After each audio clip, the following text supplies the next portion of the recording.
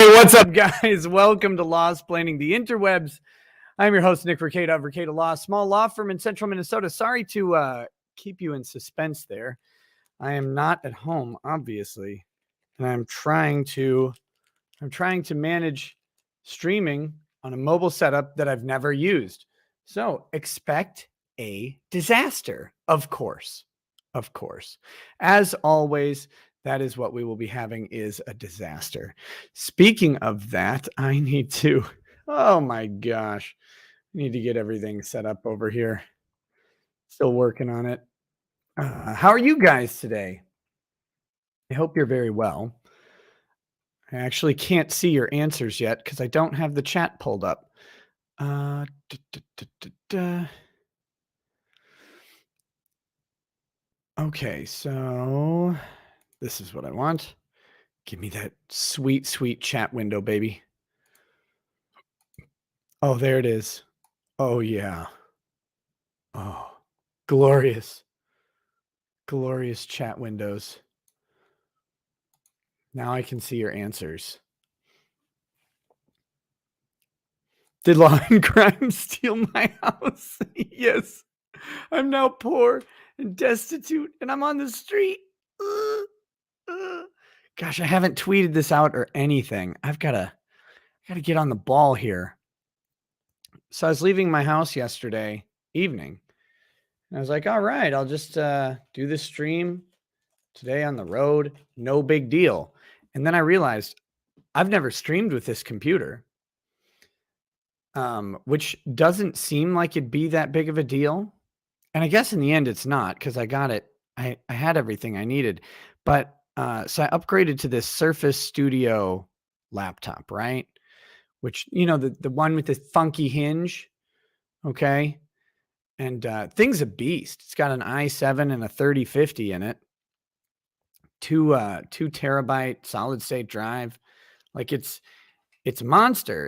And streaming, you know, doesn't seem like you need a lot of horsepower until you realize you're like rendering different videos and you got videos playing in tabs. You've got, you know, you're rendering the camera video, usually at a high resolution and all that stuff. So that's fine, but it's only got two USB-C ports.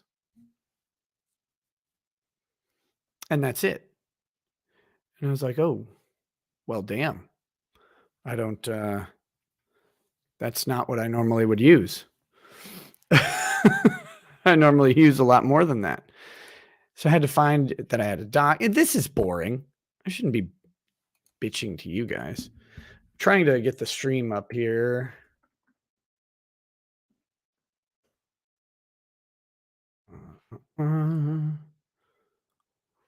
Let's see.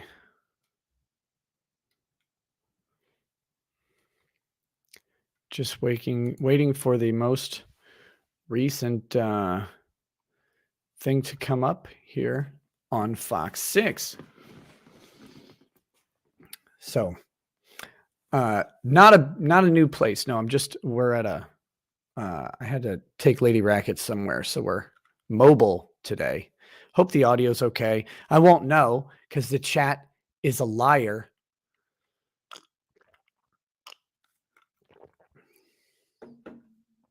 Dovash, I do have a streaming PC at home.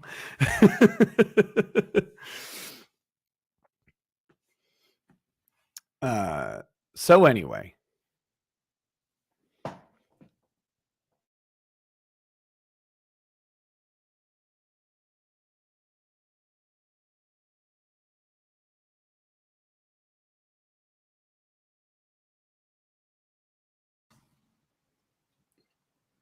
Hold on, everything's probably terrible.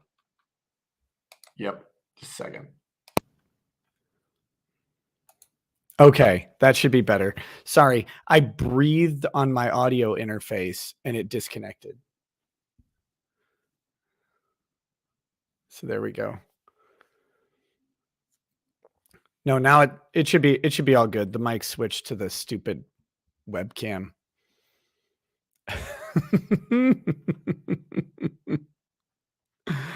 Oh my goodness. What do we got here? This is not what I want. Oh, shut your mouth, lady. All right. I just got to find, just waiting for the live feed to start up here. Maybe joined in a little bit, by some other people. We'll see. Oh, we've got some chats going. Oh, I've got my tablet over here for managing super chats. This may be the new meta, guys. Eric Allen says, I went to Florida last week and had to use my mobile rig and it was rough. Good luck today. Yeah. It'll be good. I keep the faith. All right. No, this is not what I want. This is not news. Okay. Oh, man. So anything good happened this weekend? Well, did the audio switch again?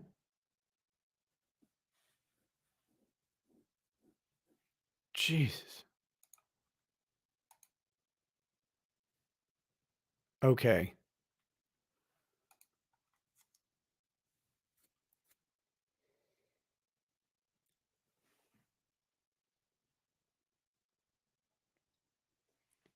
Mic booms when I get too close. Aha. We'll do this. Trying to do this quietly. All right, this should be better. I'll stay nice and far away from it. I'm not used to using this mic.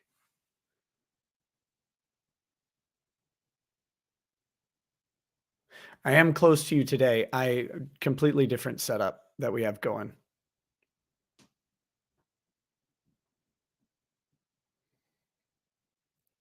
Okay, cool. Thank you for giving me honest feedback instead of trolls. To the trolls, I say. Am I wrong? You're not wrong, Walter. You're just an asshole. That's right. That's you. That's you, trolls. Okay. I'm kidding. Of course, I actually love the trolls. Love them with a 12 gauge. Okay, so Wisconsin is a disaster. I don't know if you guys know this. Wisconsin is an absolute tragedy of a state. Over the weekend,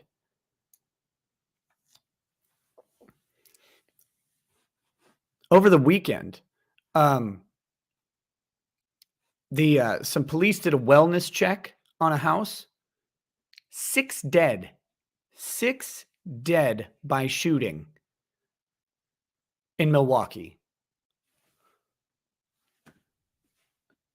I don't get it, man. Wisconsin is like, they're pushing for the murder rate this year. They're going for the record. Everybody's getting killed. I wouldn't go to Wisconsin. Hey, some of you are cool. Don't go to Wisconsin tomorrow. What part? Yes.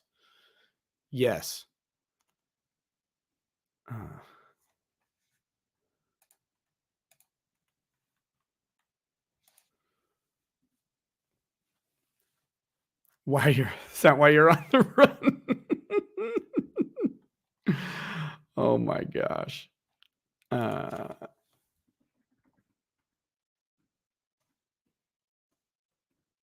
on. Let's get this damn thing on the road. Let's get this show on the road. Where are we? Uh-oh.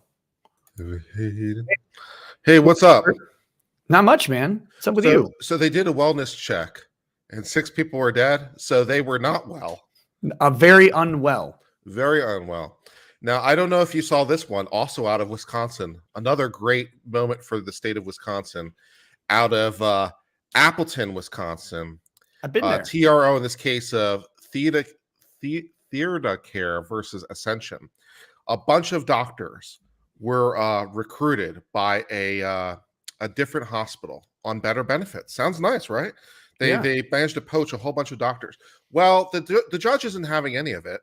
They put in a TRO, preventing the new hospital from hiring them, even though they're all at will. How fun! Wait, what? Yeah. No, this happened. You missed this memo. This happened this past weekend. So there's a How- bunch of doctors working at a hospital. They're all at-will employees. Yeah, I get A that. different hospital hired them on better benefits. Sounds great. And then the first hospital went and bitched and got a TRO preventing them from hiring them. That happened. Okay. Yeah. I'm just trying to figure out how. Well, I don't know. I haven't managed to get a copy of the TRO yet, but I can give you the case number if you want to look it up. Not right now. I mean, if you want to send it to me, I will. I'm trying to figure out what legal theory the judge is using to. I'll put it in the private chat. You can have fun with that later. Good Lord. It's really, well, the first hospital said it would be really inconvenient because they have to hire new people for those positions and it would take time. And it would, detract people's quality of care, because they wouldn't be able to get care because all their doctors left. So that'd be bad. Okay. I think your mic switched again. Mother hooker.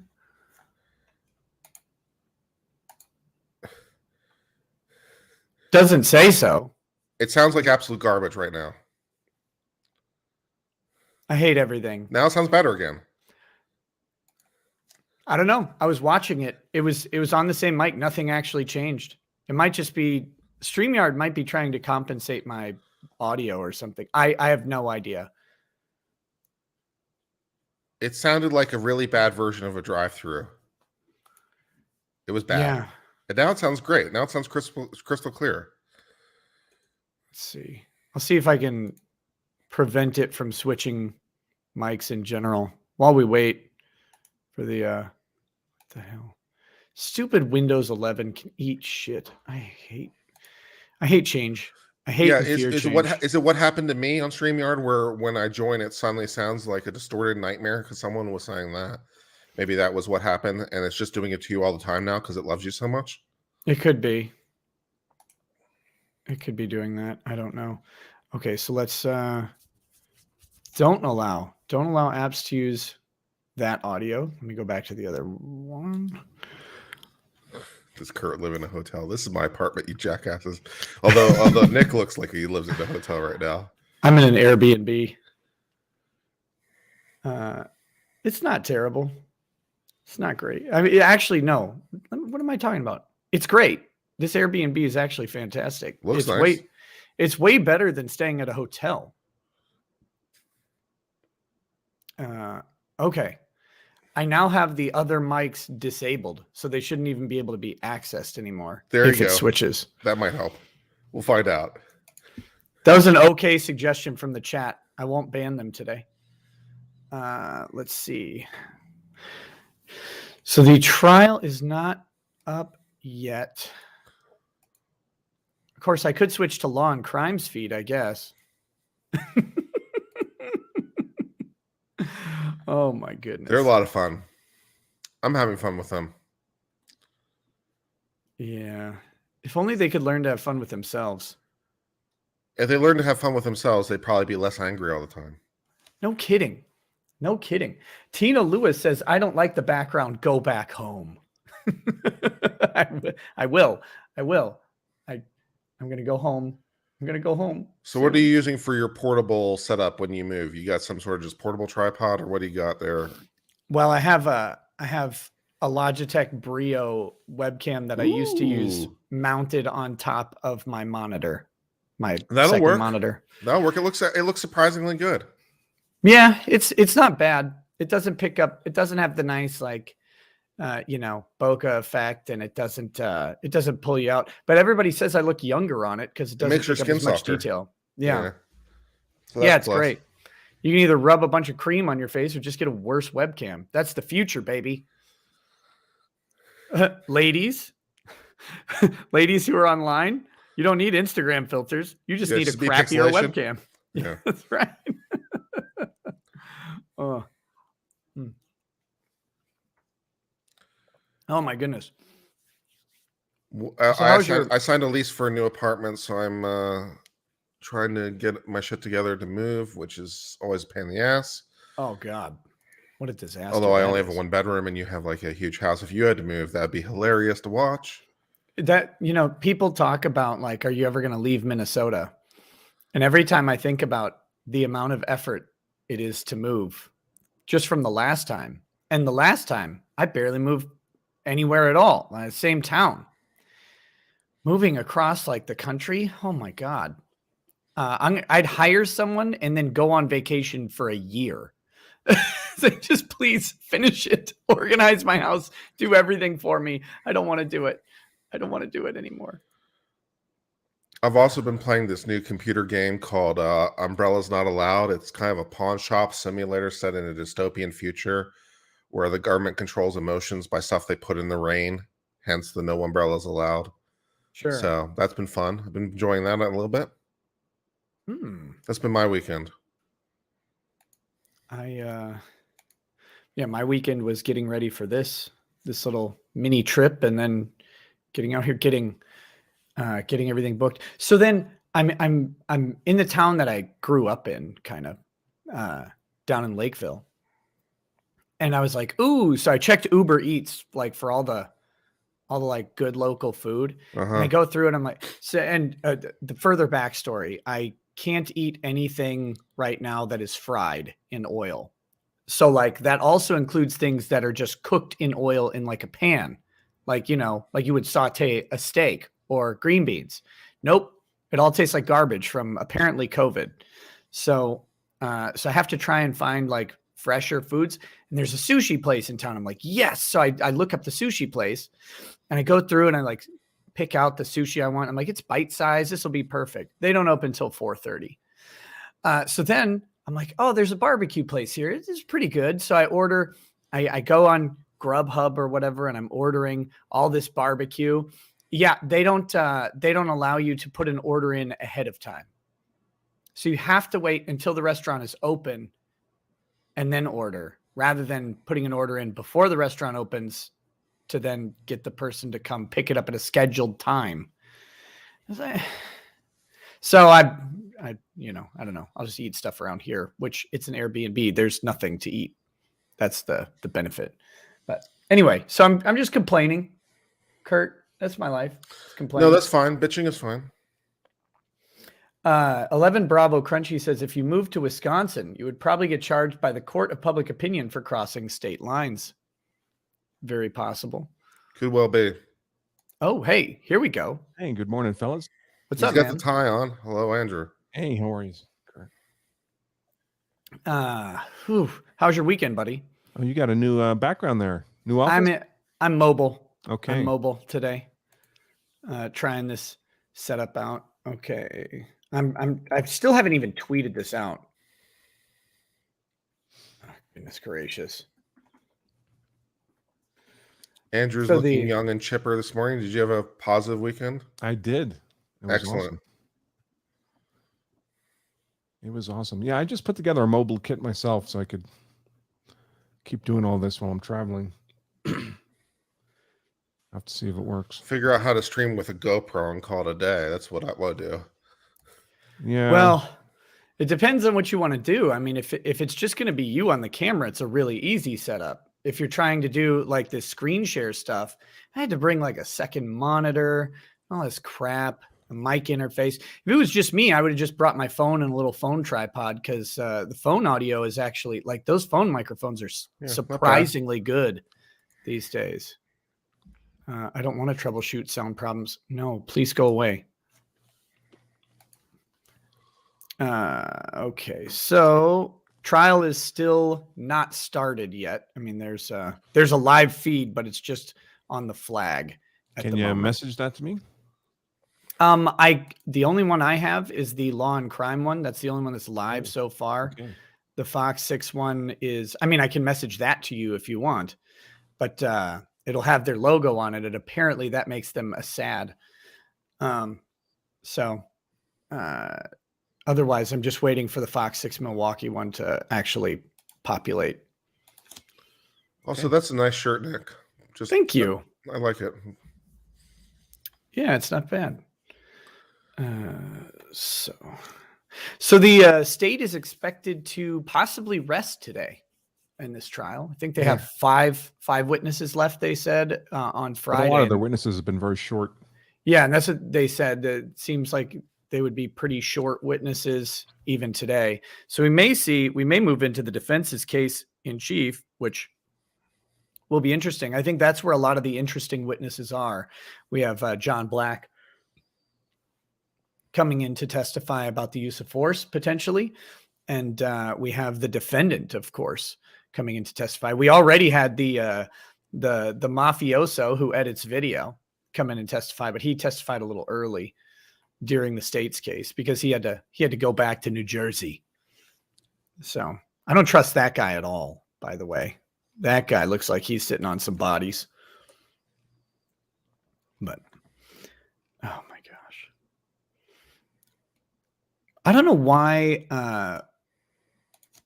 Fox waits so long to put up their page for this.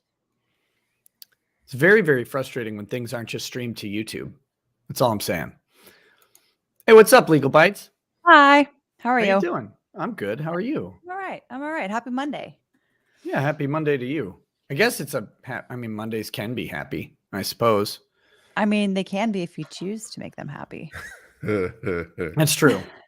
That's true. We don't make choices here. Oh, let's see. The background makes you look like an actual lawyer. What, a picture of boats? Oh, yeah, I guess. That would make sense. Yeah. What's the deal with your background? Where are you? What are you doing? I'm just at an Airbnb. Had to go mobile today. So Oh, okay. I'll be back home this evening. But get a hold of Dan Abrams on Twitter if you can. He might help resolve the law and crime issue with his company. I have a feeling Dan probably doesn't want to talk to me. I had to guess. He may know he may know what's going on. I don't know if he actually knows what's going on, but he might. I'd be surprised. I guess there's a theory where legal counsel could draft a threat to someone else without the, they're not that big of a company. It's 36 people, 36 employees in the whole Abrams Media Network, I believe. So I don't know that they would be that attenuated that legal would operate independently. So let's see. VSync says, watch Natalie's stream yesterday and she was defending B. Ivory for alternative theory and even started accusing purportedly loving wife of leaving victim to die. Please have her on to discuss, and scoffing there got me muted. Well, it's I mean, you can criticize the wife for leaving him there to die, but the guy's got a bullet in his brain. I don't know what you do. He was dead by the time police arrived at the scene. I'm not sure what the first aid procedure is for saving someone with a bullet in their head. But she certainly acted weird, and her testimony was not the most credible. I mean, that's true. And I was explaining this to my in-laws yesterday. They were over at my house and asking what, I was talking about what I was talking about. I don't know if they asked. I probably just imposed it on them because I'm like that. But they, I was telling them about this, and I was talking about the wife's or the widow's testimony, and just, it's like she seemed to lie about things that didn't matter. And the question of whether or not it's a full lie or if it's just her like brain trauma glossing over the bad things that her husband did, I don't know. But it was problems to me. But it wasn't as much of a problem as, the facts seem to be so far. Because nothing that the wife did or lied about actually changes the circumstances of when the shot is fired. And that's the ultimate issue. But no, you're muted. Oh, Andrew. you're muted, Andrew. How'd that happen? I don't know. It's been that way for a while. I figured you did it on purpose. I probably bumped something. But yeah, I mean, legally, it doesn't matter if the husband said heck or fuck. Yeah. But it's a weird thing to. Or there was an N word, or is that a different case? There was nothing like that. I mean. The defense has advanced a theory that there's an N word that Theodore is going to testify to, I suppose. But no It one doesn't matter else. though. Oh, It doesn't right. change the calculus when it comes to use of self-defense. Yeah. I think what No. they're trying to do is paint him as he was heated and hot-headed, and Theodore knew he was hot-headed because he used the N-word. Therefore, he's now justified because he thinks, I guess he thinks he's in Georgia in like 1953 or something. I don't know. Is that a thing? Is that a defense? I was in the wrong time and place in my headspace. Very wrong time and place. Yeah. I was in Jim Crow South. So I thought I was less safe. Well, according to the extreme left, we're as worse now as we've ever been. It's literally the worst time we've ever had in race relations. So I guess that'd be a natural consequence. It's one of the worst times in Milwaukee right now, I guess, to be in a house that needs a wellness check. Very unsafe. I still forgot to tweet this out. I got distracted. But yeah, so as far as that goes, there's just I mean, to me, the problems with the wife's testimony they just don't end up amounting to all that much. And the defense hasn't pushed an alternative theory very well. Because every problem that the wife has with glossing something that her ex or that her widow did, ex is a little rude, I guess, that her widow A little bit. it kind of pales out in comparison to fleeing for 6 months on a self-defense shooting. I mean, that is just, to me, that's almost an incomprehensible issue. And I'm wondering I'm sure they're going to hammer on that in closing really, really hard as the state. This guy fled for 6 months. This guy is guilty, or this guy felt guilty. He didn't feel like, well, whatever. But I don't know how you make a state's attorney closing argument, because I could never work for the state. I don't like you, Nate. I don't like the taste of boot leather. He could use the Arbery shooting as an example. I mean, I guess he could. Was the gun legal? No, the gun was not legal. And that's another issue for him. I think he's charged with that, with unlawful possession. But the gun being illegal does not negate self-defense, because there are 2 prongs to the provocation. And we talked about this, I think, on Friday, but the 2 prongs to provocation are the unlawful act. So unlawful possession of a firearm would be an unlawful act. But the second part is that the act has to be likely to provoke. It has to reasonably provoke the action. And unless the guy knows it's an unlawful gun or something, it wouldn't have provoked anything. Plus, he didn't see the gun until it was pointed at his face. So it's not like him drawing the gun and shooting it would have been by itself a bar to self-defense in this case. So he wasn't already a felon. He had some pending charges that he was out on bail for. And those charges, release conditions tend to have something along the lines of no guns if it's a crime with any sort of violence. I think it was a misdemeanor domestic, maybe, or it might have been I don't know what the underlying charges were. I don't remember, but I don't know if this prosecutor's gone after every charge. I mean, he could have charged him with battery too. And yeah, they did not charge any that. indication he's done that.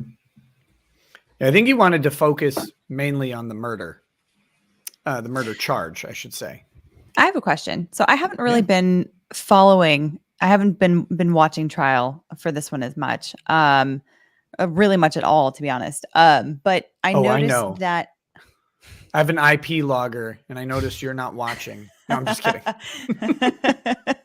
You're tracking all my VPNs. I'm tracking everybody's all the time. Which brings us to today's sponsor.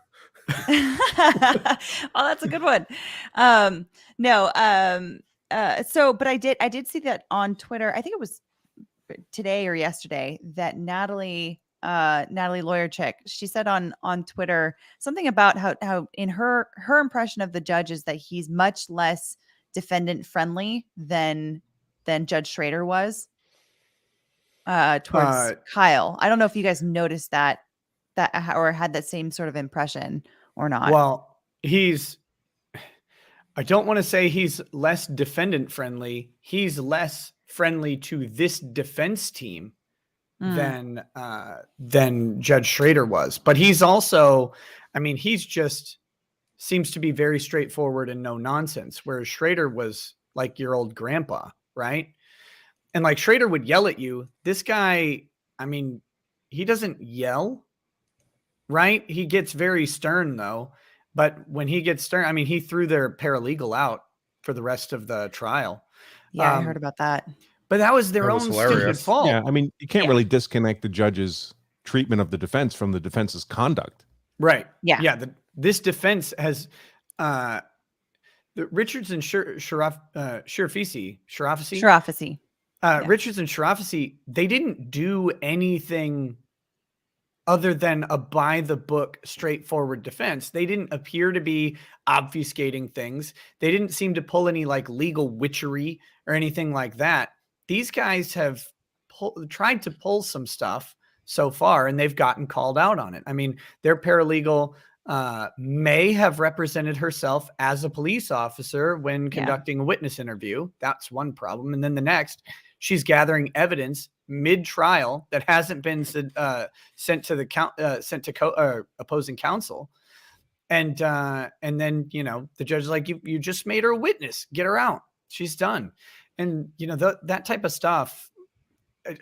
There's some judges who don't like tomfoolery of any stripe. Legal Bites, was it Wisco on your stream yesterday who was saying that happened all the time with people bringing in the Facebook stuff?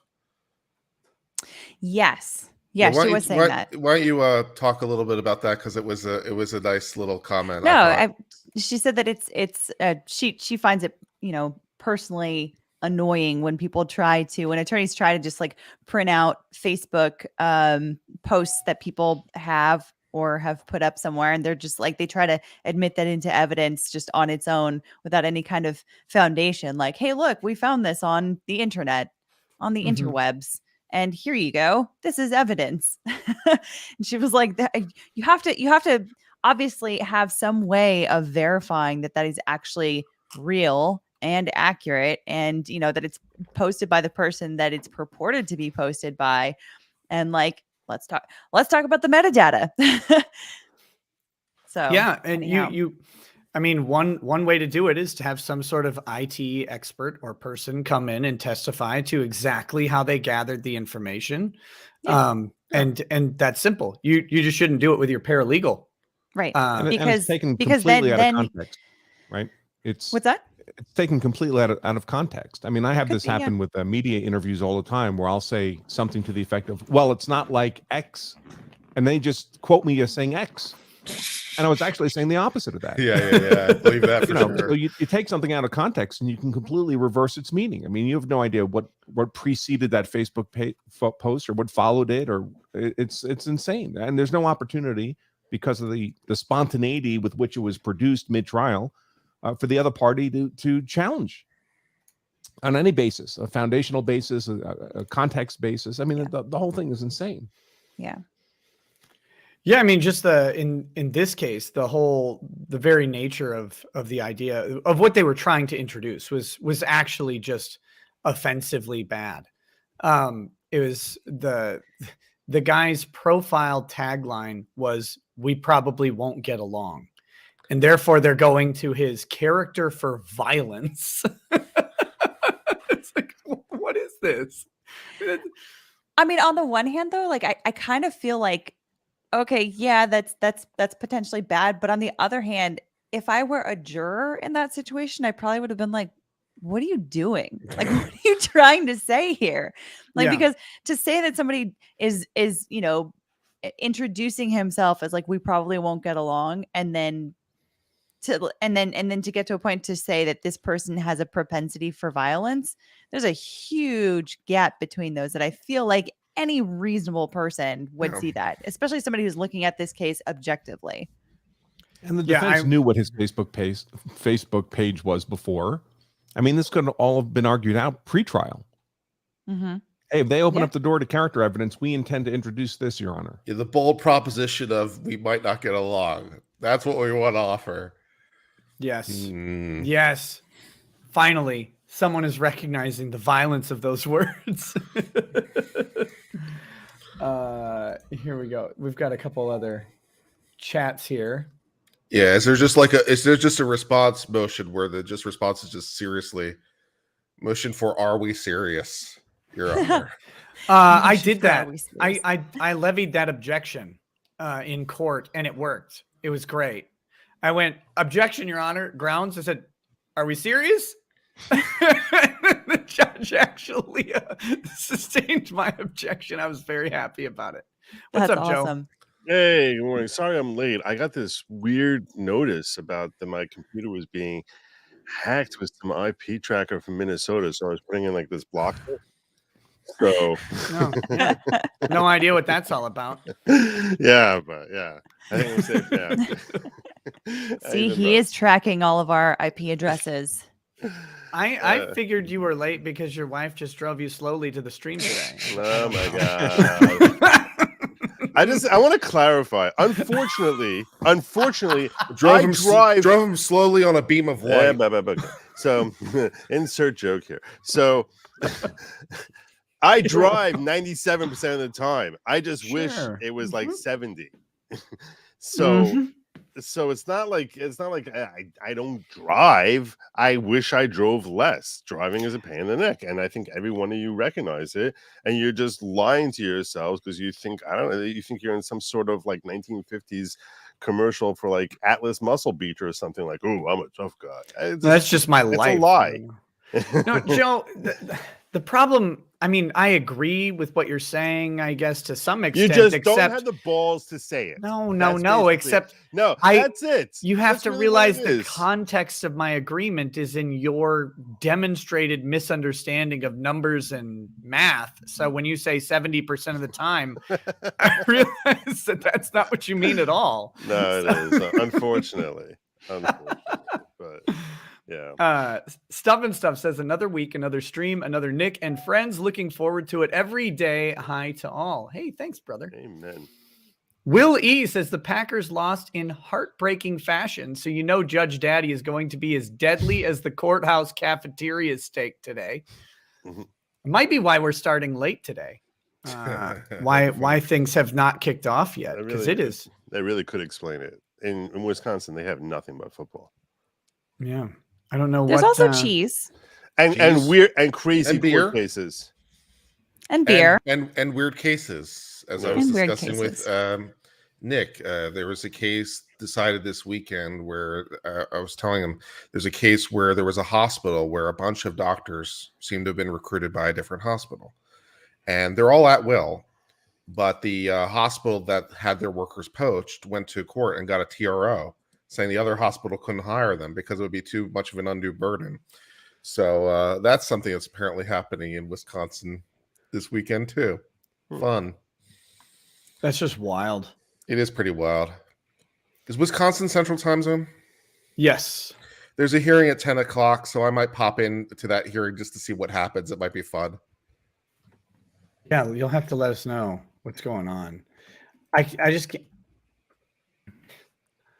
Well, you're all at will employees, but I'm going to say no to a private company hiring these doctors. But what? What? Yeah. I'll go and I'll take notes. I'll let you know how it turns out. Let's see.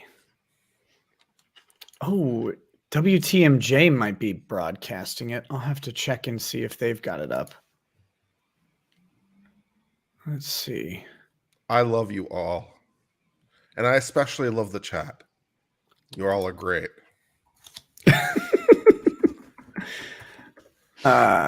Don't inflate the chat's head too much there.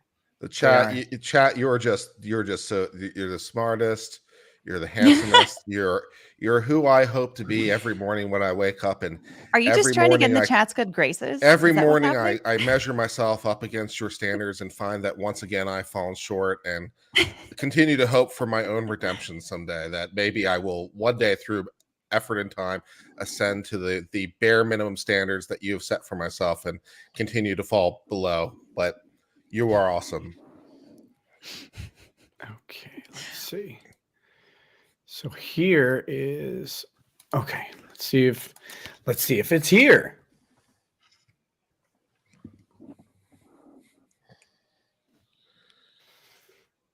Anything from today yet? 21st. Nothing from the 24th. Are we checking law and crime? I checked Law and Crime, Mhm. but it's through their website. It is on, but there's nothing's happening in the courtroom yet. So Mhm. I'm avoiding using their stream from their website since their website has terms and conditions that I haven't agreed to. Makes sense. So Yeah, are the terms and conditions you recognize us as a good law channel? You recognize us as someone who has value. I'm not actually sure if it would work out, to or if their terms and conditions would be able to somehow create some special thing, but I'm not going to bother with it if I don't have to, because I mean I think their copyright claim is just as dubious on their website as it would be on YouTube. I'm gonna cover that probably later today. I'm gonna try to break that all down as well on my own channel because it's all pretty shit from their end. It's like first step of are you the author is a good step. Are you the author of the work? That's a good place to start. They are, because they put their logo on the screen. Therefore, they have created authorship. That's how it works. I checked. Yeah, that's definitely how it works. If you just take a painting and you just simply sign the painting, that's my painting now. That's how that works. Let's go with that plan. True Anana Shabbat Bad Pressure Bad Calf Care says, I checked out Sword and Scale over the weekend after your shout out. Pretty good. What's with the Twitter crazies and this guy? Oh, Mike is guilty of very much wrong think. Mike is guilty of wrong think. He's also guilty of engaging with fans in like the public message groups, and people don't like when you talk to fans and make jokes. If you talk to fans and make jokes, somebody's mad. So this is how I met Mike actually. It was probably 2 years ago. Met him online or whatever, but they came after him. The cancel mob came after him, tried to get him kicked off his own show. Actually, I think he temporarily withdrew from his own show for a little bit, and then realized that this was, that these people were relentless and also not basing anything on reality. And so he went back. Thank goodness he did, because you should never be thrown off your own thing. That doesn't make much sense. And the number of people who are angry and bitter and try and cancel you is always less than any real number that matters. That's basically true on every cancel culture campaign. And I don't understand why big companies don't recognize that. It's like the number of people complaining is like 30, and you have an audience of 1 million plus. And it's literally like 30 people on Twitter, and then just a bunch of mindless retweets who have no idea, right? They just see some magic words from certain Twitter accounts and they retweet them automatically. They don't care what the underlying facts are. They don't even know. They don't consume the product. They're just somebody on Twitter clicking a button, and to them that means that's going to translate into actual reduced sales. What did you do? Legal Bites. What was that? Nothing. Mhm. I think it Sure. was the cat that she heard, or one of the cats that was Okay. probably scrambling to do something. Always got to blame a cat. David M says, are you going to cover the Giles case Bronca mentioned last week? What was the Giles case again? Is it That's the one where the woman and her ex-husband or soon-to-be That's right. ex-husband were doing a custody swap. She says he attacked her in the process of doing that in the middle of a Walmart parking lot, and she pulled a gun and shot him dead. And the case actually came to my attention because she's at the time, at least, she was a member of one of these self-defense insurance companies, and applied for her coverage for her legal expenses when she was getting prosecuted. And they covered the first 50 grand, and then they cut her off well before her cap was hit. Her lawyer ended up suing them in federal court civilly to get that coverage. And I think that's still pending, the criminal case happening, but the criminal case is about to go to trial. And it's a very sketchy self-defense case. Okay, it's up. I'm sending it to you right now. Thank you, sir. They're just started. So hold on, I'm pulling it all up, guys. Like I said, I'm not on gonna- my normal I'm setup. going to be back in a little bit. I Okay, have to take care of a couple things. see So, you then. I'll see you. Okay, come on. F5. Here we go. This is weird. I'm looking at long crimes terms of service. Submitted to me today a letter and an affidavit about their paralegal, Ms. Sheldon. I read the affidavit from Ms. Sheldon, or a copy of it. This had to do with a ruling last week, or potentially two rulings, and the possibility that Ms. Sheldon and or the defense could have made Ms. Sheldon either a witness or potentially a witness. I'm certainly not going to relitigate my ruling on the Facebook post or alleged Facebook, I guess, cover page. But state have any objection to her coming back in? No. Fine, then I'll grant the request from the defense, and Ms. Sheldon can come Ashley's back. Oh, they're letting her back. Oh, that's She's gonna annoying. bring But- the jury in. I was enjoying the penalty. I presume the defense will be ready. I think I hope she penalty- comes charging out of the gate like a When the hockey state player and finishes like either late checks morning like the or prosecutor into immediately the after board. lunch to present their case. Is that correct, gentlemen? the Judge, we do. oh, here, I'm gonna have crank some this up a officers little to bit. call. We also have some other witnesses. I think will be. Oh, hold on. I touch anything and I'm We certainly will be. all right. So that's good. We'll see. Or after the lunch hour. so it's not spinning on my end. It may just No, be your it's- internet connection. It might be. I'm on a decent internet connection, but it's not. It's not my house, so I don't know exactly how it'll perform. Might. I mean, I could pull it up here and share this screen. We might want to do that. Let Let's me go see if ahead. I can figure that out. If I'm smart enough, I have the technology. Yeah, maybe Yeah. it's a noise gate issue because like just then. Well, No, it's an internet issue all right. here, as far as I can tell. Wisconsin. Oh, I'm blaming Wisconsin. It's convenient. It's clear your dang cache every day. It has nothing to do with my cache. This computer is fresh. It's literally never done anything before.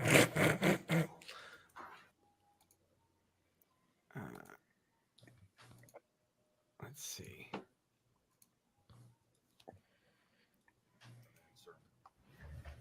All right, you've. Did I we'll did I pull just yours take up. over or Yep, I just sent it over.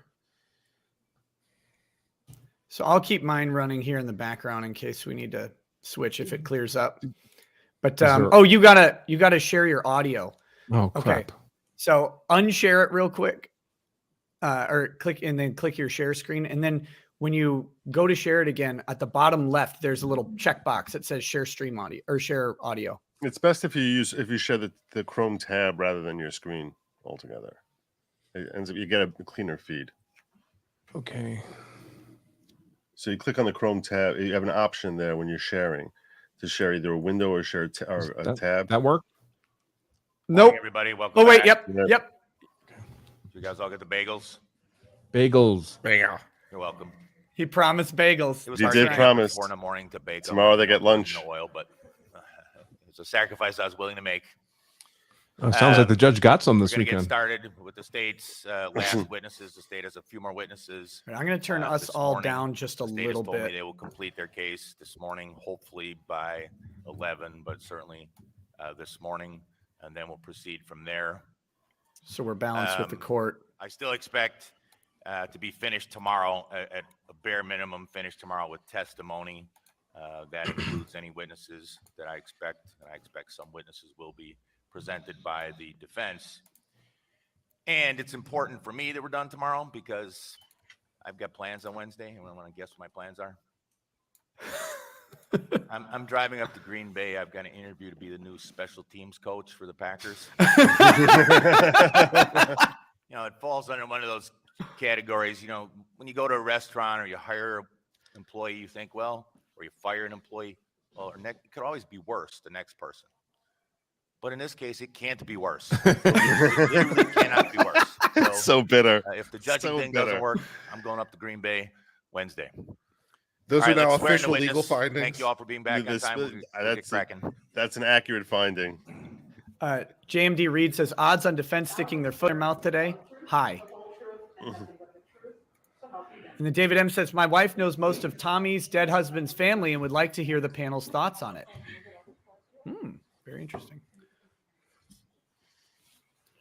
Right, you can take your mask off, sir, if you're comfortable with that, and then Thomas Balistreri, Thomas, Balistreri, Balistreri. You can bring it even over a little closer so you don't have to lean into it if you want to. Good morning, Good morning, sir. Morning. Now, just to be very clear, you work in snow removal, is that correct? Yes, I do. So this was literally the worst. Wouldn't call day it you working, could have. My plow truck is parked right outside. I'll be hopping right back in it when I'm done. Thank you for being here, sir. Now, I want to draw your attention to September 22nd, 2020. Are you familiar with an address of 20, and I just want to make sure I have this right, 2916 North Dousman? Yes. It's dumb question. Is that in the city and county of Milwaukee, state of Wisconsin? Yes, it is. Venue. And how are you familiar with it? I lived there for 10 years now. I lived upstairs for quite some time, and then I It's like they hired a actor to be a Milwaukee snow And- removal guy. What, is it an upper and a lower? It's a duplex, so there's a 3-bedroom upper and a 3-bedroom lower. The upper address would be 2918. Now, in the lower, who lived there in the lower back in September of 2020? That'd be Ruby Mizell and her 3 children. And was there an individual that would sometimes stay there or visit a lot? Yes. Do you remember his name? Theodore Edgecomb. And had you met him before? I have. Approximately how many times do you think you met him? 10, 15 in passing. And when you spoke to the detectives back in September, do you remember saying you thought it was maybe kind of around maybe 50 times you had seen him in passing since you Oh, moved in? sure. And like I said, I lived in the house upstairs, had conversations with him more than just seeing him or saying hi 10, 15 times. So easily over 50 times I've seen him. Okay. 15 times you maybe talked to him. Yeah. And do you see this person that you know is Theodore Edgecomb? Do you see him in the courtroom today? Yes. Could you please tell me where he is and what he's wearing, and if Good morning, Seated to my right. Oh, sorry. do you see him in the courtroom? And could you tell me where he is and what he's wearing? Yes, I do. He's to the right of me wearing a blue suit with, I believe, a tan shirt. Bold, Now- blue and tan. I want to draw your attention specifically. Oh, yes. Your Honor, may the record reflect that the witnesses identified the defendant. any objection to that? No. He has identified the defendant. I apologize. Thank you. Now, I want to draw your attention to a mode of transportation you knew Mr. Edgecomb to use. How did you oftentimes see him get around? On a bicycle. Okay. And do you remember what type of bicycle it was? Yes. What was it? It was a green GMC Denali branded mountain bike. Whoa, Where did that's he very usually, specific. or where did you usually see this bicycle kind of stored in the residence? In the common area outside of the entrance to 2916, in between the So you've seen this staircase bike that a million leads times. upstairs to my residence and the staircase that leads to the Apparently. basement. So if that's where you normally saw it. Yeah, right where I walk in the door. Okay. Now, were you present when officers, about a week after September 22nd, did a search warrant at this residence? Yes, Where were you at the time? I was upstairs in my living room. And when they showed you, or when they did the search warrant, had you seen Theodore Edgecomb at the residence at any time in the week between? No, not at all. Gotta wait till I'm done, sir. Is this your first time testifying? Yes, Are you nervous? a little bit. Okay. So Just take your time. The snow will be there in 20 minutes. now, sir, This judge is killing me every you have day. not Amazing. seen Mr. Edgecomb at the residence for about a week. Is that correct? Correct. Did the police show you a photo of something that they recovered down in the basement? Yes. And I'm just going to show you one moment while I try to find this. I apologize. I've misplaced a lot of things here. Chatmort says, "Oh my God, I'm obsessed with this judge." Also, have a good morning, everyone. Hey, you too, Chatmort. Good morning. This judge, like, this will all be over in 20 minutes. Judge Regina Chu, this will be over approximately 12 years after your death. It's okay, though. It's fine. You can just go to sleep, sweet prince. Just close your eyes and drift off. Well, while I'm looking for it, what did they show you that was in the basement? What did you see in that photo? A picture of a bicycle. Okay. Now, were you aware that the bicycle was down in the basement? No, I was not. I'm going to show you what's been marked as State's Exhibit number 60. Can you see that on the TV screen, sir? Yes, Do you recognize That would bike? that would be how Yes. he knew it was a GMC Yep. bike. that is the bicycle A that GMC I would see Denali. Mr. Edgecomb use God, for transport. That'd be how he knew. Do you remember stating anything about the fact that this bicycle was down in the basement as opposed to in the front hallway? It was normally stored in the front hallway. I have never seen it in the basement. That particular area is towards the back corner of the basement near the furnace, and it's not very well lit. Not somewhere I would normally go unless I was looking for something. So not only did you never see this bicycle in the basement before, it Real was Hydro in PX says that bike's what like kind $2 of a grand. secluded area? Back right corner, to the right of that bench is where the security lockers are located in the property. The entrance to the basement would be behind you. And at the time, there was quite a bit of items in the basement. So that was a very hard area to get to with a lot of things around it. Do you remember stating you thought this was suspicious? Yes, Now, sir, did they also show you some stills from some security video in an attempt to see if you could identify the person that was in those security videos? yes, they did. Showing you what has been marked as, for example, State's Exhibit number 86. Have you seen this one before? Yes. And showing you what has been marked as State's Exhibit number 88. I still want to know how the state Have you shown me identified that this one? guy. Yes. And also State's Exhibit number 87, kind of both sides of all of them. You saw all these, is that correct? Yes, it did. Oh, the bike is not $2 grand. Recognize the person that was depicted in It's a those Walmart stills. bike. Yes. Who was it? Theodore Edgecomb. Did you recognize the way his hair was? It's the whole person, his face, his hair, his body type, his clothing he typically wear, bicycle. It was kind of a yes. Now, additionally, when the police were talking to you, did you identify the person you knew as Theodore Edgecomb, that you were identifying as being the person you saw in those security stills in a photo that the police showed you? I'm sorry, could you rephrase that? Yeah, that's a horrible question. So they're talking to you about this person named Theo Edgecomb, the person you identified as the defendant, right? Mhm. Is that a yes? Yes, All right. And they show you some stills and you go, yep, that's Theodore Edgecomb, the defendant, right? correct. Okay. Had they shown you like a photo of the person and been like, do you recognize who this person is? And you go, yep, that's Theodore Edgecomb. Yes. Okay.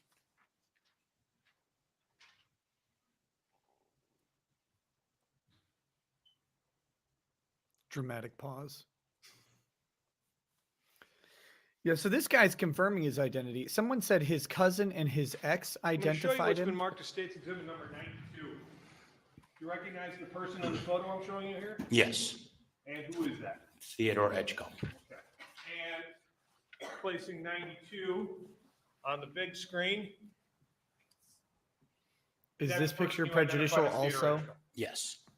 State move states exhibit number 92 in evidence. Steve. As long as they're identifying in court, I don't think they need to establish how the state figured out who he was. No, I was just curious because all they have are these grainy poll cam videos and stuff like that. Yeah. So Nothing else, thank you. Cross. We have no questions. Thank you.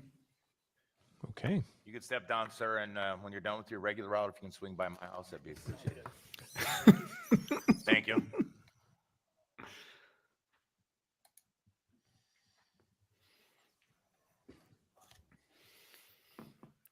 I mean, you think about it as a judge, you gotta do something to add a little. Like, if people aren't aware, this judge only hears murder, rape, and child sexual assault cases. That's it. This guy's daily job is a nightmare on mental health, and so you gotta have some little sense of humor and some levity going through it. Otherwise he'd be pouring gallons of liquor into his mouth. He probably Which is definitely an option for lawyers. Seriously. Right. The Yeah. alcoholism rate among lawyers is 3 times normal, 4 times normal. It's State really Detective high. Rodolfo Alvarado. Fine. All these complicated names. Like, just listen to him. State calls Rodolfo Alvarado. Fine. Fine. Mhm. The court testimony given in this matter will be the truth, the whole truth, and nothing but the truth, so help you God. Please be seated, state your full name, spell it first and last. For the record. Kurt, they said, and that's just Nick. Last name's Alvarado, Alvarado. Take it off your ear. Thank you. You can take it Oh, off. thank If you can just scoot in and use the mic, detective, please. Detective, how are you employed? Police Department. And what's your current assignment? I'm currently assigned to the homicide division How long have you been with homicide? since 2016. Now, I want to draw your attention specifically to the homicide of Jason Clearman that occurred on September 22nd of 2020. Did you assist in the investigation of that? I did. Did you go to the scene that day? Yes. Who were you with? I was working with my partner, Detective Martin Saavedra. And in terms of going there, when you arrived on scene, did you interview anybody at the scene in your vehicle? Yes. Who did you interview? I interviewed Ms. Clearman. So that happened that night? Yes. Okay. What was her demeanor like when you were talking to her? When she first came into the vehicle, she was composed. Obviously, once I started talking to her, she became emotional. So when you were talking there were times when she appeared calm, and then there were other times that her emotions got the best. Yes. Okay. Now, when you are speaking to her, is there anybody like from her family or anybody else in the vehicle with you? No, it was just the three of us. I was seated in the driver's seat. She was the front passenger, and Detective Saavedra was seated in the rear seat behind her. Martin is Martin. Saavedra is Saavedra.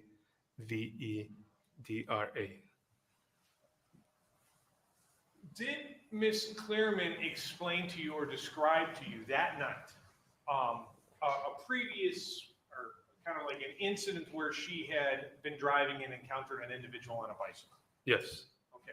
Did she describe approximately where that had happened? Yes, she indicated there was 1 block east from Casablanca. Okay, so she's telling you guys that night that I it's like the way he just says you got Casablanca. Casablanca and it's on the next block over. That's correct. Now,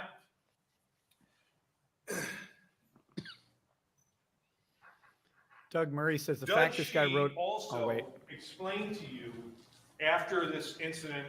What does she say happens during this incident? Judge, this is called for hearsay. It's prior consistent statement based on the statute. Right, it's a prior consistent statement, or at least that's how it would appear. It's part of a normal criminal investigation. The witness spoke to the widow of the deceased, overruled. It was worth a shot. Hmm. What did she describe say? happened during that incident? She indicated that they're on their way home. They're traveling westbound on Bradley.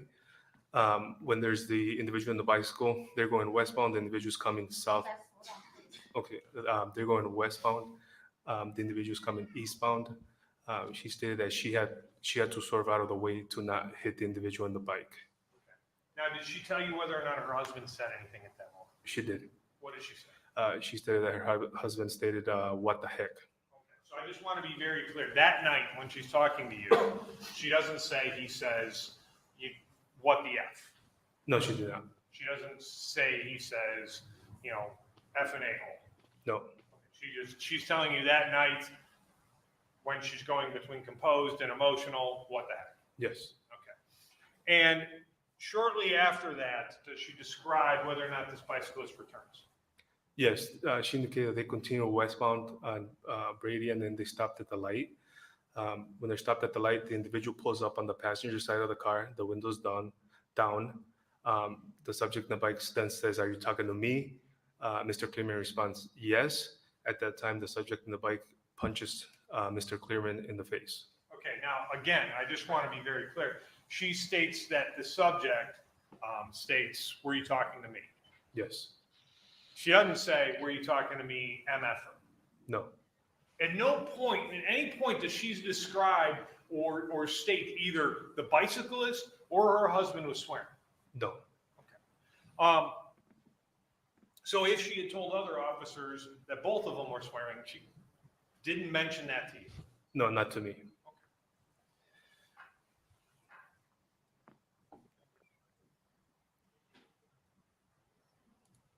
Doug Murray says the Did fact she this tell guy. you God damn it! why she Every turned to go northbound? Yeah, she said she started driving, and as she was driving, Mr. Clearman told her to make the turn.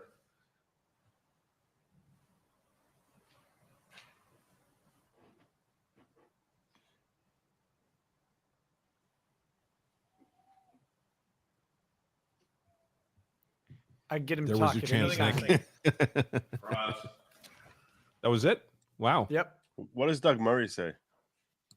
He says the fact this guy rode around on a bicycle labeled GMC Denali proves even murderers can have dreams, but it might be a copyright problem for him.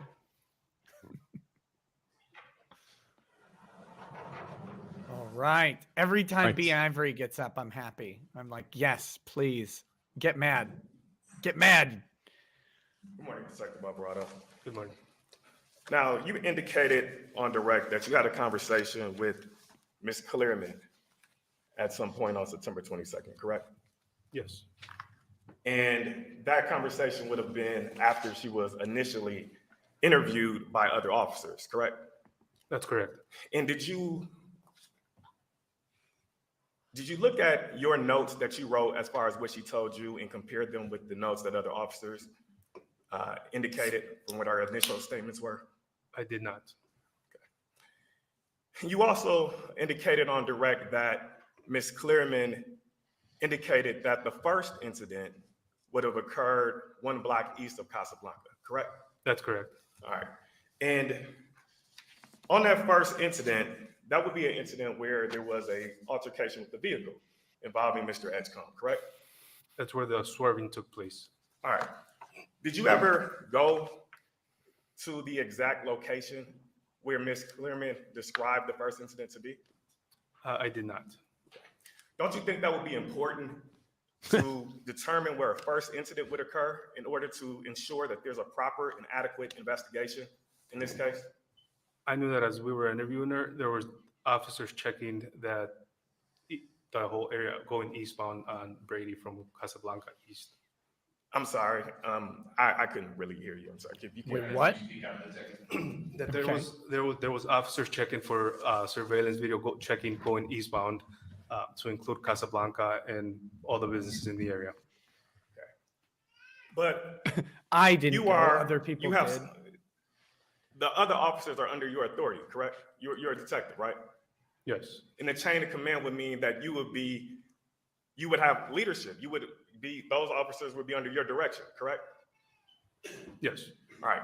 Can you name any particular officer who was involved in this investigation who identified the exact location of where the first incident occurred? No, I can't.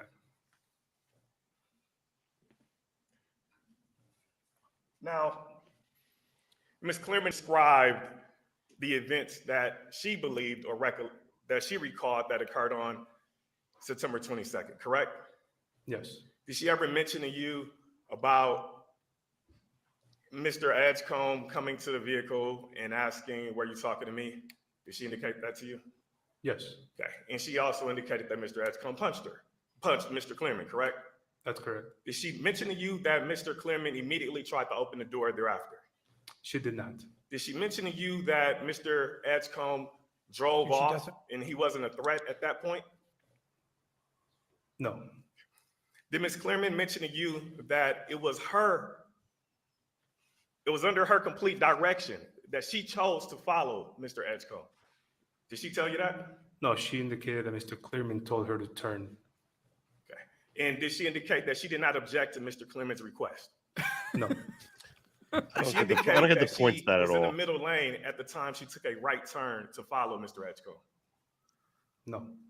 Did she indicate that she screeched her tires and avoided 2 lanes that was in a direction and went directly in Screeching the her lane, tires in the bike in lane evidence? where Mr. Edgecomb What kind of was at question is the this? moment? Did she indicate that to you? No. Did she indicate that before that vehicle stopped, that Mr. See, the state's gonna Clearman was annihilate already this opening on the door on to try to get out redirect. the vehicle? Can you repeat that? Did she indicate that before the vehicle stopped in the bike lane, that Mr. Clearman was already opening his door to exit the vehicle? No. Did she indicate to you that I mean, this is Mr. just the Edgecomb defense attorney had to testifying. jump from the bike lane onto a curb to avoid getting I would hit by object to this. her This is vehicle? stupid. Object long ago. There's no evidence to support that, and it would be speculation as to what Mr. Edgecomb would be thinking at the time. Sustained, it's speculation, and counsel, again, there's no evidence in the record to support that. None. Nice. Counsel, don't react like that. Behave professionally. There's no evidence in the record. It assumes facts, not in evidence. If you put in evidence, then you can ask witnesses about it. Move on. Detective Alvarado, have you had an opportunity to see state exhibit number 34? Oh, great. Which would be the pole cam that would show the altercation that ultimately resulted in deadly force being used? Yes. I mean, it's a problem when video your was a defense minute is a and 34 fantasy seconds, defense right. free of evidence. Yes.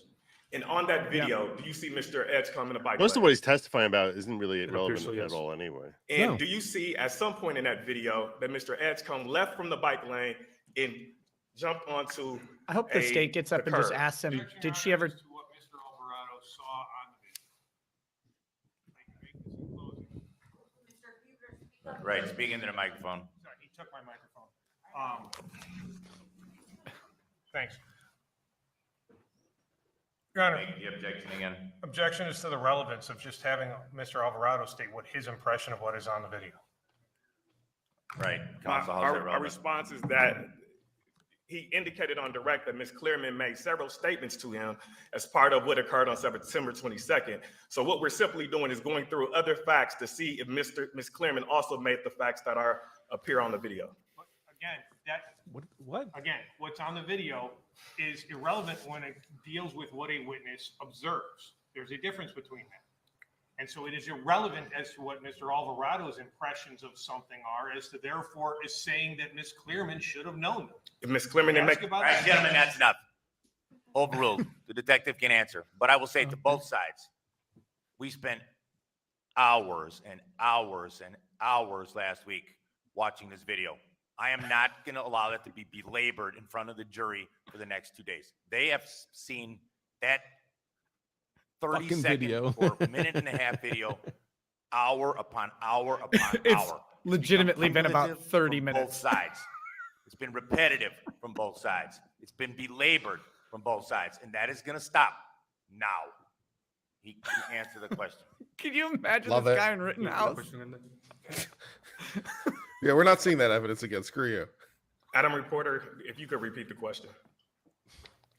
Wasn't it I his don't- question? What's his question? Doesn't remember it.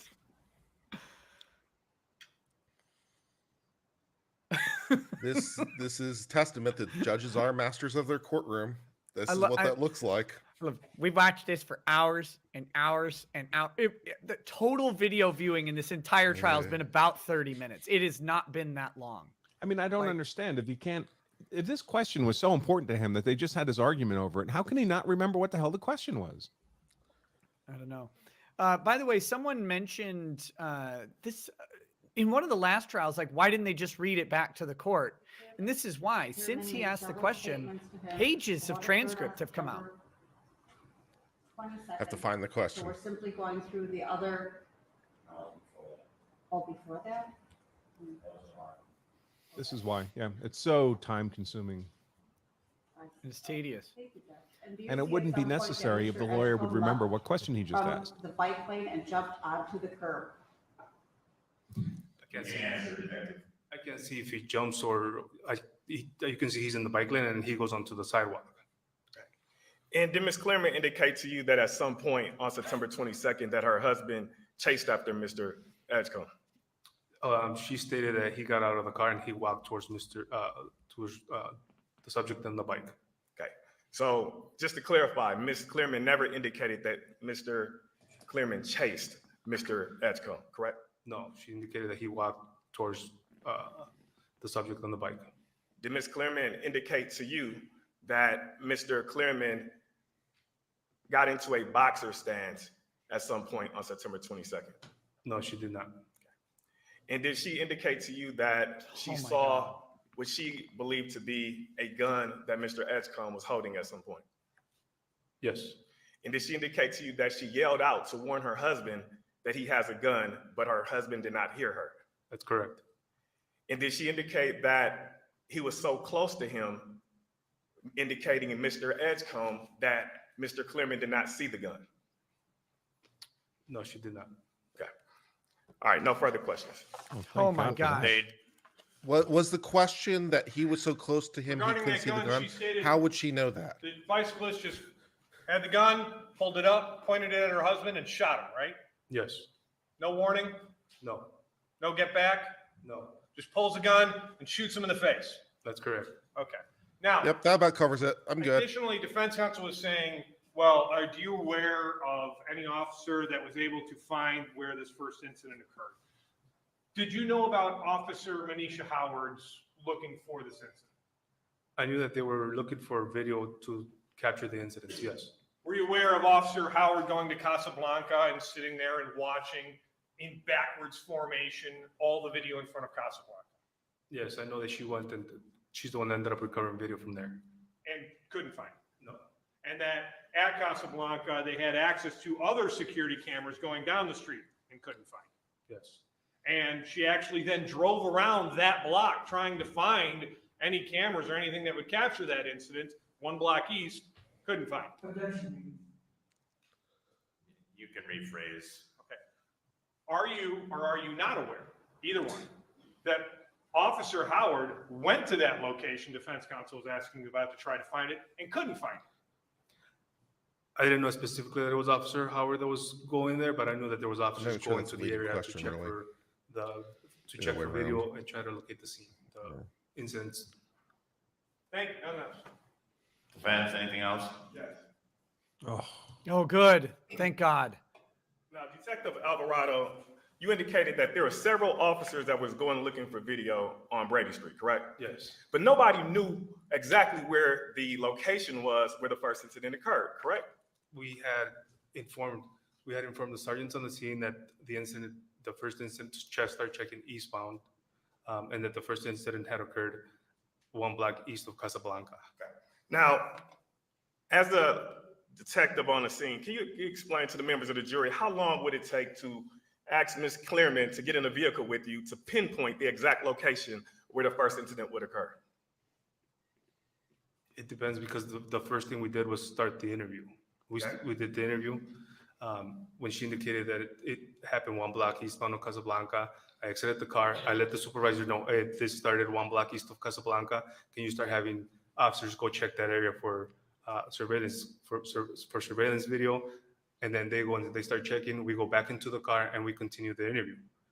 Okay, Detective Alvarado, I want to be very specific. The question is, how long would it take to ask Ms. Clearman to get inside your vehicle and go exactly to where the incident occurred, the first incident occurred, how long would that have taken? 5 minutes, 10 minutes.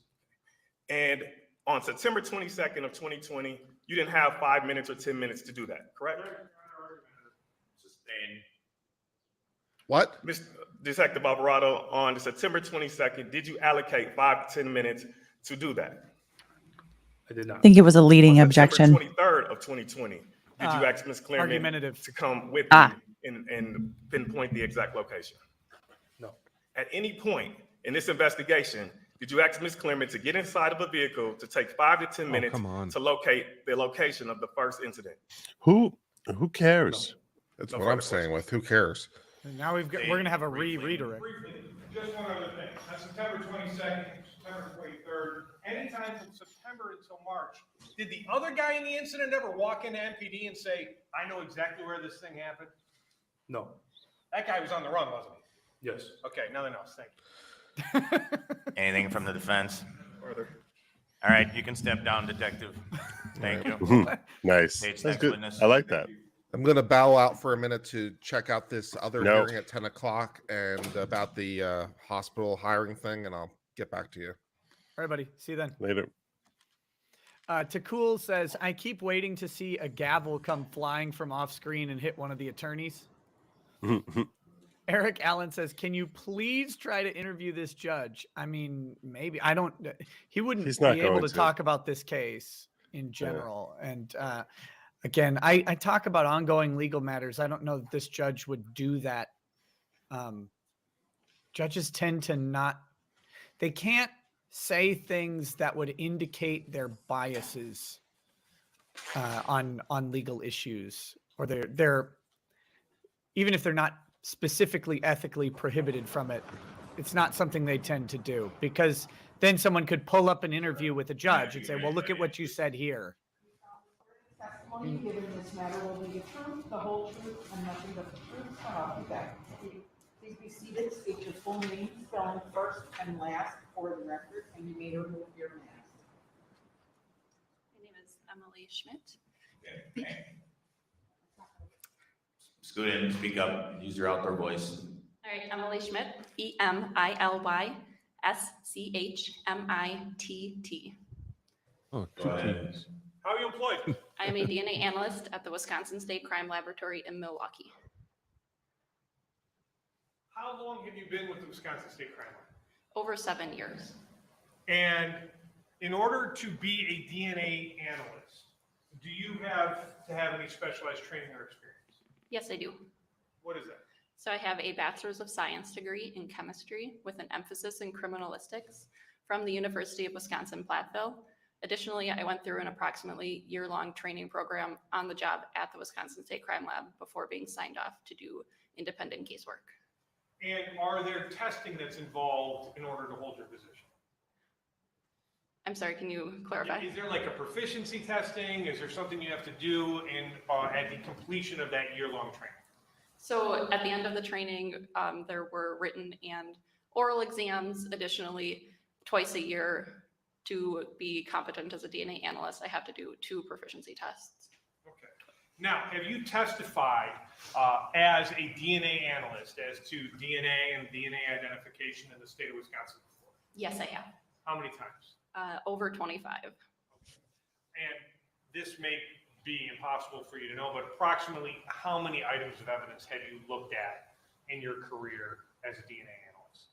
I don't have a specific number, but I work around 100 cases a year. Each of those cases may contain anywhere from 3 to 10 plus items of evidence, so several thousand pieces of evidence. Now, let's start off. What is DNA? So DNA is sometimes referred to as the building block of life or the genetic blueprint. This is because it makes up all living things, including us as human beings. So we inherit half of our DNA from our mother, half from our father. Our DNA is the same from our life until our death. It's found in all the nucleated, all the nucleated cells in our body. And it's unique to us as an individual, with the exception of identical siblings who share the same DNA profile. Okay. And when you are, when we're talking about DNA, if I touch a knife or hold an item, does that mean that my DNA is going to be on that item? So when you touch an item, you're likely transferring skin cells, which contain DNA, to that item. Whether or not we can detect the amount of DNA that was transferred is another matter, but most likely, yes, you are transferring DNA. And when someone is, let's say, have touched or handled an item, does that mean you're always going to be able to pick that up with a swab? No, it does not. Why not? So the amount of DNA that we would need to get a profile is very small, but it depends on the type of transfer. So if you touch it really fast, you may not be leaving enough DNA behind to collect. Additionally, there can be other factors, such as if the surface is need cleaned or DNA in wiped this after it's case? been touched, I that mean, can eliminate or remove DNA from the Feels surface. like one of those let's check the boxes on the investigation. Yeah, they don't want the defense to bring it up. Like, I mean, obviously, one of the defense, really the only defense argument here is that this was somehow an inadequate investigation. Yes, so heat can cause the DNA to degrade. Which is interesting meaning because that it would kind of I'm break not- down. Their guy's and you might not conceding be he able to shot him, detect a right? I profile. mean, it's self-defense. Yeah. You mentioned potentially like wiping stuff off or rubbing things, or you could get rubbed off. That could affect your ability to get DNA off of that. Things Yes. could get rubbed out, huh? Now, Huh? Okay, state's attorney. when items are Rub out some DNA. processed for DNA, This chat doesn't do need you any sometimes encouragement refer right to now. receive the Not with actual this item of witness. Yes, occasionally. And when you get an actual item of evidence and they want to see if you can identify if there's DNA on it, how do you do that? How do you process it? So if we're talking about an item of evidence, like a piece of clothing, we would look at that item of evidence, and depending on the case. Yes, Zach Weber, I'm getting circumstances, fat. We may be There's your looking attention. for, Now, go body jump off a fluid such as bridge. blood, semen, or saliva, which would do a visual examination for those items or those fluids. If we're just looking for something like who wore a shirt or a sweatshirt, we would examine the item and take a cotton swab that looks kind of like a Q-tip with just a swab head on one end, and swab the area that we're looking to collect DNA from. And then that swabbing would be processed for DNA. Are there times where you just receive swabs? Yes. And those are swabs where, let's say, a police department swabs certain items of evidence and they receive and they go to you. Is that correct? That's correct. Okay. Now, when you either yourself, like trying to figure out if someone has touched a firearm or looking at a swab that police believe someone may have touched or handled, when you receive these swabs, are there times when you have received swabs that people believe that there might be DNA on it and you just find no human DNA on it? Yes, that does happen. Are there times when you get swabs and there's human DNA, but there's not enough for testing purposes? Yes, that happens too. Can you explain what that means? So our laboratory has some validated thresholds that there needs to be a certain quantity of DNA to process the sample further. If the quantity of DNA in a sample is above that threshold, Alicia we says, know could we'll the defense likely be able get to a run DNA fingerprints or profile. DNA on the If it's knife? below that I mean, threshold, yeah, but they're based just on going to our show the validation and owner of studies, the knife, we won't get a DNA profile. his fingerprints and that's DNA usable, all so over it. They won't be processed further. So we'll say that there's not enough DNA present. Are there times when you can get a profile? Actually, before I get that, are you familiar with the term STR? Yes. What is STR? STR stands for short tandem repeat. These are the small segments on the DNA strand that we're looking at when we develop a DNA profile. So you can kind of think of it like if the DNA strand is one sentence, the STR is one word within that sentence. So we're looking at these words or STRs on the DNA and counting how many times they're repeated in a row over and over again. And that repeat number makes up part of your DNA profile. And so that is how, when you're looking at STR, you get the STR profile for potentially an individual. Yes. And you're looking to compare that profile from an individual to what you may see on a piece of evidence. Correct. Are there times when you can get DNA from more than one person, either on a piece of evidence or a swab? Yes. Is that called a mixture? That is called a mixture, yes. Okay. Now, we're going to talk a little bit about, because there are mixtures in this case, are there not? Yes, there are. There must be something Are with there DNA here times that's when all you mixtures. can have a mixture, but there's Well, what do just they have? too It can low only be the level, you knife. can't do anything with it? Or the blood on the car Yes. door, What or is it? Blood on the So ground. They didn't sometimes find when any we look at fingerprints a on the car mixture door. of DNA, that's DNA contained But if it's from on the more than car one that's individual. also owned by Maybe wife, there wasn't a lot of there could DNA be there to begin her- with, and the profile is her just stuff in there too. very limited or partial, and it doesn't meet our standards for being able to make any comparisons to. Now, are there times where But this that is a knife he carried habitually. His DNA has mixture to of be more than all one over it. person can be too complex for you to do anything? Maybe they're going to establish that there's only So in his that case, DNA on the knife. similarly, and we're not a looking at a mixture. mixture of more than one individual. So the wife didn't in grab cases it? where it's too complex, that may mean either there's Yeah, too well, many individuals. It's not- to I mean, it determine it how doesn't many actually mean contributed anything, DNA to but- that profile. It may mean Just trying to figure that out what, to a what jury. the hell, components of what the hell mixture else they're are trying to get too to with the kind of DNA person, intertwined, other mixed up. than We did can't you find any determine useful DNA? if there's, DNA? No. you know, Okay, which go. profile came from which individual. We can't really separate it out, and it's too complex. Sometimes watching to trial is make any like comparisons to at reading a that point. novel when you're like, where is this going to go? Are there Where are going they, to be where are they going times with this? when you have a mixture and you are able to identify what's not referred entirely to obvious. as a major contributor? Yes. What is a major contributor? So a major contributor to a mixture profile would mean that that individual that is contributing more DNA than The any major other contributor contributors is in the one who mixture. shows So up when on we're looking Maury at the later. profile, That's the one. which when we visualize a profile, it looks like peaks on a graph. So those peaks would be higher and there would be like minor contributors lower, and we can identify that, like, okay, all of these ones that are higher up are distinguishable and different from the lower contributors. So we can kind of pull out. Yeah, a this portion of does that sound like mixture. it's the handle of the knife. And can you sometimes It make, would show that her DNA I guess what's referred is to not as a major source contributor. statement, or identify who the major contributor is? That's my Yes. guess. Okay. On where Are this there book times is where you going. can't make a source statement? Yes, so when we're looking at a mixture profile and there isn't one distinguishable component like a major, we can't say someone's definitely the source of that because it's coming from more than one individual. So the only time we can say it's source is if it's a profile coming from one person, or if the major coming from one person was pulled out of a mixture. Are you sometimes, when you're figuring out who the major contributor is, can you sometimes figure out who may also have contributed DNA into the rest of that mixture? Sometimes, depending on what the profile looks like, we can also make comparisons to the minor portion, but not always. And this is kind of be the last portion that I want to talk about here. Oh, When good. you, as a crime lab analyst in the field of DNA, are making a source statement saying this person's DNA is on this piece of evidence, is there a statistic or a probability ratio that has to be met under your standards? Yes, so for our lab, at our lab, to be able to say that someone is the source, the statistic associated with that is over 1 in 7 trillion, which is approximately 1,000 times the world's population. Okay, so unless it meets this ratio of basically 1 in 1,000 times the Earth's population, you can't say it's someone's DNA. Correct. Everything other than that is what, just a consistent with? Consistent with, and we would state a statistic, yes. Okay. Now, additionally, are you familiar with the term buccal swab? Yes, It's Ooh. pronounced buccal. I usually say Google, but is it buccal? I say buccal. All right, great. What is it?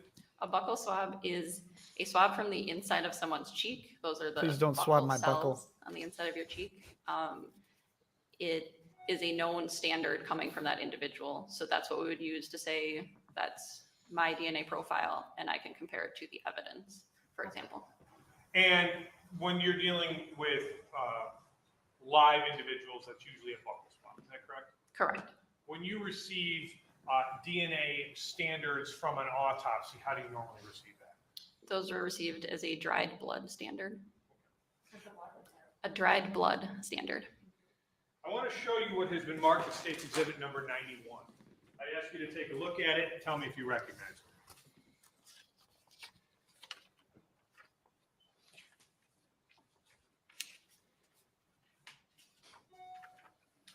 Exhibit number 91 is a copy of my confidential report of laboratory findings for laboratory case number R202996.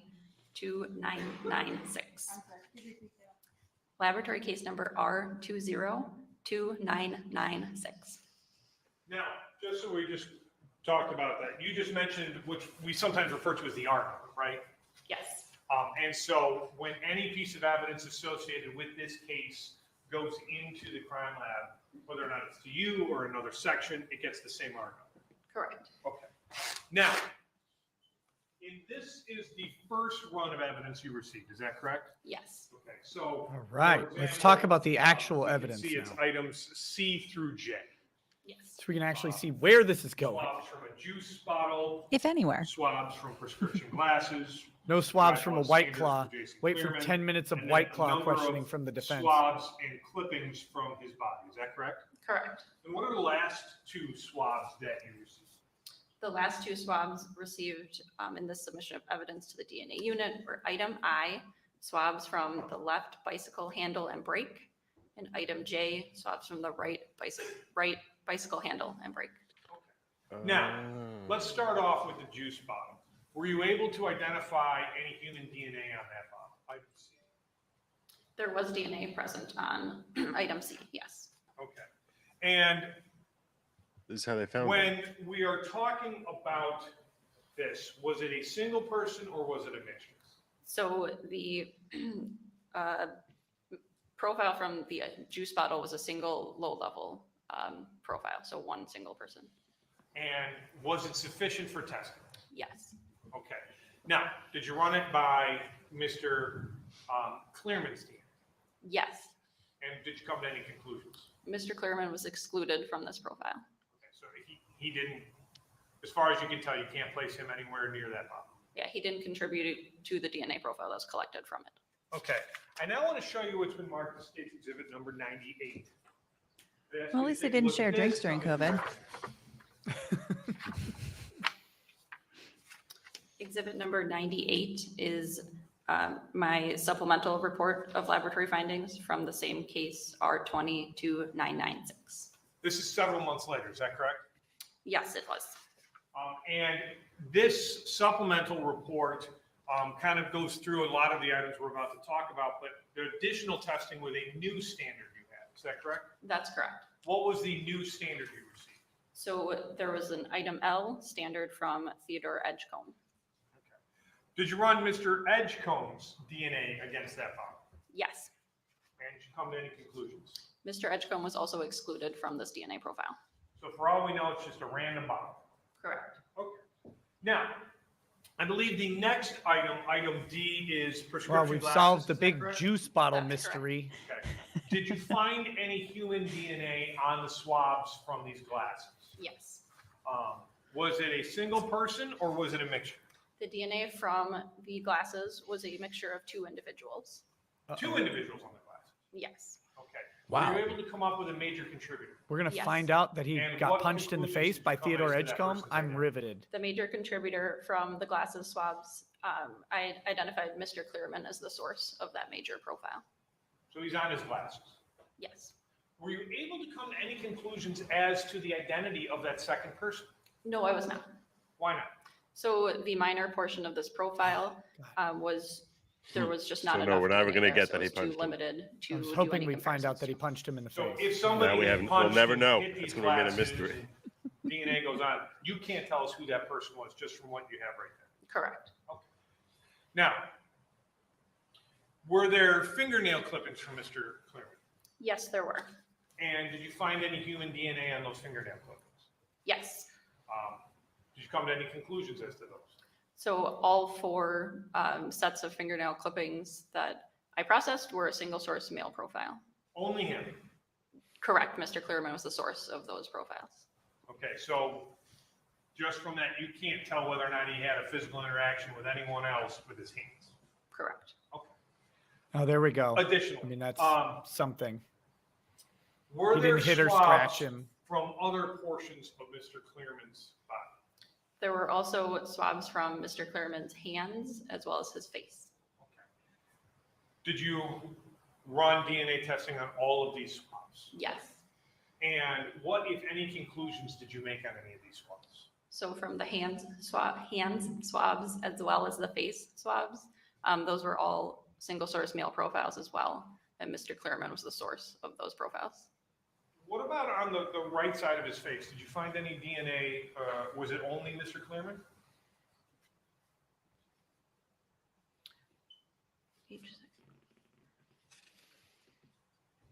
Yes, that was also a single source profile. Then Mr. Clearman was the source. So if somebody punched him on the right side of the face, DNA can't tell us anything.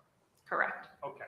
Now, the last two items of DNA evidence I would like to talk to you about are items, I believe, I and J. The bicycle swabs, yes. Okay. And where were these purportedly taken? So item I was reportedly taken from the left handle and brake, and item J from the right handle and brake of the bicycle. I'm placing State's Exhibit number 60 on the big screen.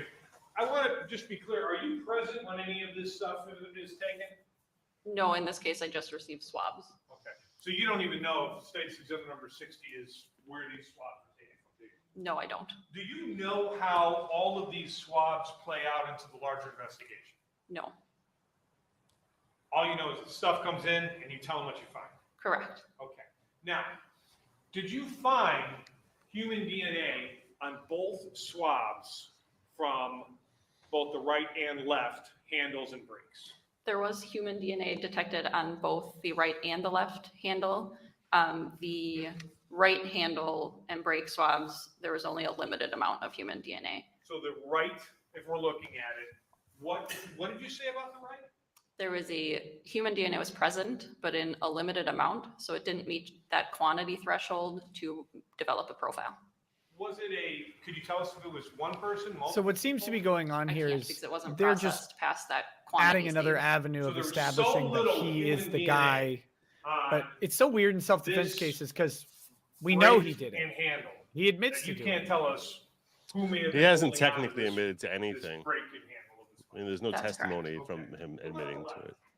On the There's no statement. left bicycle If he handle, decides I to was be able silent. to develop a DNA profile that was a mixture already of two said he's I mean, but that's individuals, the theory of the including case, though, one right? male. Is self-defense. Why do you say at least one Right, but man? in theory, if he doesn't testify, So he male needs to DNA nail us down. so we have an X and a Y chromosome. Only males have a Y chromosome. At that location, we can We only see have that grainy there's a Y footage. present, but we can't see if there's more than one present to determine if there's more than one male. So we say at least one. Okay, so you see I mean, two we have people's grainy DNA, footage, but we also have some and people for DNA pointing from them out. approximately two people, at least one of them is male. Could be DNA is both, much could be stronger just than one, that. right?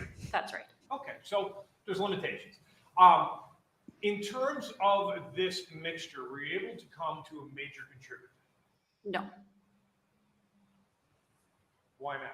So the profile, there wasn't a clear individual that was the major in this case. It was processed seeing who was included into the mixture in general, looking at both parts of the mixture. Okay, so you're saying what we're about to talk about is just talking about that this person is part of the mixture. Maybe major, maybe minor, you don't know. Yes. Okay.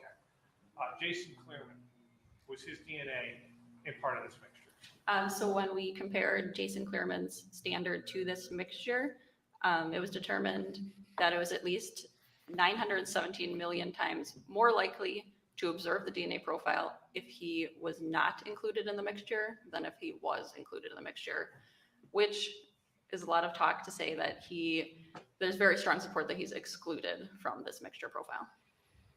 Most likely, he's not on that DNA, is that correct? Correct. But just to be very clear, you're not testifying he's not on there, are you? Correct. I'm saying there's strong support that he is not. Now, what about Theodore Edgecomb? When we compared Mr. Edgecomb's DNA to this profile, it was determined that it was at least 1 quadrillion times more likely to observe that DNA profile if Mr. Edgecomb was included than if he was not included. This is equivalent to saying there's very strong support for inclusion. Andy doesn't of like Mr. science. Edgecomb in the mixture profile. So it is most likely that Mr. Edgecomb's DNA is on the left handle of it.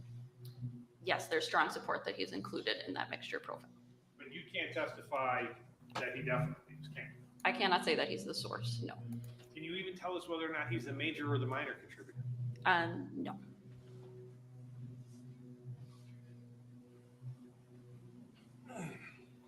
Isn't 1 quadrillion more than a trillion? When we're talking about this, Yes.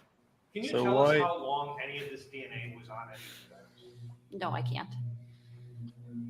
Can you tell us, like, is it possibly like, well, this looks like it may have been put on within the last hour or two? No. There's not like a DNA clock where you can kind of figure out based on degrade, like we see in CSI, that it's somehow more recent DNA?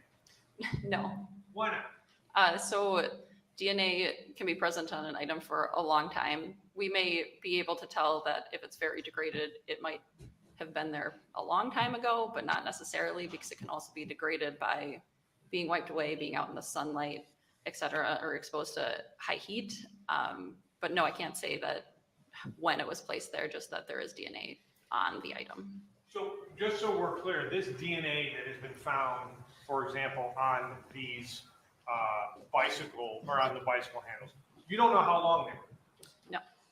You can't tell us whether or not they're put there on the day that the police found them, a week before, a month before, whatever. Is that correct? No, I can't say. Okay. Your Honor, the state would move states exhibits numbers 91 and 98. Oh, whew, very riveting DNA testimony. Cross. Oh, good. Panama Jack says, want to thank you again for the information. Want to give a plug to Law of Self-Defense, which I purchased an electronic version. Good And morning. also plugged it on the recent concealed carry class. We'll be buying his service, waiting on Fair to Nick's say, book, lol. If Well, thank you very much for the purchase. an item wasn't Much submitted appreciated. for testing, you wouldn't have a DNA result, right? Correct. If there's nothing for me to test, I have no DNA results from it. Okay, and just to confirm, in this case, case number R20-2996, you never received any item for testing such as a knife, correct? No, I did not. You also didn't receive an item such as a White Claw can, correct? No. You knew it. You knew it was coming. As far as They love that White Claw. standards we were talking about, and I think you referred to a buccal swab, right? Correct. So for Mr. Clearman, was that also a buccal swab standard or some other kind of swab? So for Mr. Clearman, it was the dried blood standard that I said we typically get from if it was submitted at autopsy or from an autopsy. And that was item E in your report, right? Yes. Okay. So you received that, and then you ran some testing against that standard to see what that matched up with in terms of the items, correct? So I ran the evidence profiles, and then after looking at those, made the comparison from the standard to the evidence. Okay. And then at a later point in time, you also received Mr. Edgecomb's buccal swab, right? Correct. But you never Buccal. received Evangelina's DNA profile, correct? No, I did not. And when I say that, I mean Evangelina Clearman. You never received any sort of standard from her, right? Correct. I did not. So none of the evidence was compared against her profile. Fair to Objection say? on irrelevance. Sustained. I have nothing further. Yeah. You never got swabs from a murder weapon, did you? I don't think so. Any swabs from a 9mm handgun? No. Nothing else, thanks. Defense, anything? No, thank you. All right, you can step down, ma'am. This Thank defense you. is, I mean, they're trying to raise this specter State have another that witness. We do. she State is calls Heather Williams. somehow responsible for her husband getting shot in the face, and not the guy who shot him in the face. And also that the state isn't interested in investigating the wife for making her husband get shot in the face. And it's an important part to remember about all of this is that there isn't a question of who shot him in the face.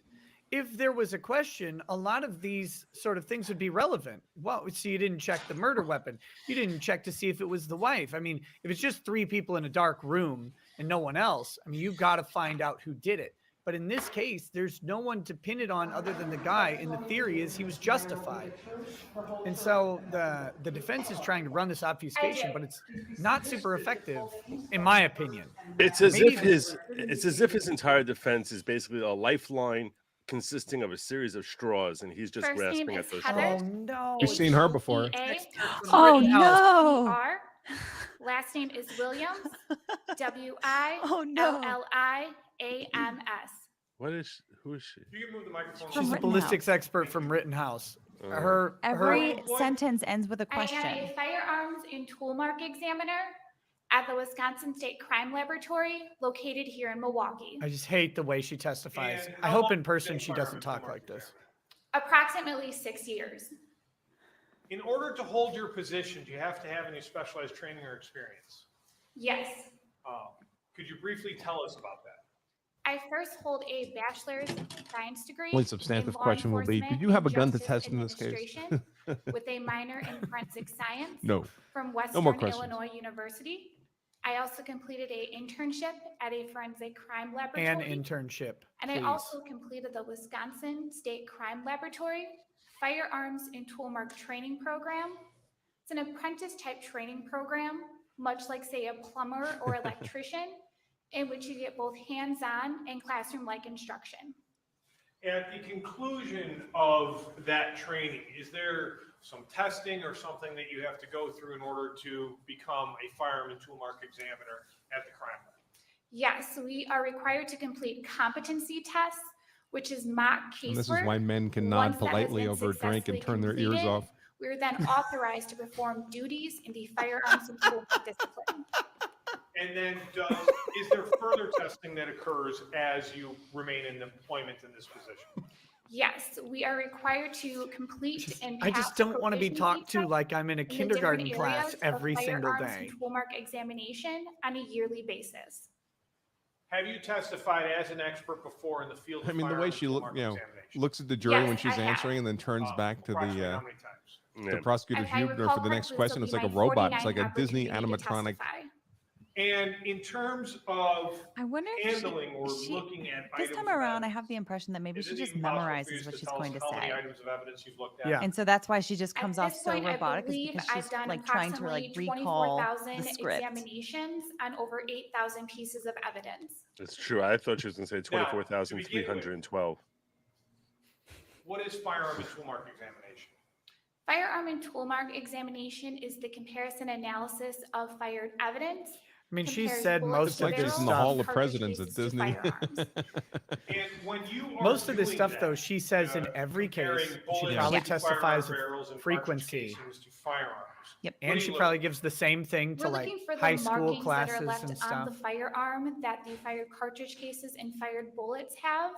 These are caused by different parts in a specific firearm. Now, are you able to use She those blinks the Fibonacci markings in sequence. an attempt to compare cartridge casings to other cartridge cases?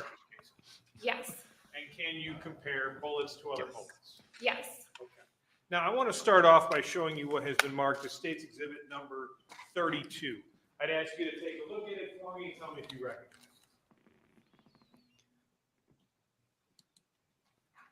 I recognize this as one of the items that I analyzed for this specific case. I know that based upon the yellow laboratory sticker, has the laboratory case number associated with this specific case, the item designation for this specific case, as well as it has my initials and date that I took this piece of evidence into custody. Also, the packaging is going to have my initials and date that I completed my analysis on the evidence.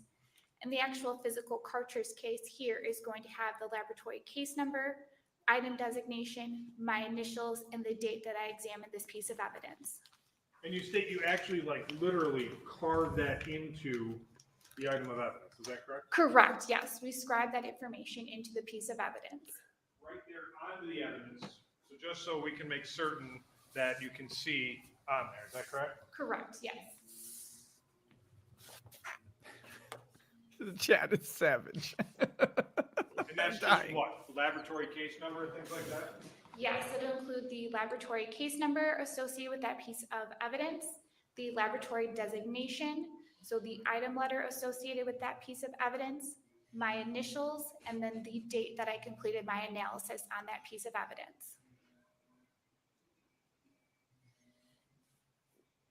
Now, what is Show the ev- caliber of this firearm again?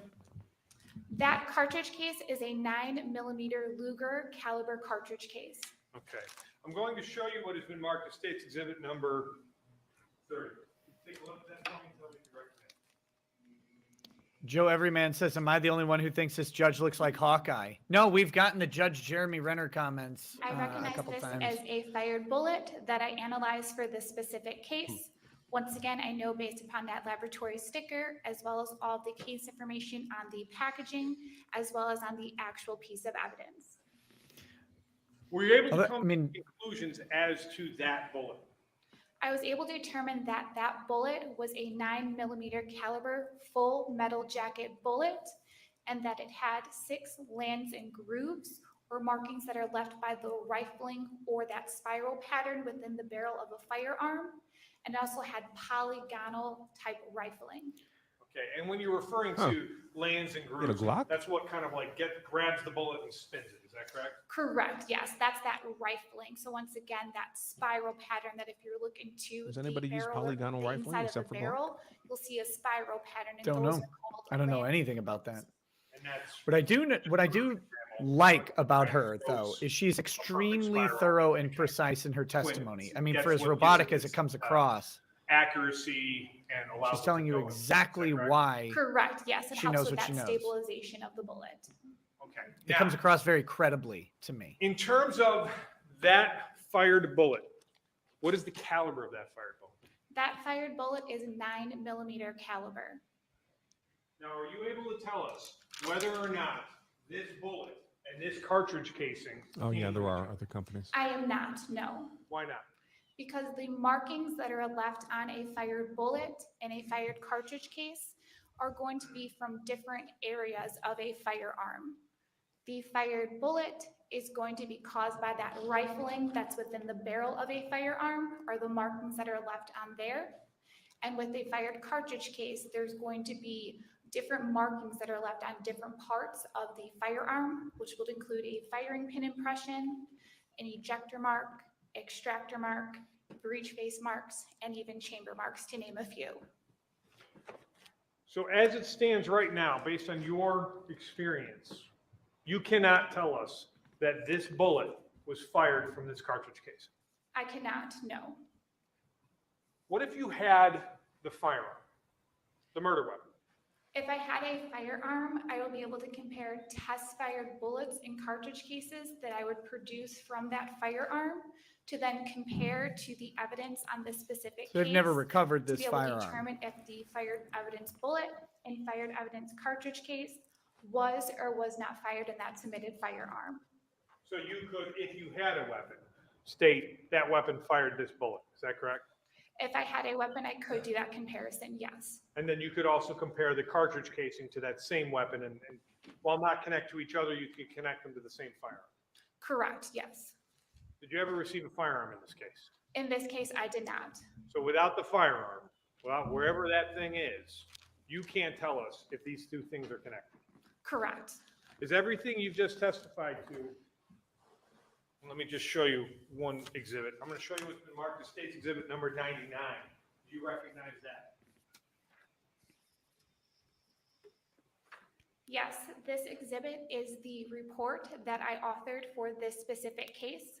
I know that based on the laboratory case number associated with this case, as well as it has my name and signature showing that I was the analyst that authorized this report.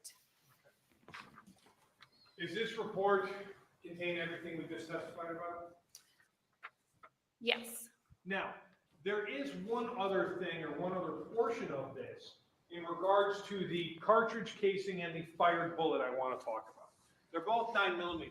Did you determine that they had any characteristics or anything similar to a possible particular brand of firearm?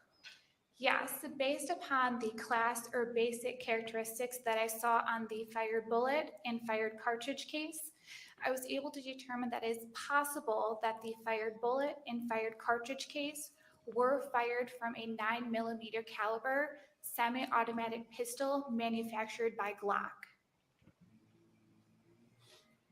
Hey, good job, Andrew. It could be a Glock. Well, they're famous for using that polygonal rifling. But apparently H&K and Carr also questions. use the same rifling. And All right, you can step down, ma'am. Thank you. No At least cross. they didn't ask her if they ran a ballistics test on the white. Stay rested, please, subject to rebuttal. Yes. All right, I'm sending the jury out. What that means is the state is resting their case subject to rebuttal. I'm going to There send you you go. out for maybe 15 minutes, 20-minute break. We'll be back. I'll advise you on how we're proceeding.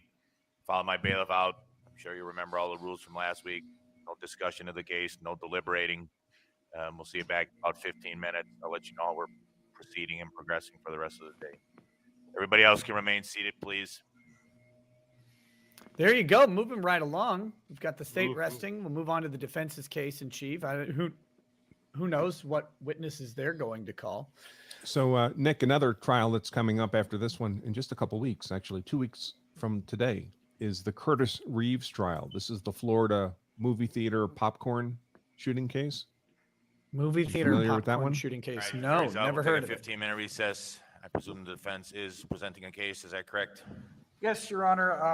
A couple of things, though, I want to place on the record. I believe during the redirect of Detective Alvarado, the state basically commented that the defendant didn't make a statement or come to the police. I think that's improper because we didn't open the door about that. We talked about a different, I don't remember exactly what was stated, but to contrast what the defense had asked during cross, Attorney Huebner said on redirect, mentioned the defendant didn't come to a police station, didn't come in or whatever. So I think that's a right to silence sort of violation there.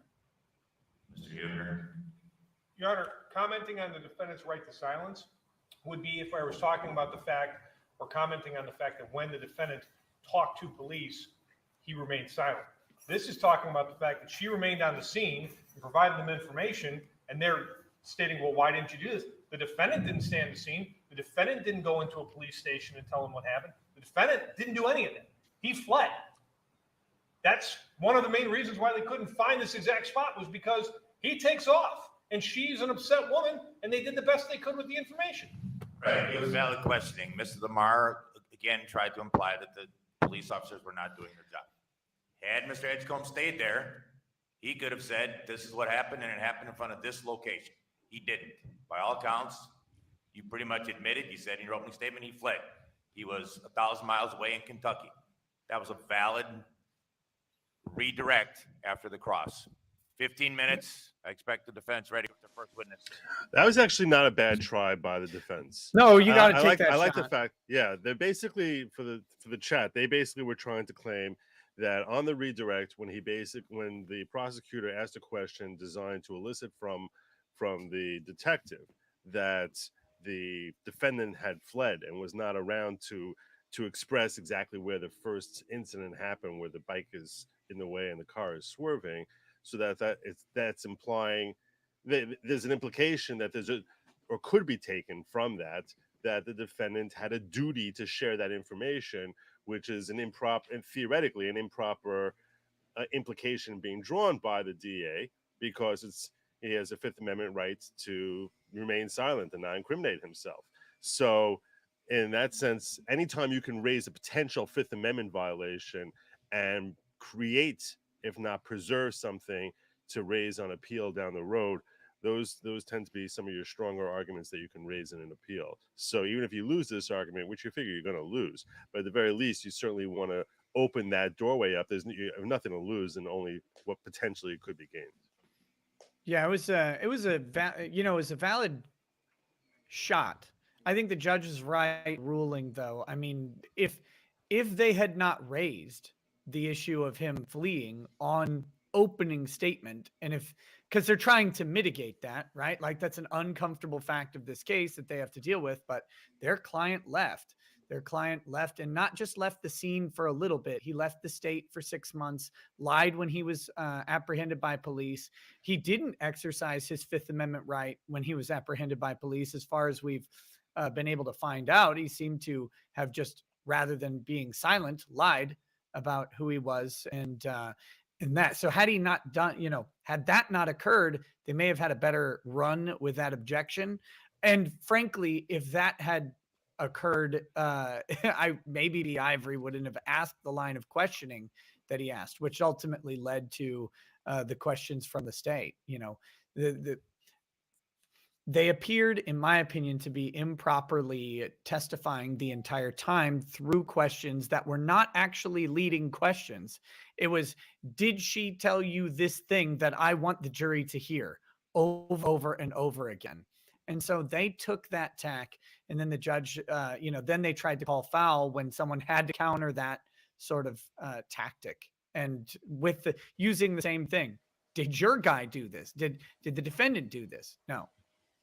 So, and the whole line of questioning is weird because who cares exactly where the car swerved? It was 100 feet earlier, 100 feet later. It doesn't matter. It really has no bearing on even the second part where he gets punched in the face, and certainly the third part where the shooting occurs. So it seems like the whole thing is a red herring that's being raised by the defense. Absolutely, because OJ, right? I mean, this is basically what they're doing. They're saying, hey, the investigation was not done professionally. It was not done to an adequate standard. So the whole case should simply be thrown out because the cops didn't do a good job. Yeah.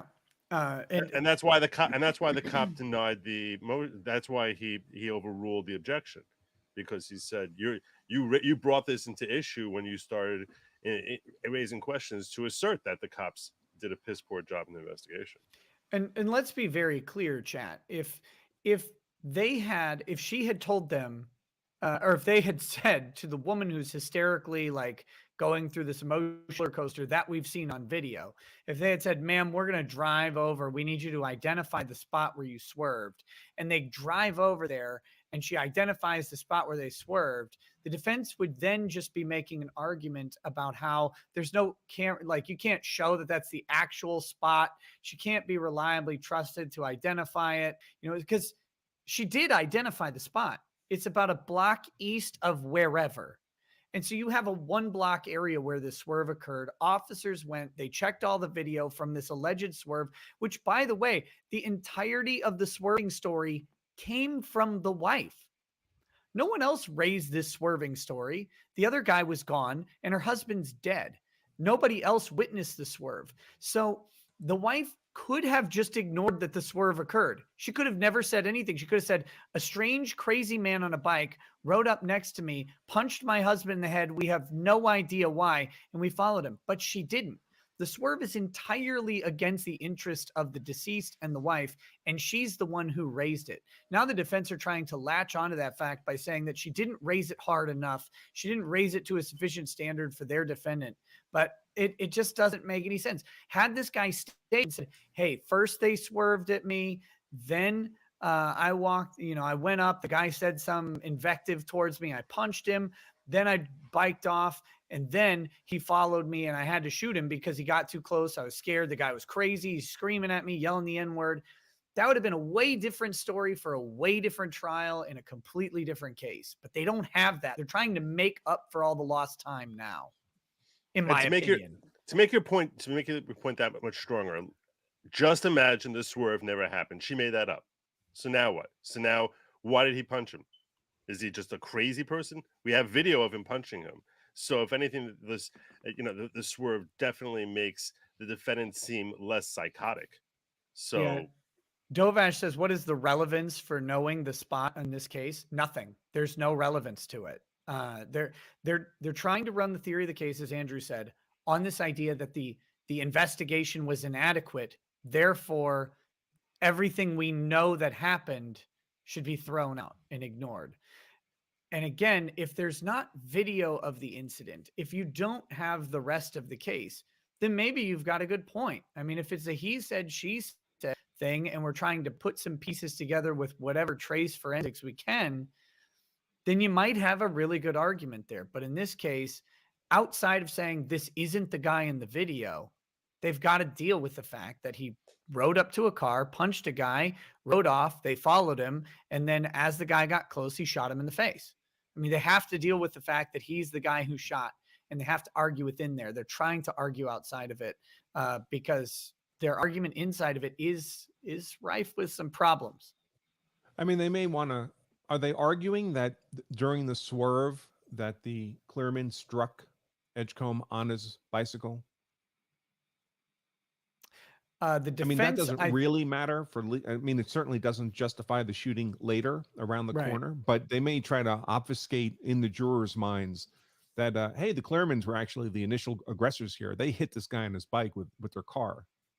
Yeah, So they own everything that follows. I mean, that's not how the law works, but if you can sell a jury on it, it is. Yeah, I mean, or maybe getting not even touching the bike, but getting close enough that makes him think that they're trying to get him, and that they'll take another opportunity to do so.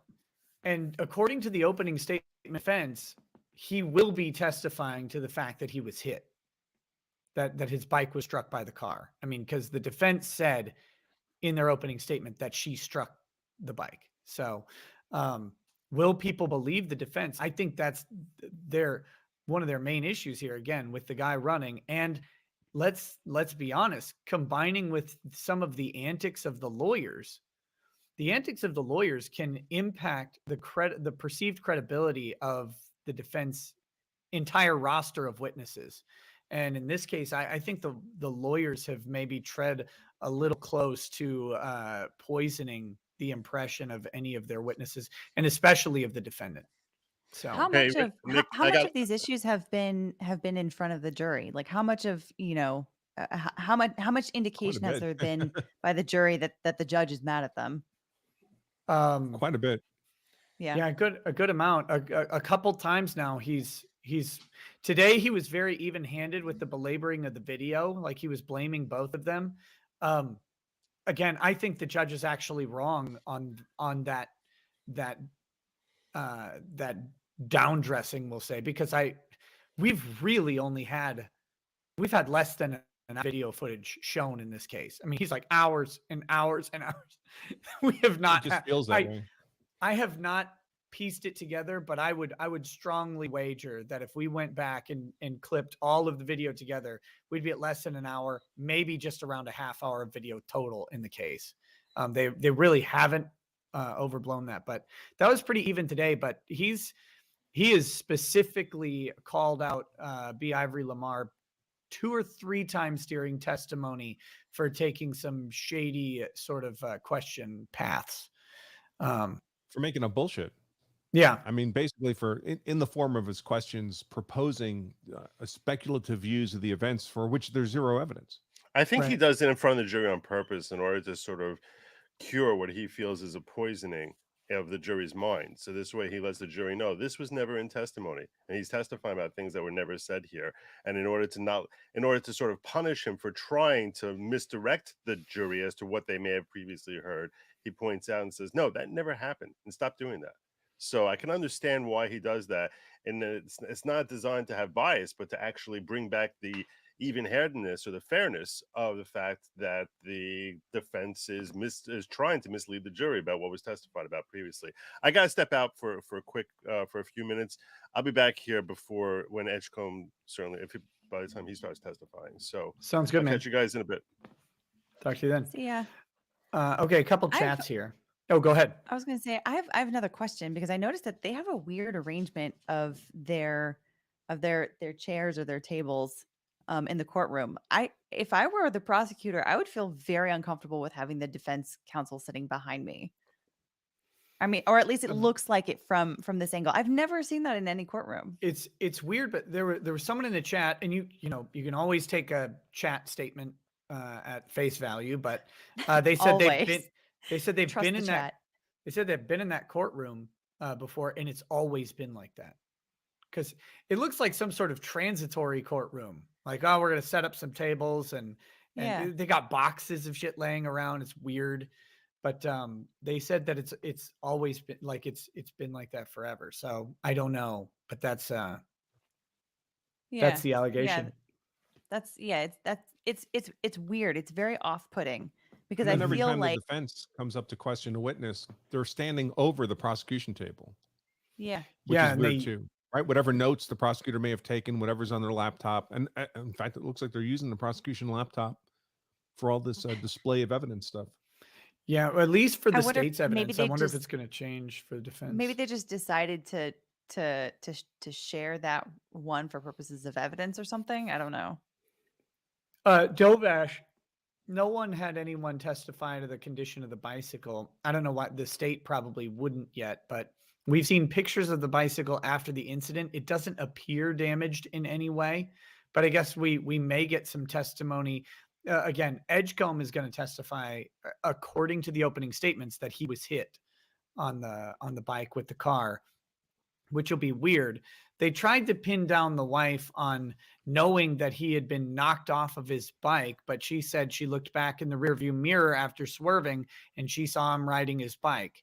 So then they were trying to be, well, did you watch the entire time forever until he showed up at your car? And it was like, well, no. And so they've tried to get that out. I'm guessing they're going to say that he was hit on his, or that he's going to testify that he was hit, that he fell off of his bike, that he had to get back on the bike and follow to catch up to the car. And that's why he was so far behind the car in the only camera footage that we have that he caught up to. But it's just a very thin case. I mean, they've shown video from down the block. They've shown video from the exact times that the defense has said that this traffic incident occurred, and they can't find it. I mean, it doesn't appear to have been captured on any cameras unless the state is lying about what was on the cameras, which is possible, by the way. I will not discount that at all. I think there are plenty of cases where the state, where various state prosecutors or investigators would withhold some evidence that is there. I mean, believe me, there are lots and lots of people who would suggest that happens with enough frequency to not doubt it. But the defense said this happened around 8:45, and on this particular block, they've shown video from that particular block at 8:45, and there's no car and there's no biker, and it's just not there. So whatever. But again, we run into this problem. Had this guy not fled for 6 months, maybe they could have gotten that video. And that complicates things. So let me hit a couple of these chats because I'm going to have to wrap up the show like right at 5 today. So once things wrap up in the court, I'm going to have to wrap up. So I'm going to have to try and keep on top of the chats as they come in. Koi 540 says, are you familiar with the phrase ain't no laws when you're drinking claws? Yes, Your Honor, I demand this case be dismissed in the light of this new evidence. Joe Everyman says, am I the only one who thinks this judge looks like Hawkeye? Oh, I read that one. Thank you. This is a long one. It's multiple super chat. Read them all at once. Long Games Inc. says, first time super chat. Thank you. If everyone could please raise a toast of whatever you're drinking to my grandfather who passed over the weekend, an 84-year-old retired Marine who served in Vietnam, promised his best friend war buddy if anything happened to him, he would take care of the family, which he did when my bio granddad died of a heart attack when mom was a small child by moving mom and grandma with him and his wife and raised her. He then took care of both his wife and bio grandma until their deaths. Also, as he told me a couple months ago, he took care of his duty and all the extra on his list. So should I, and to live a good life. He loved his family above all and showed exceptional character when showing strength and kindness to all he met, bringing smiles to everyone. His was one of the greatest men I will ever know and will forever be my grandpa. What do I say beautiful. in addition to that, man? Cheers. I don't know. I wish I Cheers. had something to drink right now I because just have water. that was beautiful.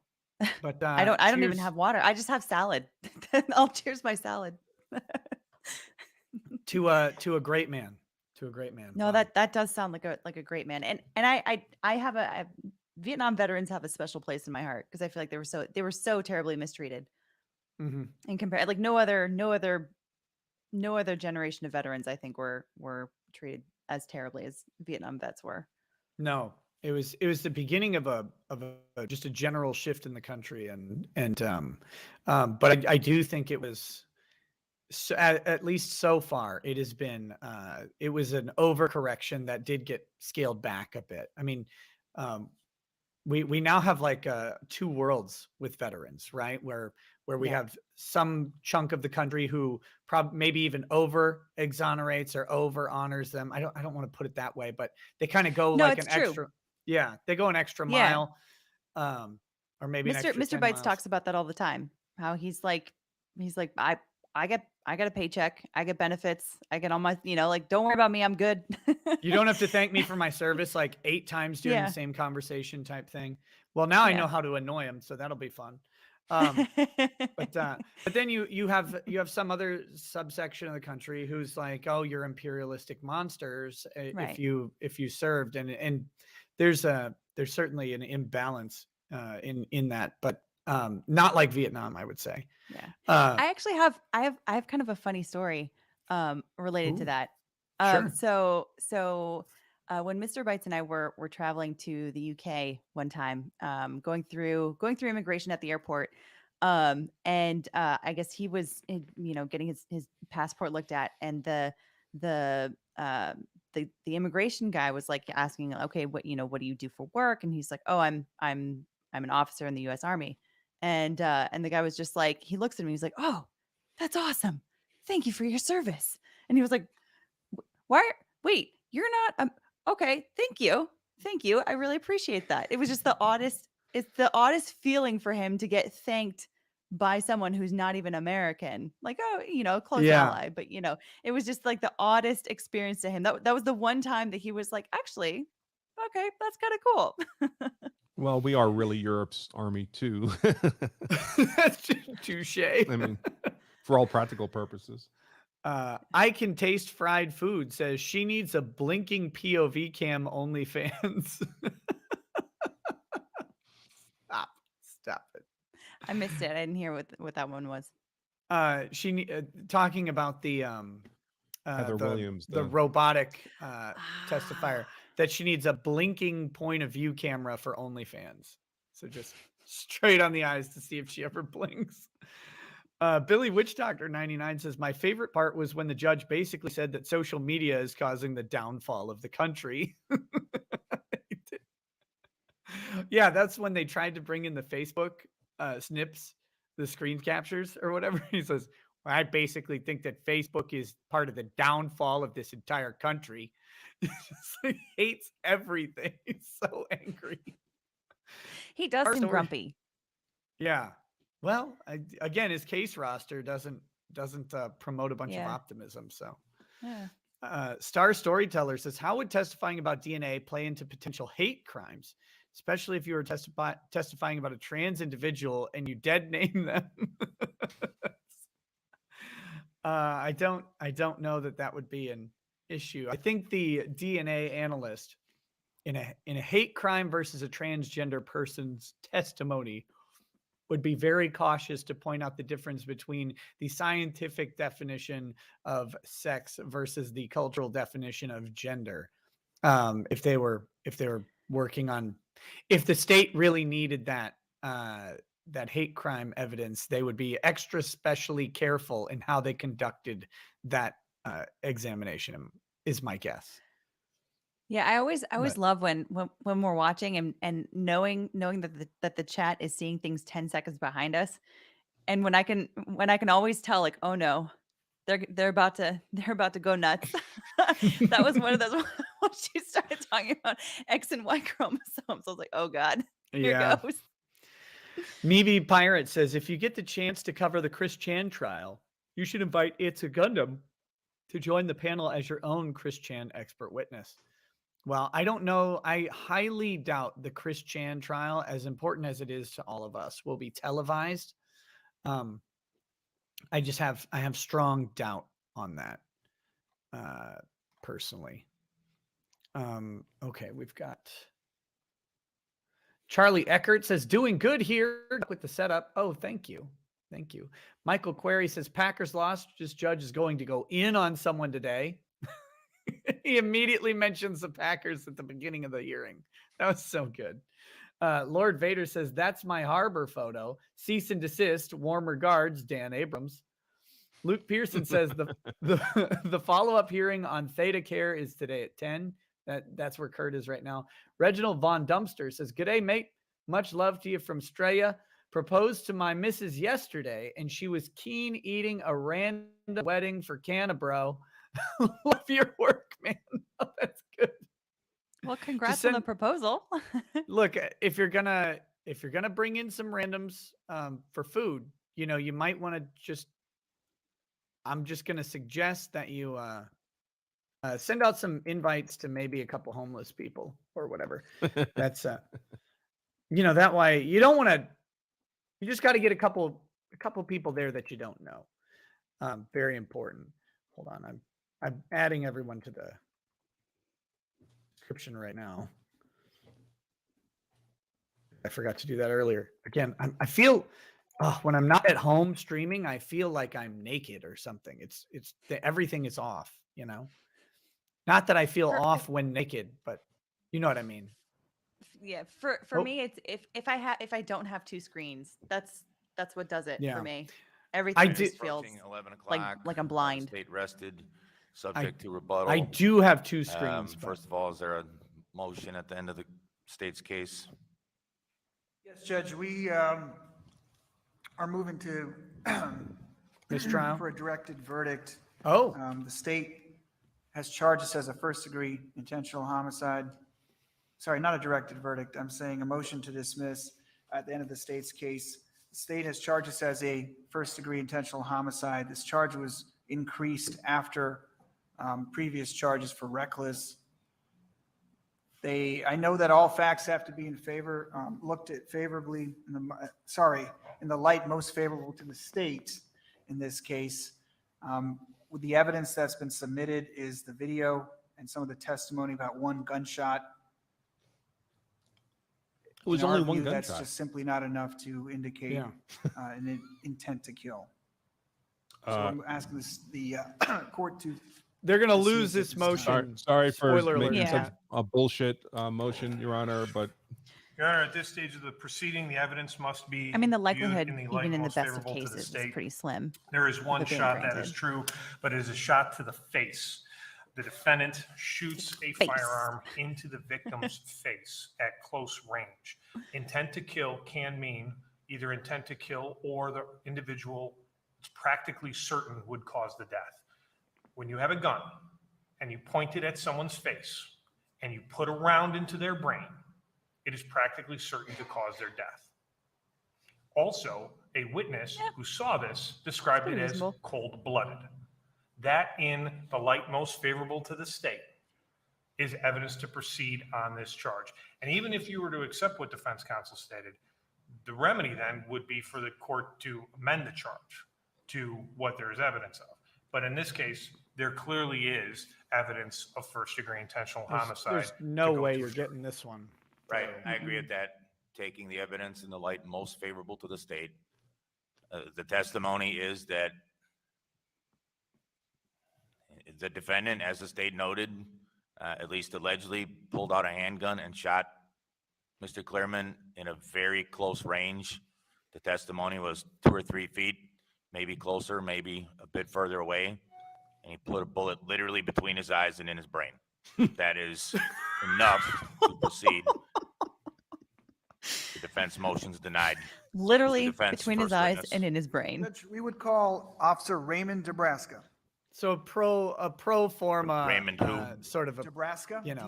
motion to dismiss. You make it because you can.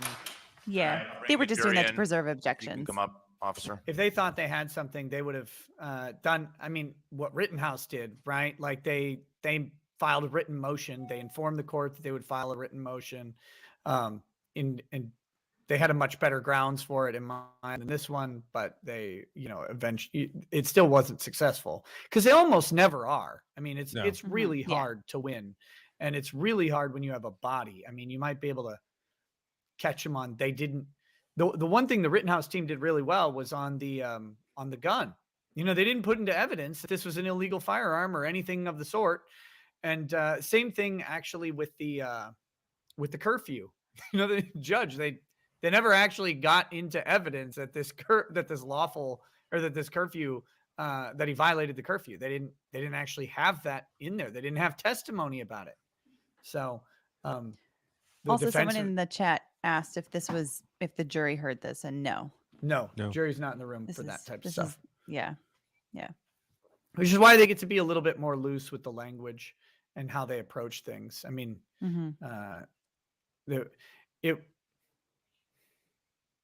there's something one of them said that I thought would have been very out of sorts if the jury was in there, but I can't remember if it was the Jury's state of the coming in. defense at this Remain point. seated, please.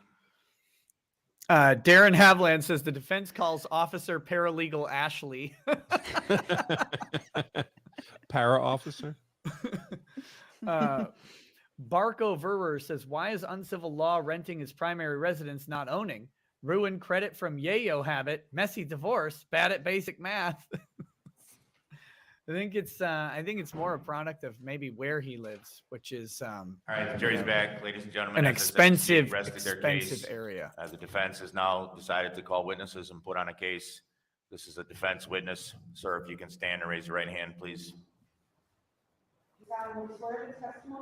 And he writes a lot of tickets. The whole truth and nothing but the truth. Wow, you got it. Yes. Please be seated. State your full name, spelling first Is that a and man last bun? for the record. And you may remove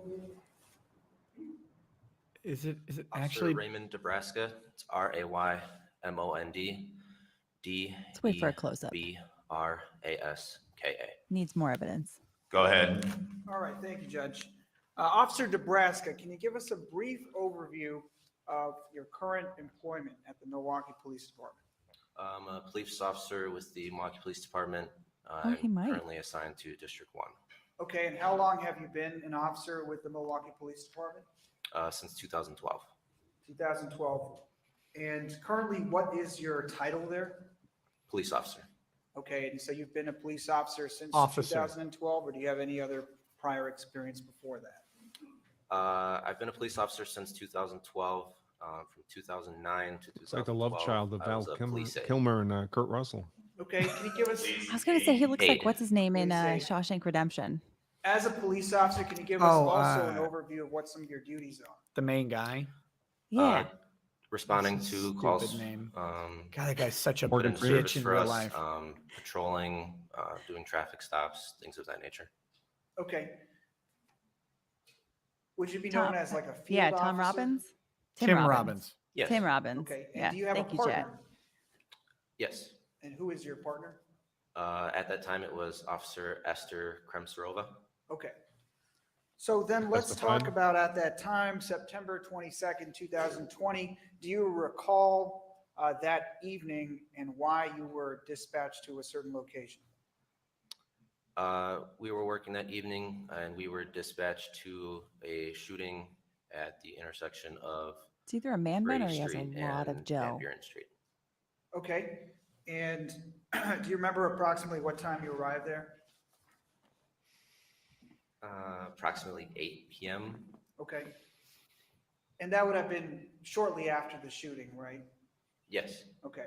And what was your role that evening along with Officer Kremsarova? This is how they're going to try and get the knife in, I'm guessing.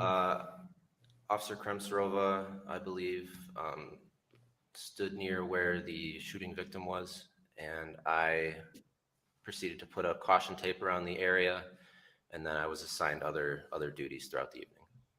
Okay. Now, are you familiar with that general area, Brady and Holton? Yes. Okay. Have you done some, excuse me, police work there, such as patrol or any other traffic duties you may have or any other investigations prior to this incident? Yes. Okay. And then on that night, you were dispatched there and you said that Officer Kremsarova was involved in, I think, being there, right? It was one of the first responders. Is that correct? Correct. Okay. And where were you at that time?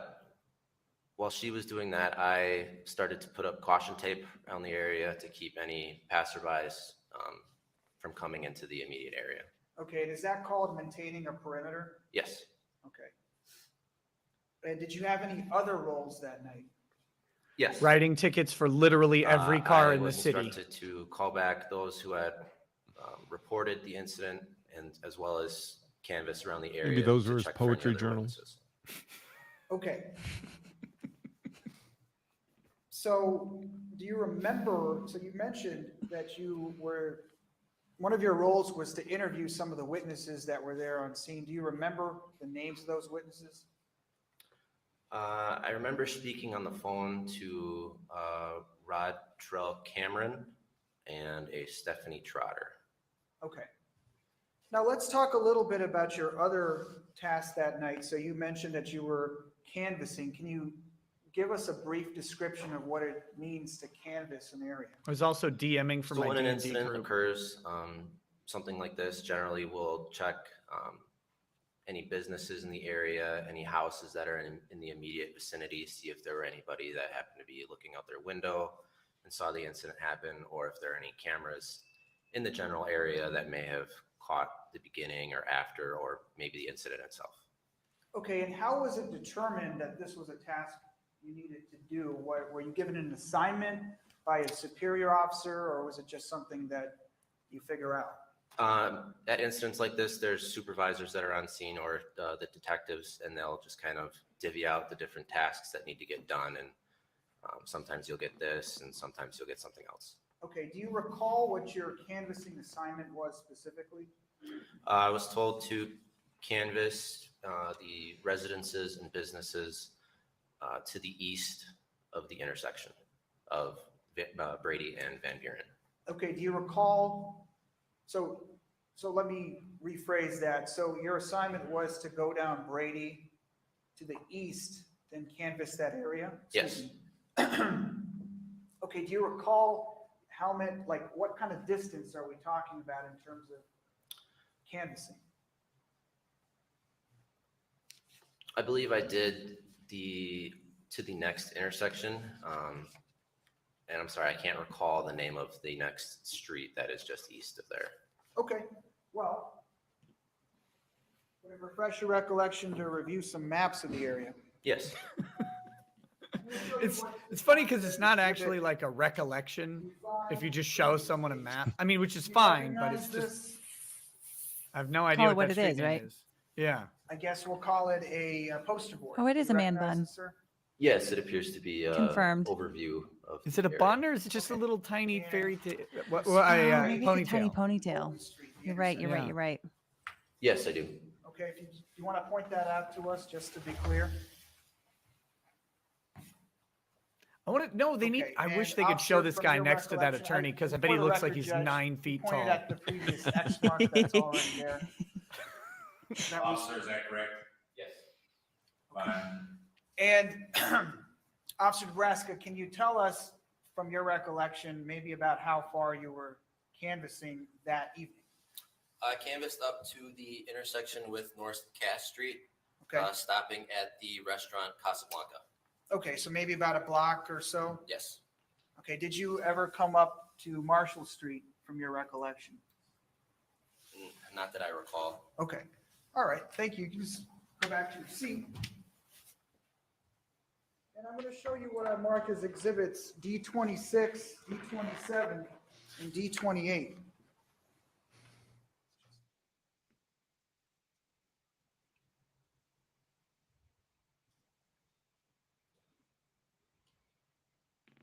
It's amazing how silent the court can get from time to Yeah. time.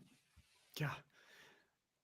That's like Natalie Wisco was telling me during Kyle Rittenhouse's cross. You could hear the shutters on the lenses Mm-hmm. because that's how quiet it was.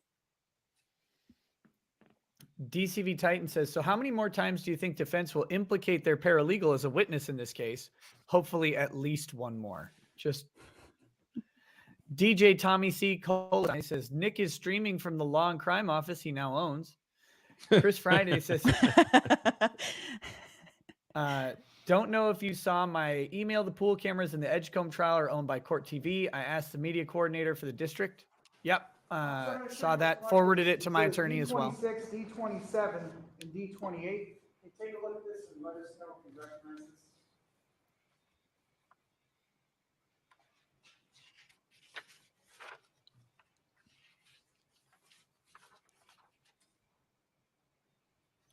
Yes, it's a series of 3 overview maps of the area. Okay, now, I have it down in the back. Yes. Now, just to clarify, let's move that.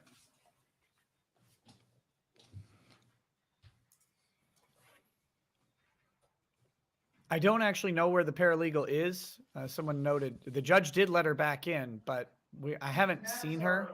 Of the same general region that we were just looking at on the poster board, right? Yes. Okay. Now, I just want Maybe to they're focus your realizing attention on their the client streets is a here, murderer and not moved her farther necessarily away from some him. of the markings This is of the joke. buildings on this map. So, officer, you said that you had basically gone maybe a block or so as part of your canvas. And do you recall maybe how many locations you had canvassed at, such as talk to witnesses or rang doorbells?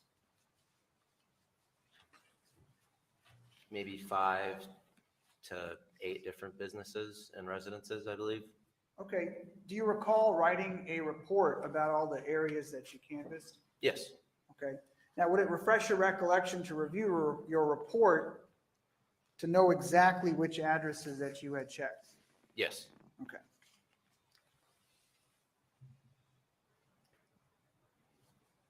Just take a look at that and let me know when you had a chance to look at that thoroughly. I'm going to say the defense said she'd be back in after lunch. I don't remember. I mean, they might have said that. I don't remember them saying that, but me not remembering it is not an indication that it did not occur. Okay. Okay. Okay, you had a chance to look at that? Yes. All right, thank you. I don't like that he's chewing gum. So, your assignment officer, and by Couple the guys way, have been did that chewing gum. refresh your Couple recollection? smokers. Yes. Okay, I, so your I was gonna say, I assignment know of a that number of judges that would have reamed someone evening out for was to that. go from 706, well, let me rephrase that. So you stopped at 706 East Brady Street, correct? Correct. And then you made your way eastbound on Brady, and the last address that you canvassed was 816 East Brady, is that correct? Correct. Okay. And do you recall how many different locations you may have visited?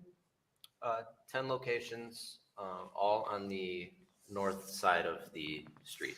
Okay. Now, I'm going to flip over to Exhibit D27. Man, I thought they would have more exciting testimony. I mean, what are they going to do? Accuse him of failing to canvass a particular address? I mean, All right, officer, can you see that from where you're at? It's just you Yes. tend to lead Are with you a good able witness to and close with a pretty good See witness. any of the numbers here? If I were to zoom That's in. usually what you should do. Yes. Okay. Why is Matthew Modine on the stand? Now, you mentioned that 816 East Brady was the furthest east you went that night for your canvass, right? Yes. Okay, so 816 East Brady, would you agree with me? I mean, it's pretty bad if he's one of their more interesting witnesses. it's live gallery hair design, attorney. That 816 East Brady would have been somewhere in, Okay. if I were to mark an X somewhere in Right. this area? Yes. Okay, so that's about as far as you went, and you had started at 706 East I Brady. like how which, you knew. Would you agree is right here where I'm placing the X? Yes. Okay, so is that accurate in terms of your route that evening for the canvas? Yes. Okay, as part of the canvas, besides talking to witnesses, potential witnesses, that is, does that also include observing cameras? Yes. Okay, and why is that important? We check for cameras to see maybe flight paths, or for after an incident occurred, maybe the people Looks like fled he's this got direction doll past hair. the cameras, or maybe the cameras had actually caught the incident take place. So we always try and check cameras in the area of major incidents like this. Okay, He's showing strong follicle strength, though. I mean, because that is pulled back. now were you able heavily. to speak to any witnesses that evening?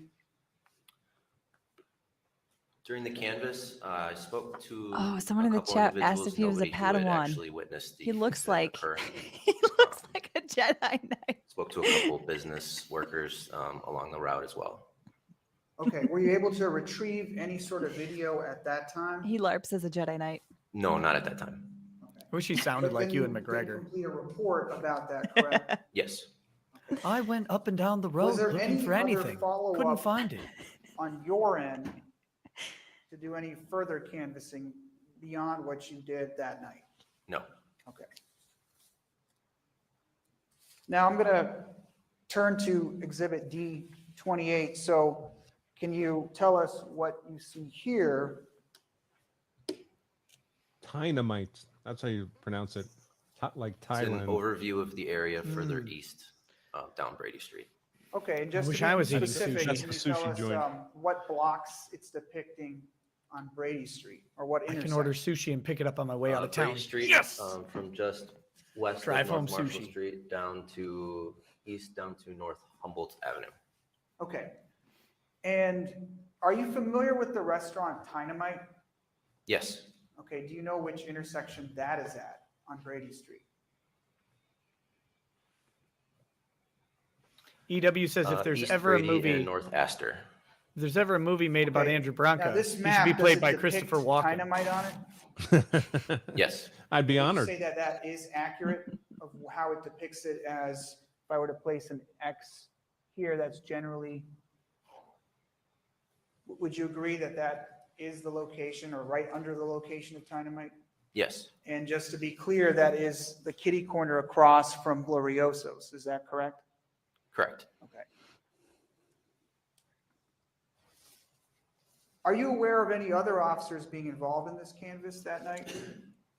There were other officers involved. I can't recall which officers it was. Okay, but it wasn't Officer Krem Sarova, your partner, right? No. Okay.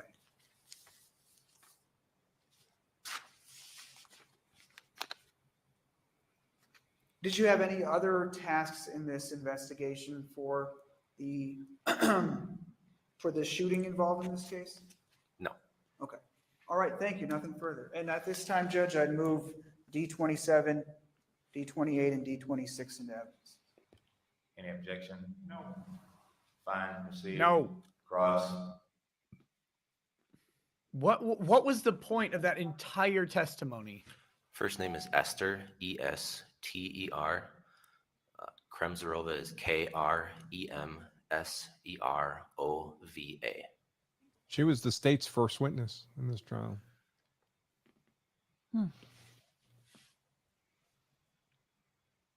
But I mean, did we get anything I don't know what out the of point of all that was. No, I don't know. Cross. Yeah, just briefly. Sorry, had to make sure we got everything right there. Officer, you went down the street to see what cameras there were, is that correct? Correct. You went to Zanya's Pizza to see if you could get that camera? Yes. And to get some Were you pizza. able to get it? No. You made sure people know, right? Yes. So that's why detectives came out and were able to get that. Yes. Casablanca, you went there, you tried to get that security camera footage. Yes. And that would be why another officer went out there, is that correct? Yes. And that officer sat there for a long time watching a bunch of cameras. If you even know. I don't know. Okay. And because of what you provided, officers in the days following it went to these cameras to see if they could find it. Yes. Okay. Did you try to see if you could find anything in the block east of this incident? Further down from where I stopped? Yes. No, I did not. No, I'm saying in the area that you canvassed. Were you able to find any camera footage that you were able to watch? Oh, yes. And did any of it capture the incident? Not the incident as it occurred. What about the punch? Did it capture that incident? No. What about an incident that may have happened before, swerving? Did you see any of that? No. You were looking for whatever you could find Yes. and found nothing? No. And when you couldn't find anything, you made sure detectives could follow up on it? Yes. You also spoke to 2 911 callers? Yes. And you also interviewed any person that seemed to maybe have seen anything, is that correct? Yes. Did anyone see anything? On my canvas? No. Did you talk to anybody that may have seen a suspect running away? I recall talking to an individual that was near the perimeter of the scene who stated that he had seen something. I gathered his information and passed it along to the detectives who then took over that. And if you had seen anything, detectives interviewed him, is that Yes. correct? So you talked to every person you could Yes. And most of them had nothing except for one guy, and you passed them on. Don't even know if it was relevant. Yes. Thank you. Nothing else. Defense? Anything? Oh, all right. Let's Just see a what riveting couple of, question. Follow-up questions. So You it notice just at something- no point, though, in your task that night was to, well, let me back up 1 second. At any point in time, Officer Nebraska, did you speak to the wife of the deceased in this Objection, Your case? Honor. Objection. On what basis? Did you have any opportunity to, in addition to canvassing, try to locate the area that an initial encounter had occurred between the two parties in this case? No, I did not. Thank you, nothing further. Their entire Okay. strategy is based on All right, you can step down, officer. Thank you. trying to present Defense, next witness. the police is not Judge, I doing enough believe our witness is here. It would individually, be as if there weren't several people Lorenzo involved in the Hernandez. investigation. Just one moment. Right. You, sir, time why out. didn't you do everything here? Yeah. Did you do this? Well, no, someone else did. Time Mao says kitty corner sounds like a place to buy black market kittens. Could be. Could be. Three Noodle says law and crime, quote, Nick R stole my stream. Nick R stole my stream. A crafty Huragok says brow dash N equals N-word mirrored. Kind of, except for the R. The R doesn't mirror correctly. SPDF1, welcome to Paralegal Status. First Last says judge is going to be in no mood after his Packers loss this weekend, and in no mood for this judge will be even more wonderful. Restless Medic, welcome to Super Lawyer Status. Trashman says Wisconsin got 6 inches of snow west of Milwaukee Saturday night and 3 inches last night into this morning. Court might be delayed because of lake effect snow. Oh, that could be. Yeah. I drove through the blizzard to get where I am. You have one more witness out there. Just one moment. Call whatever you have.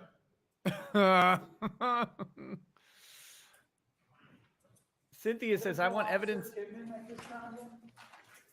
I want evidence that Joe has a driver's license. He can cover up the number and address. I have $50 riding on this. I say no. I have personally witnessed Joe Neerman drive. I will say, I will come to his defense. It wasn't his wife driving. It was him driving. I've seen this in person. I've experienced it. I've been in the car with Joe as he drove. What's he like as a driver? I don't know. I was drinking. He was fine. He was not even swerving, not even getting angry at anyone. He was basically in the lines, I guess. No, we went out to the bar to grab a couple drinks, but he was actually on it was a religious festival of a religious fasting for him, so he was not actually able to partake. He just drank water, but I drank a bunch of whiskey, so it was great. State your name, spell your first and last name for the record. Patrick Tivnan, PATRICKTIVNAN. Oh, it's all sad. Officer, you're gonna have to use the mic. Speak up. Use your outdoor voice. I thought Go Egon ahead. from Ghostbusters was dead. Officer Tiffany, how are you? Good morning. Yeah. All right. Now, I want to first start just with your experience. How are you currently employed? I'm a patrol officer at the Milwaukee Police Department at District 1. And how long have you been employed by Oh. the Milwaukee Police Department? 3.5 years. 3.5 sad Unfortunately. years. I'm the man who soothes the sheep to sleep at And night. what training did you have as it relates to becoming a Milwaukee Police Officer? When sheep are tired, they Attended the count Milwaukee me. Police Academy, which is approximately 6 months.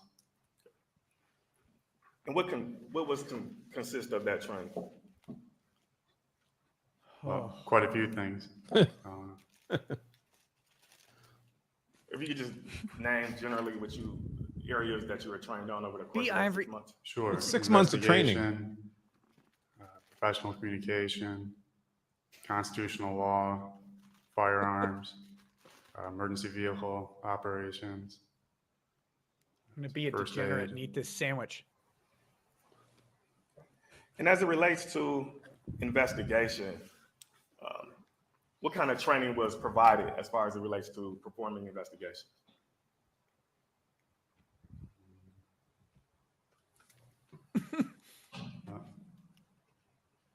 Quite a bit. Well, sure. Let's go in specifically to homicide investigations. Did you receive training related to homicide investigations as part of? I mean, your there's no 6 months of response you training? can get to these broad questions that would be helpful in any way. Yes. No. Okay. And what areas were you trained in as it relates to homicide investigation? We did a training regarding the scene investigation, how to describe a scene and measure various distances of evidence and objects, or how to preserve evidence. If there's evidence located, somebody has to stand with it, wait till it's photographed, don't touch it, and that sort of thing. And let's talk a little bit about preservation. Why is it important to preserve a scene upon arrival? So the photographs that are taken can show everything in the state that they were in at the time. But nothing has changed prior to Wallet and knife. official record. Why didn't you investigate the what White evidence Claw? could have been unpreserved here that changes that The the way that the client scene shot this is guy in the at face? the time the incident occurs, that it doesn't change. Why is that important? Because that would give it the true picture, the truest picture possible of what took place. Okay. And what kind of measures does the Milwaukee Police Department provide to ensure that a scene is not contaminated in any way upon arrival? Sure. We typically set up a perimeter with yellow police tape, and it's called scene security, and try to ensure or at least record that nobody crosses that line unless permission is given to them for a particular reason. Okay. And is that also to ensure that items that are on scene are not removed from where it currently was at the time? Yes. And why is that important? Again, going back to your prior question, it's important to preserve the evidence. Congratulations, you take found photos of Waldo. murders when- I saw that. That's what I was reacting to. At the time the incident He's be occurred. wearing a to red have and a white striped clear shirt and a picture red of, and white striped hat. of where everything was. And would We you read that agree at that if an exactly the item same time. has been removed from a crime scene, that would tend to compromise that crime scene? Too much. Prior to that being authorized by an investigator, yes, I would agree. Now, as it relates to investigating a homicide investigation, are Were we getting investigating the witness testimony investigation? important? Yes. And why is that important? Objection, they don't get testimony. Testimony is in court. Okay. Again, he doesn't know what testimony Biggest means. statement, sorry, he keeps taking my microphone. All right, the objection is, the question was, did you get witness testimony? He Testimony described occurs in Ms. court. You may have got a Clearman's statement. media or spoken interviews to a as witness. testimony too. So yes, let's just move on. Go ahead. Officer Tibbin, is it important to get witness statements at a scene of a homicide investigation? Yes. And why is that important? I think the state attorney's just needling him. Because they would A little bit. provide Trying to make potential him look a little perspective bit on less what competent happened. in front of the jury. And Mr. Tibbin, you talked to He several seems annoyed witnesses about as the it relates to microphone the today. incident on September 22nd of 2020, correct? I believe 2. Okay. And do you My recall? recollection. I'm sorry. One at a time. What was the answer? I recall speaking to 2 witnesses. And who were the 2 witnesses that you recall speaking to? One was Mr. Perez, who I believe has already testified, and the second was a male. I don't recall his name at the moment. I wrote it down at the time, but he did not have anything relevant and told me something that was that I judged to be irrelevant to the scene.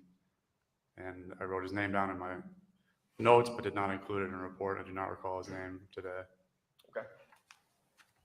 I want to go now to defense The actual exhibit. killer.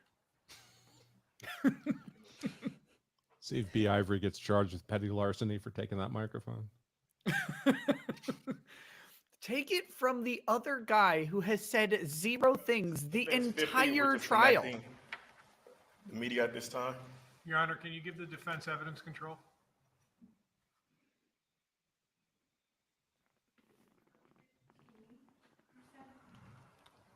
It's 15? Yes, number 15. All right, so I want to just kind of go through. You recognize this to be your body-worn camera on September 22nd of 2020? Yes. Okay. All right, so I want to just kind of walk through what occurred on that day as part of your investigation. We could go to 6 minutes, please. All right. More video. Did you see anything at the scene? People who are asking, I'm eating a sandwich. Sorry, I'm starving. Yeah, that should be fine. Now, I want to just stop right quick. Is that Mr. Perez that you recognize that you're? Yes. Okay. How can you tell? Playing at 6:03. Your Honor, I was going to object to hearsay and cumulative. This has been played multiple times before. Your Honor, this is the Tiverton video. This has not been played at all in this trial. This has been. You played this with this witness, with Mr. Perez. Well, we're using it for a different purpose here. And basically, Mr. Tiverton does not, Officer Tiverton has obviously stated that he has some recollection issues as it relates to his investigation on that date. And obviously, this video would tend to. And when did the officer testify he has recollection issues? Those words did not come out of his mouth. He just stated that he does not recall the second witness that he talked to. And that'd be fine if we go to the second witness. Right. He said he recalled this witness. You can play it for now. I'll see if it's relevant. But as I said, to both sides, this is starting to get cumulative. It's starting to get repetitive. And that's going to stop. And I've had enough of you kids. Go ahead. Playing at 6:04. Wow.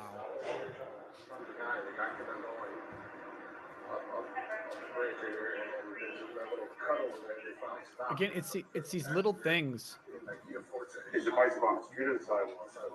You said he has memory issues, Judge. No, he didn't.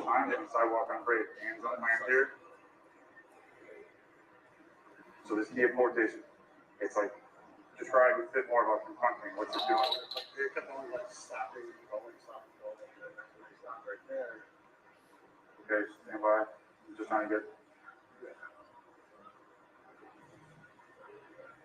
You can't hear if they're like talking to him, but it, okay.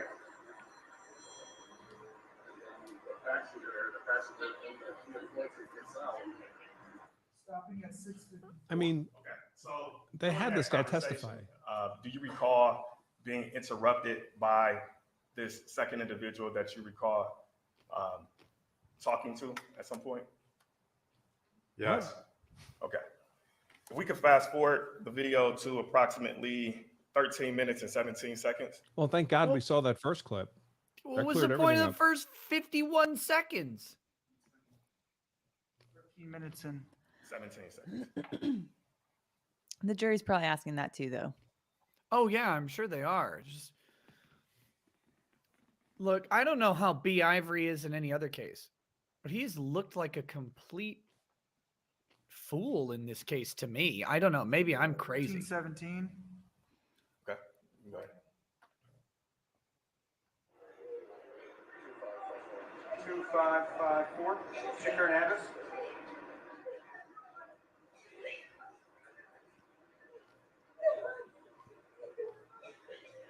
Oh, good. They're managing to get the wife crying more into the background. All right, I need you to hang tight for me, okay?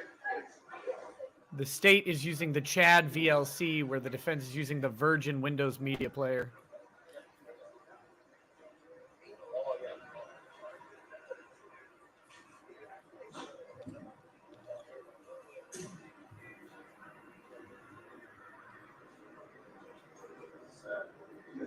He's like, I hope they don't call me to testify at trial. That's my understanding. Honestly, I can't verify that, but that is my understanding.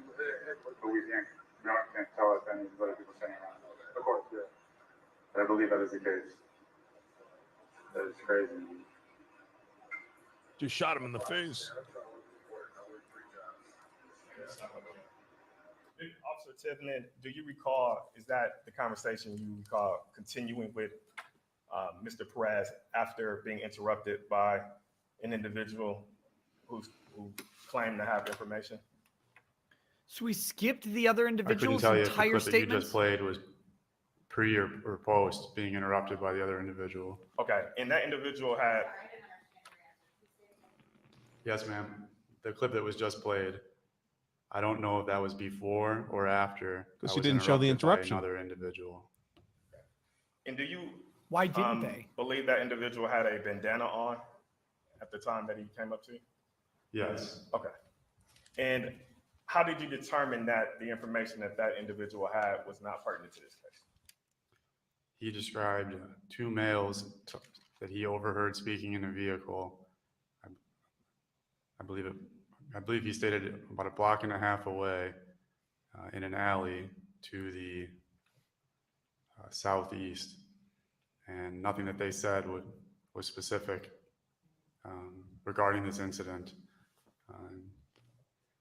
At this time, I had already heard from Mr. Perez about a vehicle pulling up and his description of the incident. What this other man was talking about two males that he overheard speaking in an alley a block and a half away, did not appear to be relevant at all. And In do you my recall, judgment. okay.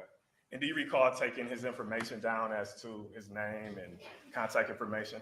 Yes. Okay. And are those the two individuals that you recall speaking to on September 22nd, Mr. Perez and the gentleman that would have the white bandana on? Yes. Okay. All right. If we can now go to 42 minutes and 32 seconds. I mean, 30 seconds. And that, I'm sorry, we can stop right there.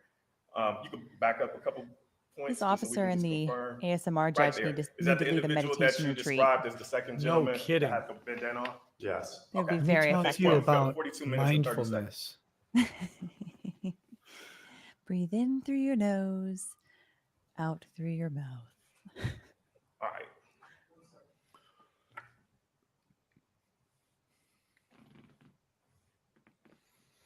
What are we going to find out that he actually talked to another person too? Like randomly for 2 seconds? Didn't write it down? I hope it was juicy. John, while they're getting that set up, can we have a brief sidebar on this?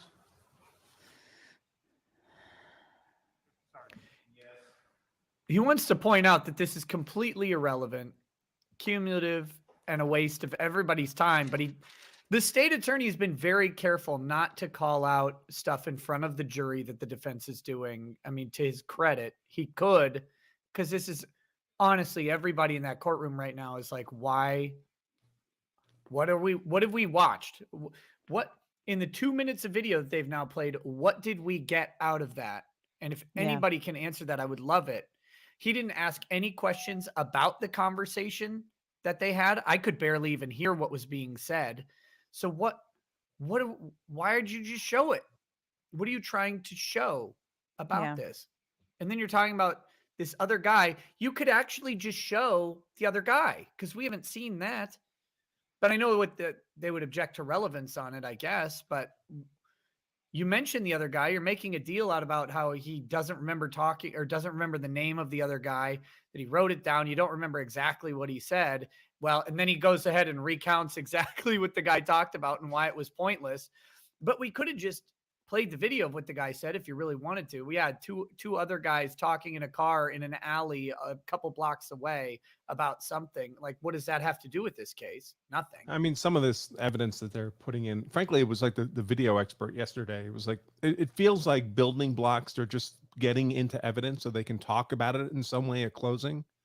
And some, make up some bizarre narrative that purports to be supported by actual pieces of evidence. But on the surface, I can't make any relevance out of this. If it's too piecemeal, the jury's not going to remember any of those pieces of evidence to be able to put that into a narrative. Like if you don't give them something to hook it onto narrative wise while it's being put out there in front of them, they're not going to remember it.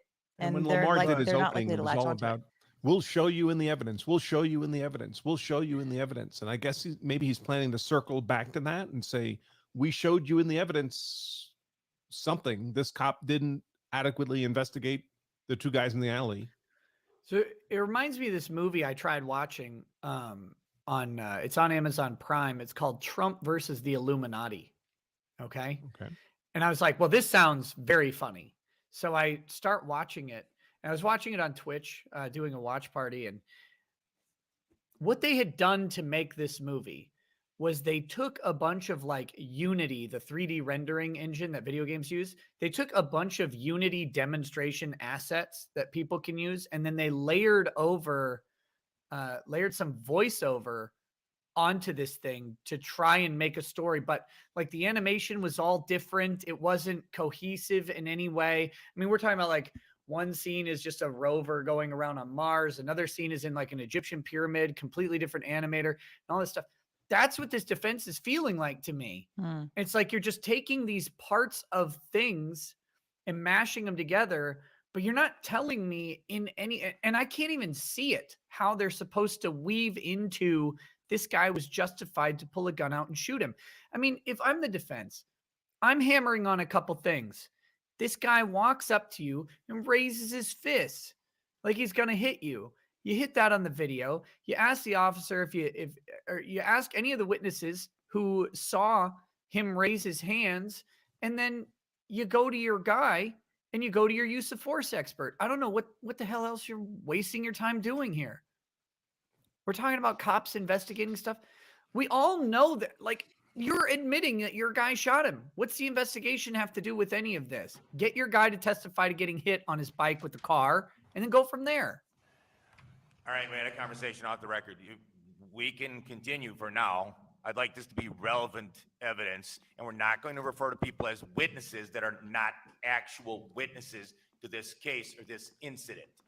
That's basic trial practice. Oh no. Go ahead. Oh no. Officer Tibnan, you indicated that Oh. there were two individuals Signaling that to the you jury, this followed up guy with as far as doesn't that know you what believe had he's information doing. relevant to this case. I mean, if I didn't know better, I'd suspect that Lamar's Perez not actually an and the male attorney. with the bandana on his face. You determined that the second individual with the bandana did not have information that was pertinent to the case. Is that correct? Correct. And there were not any other individuals that you believed on September 22nd, 2020 that had information relevant, correct? Correct. All right, at this time, I want to now go into defense 15 and play at 42 minutes and 30 seconds. Your Honor, I believe a question should be asked before we're just playing video. Yes. We don't play random video without some verification, without a point for the jury where it's going. Oh boy. Officer Tibnan indicated that there was not a third individual that you Ask talked a to question. on September 22nd, 2020 that you thought could potentially He's have trying to do a information big relevant to reveal this case, here. correct? I recall speaking to two individuals. Okay. And do you recall, and those are the only two individuals that you identified as potentially having information relevant to this case, correct? Correct. All right. At this time, we would like to now go into defense 15 from The 42 third minutes man to 30 seconds. I mean, arrives. these are just completely leading questions. He's on direct examination of this witness. He's basically telling the witness, he's making statements and just adding the word correct at the end. Which you can do to some extent in laying foundation. I mean, We're going to see who the third man is. I can't wait. I'm sure it'll be crucial.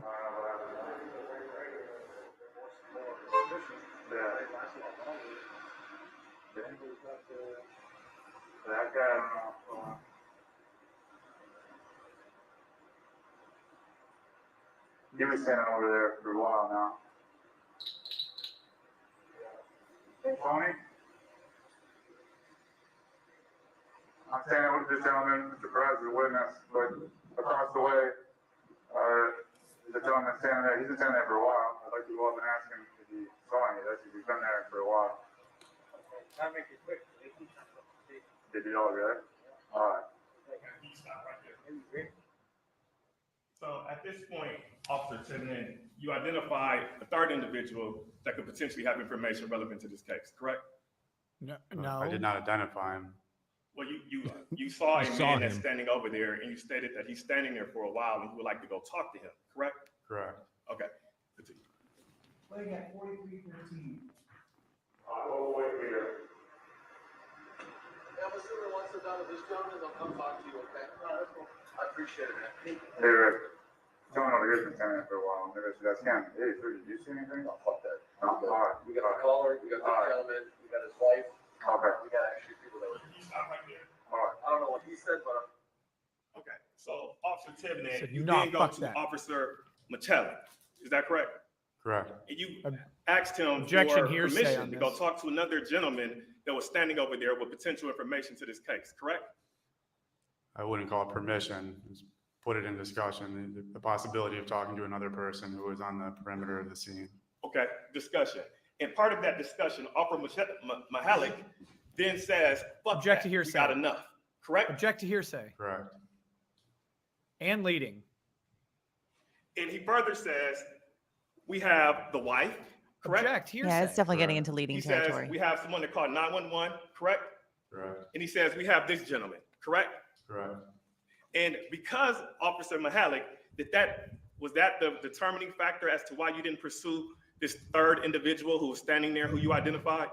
This is a defense What was the witness. reason why you didn't go provide information to seek the information that this third individual could potentially have after Officer Mahalik says, fuck that, we got enough?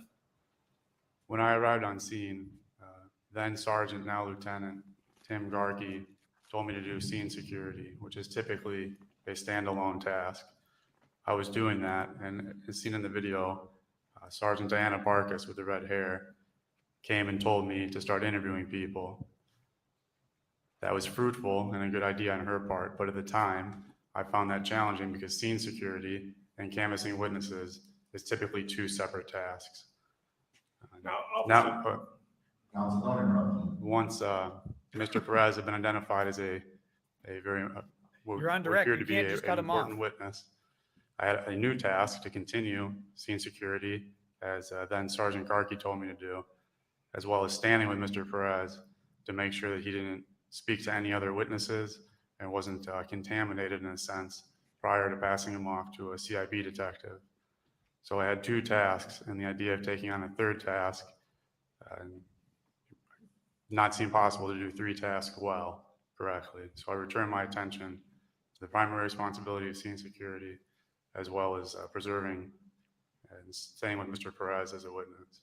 Now, Officer Tiverton, at the particular time prior to you saying, I see this gentleman over here, you were interviewing potential witnesses, correct? Correct. All right. So that was your current task at that moment, right? Every one of these Multiple questions tasks is at the same leading. time. Okay. Yep. And going to talk to a third individual whom you identified as an individual who might have seen something, that would be consistent with interviewing potential witnesses. correct? Leading. You could say that, correct. And you would agree that there's Objection, never leading. a point in a Every homicide one of these questions he investigation ends with where correct. a It's just Milwaukee him Where testifying. police department has enough, correct? Objection, Your Honor. Speculation? Leading. Officer, Argumentative. Never appoint counsel. That would make, come on. Officer Tiverton, Come on. it's important to talk to every potential witness available in a homicide investigation, correct? Object agree, yeah. leading. And at this point, would you agree that this is somewhat within the first hour that this incident took place involving force being used against Mr. Clement, correct? I Guys, don't recall the actual hallmarks time of frame, leading whether it was questions. within an hour or it was You on would scene. agree. I don't know. Would you when agree? this, how far into You my would arrival on say scene correct. or to the Anything, incident. anything that Isn't would it? lead to a Right, yes I or no can't answer answer. that specifically. Correct or not Now, correct? you're familiar with the standard operating procedures of the Milwaukee Police Department, correct? Yes. And in Leading. those standard operating procedures, it also puts a duty on you as a homicide patrol officer to talk to every Objection, potential Your witness. Honor. There is no homicide patrol officer in the Milwaukee Police Department. Sustained. Counsel, there is no such thing. He said he's a patrol officer that responded to a scene. He outlined for you his duties, various duties as an officer. There's no homicide patrol officer. There's no such thing. Officer Tiverton, as a patrol officer investigating a homicide investigation. It He's is investigating a important, based off homicide the standard investigation. operating procedures of the Milwaukee Police Department to talk to every witness that could potentially be available, correct? I'm not aware of the particular SOP or stanza in SOP that you are referring to, But as a general principle, what you're saying, I would agree, yeah. First of all, you can never talk to every potential witness. What's that mean? Talking to every person who is in every building up and down the street? Body-worn camera on at all times when investigating a potential homicide, correct? There's an exception in our SOP that we can turn our cameras off for particular purposes. Okay. And those particular purposes would include if you're concluded your role in that Ask him investigation, what correct? particular purposes. You're on direct. That is one of them, yes. Again, he does this. He uses terminology like SOP. There's actual literal SOPs. How's it relevant? Because Officer Tiverton cuts his body camera off immediately after these remarks were made by the fuck that we got enough. His body worn That's camera not goes true. off. The video will prove it. If we can play it. It won't. No, you can't right now. After that assertion, let him play it. It's not what happens. That's fine. Let him play it. Fine, let's see, withdraw their boy. objection. You can go back about 5 seconds so we can get a full. No, play from this portion. Oh boy. Oh no.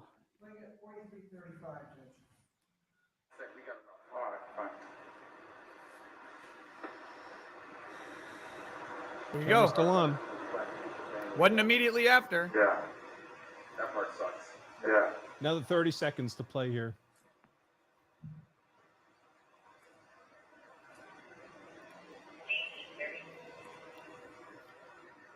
Now, B. Ivory's a the fucking defense counsel idiot. just lied to the jury. Yeah. Is he still there? Is he still there? Joe, we can't hear you. You're muted. Yeah. How did it? Thank God, frankly. I didn't be able to stop the officer. Now, Officer Tiverton, at this point, Officer Mahalik Wait, asks you, are can you we address live, it? correct? Live. I didn't hear that exact bit, I'm sorry.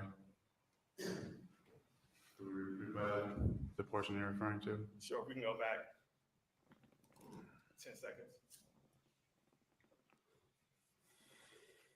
So bored.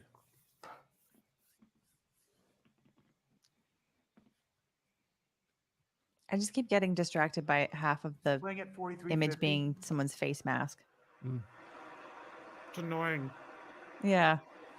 I like the chest mounted cameras better than the shoulder. Yeah. Shoulder mount should be Like reserved a for bird beak coming in. Is he still there? Yeah. Yeah. How did it? Yeah. I didn't be able to stop the officer. Now, at that point, did you hear Officer Mahalik ask, were you live? I heard the word live. I'm sorry, I can't hear the first two words that he's saying. And do you recall saying, should I cut it after he asked, are you live? Now you mention it, it sounds like that's what I said, yes. No more questions for this witness. Okay, so first of all, defense counsel is stating that you cut your body cam immediately afterwards. That's not what happened, is it? No, it's not. Just so we're clear, that assertion is just not what happened. To begin with, you guys were talking about the hard part, you and Officer McCallum.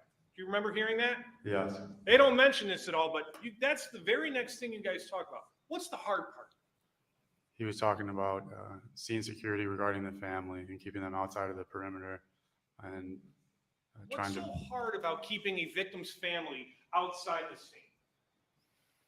Well, it's very emotional because they're clearly in an extreme emotional situation, and we have to sort of enforce the perimeter of the scene, contrary to what their emotions want and. Tell me some more very about the reasonable sadness of the emotions that family we while can their understand. loved one is We got to dead. preserve the scene and stick with that. And this is something you guys are talking about at all the scenes you deal with. One of the hardest parts is making a family stand on the other side of tape while you're looking at their dead loved one. Yes, And then you asked, is he still there? Is that correct? yes, Who are you referring to? the deceased. Had you ever gone up to the body? When I very first arrived, yes, and I did once again before I left. After this, at some point, yes. Okay. And so then you guys turn off the conversation, have a private conversation. Is that correct? Yes. Okay. Now, I just want to be very clear about this. Defense counsel was stating about this third person that you said, I see him standing there for a long time, right? Is that, you Yes. remember that? Yes. Okay. Did he ever wave you down? No. Did he ever make eye contact with you and indicate he wanted to talk to you? No. Did he ever glance at you and make it seem like he wanted to talk to you? No. Did you have any indication whatsoever from him that he had any information? No. He was there. Correct. When you do crime scenes, do people sometimes stand and gawk? Yes. Do you talk to every single person you see outside the tape? No. Okay. Additionally, officer, the second person, he was very aggressive about trying to wave you down. Is that correct? Yes. Mr. Perez came and identified himself as someone that had information. I don't recall that he identified himself to me, so I can't say exactly the initial when the But to MPD somebody. came in contact. Sorry. Sorry, I apologize. But to somebody, correct? Yes. Okay. So the two people you talked to were people that stated we had information. Yes. Okay. Now, when you go speak to this second guy, the guy who, just to be clear, he's talking about overhearing two African-American gentlemen in a car talking about someone geeking, right? Yes. And then popping. Geeking? Yes. He thought that maybe these two guys in an alley maybe did something to someone who was geeking. That's what it seemed like, yes. Doesn't seem at Hell is all like it's geeking? describing the incident. That I was wondering if you maybe had I heard missed from that. Mr. Perez and other witnesses. Correct. Okay. Now, when you go speak to that guy, you actually go over by where this other guy's just sitting there standing. don't you? Binge crack use. Okay. Yeah, I mean, I would describe it So as that's what I do. splitting the distance as well as continuing to look at Mr. Perez. Learn something new every So day. you've got to both keep your eye on Mr. Perez, correct? Yes. Make sure no witnesses talk to him. Yes. As a matter of fact, when you're talking to Mr. Perez, you told this other guy, like, you got to back off. I can't have you contaminating witnesses, right? Correct. So you making sure no one crosses the line, keeping your eye on Mr. Perez, going speaking to Mr. Irrelevant, right? Correct. Does the third guy at any point ever do Mr. anything other than Irrelevant. just stare at what's going on at the crime scene? No. Does he ever look at you? No. Does he ever say he's got any information? No. So if anybody's describing him as a witness, they're just guessing. Correct. Okay. Now, additionally, since we have you up here, in addition to being a patrol officer, do you have another job? Yes.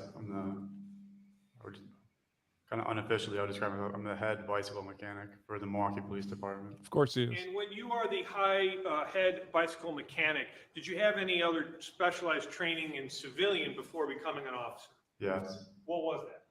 I worked for 4 years at a charitable organization in Chicago called Working Bikes. That was a charity focused on bicycles. And through the department, I also went to a training course at the United Bicycle Institute, which is one of two, I believe, bicycle trade schools in the United States for a certification course. By just happenstance. And they have a bicycle expert work on bicycles for the Milwaukee Bullshit. Bicycle Unit. Yes. This is a setup. I'm going to show you what's been marked as State's Exhibit number 86. You were asked to take a look at This is stills a of the setup. suspect. I now believe Is that correct? B. Ivory Yes. Lamar. And specifically, were you asked to take to see if you could identify the possible bicycle that this suspect was on? Yes. And what Oh was? my God. as you're What are looking the at it, what do you odds? believe that this He's a bicycle legit was? bicycle expert. It's called a GMC Denali. And what made you think that this was a GMC Denali? Very specifically, the combination of a grip shifter, which is a gear shifter that you have to twist. That's typically only put on a mountain bike or something that's configured as a mountain bike because it slides on the end of a flat handlebar. The very unique thing about the GMC Denali is it has road style handlebars, which are Oh my curved down, God. also called drop bars, or sometimes people refer to them as ram horns. The grip shifter, you can't slide it around the bends and the drops to get into position.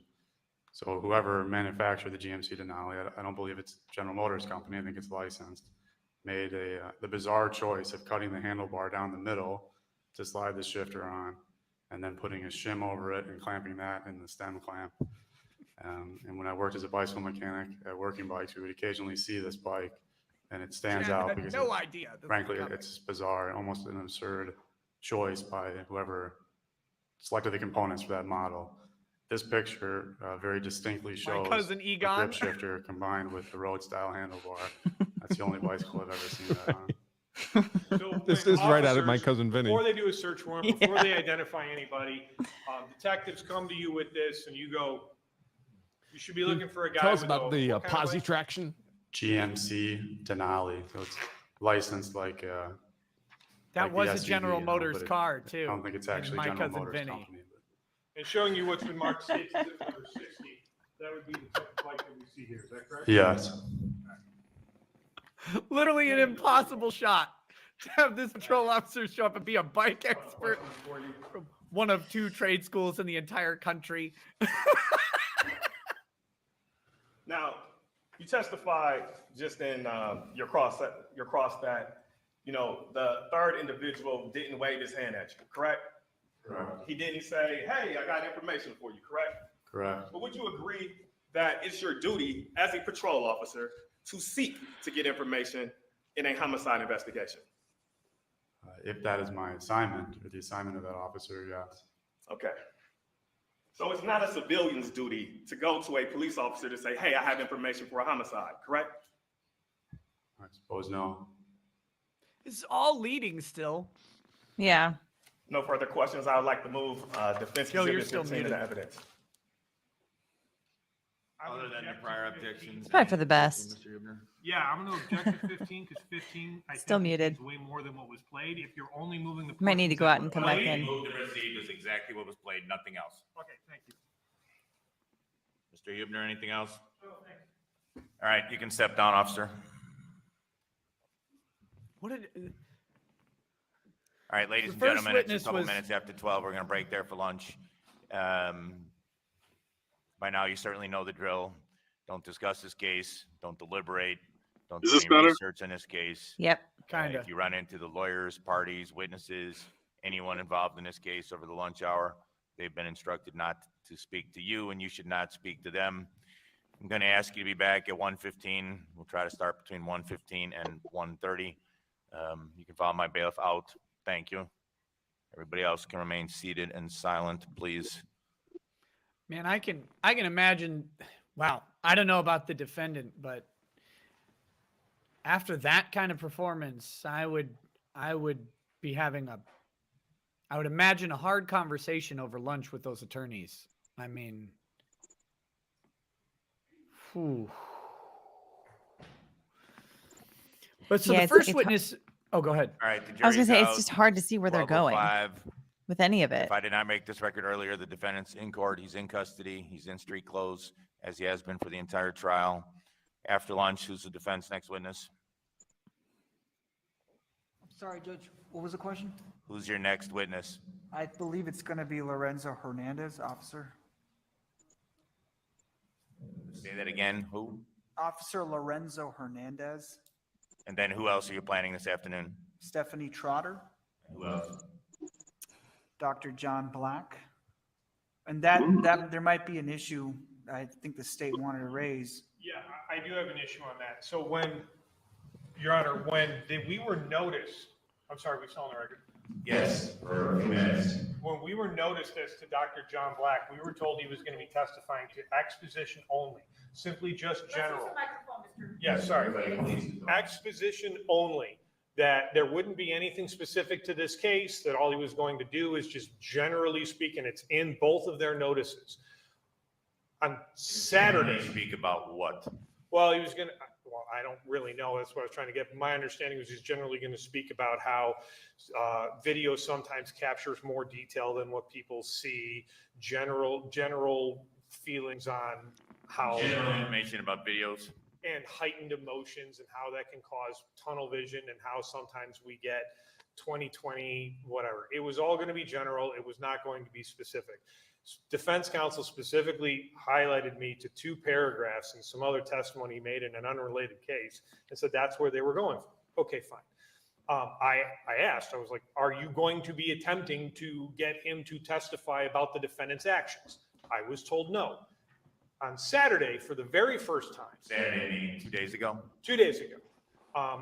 I get 2 video clips that apparently Mr. Black has made in which he's going to be attempting to testify as to the defendant's actions. That's not accurate, Judge. Well, hang on. First, Mr. Huebner gets to finish, but counsel, we don't do trial by surprise in Wisconsin. Why you would be turning anything over to Mr. Huebner on a Saturday, 5 days into a trial, knowing that I have told the jury and I expect both sides to complete this case by tomorrow. Imagine if he had the Rittenhouse case. Mr. Huebner, go ahead. That's basically it. I don't know how it's changing. All I know is I was noticed as to general, and defense counsel kept telling me it's going to be exposition. He's just going to talk generally about people. By the way, we've discussed this multiple times at pretrial motions. I've made rulings which are not going to be revisited for any reason that I can tell so far. So that's just my main issue. Maybe we can bring this up after lunch and defense counsel can. Their defense expert got shot down, right? 30 seconds. So, Judge, we already had our forensic expert for the video, Mark Robinson. He introduced video. When I met with Mr. Black, and we had spoken to him months ago, he had mentioned that he had video. We told him we had a different expert for it. And when I met with him in person for the first time over the weekend, because he's from out of state, he just showed me what he internally used to look at this case, and he created very short clips. So hang on. You want to introduce evidence that you didn't have till Saturday, that you didn't give to the state, that the courts had no notice of, that was not listed as part of the motion, that was not listed at any point in time as to what this witness is going to testify about. Not looking good. Brand new video out of nowhere. I sent Attorney Huebner the email that I got with the download links. It's just something he showed me to illustrate some concepts about video. I understand. But Mr. Ahmad, okay, we're gonna break for lunch. That's too vague. It's something he showed me to illustrate concepts about video. What does that mean relative to a trial? So, Judge, in this case, there's going to be 2 major issues that the exposition testimony will focus on. One being hindsight bias, which is like, now we know what occurred. So when we look at a video, we know what we can speculate. He could have done this. He should have done this, whatever. And the other issue is about video focus and how that differs from first person perspectives, and what the eye can focus on in a moment is different from what video shows. And these are things that he testified to previously in a case that the court knows well about. So, Mr. Ahmad, don't make me say again that this is not the Rittenhouse case, okay? It's not. And I don't care what he testified about in that case. I do not care. He will testify under the law and the facts in this case. And you and your co-counsel had multiple motions, a dozen at least, that were filed, all of which were ruled on. Mr. Huebner, you can have last word for now, then we're taking a break for lunch. Your Honor, I don't know why the defense counsel is going to, which is what I was told he was going to be doing, is generally speaking as this whatever hindsight 2020 whatever, and how video captures more than what people say. I don't know why he needs video clips, because the only attempt then in the video clip is for him to somehow render some expert opinion as to what the defendant knew or saw or could have seen. All of that is exactly the plan. He cannot testify as to what other people said. So he doesn't need the video to do it. He can sit there and talk about, hey, video may capture more and what witnesses see and all of that. Fine, don't care. Let's talk about it. But trying to somehow use video clips that I've never seen, that he's made, that I finally see for the first time on Saturday, I don't know what he's done to them. They're not the ones that were turned over to us by their other forensic expert. I'm objecting to the use of those clips. All right, I'm taking under advisement. We're done. Back at 1:30 promptly. We're off the record. So, yeah, if I can weigh in with this whole leading question thing, to clarify for your viewers, when you call a witness and you have them up on direct, you're not allowed to ask leading questions. And the opposite though is when you're cross-examining someone, you are allowed to, and it's usually beneficial to ask exclusively leading questions. In civil cases, and again, I'm not a criminal defense attorney, I've never been a DA. My experience with trials is exclusively with civil work. In civil cases, there are many circumstances when you're calling an adverse party Witness. that there's an assumption. You don't even have to qualify them as a hostile witness. There is an assumption that they are a hostile witness. And when there's an assumption that they're a hostile witness, you have every right and prerogative to ask them leading questions. So I can understand that, seeing as how he's being brought to trial by the state, and you have a police officer of the state who's there on the stand, that he might be, even if he's not technically allowed to do it, that there's a lot of leeway given with an assumption that the police officer is going to be a hostile witness.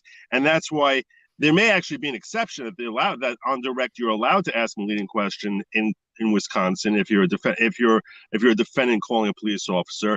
And even if there is no formal exception, it could be that that's just a latitude that's frequently given because of an expectation that they're going to be hostile. So that's why there's a lot of problems I can find with B. Ivory Lamar. I think he's a terrible attorney. But on that particular issue, I think that it's possible. That's why the DA never objected leading or anything like that, because there's an assumption that this is a hostile witness, and there's going to be a lot of latitude in allowing him to ask leading questions. Okay, there is a rule on this. Let's see. Hostile witness in criminal case. Where testimony of a witness, and I think you're right, Joe, where testimony of a witness at a preliminary examination, hearing, or trial in a criminal action is inconsistent with a statement previously made by the witness may be regarded as a hostile witness and examined as an adverse witness, and the party producing may impeach. When called by the defendant, a law enforcement officer who was involved in the seizure of evidence shall be regarded as a hostile witness and may be examined as an adverse witness. So there you go. It's in the Wisconsin criminal trial number 972.09. Good job, Joe. Did you learn that from Maxwell? No, that goes back decades. But all right. Nice. Thank you. So perfect. So there you go. I'm carrying my weight. That's the goal. Joe is loud. Yes. Well, the reason Joe is loud is because I had to, because the court volume is low, I had to manually adjust us all, and he left before I adjusted us all down a little further. So I had to compensate that down. Andrew, you're muted. Right. I didn't know I made such great points too. I was just saying at the moment, I think I can bump up the volume of the trial on my end because it's going through my soundboard. Yeah, if you have the ability, you can. Since StreamYard is sharing it through your window, I think it's got to be bumped up on that end, but maybe. So when trial comes back, I can make an adjustment. You can tell me if it's helpful. We'll try it out. I'm good for it. I use a browser extension on mine, but obviously my live stream is a disaster because the internet here at this Airbnb is, it seems fine. It should theoretically be plenty. I was getting speed tests like 300 megabytes down, and this stream seems fine with us. But yeah, for some reason, the video playback from the web page is not working for me very well. So we had to switch over. Okay, I'm gonna hit some of these chats. I'm also gonna head out. Just because of the time here. But this has been great. Thanks for having me on again. Always a pleasure. Always a pleasure. See you guys. Yeah. Bye. Okay, one other thing I wanted to hit on right before I decided to, it was back before I decided to do super chats, was so far we've had one witness who is basically pointless. It was reviewing the two witnesses the defense have called so far. The first guy basically testified that they didn't go down the road any farther than they went. So they testified to a true fact. You didn't go any farther than you went, right? Right. And you didn't find video immediately that night of what we were looking for, right? Right. And then the state came in and said, but because you went to these businesses, other detectives went back and were able to get some video, correct? Yes. So that was one issue. That was the first witness. And that was the entirety of that witness's statements, basically, is that he canvassed one way and he stopped at a certain point where where they had indicated that this incident might have occurred. And then he was done. The next witness was just a witness that they said, you didn't interview this one guy standing outside of crime tape who didn't indicate to any officers any point that he had any information about anything. And that's it. So that's what happened. So if you can imagine, you've taped off a crime scene and you see someone then walk up and stand outside the tape. You're supposed to, according to the defense, you're supposed to go interview all of those people proactively as this one officer, which is just not how those sorts of things occur. Police don't just go up and randomly ask every single person if they've seen everything. That's not what happens. And by the way, that's one of the reasons when we talk about in my own classes about interacting with the police in the aftermath of a use of force event, that you may want to consider identifying for the police anybody was actually a witness. Because by the time there's 2 or 3 patrol cars with lights flashing, there may be 50 or 100 people who came to look at what's going on who were not witnesses, and the police are not going to work their way through that crowd to find the genuine witnesses. If you know people, specific individuals who you have reason to believe were there at the time you used force and witnessed it, and presumably, of course, your use of force was lawful, then you want those witnesses captured, because if they walk away, that's never an evidence. That doesn't exist for legal purposes, and that can make all the difference in terms of your self-defense narrative. This strategy seems to be purely lifted from the O.J. Simpson trial. Let's try and blame the cops that the only that there's shoddy police work here, and therefore you shouldn't trust anything that the state is telling you. But they don't have, over there at least they had some underpinnings to sort of present that. And I'm not saying that O.J. was innocent at all, so no one's start spamming that in the chat. I think O.J. he was not guilty by law. Yeah. By law. Yeah. No, yes, he was guilty by OJ law. was also not a self-defense case. I mean, OJ didn't say, yes, I cut their heads off, but I had legal justification for doing it. That's kind of a he problem. was saying I had nothing to do with it. Right. And OJ, maybe this isn't fair, but there could actually be various motivations to frame an OJ Simpson. I mean, as silly as it was made in the great Dana Carvey Stand-Up Act, that there's a bunch of people involved in this conspiracy to frame O.J. Simpson. But the reality is this guy's a public figure. He's a public performance artist in some ways, and some people might not have liked his performance. It's more salacious to get a public sort of trial like this. And again, not saying these are good motivation. Who's this guy, though? What motivation? And you don't have to prove motivation to show that the cops do something wrong. Of course not. But what motivation do they have to frame Theodore Edgecomb? And if there is one, we need that narration coming from the defense's strategy, and we don't have it. That's one thing Johnny Cochran tried to do. He painted the police as motivated to basically set up O.J. Simpson, and he had some statements that were made by police officers that were had some racial undertones to them, to put it very politely. You have these things going on. Back in the 90s, there was a far greater prevalence of white people who had a grave issue with interracial dating. So you can sort of understand that there was, and we saw, what today would be considered terrible racism, that was shown by the police officers, and even in the 90s, it was already considered passé. So, I think that he's basically playing to a woke crowd here, which is assuming that cops are after any black person they can possibly convict, and that if he has that type of audience, then maybe he can try and convince them that this is just the cops trying to pin it on a black guy. But as Andrew has said multiple times, that's not where you have self-defense, though. And when your defense is self-defense, that needs to be the primary focus, that you're justified in the level of force that you used, and start creating levels of doubt about that, not start worrying about whether or not the police got the right guy. Yeah, remember they're trying to prove that this guy defended himself based on inconsistencies in the post situation investigation.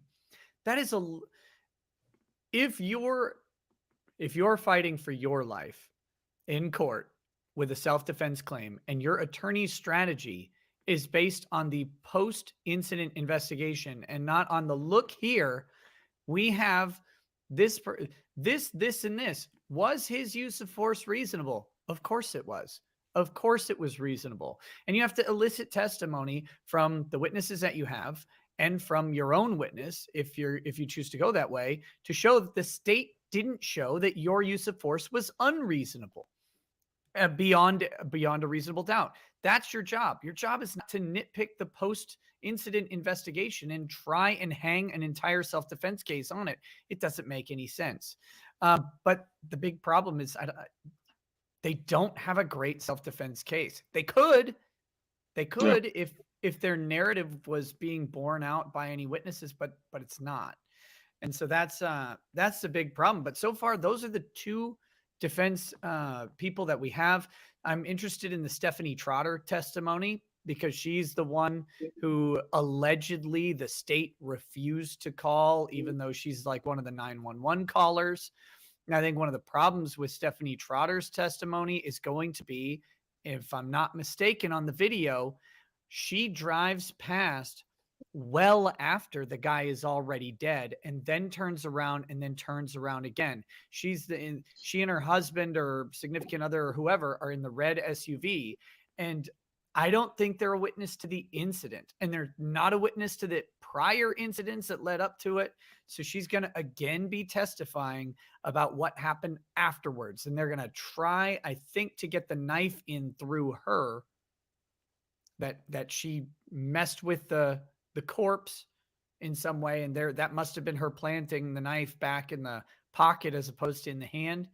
But I don't think it's going to be that good of a or that successful. That's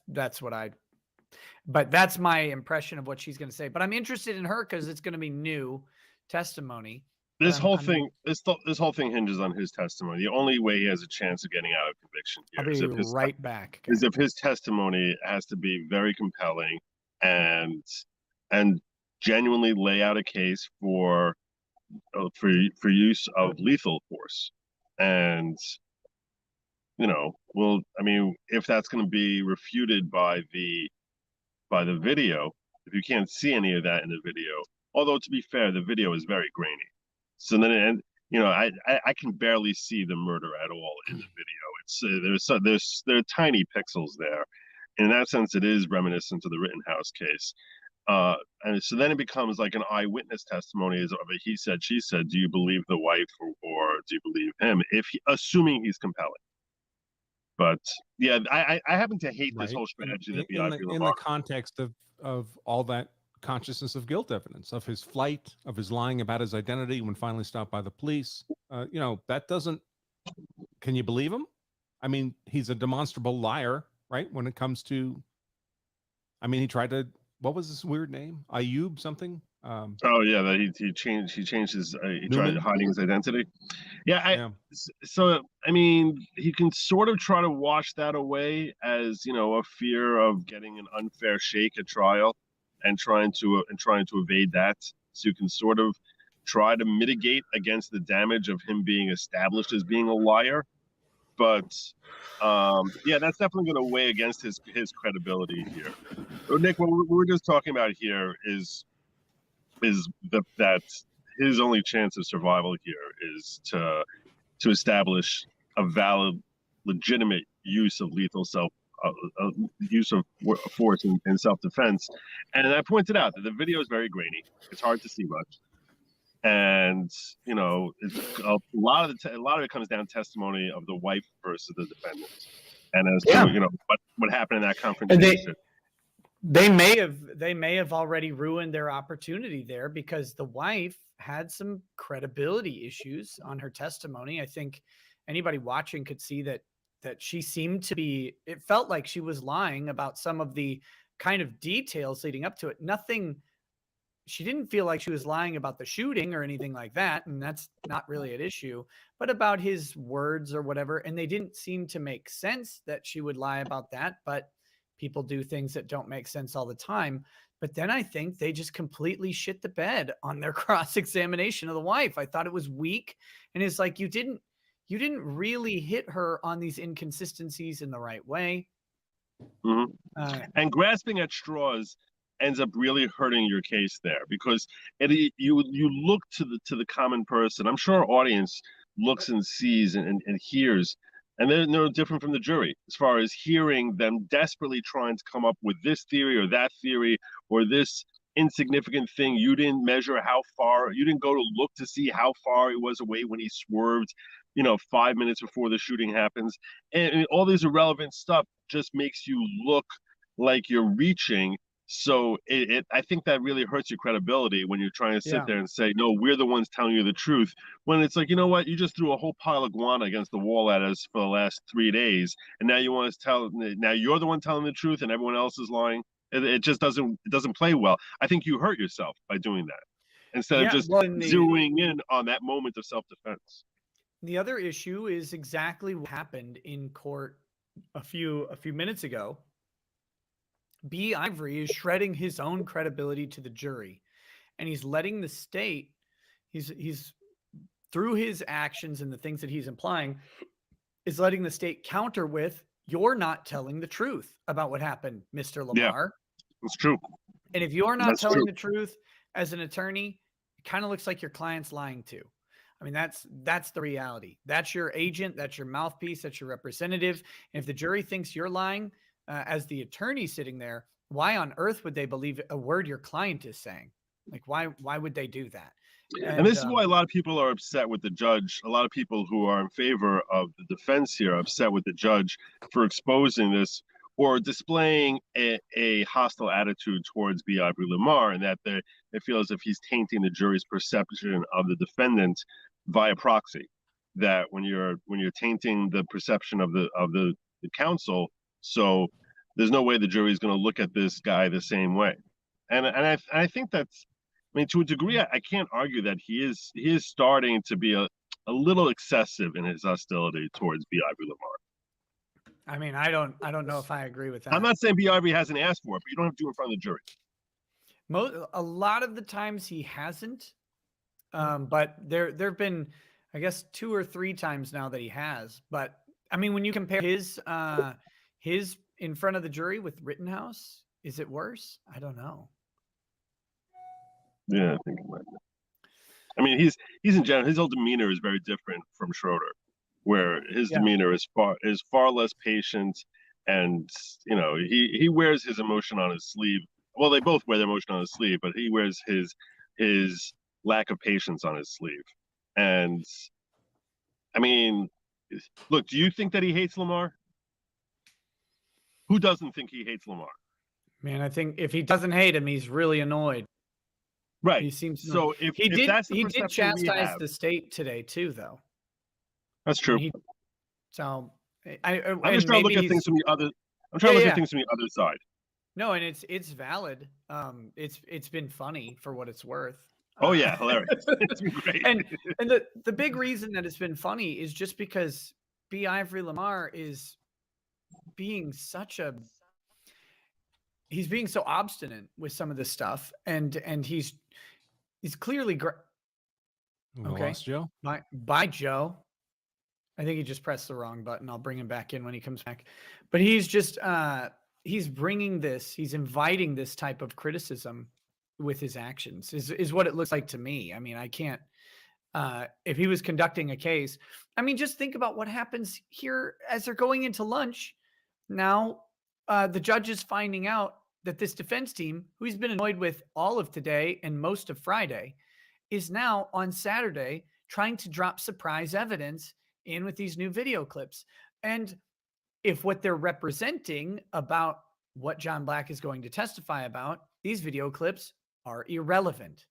They're irrelevant. If he's just going to testify about hindsight bias or anything like that, then he could do that without if he's going to do it with visual aids, it doesn't have to be with testimony from this particular case.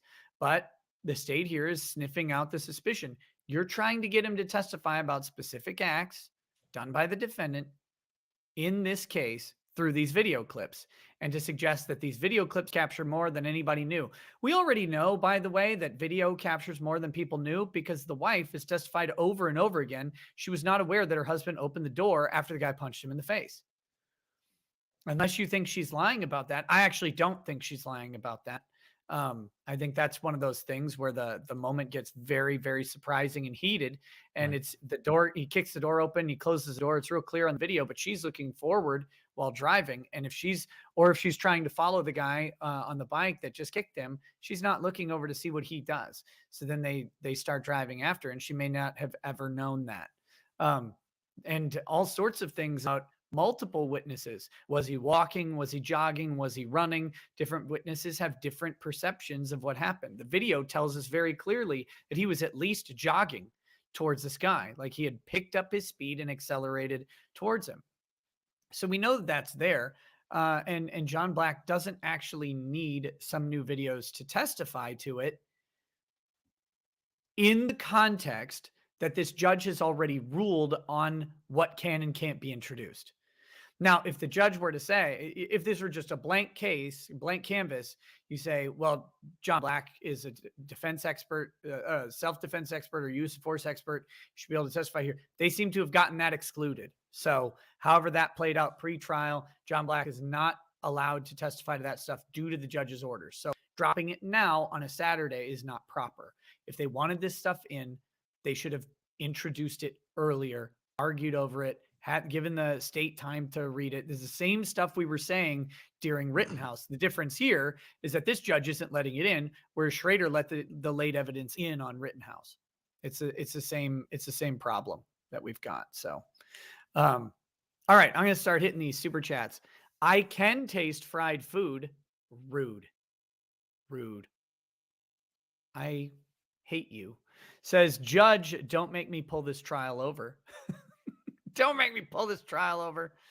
13 Speed Demon says, thanks to chat, I now have this confused image of Waldo wearing a proton pack, Slimer chilling over his shoulder while standing in front of a high school class called Bueller. Britt Cormeyer says, I love that these trials have shown just how wrong shows like Law and Order get procedures.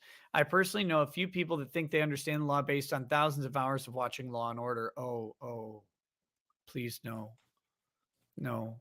That Cooper fellow says, having read Critical Race Theory by Delgado, this attorney seems to be following that ideological framework. His job in that context is not to represent the client, it's to create a narrative for the struggle. Maybe. Well, there may be some truth to that. I mean, what I see here, it appears to me that the defense, particularly Biavri Lamar, has kind of a vision, and he may genuinely believe this, a vision of what he thinks happened. And he's trying to put that vision in front of the jury. The trouble is he's in court. And in court, if you want to pitch a narrative to a jury, you need evidence to support that narrative. And he just does not appear to have it. But in his head, he's determined what his truth is. And he's very frustrated that he can't communicate that truth to the jury. And it doesn't seem to matter to him that he doesn't have evidence, because it's true in capital letters. Right. And I think that nails it. He's trying to sell a story, but he doesn't have the facts to back it up. And so he may believe the story. I mean, he may Right. genuinely believe that that's what happened. That's the truth. But yeah, and I think enough in court. So what he's trying, since he can't fill the narrative with facts, what he's trying to do is fill the narrative with gaps in facts, which is a very difficult thing to do. And it's not working very well here, because all of his gaps, again, in my opinion, this is the biggest problem with his approach, is that all of the gaps in facts that he have. What was that? Sorry, knocked something off my desk. Oh, okay. All the gaps that he's identifying occur after the incident, and he's not narrating about what actually occurred that's relative to a self-defense claim. It's a big problem. Richard B. Short says, This officer absolutely came alive the second he mentioned bicycles. True. He did. I can tell you everything about bicycles. That was amazing, by the way. I used to have a bike a long time ago with one of the twist handle gear shifters back when I was like, 10 or something like that. And it never would have occurred to me how difficult and different that is in installing versus a regular thing. I learned something new today about mountain bikes. It's that grip shift, twist grip shift thing, and the rams. Never would have thought about it. Never in my life would that have been something interesting or even out of place on a bike. Thank you, Officer Egon Spangler, for that. In a Rut says plot twist of the year. Alan says, I know there you plan to stream a few trials. Have you thought of the Yasser Abdel Said trial? He killed his daughters in 2008, was a fugitive until 2020. It seems his trial has been delayed several times. Love the streams. Never heard of it. Yasser Abdel Said. Very interesting. Oh, this case I was telling you about earlier, the popcorn movie theater case. This, you may not have heard of it because it happened 8 years ago, believe it or not. 8 years. Okay. That's a while. I think this month. But an older gentleman and his wife, the older gentleman is Curtis Reeves. He's the defendant, went to a movie theater to watch. What the hell were they going to watch? I can't remember now what the movie was. It's not really important. But anyway, they're waiting for the movie to start. And there's another couple in front of them, a younger couple, who and the husband of the younger couple is texting on his phone. And the defendant here objects to this. And a verbal argument ensues. Apparently, the younger man throws some popcorn at the older gentleman. The older gentleman claims he saw something in the younger man's hand. Who knows? Maybe it was his cell phone. But in any case, the older gentleman pulls out a pistol, shoots the younger man once in the chest, and kills him. Wow. And yeah, and now, of course, claims self-defense. So there's, it's been 8 long years. I figured the older guy, he's a retired SWAT captain. So he's a retired cop, and I had begun to suspect that they were just going to drag this out so he died of old age and they never actually had to bring him to trial. But he's supposed to go to trial 2 weeks from today. And it should be interesting because there's a lot of self-defense issues in this case, like a reasonable perception of a threat, right? The threat doesn't have to be actual, just has to be reasonably perceived. Under Florida law, where this happened, a simple assault, what would be a simple assault or a simple battery on somebody over a certain age becomes a felony. So it's not inherently a felony, but it becomes a felony because of the victim's age. And he's over that age, or was at the time. So it was a forcible felony being committed on him. And under Florida law, forcible felony is one of the justifications for use of deadly defensive force. Well, that's interesting. Yeah. Because normally it'd be like he threw popcorn at you, so what? But yeah, can you imagine like tossing some popcorn at some guy? And he shoots you dead and it's lawful? Well, either that or getting clapped for a felony and going to prison for a year. What you in for? Threw popcorn at this There's dirty some old more of a codger. Redenbacher. Oh my gosh. Also, the defendant had a Florida stand your ground hearing back in the day, shortly after this happened, and he was denied self-defense immunity. Obviously, that's why this is going to trial. But the standard, the legal standard for self-defense immunity in Florida changed since the time of that hearing to today. Now, at the time, the burden was on the defendant seeking immunity. Now the burden's on the state to have them disprove immunity. Are they going to redo the hearing? No, the Florida Supreme Court said if you had a hearing under the old standard, the court's not required to give you another hearing under the new standard. So right. That's wild. But it may be interesting, and I think there may be a ton of witnesses, although it would seem cumulative because they would all be people inside the theater. They would have mostly heard or seen the same things. So that's it's interesting because the entirety of that defense, of that justification, comes from a modification of the law based on the age of the victim, right? Well, that's one angle. So the defendant also says that he saw something, he perceived an object in the younger man's hand. So he may have he has a straight up self-defense argument to make too, not an actual threat, but at least a reasonable perception of a threat. I'm sure they'll argue that as well. And I'm guessing there was no weapon or anything recovered from the younger man. No actual weapon. So I'll definitely be covering the trial. CCWSA for sponsoring my coverage of this trial, too, as they do for some of the stuff that I do. But so Cool. I'll definitely be on it starting 2 weeks from today. Take a look at it. There's plenty of stuff in the news now because it's spooling up. And Sure. or anyone who's interested in, I covered this back in the day when it first happened. You can find my cumulative coverage of this event at lawofselfdefense.com/popcorn. Man, so that's that'll be an interesting trial for sure. Oh, excuse me. Because the novel legal theory plus just the absurdity of it. Is B. Ivory Lamar representing anybody in this case?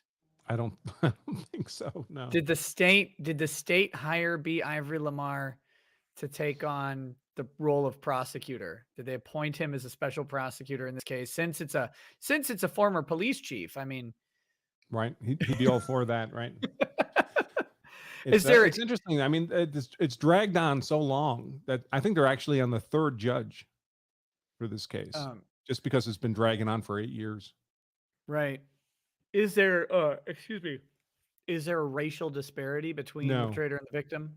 No. Is it both white, I it assume? won't get those kinds of headlines. 2 white guys. Okay. So yeah, B. Ivory is not anywhere near this one. That makes sense. Val the Jean says, just wanted to thank you and the other lawyers of the panel for all the hard work you do. I've learned a ton and never realized just how interesting real trials are. Keep being awesome, folks. Some real trials, the majority of them are boring and straightforward. This one has all the recipes for good TV because you've got a crazy man for a defense attorney who is trying to make his mark. People, if you don't know, guys, B. Ivory Lamar is an attorney down in Houston, Texas, but was also the I believe maybe the civil attorney for Jacob Blake or on that team or something like that. Because didn't Ben Crump represent Jacob Blake? I mean, if he didn't, then the Blake family is crazy. I mean, Crump has a finger in many, many pies where he's, not necessarily lead counsel on the case. I mean, he's not really a lawyer anyway in these roles. He's more of an advocate. He's a settlement facilitator. And a very, very good one, by the way. We are not besmirching the effectiveness or good name of Benjamin Crump. I mean, if I were in a situation like that, I would hire him in a heartbeat because he is guaranteed to get you, well, not guaranteed, but he gets very good, very favorable results for his clients, and all the props to him for that, as dubious as his tactics may be. Squizgar says they also didn't have Mark N-word Fuhrman. That was a big difference in the OJ case, of course. Irie says, Nick, that shirt is very becoming on you. If I was wrapped around you like that, I'm coming on you too. That's disgusting. Thank you.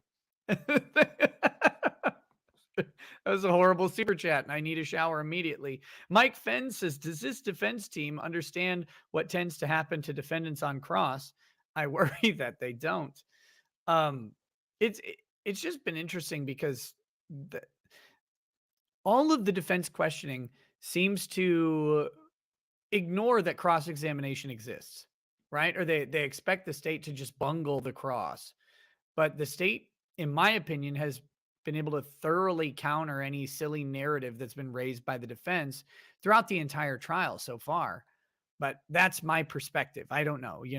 I could be wrong. I've seen some people in the chat accuse me of being biased. And I certainly, normally I would be on the defendant's side in a self-defense case. I mean, almost all the time I am, but I'm having trouble seeing it on this one. When I first heard that they had the, like when that first came out, it's like, oh, there's a knife and there's a picture of the knife on Twitter. I was like, oh, okay.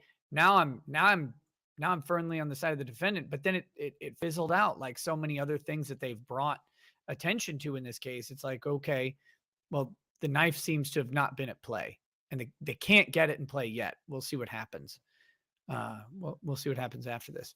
Redneck Ram says, I feel like the person who is hurting Lamar's credibility the most is Lamar himself. But then again, the second you start in with the race grifting style that tries to suggest someone is railroaded solely on race, I'm done. you're done. But to Lamar's credit, and we don't know what the jury is like on this one. We don't know who they are or anything like that. They might not be done on that. And if he is able to successfully sell even one juror on this sort of motivated race-based classification of his client, then he'll win. I mean, that'd be a hung jury if that juror will hold out. It's a lot to bank on. I would try and get a juror who's not in there for just the activist perspective, but also the legal perspective on your side. But if he can successfully do that, then it doesn't matter how many times the judge yells at him. It doesn't matter how much argument they have over evidence. It doesn't matter how many paralegals get thrown out of the courtroom. If he's got a juror who's hooked on this story and willing to activate on the jury, then they'll win. And they'll get a mistrial. And that's really what all you can ask for in this case. So, I mean, you could ask for not guilty. I just don't think they're there. Marcel DeFore says, would love for this judge to look at the defense and say in his best Walter voice, this isn't Nam. This isn't Nam. There are rules. Yes. Big Lebowski. Okay. James Quattrone says, just cause, fuck law and crime. Am I right? Yes, you are right, by the way. By the way, someone was asking me why I'm not using Law and Crime's feed for this. And they're like, how dare you call Dan Abrams a pussy and then not use his feed? Well, I was using their feed on YouTube because I'm under YouTube's rules. I'm on my YouTube account, all of that stuff. Going to their website, which has its own terms and conditions on it, and grabbing their video feed is a distinctly different act, one that I've never done in the past. I don't have any particular choice. Like I've never, except for a couple times I, as a joke, said, I heard Law and Crime was mad about this, so let's use their feed again. Yeah, that was a fun joke, and I did it there. But in the past, I didn't pick Law and Crime because it was Law and Crime, like I was specifically targeting them. It was just it's the feed that's coming up near the top of the search results, and it didn't have a bunch of commentary on it from like talking heads at the breaks and stuff like that. Actually, that's why I was picking it. It was the closest to the raw feeds when I could find them. So with that, I'm not going out of my way to go antagonize Law and Crime. That's just, there's no purpose to doing that. If it was on YouTube, would I grab Law and Crime's feed? Sure. I mean, any feed on YouTube would have been fine. None of them are on YouTube because all of the local media is prevented from streaming this to social media. That's what they've been told. I think Law and Crime does not qualify as local media and are probably not subject to that order in that way. It's not their camera in the courtroom. So, I think they're making an exaggeration of it. But I think also, Law and Crime is trying to maybe not have me stream it on YouTube or something. I don't know. I don't know what their deal is. I'd only be speculating. But long and short, this feed from Fox 6 Milwaukee has been great. And it's been stable and decent quality. So we're sticking with it. By the way, I refreshed that the screen I was sharing for the. Gotcha. Yep, So- I've got it. I can see a little preview window when it pops back. I Okay. can pull it up. And when we get closer to 1:30, we might want to refresh it again because sometimes when they switch to that splash screen, it goes down. Okay. Seawall 728 says, God, imagine if Rittenhouse had this judge during the video mix-up errors by the prosecution. Yeah, who knows how he would have acted, because that's the other side of this, is that in Rittenhouse, it was the defense and the state was trying to introduce evidence, and the judge is very permissive. In this case, the judge is not being permissive, but it's the defense trying to late introduce evidence. And so maybe this judge would act differently if it was the state doing it. I have no idea. On a personal note, I almost think that the state should be able to operate a little bit more by surprise, or the defense, I should say, should be able to operate a little bit more by surprise. I do not think that trials are meant to be fair to the state in the way that we say that. One second. I'll come do it in just a second. I don't see any reason why the defense can't operate with more deference to it than the state gets. To me, that's silly, but that's the way the system is. It's not what I want it to be. Let's see, what do we got here? Justin Wright says lots of snow right now and a lot of unforecasted snow over the weekend. A Bear in the Woods says you either retire as the Canabro judge or work long enough to become this judge. Yes, that guy was so cheery. It's like, well, we're just going to go ahead and talk right now about these parents who've been eaten by their son. Cindy Lou Hoot says he has hair, so he's not a real detective. Yes. Not a band account says this is nothing like Phoenix Wright, Ace Attorney. No, not at all. Chris Friday says if she swabbed Chandler Halderson's mouth, she would find his parents. Half Brain Gamer says when this is over, never again won't have to hear her talk like this, where everything has a question mark at the end of it with an upward inflection at the end of every sentence.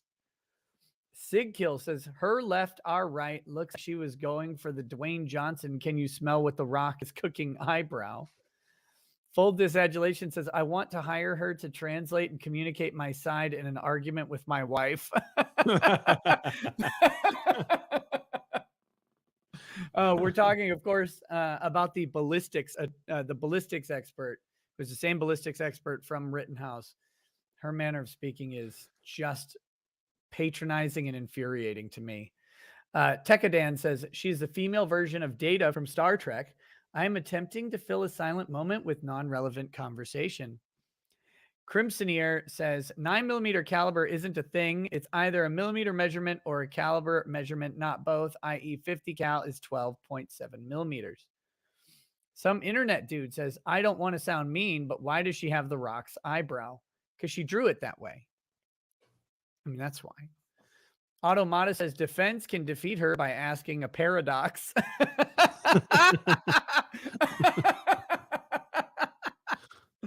Al Fiver says the movie theater shooting was in my old neighborhood, suburb of Tampa. A lot of guns in those areas. People are silly to get crazy in areas like that. In Fantasy I Die says, I'd like the expert to analyze my rifling and take some loads of my genetic material. Decadan says, my death trial would be because my wife shot me over a $20 super chat. Pro Daisy says, cherry popped super chatter here. Hey, what's up? Thank you. I recently made giant cuts to media I consume. Not only did you make the cuts, you're the reason for them. Oh my. Thank you. Thank you. Fisk the Lombax says, won't know if he had any scrapes or bruises from falling off his bike because he fled for 6 months. Yeah, a problem. Also, do we have any damage on the bike? That's been nothing testified to so far. No scrapes on the car that could be linked to the bike. I mean, look, if you've got testimony that someone hit a bike with their car, when two painted surfaces, metal surfaces in particular, come into contact with each other, there tends to be some either exchange of paint or at least the scraping off of paint on one, if not both of those objects. And you can find paint flecks on either side of that encounter if you do the testing. So was the bike tested? If not, did the defense request testing of it? Did they hire an independent lab to do it? I don't think so. Did they request anything in regards to the car's testing? Did they hire a lab to test the car paint? Did any of this happen? No evidence of that so far. But they have the opportunity. Like, the defense does not have a duty to investigate the state's crimes for them. But if you're raising self-defense, you're asserting a factual scenario that the state hasn't put up. If you're asserting a factual scenario, you may want to provide evidence to base your assertions. That's all. Sejong the Great says, cheers to my fellow bro in arms and all the other vets in active duty. Tip of spear, my boys. Tip of the spear. Neil Pert says, brave color, top color choice by Legal Bites. She was wearing green, right? It looked fine. Lucky number 7 says, widow. Did you notice a picture of the widow with her husband and also how they dressed her up for court to look darker? Well, that also maybe they did. I mean, they had her hair out as opposed to pulled back like in the picture, but it's also just possible that she looks darker because the lighting of a flash photo is very different from the lighting in a courtroom. You have downward lighting versus direct lighting, and that can change just about everything. Grunt tamers, but they would be smart to make her look as dark as possible, by the way. Don't get me wrong. Like, that would be, if I were the state attorney, I'd be like, dress nice or whatever, but if you could do your hair and kind of look as black as you can. We'd like to provide you with a tanning booth. Yeah. What is 8 sessions to Après Soleil? What's that? Yeah. Gunt Tamer says, it would be a shame if someone were to chroma key legal bites onto uncivil rackets and Bronca's body. That's why it was a risky choice, because it's green, a green top, so you could do the green screen on it. Yes, that'd be good. That should probably happen.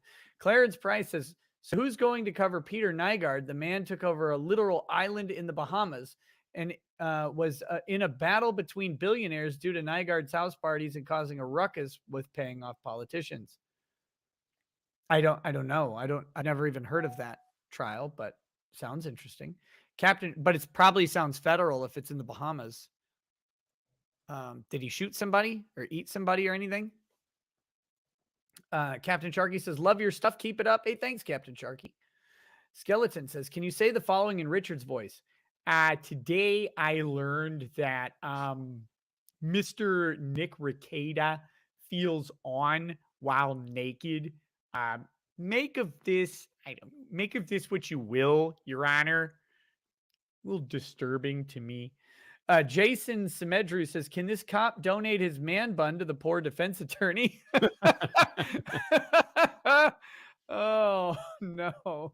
STFU says, DNA girl's speech cadence reminds me of legal bites. I could hear it a little bit. The DNA, she had a very chipper sort of speech cadence to me.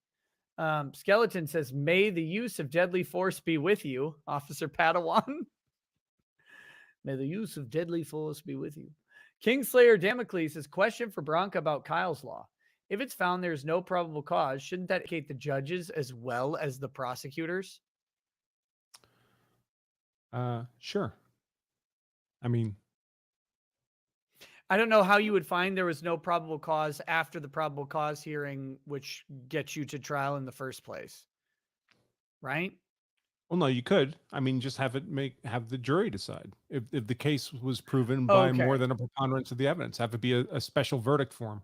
Sure. Yeah. That makes sense. So not in our current setup because we don't ask the jury those questions, Right. but theoretically we could ask the jury that question.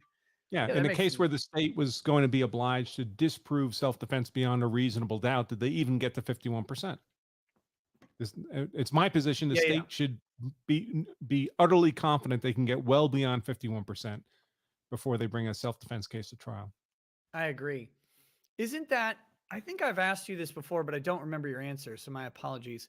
On some states that have the stand your ground pretrial dismissal, like Florida, for example, isn't that the legal standard for the defense? They have to basically show by a preponderance of the evidence of self-defense.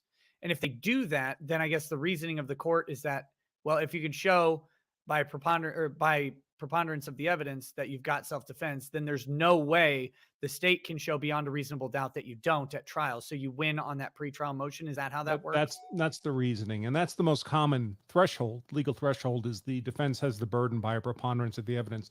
It's not the only threshold. Florida has changed there several times. It's currently in Florida at a self-defense immunity hearing, the state has to disprove self-defense by clear and convincing evidence.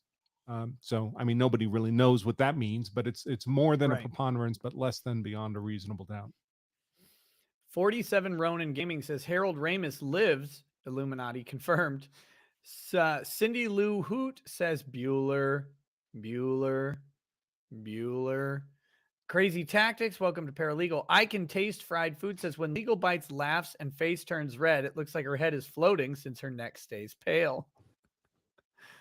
Patrick Allen says this cop looks like Maynard James Keenan, waiting for him to break out singing Prison Sex.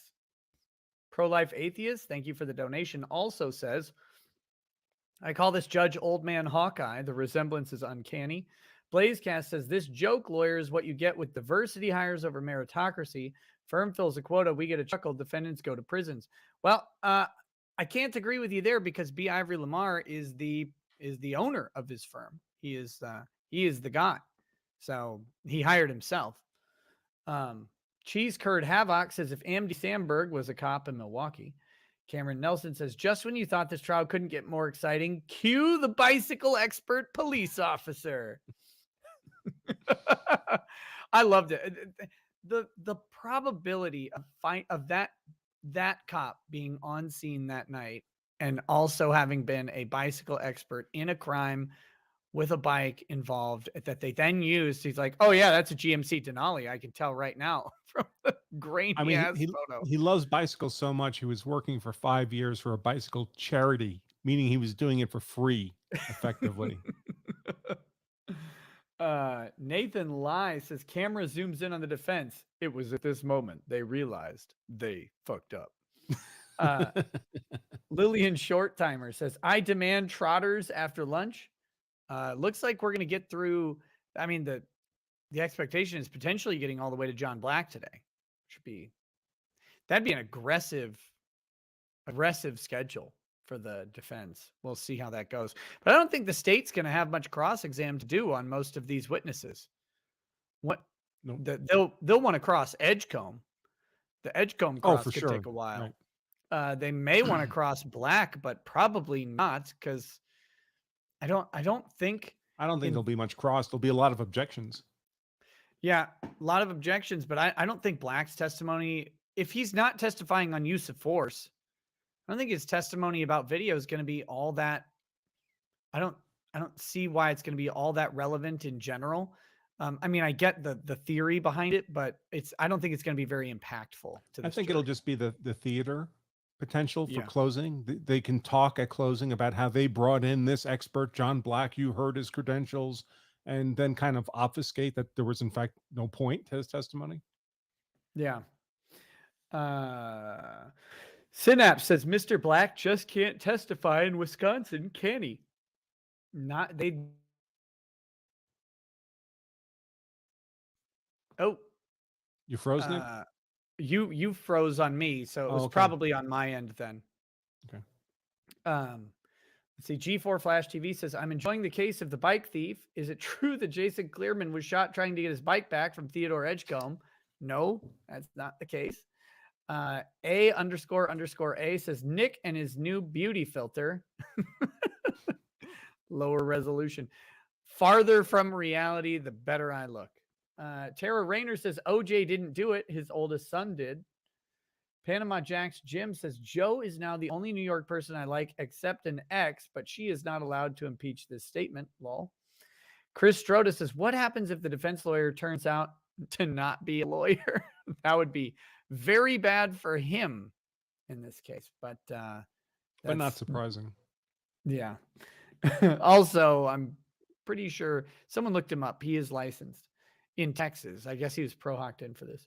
Not applicable says, Joe, I'm from the South and grew up in the 90s. I saw little racism about marriage, except on the part of minorities. Still how it is as far as I'm aware. Patrick Allen says, Joe's wife just took the car away from him. He was never going to live that down. Never. Panama Jack's Jim says, last shekel, but 939.48 states the actor may not use such force to cause death unless reasonably believes that such force is needed to prevent death or great bodily harm. Yes. Yep, that's the standard for self-defense. You cannot respond to, in most states, I guess except for rare exceptions in Florida, but in general, in most states, you cannot justify deadly force or respond to non-deadly force. You have to have a reasonable fear of imminent death or serious bodily injury. So, yeah. DZV Titan says, could the defense plan be to do such an incompetent job that the jury won't convict on sympathy? Maybe. Not a good strategy, but maybe. Panama Jack's Jim says, okay, last Lady Shekel, but I read Law of Self-Defense and now can speak better than B. Ivory is doing. KO4 PBS says, maybe a little less time being an activist and more time redoing law school. He just needs to work on, I mean, he really needs to work on his presentation and asking questions. It's what you've said. It's like he's playing at lawyer. He's using words that that are big in terms of art, but he's using them improperly. It really feels like trying on my dad's lawyer shoes. It's a lot like that. And by the way, he could just make a career out of being a TV lawyer and probably make a lot more money than being in court. And I wouldn't hold that against him. It's just weird observing him as a defense attorney in a murder case. Apparently not know the proper use of legal terms of art like testimony. Yeah, and witness. And witness. So the witness didn't witness anything. They're not a witness until they're identified as a witness. They're just a person. Abehind says, cop came to life with the chance to have a captive audience to talk about bicycles. Court Eklund says, B. Ivory Lamar's firm has a 5-star rating on Google reviews based on only one review. The public needs you, chat. No, they do not. No, they do not. They do not need anybody to go flood his review page or anything like that. That is no, thank you. You don't need to do that. Tara Rayner says, it's all fun and games until someone gets an unpopped kernel in the eye. Then it's a blood sport. Irie says, lol, sorry for the filth. Never apologize, except when you do it with money. Apology accepted. Fist the Lomback says, that's the thing about critical social activism. It is required to be your highest priority at all times for your whole life. Thanks, James Lindsay. And 200 Watt Studio says, happy Monday. Drove my car with my wife in the passenger seat. Congratulations, 200 Watt Studio. You have graduated from the non-Joe Neerman School of Manliness, and you have driven successfully. Oh my gosh. Very, very good. Different Age says, defense sounds like they've never read a dictionary. Well, they sound like they've got a legal word of the day calendar on their desk. Yes. Right. No, I can use defenestrate in a sentence today, but do you need to? I don't know. And I don't get that desire that some attorneys have this thing where they want to use those terms of art, or in some cases like the larger words or more complicated words. For me, in general, not just in court, but I just feel like a natural flow of speaking is preferable. It's more relatable. Just talk like a human being. I mean, unless you're doing something super technical like IP or tech law or maybe medical malpractice. Obviously, a lot of technical words come in that context. But and otherwise, just talk like a human being. To the jurors are just going to be human beings. Molly Deal says, B. Ivory didn't work for Dominic Black. I think I said Jacob Blake, not Dominic Black. Wouldn't have made any sense for him to work for Dominic Black, but I believe I said Jacob Blake on that one.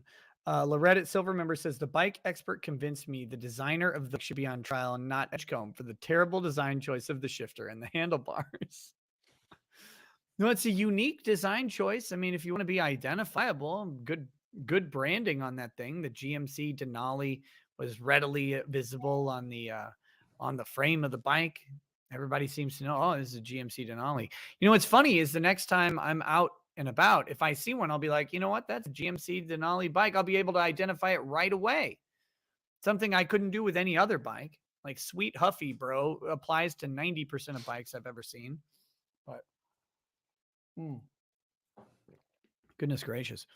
I'm going to run to the restroom and I got to go close this stupid garage at this Airbnb. So I'll be right back. We should be back in court in 18 minutes, but I'm wondering if the judge is going to be late to it. He's been late to a lot of other stuff. So today, but he might be on time because of that. I'll be right back. Okay. And while Nick is gone, I'll talk about getting hard. That's The Law of Self-Defense hardcover book, The Indispensable Guide to the Armed Citizen. Get this at lawofselfdefense.com/gethard. Be hard to kill, be hard to convict. And let's see, what else do we have? So for those of you who, if any of you were students in our recent Law of Self-Defense Advanced class, would like to say kind words about that in the comments, that's always appreciated. We only do that class live once every year or two. We may do it again in the fall, depending on interest. But if you missed the live class we did earlier this month, you can get the same content and our Law of Self-Defense Advanced course online. This is the recorded online streamed version, and we have it at a very substantial discount at the moment. 60% off the normal price. Instead of $500, it's $200. So you're saving yourself $300 on this bundle of our 4 best-selling courses at Law of Self-Defense. I just put that in the comments, so you can grab that there. But if you missed it in the comments, you can learn more at lawofselfdefense.com/bundle. We're only holding this sale until my IT person remembers to take it off the website. So grab it while you can, for those of you who want to have a genuine understanding of use of force law. Let's see what we have here.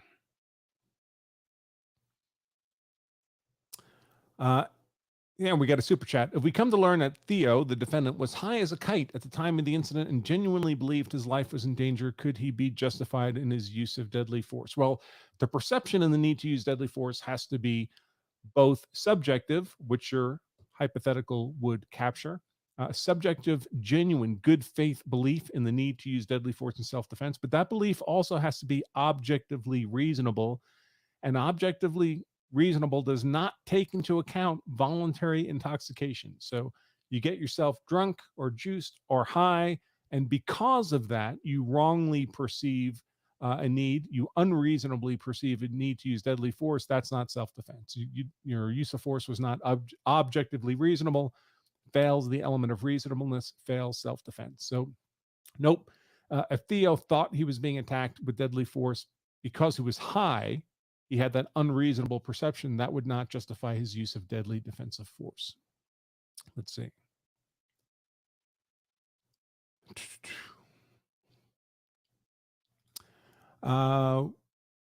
Here's another super chat, talks about maybe 1 or 2 jurors might have been observed on camera. So the first, before the jury was seated, when they were still doing jury selection, I believe the first group of 50 prospective jurors subject to voir dire were all collectively dismissed as a group, all 50 of them, because there was apparently a mistaken display of them over the streamed video of the court proceedings. But I don't believe that's happened again since then. I could be wrong, I suppose, but that may be the instance you're thinking of. Yes, folks, let everyone know how hard you are at lawofselfdefense.com/gethard. Hard to kill and hard to convict. What else do we have? Okay. Let's see. All right, and next back. Great. I am back. Sorry, that took a little longer. This Airbnb, I go to close the garage and it's got, the automatic, because they all have those sensors now, so they don't like crush a kid or something or a cat. And for some reason, it just wasn't closing. So I had to like run out and check those stupid things. It still didn't work. So I held the button down until it just closed. That seemed to function. But you got to understand, where I'm sitting right now is upstairs in this nice little house. It's 1 trillion degrees up here. And so I'm not even wearing pants. I mean, I'm just going to be honest. I am underwear and shirt because it is so hot. So I had to walk out. It's like 4 degrees outside. I had to walk out into this garage full of snow and freezing water, barefoot, to close the freaking garage door. It was very unpleasant. Very unpleasant. Normally I do wear pants, but I have an air conditioner in my office, which can actually make my office very cold.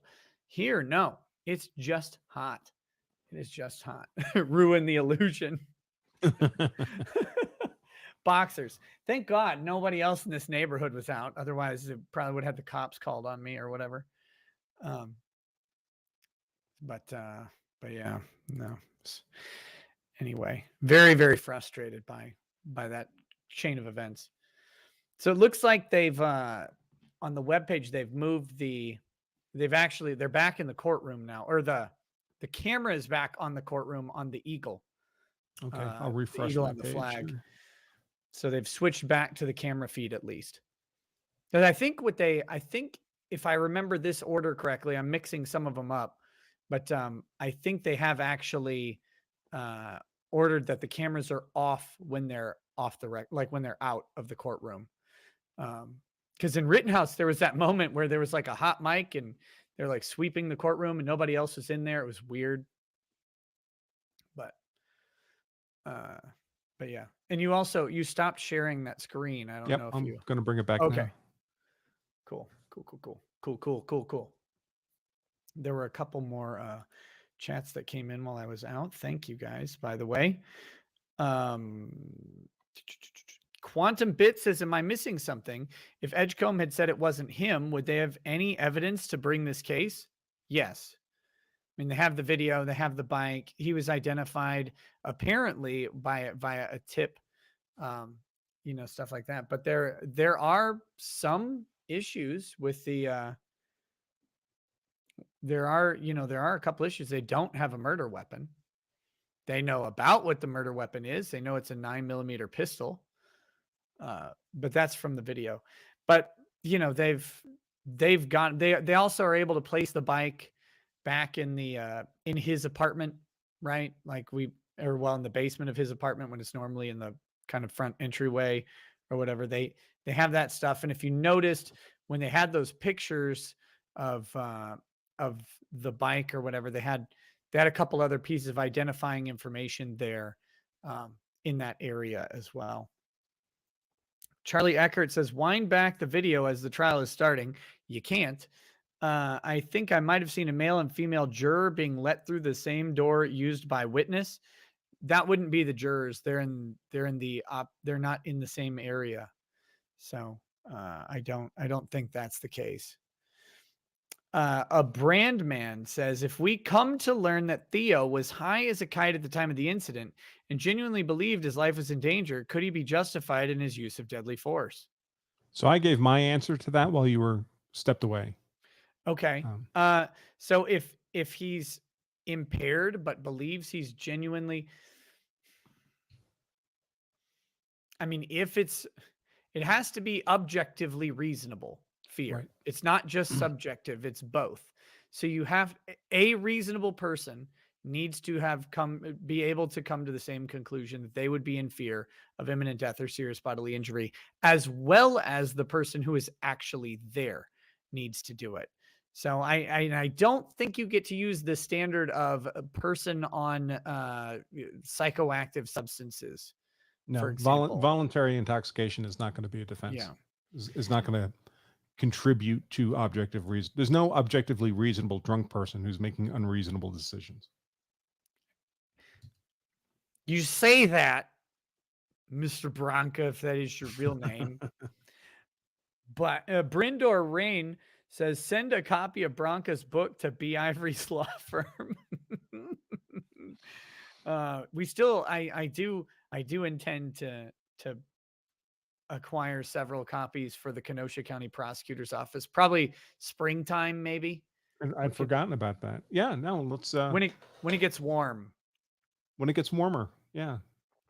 Maybe I'll do a ride out to Sturgis, and that's about halfway to where you are. So yeah, and then it's only like halfway again to get to Kenosha. Charlie Eckert says, this morning at the start of the trials, jurors seen. Are you saying that, Charlie, or are you reading? Like, I know you mentioned that, but I didn't see the jurors. I don't know how we would. The other thing is, I don't know how we'd identify them as jurors. The witnesses are coming in through the front door of the courtroom. Jurors have a separate door that they're going through. They're not going through the front door of the courtroom. There's a jury door by the jury box that they go out that way. So I don't think that's the case. David H says in NYS, the gun manufacturer would be on trial. Oh, in New York State, the gun manufacturer would be on trial. Yeah, they keep trying to do that. It's just, if they can get manufacturer liability on guns, they'll increase the cost of guns. It's funny because that only hurts people who probably need the guns for self-defense the most at the end of the day. It hurts middle and working class Americans more than anybody else. I mean, do we have any illusion that any member of Congress would ever at any price point have trouble affording a gun? Of course not. And of course, you can sue gun manufacturers if they produce a defective product. You're free to sue them just like any other manufacturer of a defective product.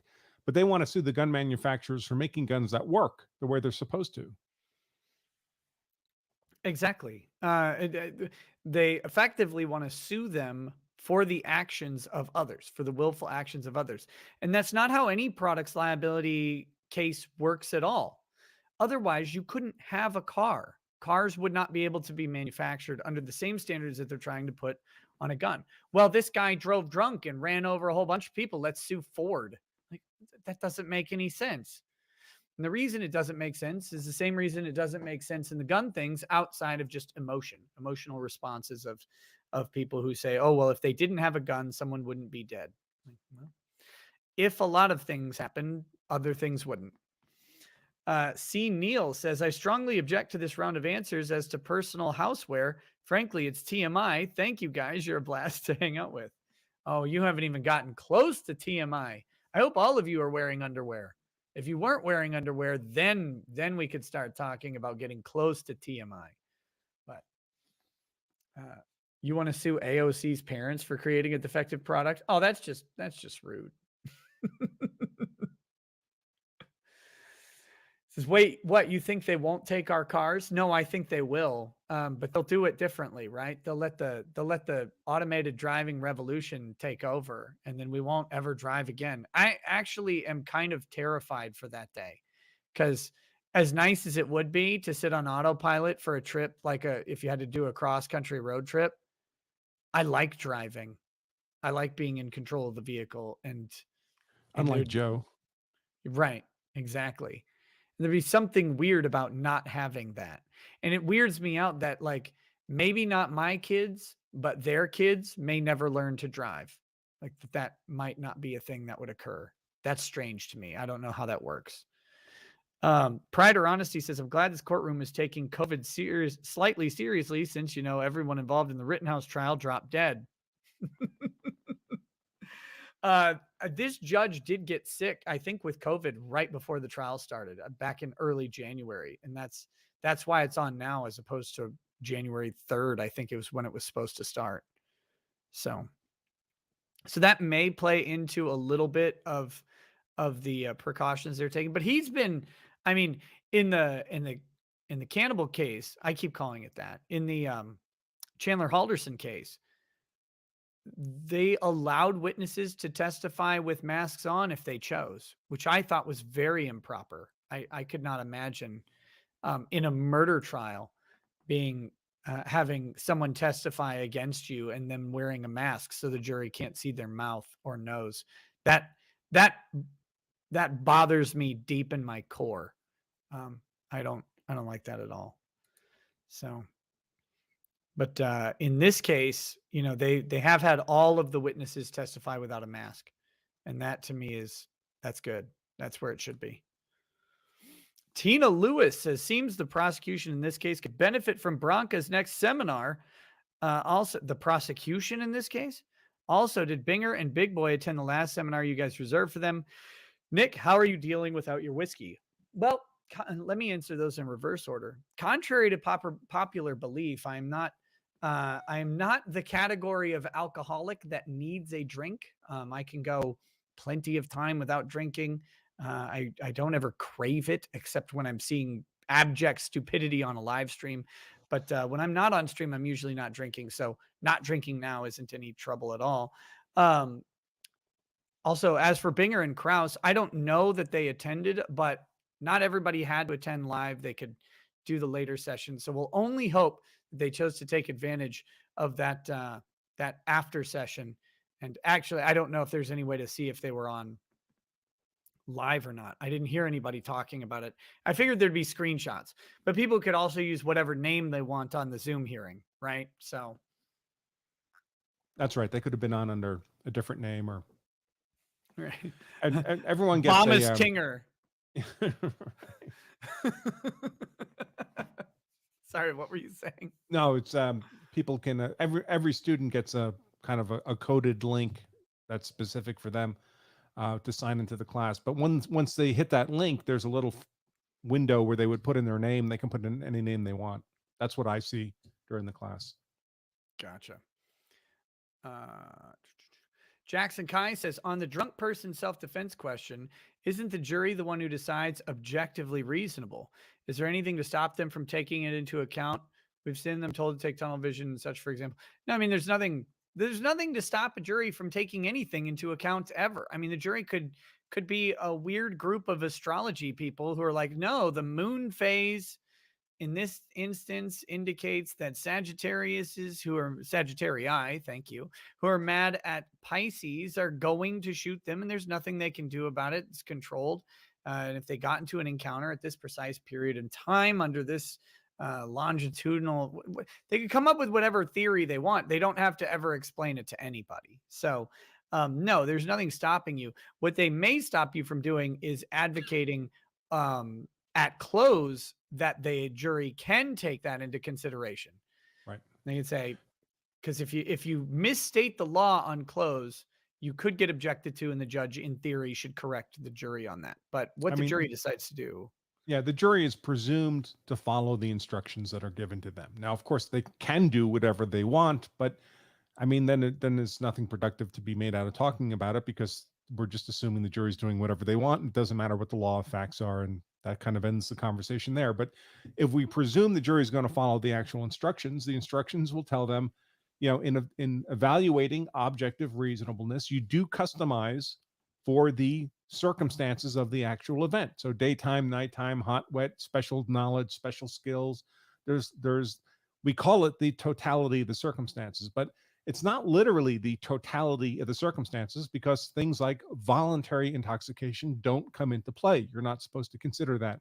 If someone's clinically insane, there's no clinically insane reasonable person. I mean, that's not how that works. But then the defense would be the insanity defense, not self-defense. Right. Cynthia says, okay, I'll bite. What's your sign, Nick? It's Sagittarius, and you tell that Pisces he can rest in peace. Thank you. Thank you for asking. Let's see. Four Doors MW Newtex says, Biden's BBB plan that failed had mandatory breathalyzers in new vehicles after 2035. That's a nightmare and a disaster. Again, no, thank you. That's just, I don't like it. Now, what would be interesting, why don't car manufacturers do that, right? You got to blow below a 0.08 if you want your car to start. If you want to start up that new Chevy, they don't do it because it would kill sales. Even though people don't intend to drive drunk, they don't want to sit there and give their car a blowjob every time they want to start it. It's weird. Trash Panda says, is it me or is the state kind of stingy with the objections? Well, Joe came in and dropped a hot education on us. And, they switched to the portrait. The hot education was that it was him bringing up the principle in civil law in New York, and then the rule in Wisconsin that all officers called by the defense are treated as adverse witnesses. So that was cool. But, the state has held off on some objections. But when they do that, they usually just kill it on cross. I mean, they come in or redirect or recross or whatever it is. They come in and this guy's got a manner of simplifying the questions that take the defense 10 minutes to ask. And he simplifies them sarcastically. Well, you didn't ask, this guy didn't turn himself in, did he? He didn't walk into a police department and cooperate and say, "Oh, this is where the swerved event happened." Did that happen? No, of course not. It didn't happen.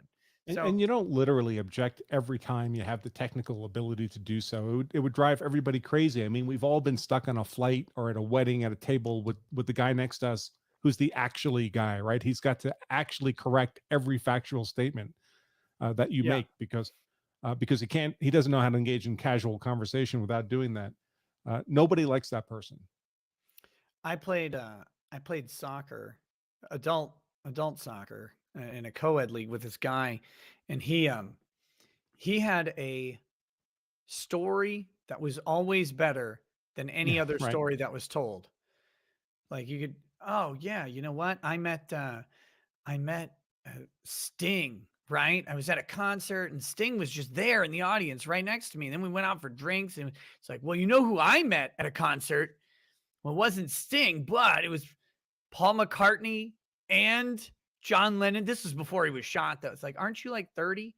But it was, it was a guy like that. Every single story I heard told around this guy, he would say, well, let me tell you my story. And it was always better. It's like, oh my God, you're annoying. But yes, no. And understand that when we're talking, or when I'm talking about, if you hear me say object over and over and over to the same like line of questioning, at any point, one objection would suffice. Like at any point, one of them would stop it. So it only sounds like so many when it keeps going on and on and on for a while, because otherwise it would have stopped, presumably. So Iron B says, what the fuck is up with everyone telling stories of running into Sting and whatnot? Is that common? I don't know why I picked Sting. It was the first thing that came to my mind. I'm thinking about Sting. Philip Thompson says an interesting legal topic would be Tesla's customer service / car service. Rich Rebuild's channel just did a video on it. Basically, they won't repair the car, but they're still charging self-driving. Wait, what? I don't know what you mean by that. They won't repair the car, but they're still charging self-driving. I don't know. John says, does hiring only counsel from outside the jurisdiction do a disservice to a client since they don't know the judges or prosecutors or their tactics, temperaments, pet peeves, etc.? Maybe, but I mean, typically you hire local counsel anyway. You would hire local counsel to make sure. Some jurisdictions require you to also hire someone local to basically sign off on your filings. But you know, I don't know. There's probably a lot of counsel within jurisdiction that don't know the judges or the prosecutors or their temperaments or pet peeves or anything like that. So I don't think it inherently does it. Plus, like, for example, there are some lawyers you'd want to hire no matter what jurisdiction you're in. Like, you know, a lot of people hire Mark Randazza, for example. This isn't criminal, but if it's a speech issue on defamation or something like that, the Randazza Legal Group is a nationally recognized expert in dealing with those cases. So you might hire him. Who cares what the tactics are or the judge's temperament is if you've got some of the top attorneys in the country working on your case in their area of practice. So yeah, I don't see that as a big issue.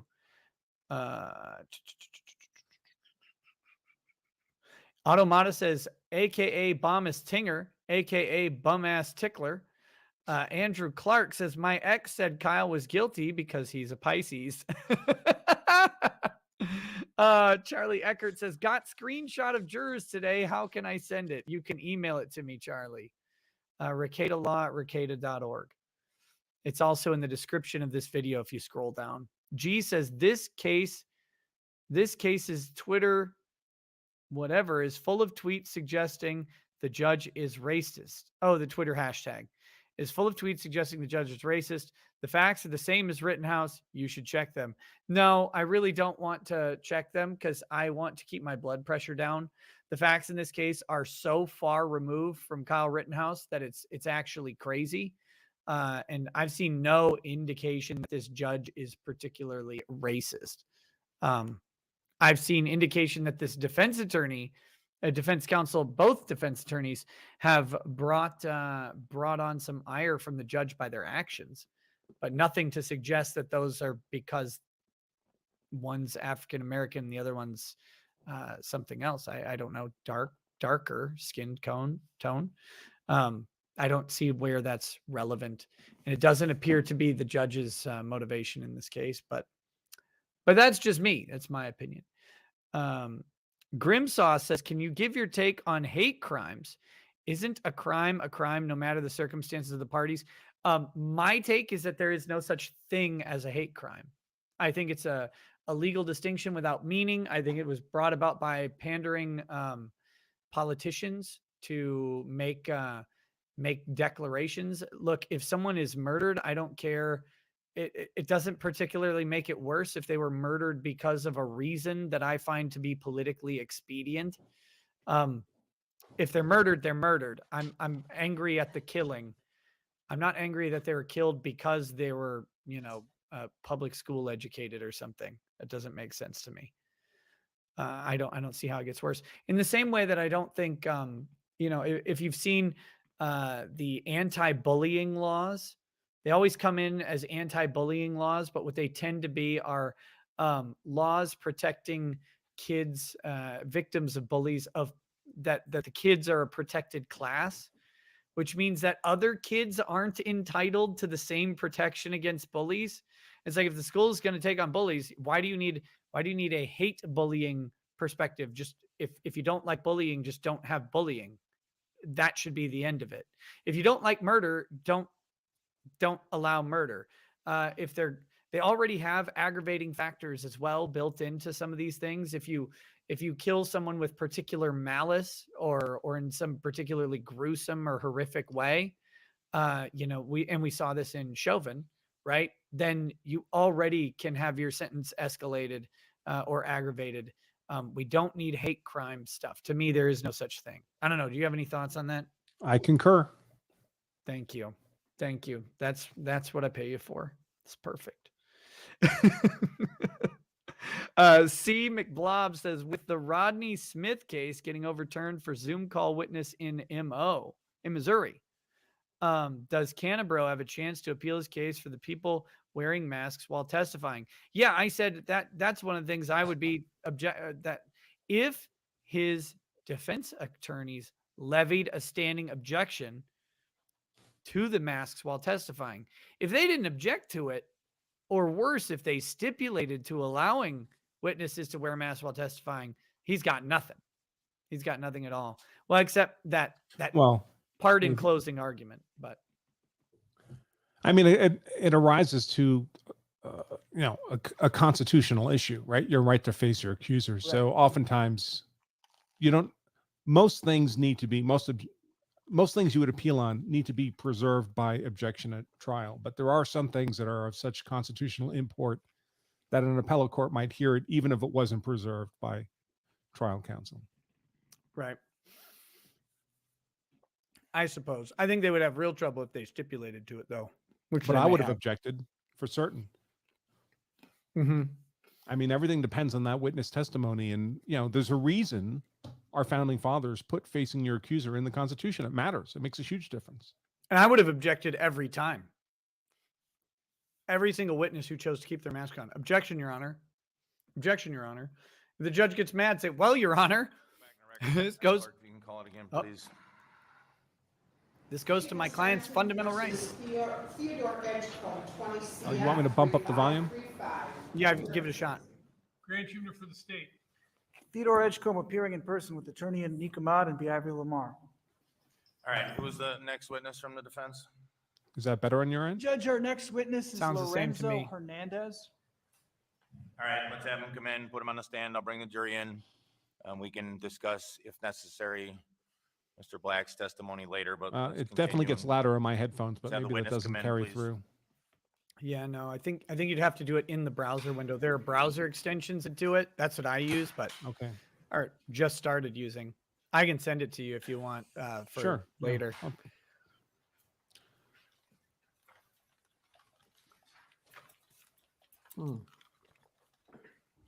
Drinking all this water is foreign to me.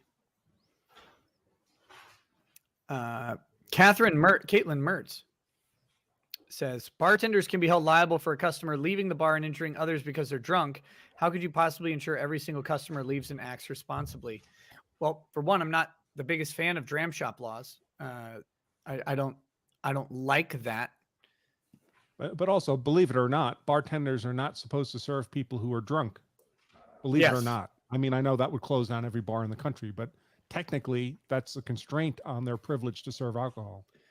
I've been around people who have been refused.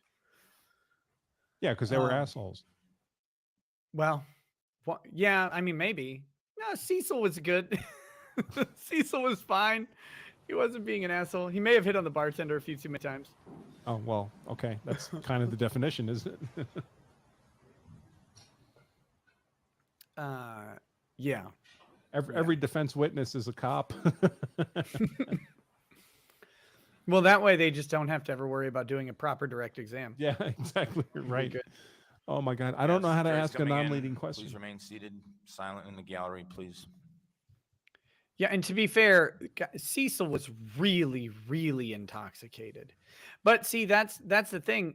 Bartenders aren't liable if the person just was incidentally intoxicated over the legal limit. I mean, bartenders get implicated when the person is well in excess of the legal limit, is clearly drunk, visibly and observably drunk upon the thing, and then they have to prove that bartender it's a civil action in this case, but they have to prove, by a preponderance of the evidence that the bartender should have stopped serving. I mean, that's part of it, that they had knowingly served an intoxicated person. But if someone sits down and just All right, chugs jury's 8 back. shots Welcome back, everybody. We'll in swear quick the witness. succession, then Sir, goes if and you can stand drives, raise your that's right not the hand, please. bartender's fault. You solemnly swear the testimony you give in this matter will be the truth, the whole truth, and nothing but the truth, so help you God. Please be seated, state your full name, spell your first and last for the record. Lorenzo Hernandez Jr., Lorenzo Hernandez Jr. Go ahead. All right, thank you, Your Honor. More interesting hair. Officer Hernandez. More hair in general are is you a very amazing in Milwaukee these police officer? officers. Yes. And how He's long not a have you been detective yet. police officer for? Approximately 4 years. Approximately 4 years? Yes, sir. Prior to that, any other police experience? No. Okay, and what are your duties as a Says police Army. officer for Milwaukee Police Department? I'm a patrol officer at District 1. Okay, and can you give us a brief overview of what your duties are typically? Typically, patrol the streets, assisting calls for the cities at Citizens Place. Okay. What are some specific tasks that you may have when it comes to investigations of crime scenes? We'll respond there. Your first officers will respond to the scene, secure the scene, identify witnesses, identify victims. Okay. Now I want to turn your attention to September 22nd of 2020. Are you familiar specifically with what case we're referring to in relation to that date? Yes. Okay, and is that the case involving the shooting of Jason Clearman? Yes. Okay, can you tell us briefly what's your recollection of being dispatched to the scene there that evening? Yes, sir. So at approximately 8:07 p.m., I was dispatched. I was working with Officer Wilbur, Zachariah Wilbur. We were dispatched to a shooting in the area of Brady Street and Van Buren. We responded to the area of the scene, and we saturated the area in the area of the 1700 block on Water Street. Okay. In attempts to locate a suspect. All right. Did you have any other responsibilities at that time? After we checked the area in the 1700 block of Water Street, we went back to the scene on Brady Street and Van Buren. And the sergeant at the time instructed us to do a canvas for video surveillance on East Brady Street. Okay, and was that Sergeant, is it pronounced Gerke? Sergeant Gerke, correct. Okay, and that's spelled G-A-U-E-R-K-E, correct? I believe it's G-U-E-R-K-E. Okay. All right, so Sergeant Gerke had given you an assignment. Is You that have what you're notes. basically telling us? Correct. Okay, and what was the assignment specifically? To locate video surveillance in the area. Okay, and how many, well, let me show you what's marked as Exhibit D5, officer. So you mentioned the area. Is this the area that you're referring to, the general area that you were supposed to canvass on September 22nd, 2020? That is correct. Okay, so would you agree that this is Brady Street right here? Yes. And then as far as Holton, that is right here at the intersection, we have an X marked between Brady and Holton Street. Is that correct? Yes. Okay. And the canvas, I believe you stated, was to proceed eastward on Brady Street. Is that correct? That's correct. And it was for how many blocks? Do you remember? 60. I have indicated on the, in my report of where the video surveillance was, we were looking for video cameras in that area. Okay. So Would it refresh your recollection to review your report? yes, I have it here. You have a copy of it? Okay, go ahead.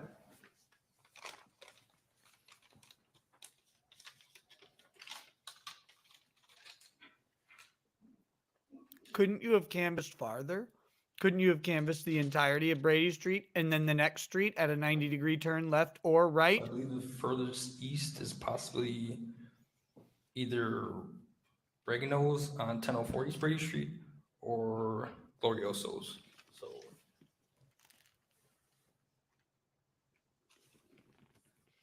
Okay, well, let me ask you another question about that, officer. So yes, was your task to canvass an area of 4 blocks from Holton to Humboldt Avenue along Brady Street? can you answer that question again? Was the task specifically to go 4 blocks from Holton to Humboldt looking for any surveillance videos? It wasn't specific to Humboldt. It was to canvas east on Brady Street to look for video surveillance. Okay, well, would you agree that in your report you indicated that you checked from east of the scene from North Holton to North Humboldt Avenue? That's correct. Okay, so it was in fact 4 blocks approximately from Holton to Humboldt. Is that correct? That's about accurate. Okay. All right. Is he going to turn out to be an expert on White Claw?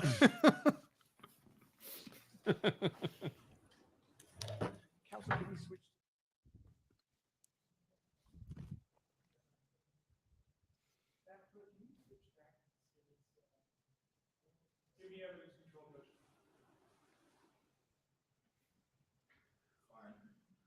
Fine. Whatever. Okay, and officer, I'm going to show you exhibits D26 first. Now, this is that same area, would you agree, that we just saw on that large poster board? Yes. Pretty much, I mean, fairly accurate representation, just condensed in this exhibit. Would you agree with that? Yes. Okay. And I'm going to show you what's marked as Exhibit 27. Could you describe for us the roads that are depicted here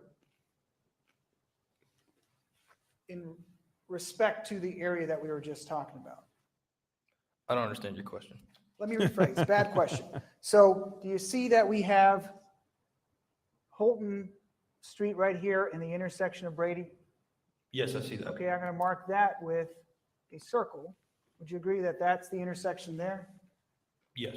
Okay? Okay. And then going, if I were to go 2 blocks, I would get to, the first block I'd get to is Cass Street. Would you agree that it's right here if I were to place a square? Yes. Okay, and that's the intersection of Cass and Brady. You should have said And no then a since he second already block would be drew to it. Marshall Street, right? Yes. Okay. Now, your assignment was to go, would it be fair to say you stopped at around Glorioso's at 1011 East Brady Street that day? As part of your canvas, that is. For video surveillance, correct. Okay. And so Glorioso's, that's about 3 blocks east on Brady. I'm going to show you what's marked as Exhibit D28. Now, does that show in the context of what I just shown you, okay? Hold on, let me back up a second. So D26, this is the area on Brady of those 4 blocks between Holton and Humboldt, correct? Yes. Okay, and then if we break it up, D27 is the first 2 blocks along Brady, and then D28, would you agree, is the second 2 blocks on Brady. Is that right? Yes. Okay. And now, are you able to see the numbers on that map? Yes. Okay. So, going back to D27,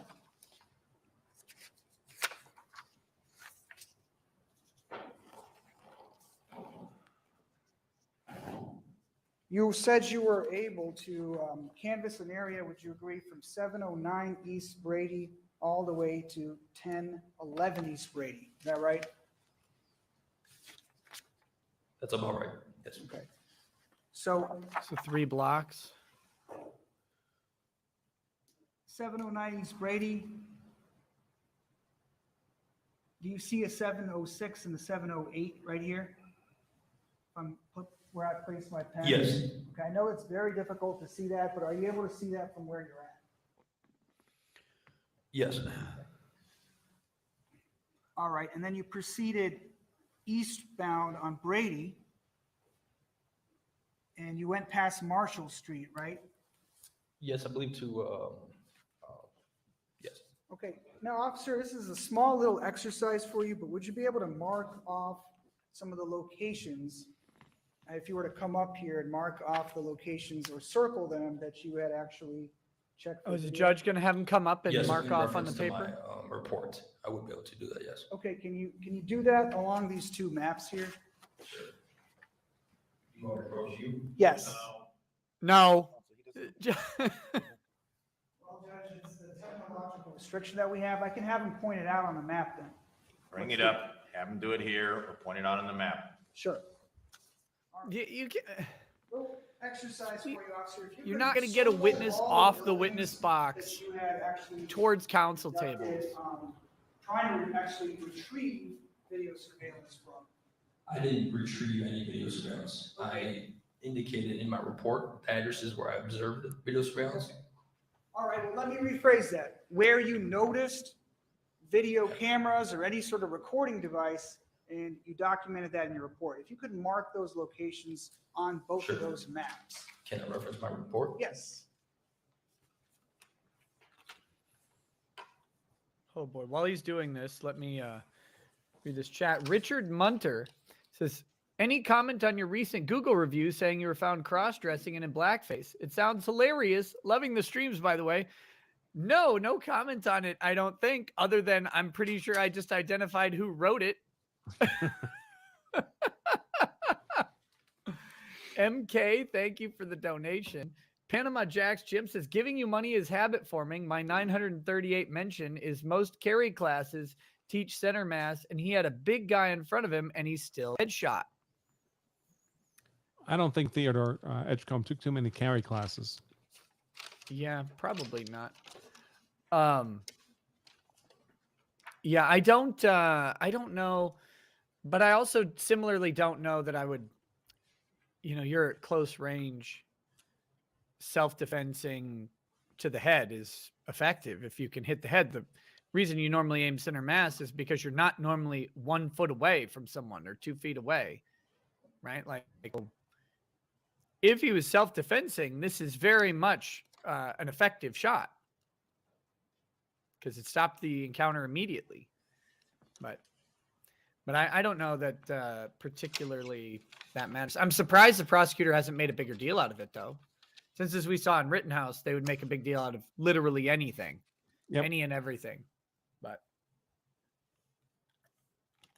And it just goes to where I think this prosecutor has been very, very careful this entire time to try and run this case as close to the book as he can.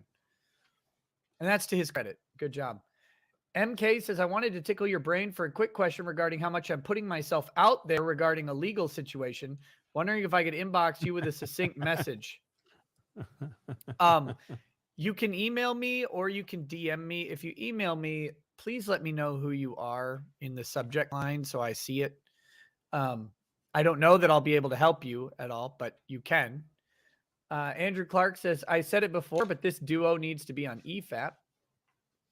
STFU says, the theme for court today, in law, never plead what you need not, lest you oblige yourself to prove what you cannot. Quoting Abraham Lincoln.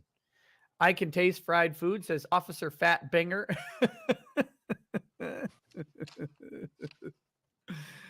Sleeper Aquatic says, Ricada, I'm enjoying nice 2019 Middleton's very rare, so cheers. That's a very, very good whiskey.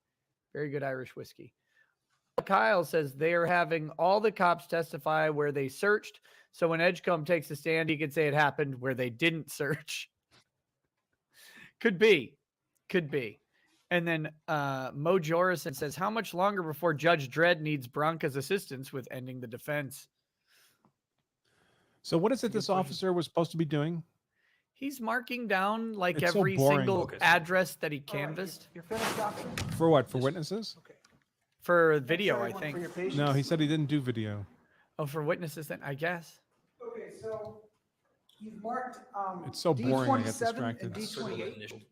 Yeah, me too. Circled and initialed. That's why I read Super Chat. Yes. Now, with D27, can you explain to us the locations that you had observed surveillance cameras? Oh, okay. I guess maybe he meant he didn't actually get any East Brady video, Street but in that's what he's Hamilton, looking there's for. a pole camera there. So I documented that. Glorioso's 1011 East Brady Street, documented that. In my report, I have it on the west side of the building facing Brady Street. Camera 2 on the north side of the building, also facing Brady Street. Casablanca, 728 East Brady Street. The camera is at the front entrance facing towards the sidewalk area. There's a Ring doorbell, 830 East Brady Street. And also 902 East Brady Street. Restaurant Dynamite, 932 East Brady Street. There's a camera facing the front entrance only. And Regano's at the restaurant, 1004 East Brady Street. And also 1010 East Brady Street. I observed video surveillance or cameras. Okay. At the locations. Okay, thank you. So we're looking at D. Very helpful. 27, and then, so some of those locations you had named are marked on that map, and then the rest are on D28. Is that correct? That's correct. And We're getting into the to question of recap, just how far the east task was do they need find him to all go? cameras until you got to Humboldt, right? It wasn't a specific area to Humboldt or to an address, to a location. But of course, if the police didn't look far enough, the reason they didn't look far enough is Edgecomb wasn't there to tell them where to Cameras look. that were along Brady Street, and you noted down the establishments that they were at, right? Yes, sir. Okay. And then, to your knowledge, well, let me ask you specifically, officer, did you actually follow up, or were you or let me back up 1 second, strike that. Were you given up a follow-up assignment of actually locating or retrieving cameras from each of these locations? To retrieve the video surveillance? No, sir. Okay. Your task was just to note them. Do you know if any other officer had followed up with some of these locations that are beyond, let me be a little more specific here, that are beyond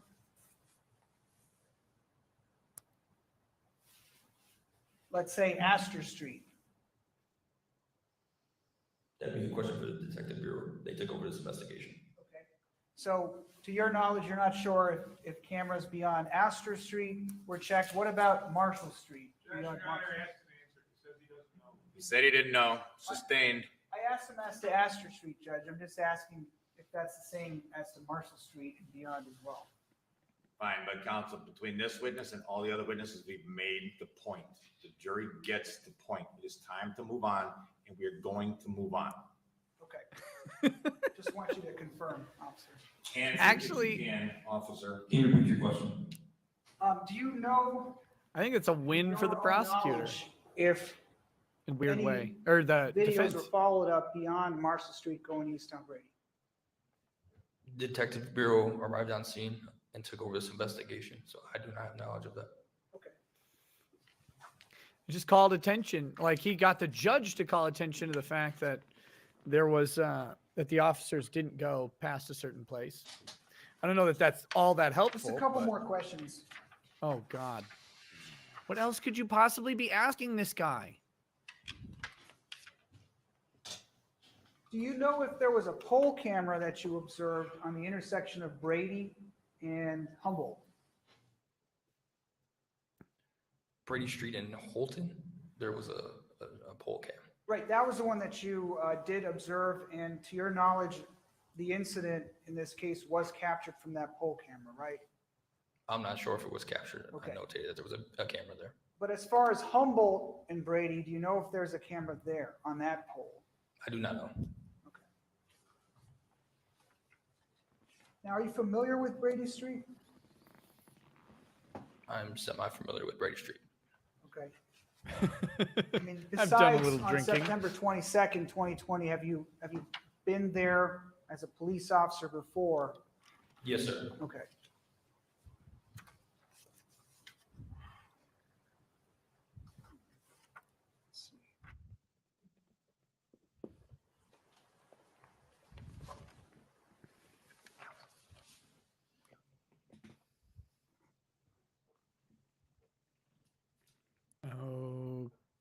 Okay.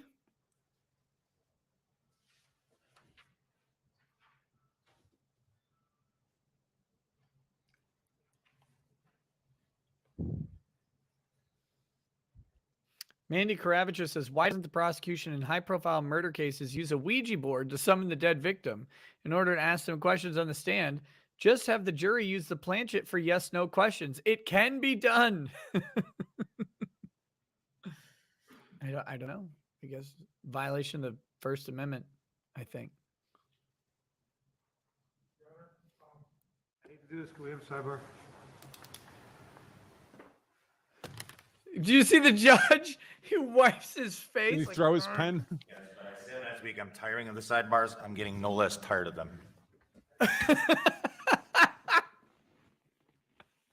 He did this. He goes.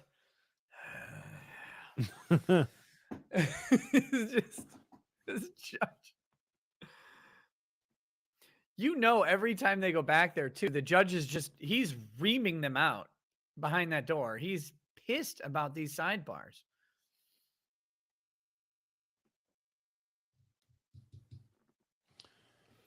He doesn't have any patience. Charlie Eckert says, check email, possible photo of Edgecomb jurors. I guess it's theoretically possible that that's a juror. I don't think the juror's going in through that door, though. They come in through a separate door. That juror looks like now that could still violate the court's order where they're not supposed to video the gallery. However, they weren't videoing the gallery. They were videoing the defendant, and a person kind of walks in front of the camera. But I would suggest it's probably not a juror. It could be. I could be wrong. I don't have a reference photo, but I'm also not going to show it on stream because if there was an accidental juror identification, I'm not contributing to spreading and propagating that. Just so we're clear. All right, says Kate. Did they ever bring Ashley back? They went through all that trouble to get the judge to rescind his expulsion of her. She may be back. I don't know where she's sitting. She was sitting right at the edge of the table, but I don't know if they brought her back. Kate says, wish they would focus on self-defense instead of conspiracy. I had a conversation with the attorney. The objection from the state's being sustained. The photo that the defense potentially wanted to use is not being shown. It's not relevant. We can make an additional record later. Let's ask questions and then let's move on. Okay. Now, just a couple I'll finish more in a minute, Kate. follow-up questions, officer. So with regard to Glorioso, you indicated that you had seen two cameras, one facing west side of the building and the other north side, right? West side and north side, correct. Say that again, officer. What was the answer? The west side of the building and the north side of the building, sir. And I believe you said that both of those face Brady Street, is that correct? Correct.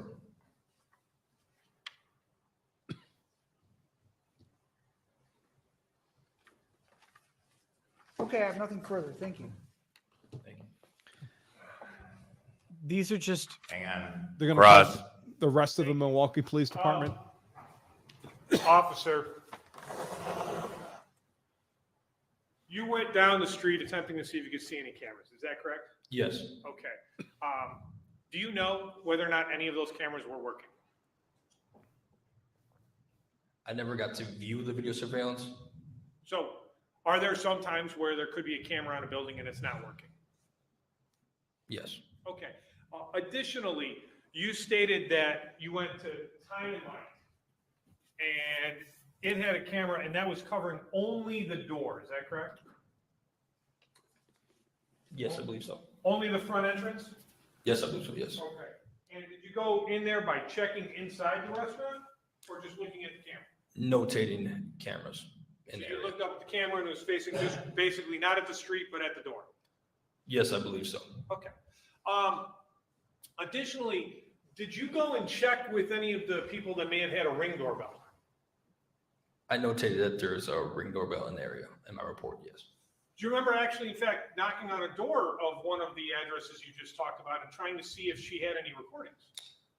My task was to notate video surveillance in the area for future follow-up. United States Exhibit number 83, currently in the big screen, and it's going to be coming up here in a little bit. Fine. I have Officer Lorenzo Hernandez, correct? Yes. Okay. JR6, currently fired up on the computer. If it eventually ever acknowledges itself. I love it. Courtroom tech.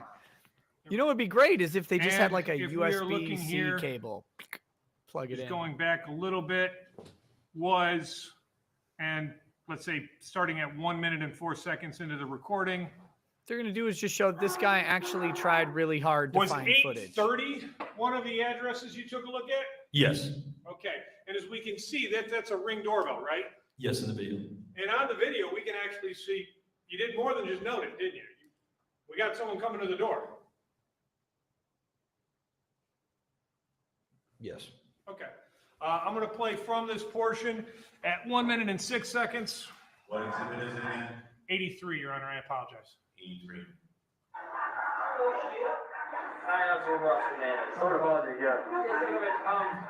Pausing at 1 minute and 13 seconds. We actually hear you say, sorry to bother you again, right? Yes. Okay, so you've been there once. Now you're coming back for a reason, right? Correct. Okay. Playing from 1 minute and 13 seconds into the recording.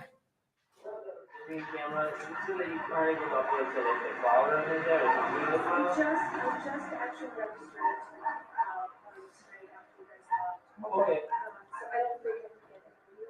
Okay, that's okay. When you did video, like when it records, does it, like how far out does it record? Does it record like every person that walks by? I have it set just to like this front area, but it goes off every time the bus comes through. Okay. So, Does it actively record or do you only get live view? yeah, so I only get live view. Okay. Pausing at 1 minute and 47 seconds. So just so we're clear, we can see that you actually did follow up to see if you could get any video recording, at least from this one Ring video. So this is my body camera, is that correct? Yeah. So I believe it was Officer Wilbur that said, so we're here to speak with you. Hang on. Hold on. Oh, sorry. Take your time, then you use your outdoor voice, speak, go ahead. I believe it was Try Officer Wilbur. talking like a human. That said, we're here to speak with you again. So I'm not sure if he may have made contact with the individual, or I don't recall if I was the individual that walked up to that door and knocked on that door. So it may have been Officer Wilbur, correct? So at least what we have here, though, is both you and your partner checking up to see if maybe there was a recording, right? Correct. They don't have a recording at this ring video, correct? I believe she said it did not record. It did not record. Your Honor, the state would move that portion of this video in evidence. Received.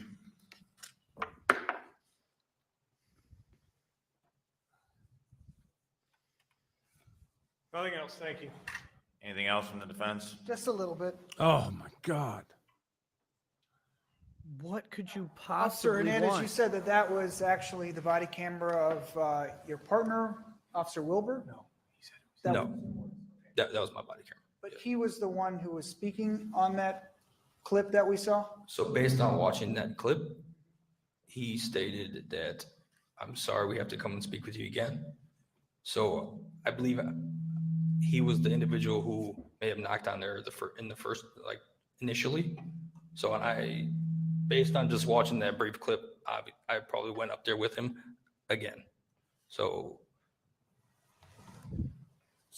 you guys did a thorough job with your task in terms of going down and noting all the locations, right? That were there on Brady Street going from Holton to Humboldt. You would agree with that, right?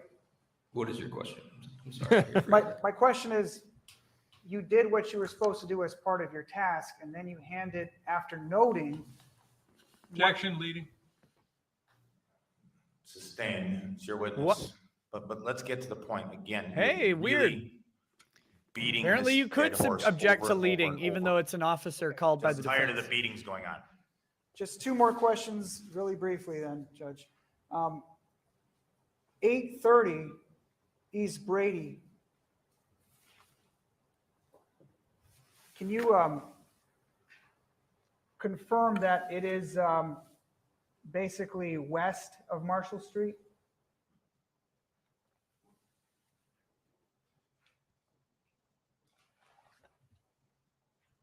It would be west of Marshall Street. Can you point that out to us just by going up there? Sure. Yeah. So he wants to point that this thing is west of a street. I can't make these out. Sir, why don't you have a seat again and answer the question, please, or make that statement, please? Okay, is that Can't 830? make the numbers out. Could you bring this up to me Yeah. again?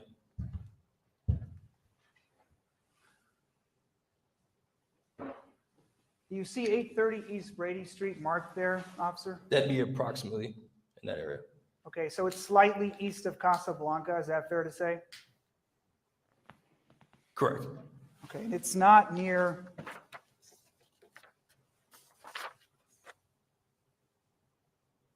Dynamite or Glorioso's, right? It's maybe at least a block or a block and It's a half. 2 from those blocks. It's locations. 8:30 to 10:20. You idiot! It's that fair 2 to say? blocks. So the 830 would be west from the 1011. Right, East Brady. so going back to D26,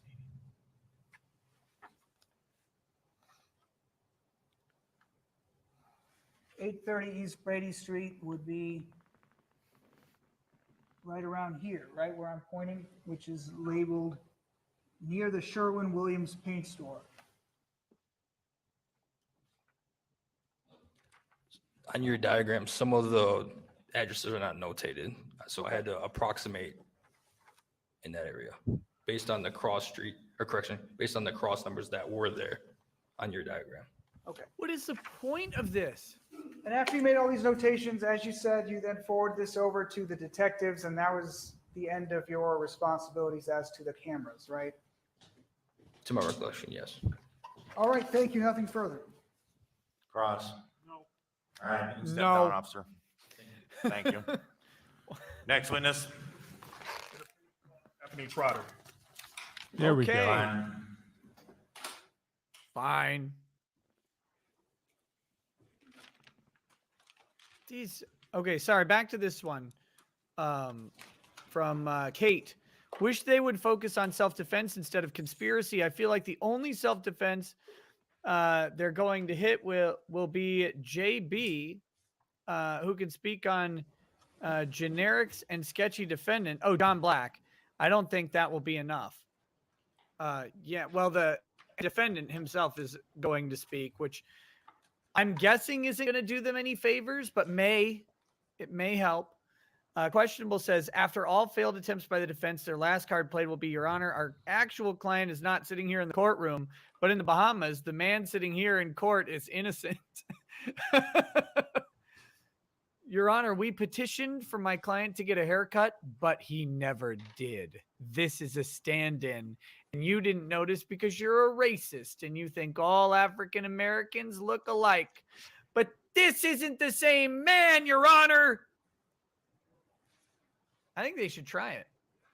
I think that's a good one. Patrick Allen says ratings disabled from Lamar Google entry. Oh, so you can no longer review.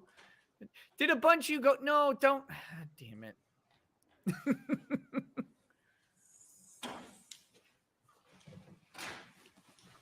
Okay.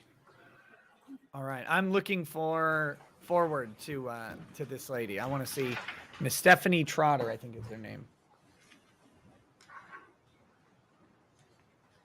And let's see if he does nothing but leading questions with a non-police witness. You solemnly swear the testimony you give in this matter will be the truth, the whole truth, and nothing but the truth, so help you God. Please be seated, state your full name, spelling first and last for the record. Stephanie Trotter, Stephanie, Trotter, Trotter. Good afternoon, Ms. Trotter. Good afternoon. Can you tell the members of the jury what you do for a living? I'm a CNA. I've been a CNA since about 2014, but I've been in healthcare since 2008. Okay, and I'm going to ask if you could when you speak, just speak a little closer. Okay, sure. The mic, just make sure we're catching. If you don't mind. Is CNA certified nurse assistant or So something? I'm a CNA, a certified nursing assistant. Asked and that answered. Since about 2014, but I've been in healthcare since 2008. Okay. And are you married? Yes, I am. And how long have you been married? 3 years, and I've been with my husband for 19 years. Okay. And do you have kids? Yes, I do. 6 and 2 grandchildren. 16-year All engagement. right. Is a Now, long time. I want to bring your attention now to events that might have taken Well, he had to wait for his release September date. 22nd of 2020. Does that date stand out to you for any reason? Yes, it does. And we just want to kind of just start back. Well, let's go here. Do you remember an incident that occurred on Brady Street or around that vicinity on or about September 22nd of 2020? Yes. Okay. And if you could just tell us who was with you on that evening? So that evening, it would have been me, my husband, and my 7-year-old and my 2-year-old. He's 2 now, and he was 6 then. Okay. And the 7-year-old was 6 at the time, and then the 2-year-old was 1 at the time. So just 2 of the children was with me and my husband. And if you could tell the members of the jury, where were you coming from on that evening? That evening, if I'm not mistaken, we were coming from Walgreens on Brady Street. But I'm not 100% sure because we live in that area, so I can't really tell where we were coming from that night. Okay. All right. Now, on the night of September 22nd, 2020, did anything stand out to you as you were coming along or traveling in that vicinity? Yes. And what kind of car were you operating on that evening? You're not going At to the follow up time, with we what had stood a out? 2012 Chevy Trailblazer. Okay. We now could present what has been marked as Defense Exhibit 15. 25. Madam Clerk, could we have the evidence control, please? That's me that has that. Judge, Go ahead. thank you. I mean, now, Ms. Trotter, is this the vicinity that you recall being on the evening of September 22nd of 2020? Yes. All right. Now, I want to, play parts of this video, and I would like to you to inform the members of the jury where and if you see your vehicle arrive in frame in this video. So, counsel, if you can jump to approximately 30 seconds or so. Oh, stop right there. Okay. So, Kind of fast. Is this the enhanced video? Okay, I don't counsel, know. if you wouldn't mind backing The up colors maybe look off. 10 seconds. The colors look, yeah, they're messy, but it could just be the angle of the TV. Because they're actually recording the TV. I feel like the other day, did we have the feed It says itself? clarified full frame at the Oh, bottom. okay. Well, it Yes. did. So this is the enhanced then.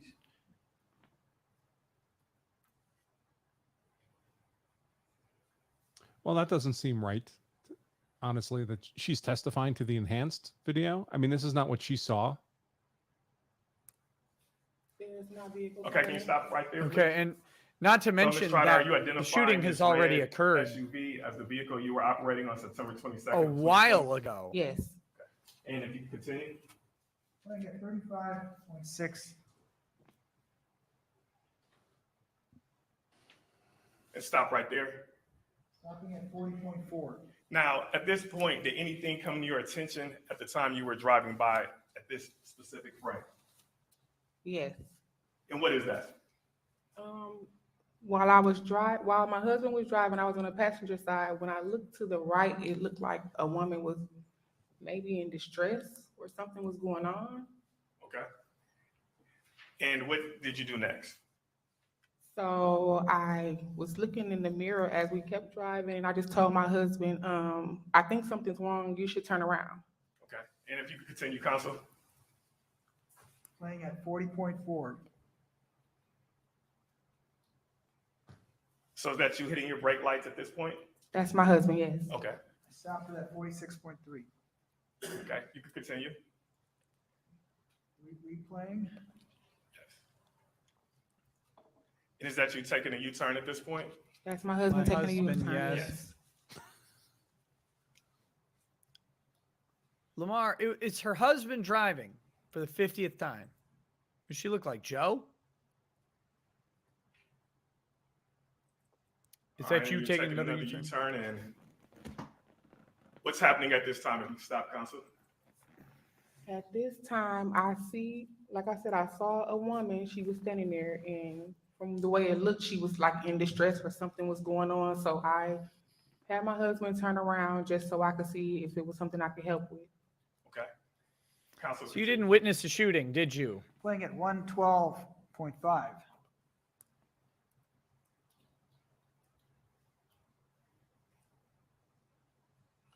And you stop right there, please. And what are we seeing occurring at the time that your husband pulls aside what has been identified now as Ms. Clearman? I believe at that time I let the window down and I asked her, was she okay? Okay. All right, and counsel, if you could continue playing the last part of this video. Playing at 120.8. Said playing at 120.8.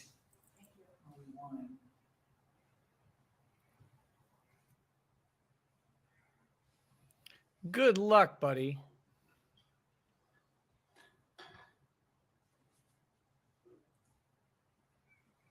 Truth says they didn't make a 2012 Trailblazer.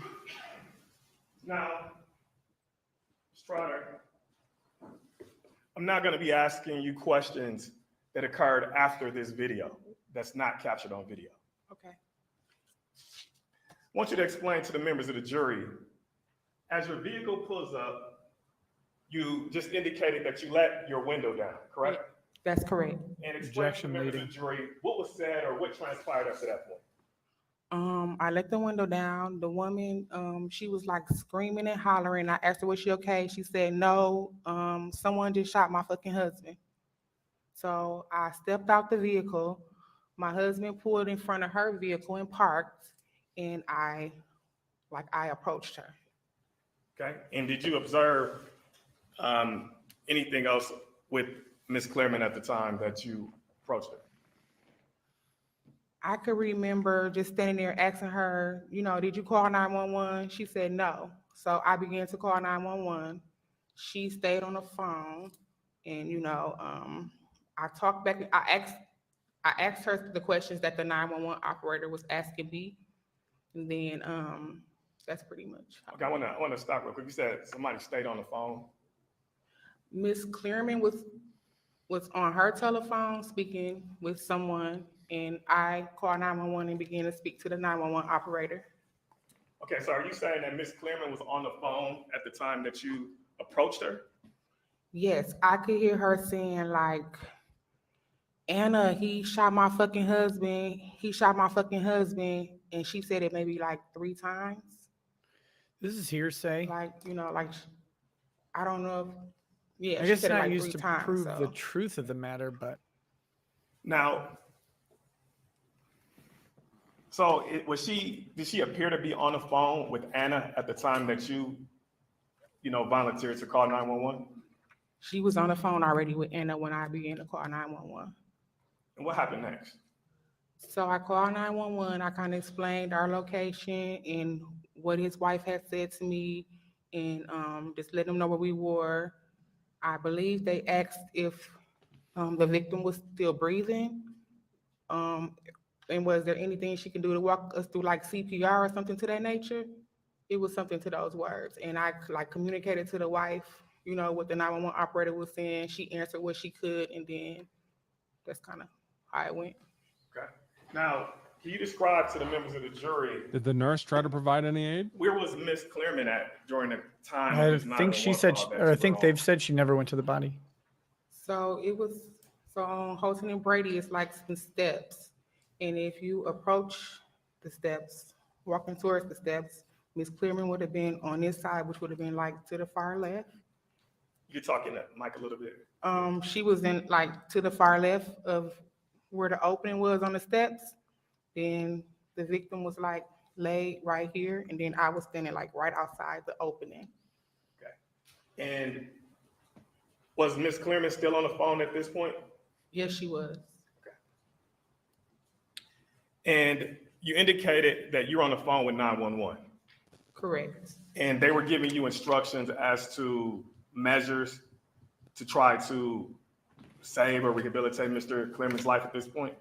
Correct. Okay. And you indicated that you provided this information to Ms. Clearman. Is that right? Correct. Wait, what? Was she responsive to any of the instructions that were provided? I you believe told- the 911 operator asked if we needed to do CPR, instructions on how to do CPR. I believe she said like he's already gone, something to that nature. Okay. And what else did you observe about Ms. Clearman's actions? At that time, she was kind of like standing up on the phone away from the body, but she was just kind of like standing there and still on the phone. And I was trying to get through the 911 call. Okay. And what happened next?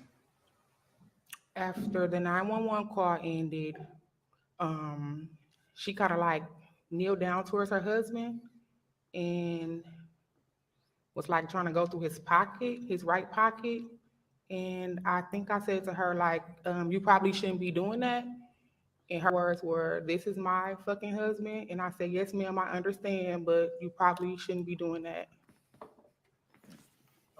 Which right pocket? Could Her you front or back? describe when you said that she was going through his pocket? Can you describe to the members of the jury what her actions appeared to look like when she was going through that pocket? Could I stand up? Sure. Oh, okay. Hang on, what was the question? Should I stand up to demonstrate or just stay seated? No, don't stand up. Just answer the question verbally first, please. So she was kind of like kneeled down towards his body and like trying to go towards the pocket area. Go towards the But I don't pocket think she could area. get to the pocket that she was trying to Couldn't get to the. Okay, can you Well, that's demonstrate a what you that's a mean mess by up. going to the pocket? Like, what were her hands doing? like almost a lift position, if you may, like, like a shove almost. And you specified the right pocket, correct? Correct, because that would have been the pocket that was closer to her. And you sure it wasn't a back pocket or any other pocket? I never seen her go in the back pocket. And what happened next? By then she's standing there and, you know, I'm just asking her like, are you okay? And she was at that time she had started to become like hysterical, like, oh my God, you know, my husband, oh my God. And then that's pretty much it. The fire department started coming. So as the fire department approached, I kind of, you know, I went on about my way. Now, who was present at the time that you saw Ms. Clearman going through Mr. Clearman's pocket? It was me. She said she couldn't get to the victim, pocket. and the wife. Now, did you talk to a detective after seeing what you saw on that evening? Yes.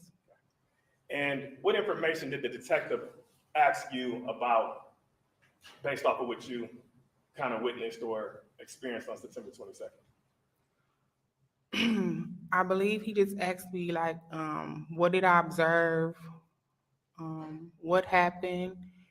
And then if I had any more questions or concerns that I could contact them. Okay. And that was it.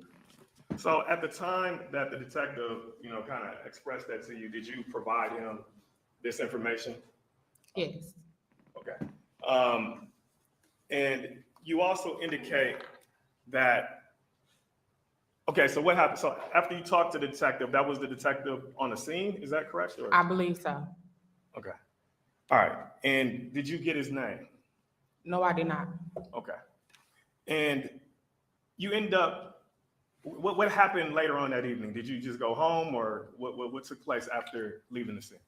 Well, I went home. I started getting my children ready for bed. The detective called, I spoke with him. And then like later on that night, the right pocket wouldn't have been anywhere near where kind the of wife bothering me was. what I have observed. So I decided to call the homicide unit. I want to stop for a second, Ms. Trotter. You said something was bothering you. Can you explain what that something was to the members of the jury? It was the wife's demeanor. I mean, like she wasn't consoling him. He's I don't know dead. if that's the right word, but her bending down and going through the pocket was kind of suspicious and weird to me. So that kind of stuck with me. She didn't tell the detective that on first And encounter. did you communicate that to a detective when later that evening? Yes, I did. And how did you communicate that information to a detective? I called the homicide unit. And how did you get in contact with the homicide unit? I called them on my own. I got the number and I called. Can you tell the members of the jury approximately what time you called the homicide unit that evening? It could have been anywhere from 10:30 that night to after 11. I see people in the chat saying this is coached, but if she called the homicide And department what was that the night and told homicide them, unit's there wouldn't have been an response to what opportunity you to coach provided her. this information to them? So I called the homicide unit and I kind of explained to the person that answered, you know, who I was and why I was But calling. is there even a record of this call? She And doesn't they know told who me she to hold talked to. on.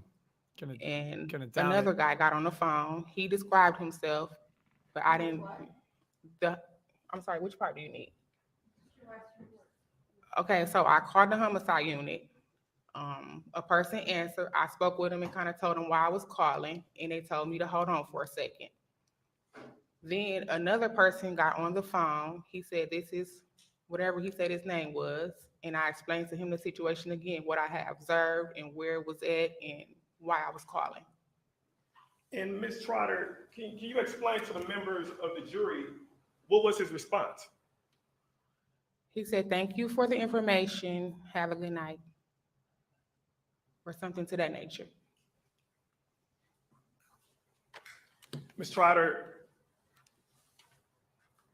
did anyone from the Milwaukee Police Department at all ever follow up with you in regards to the statements that you made on that evening? Never.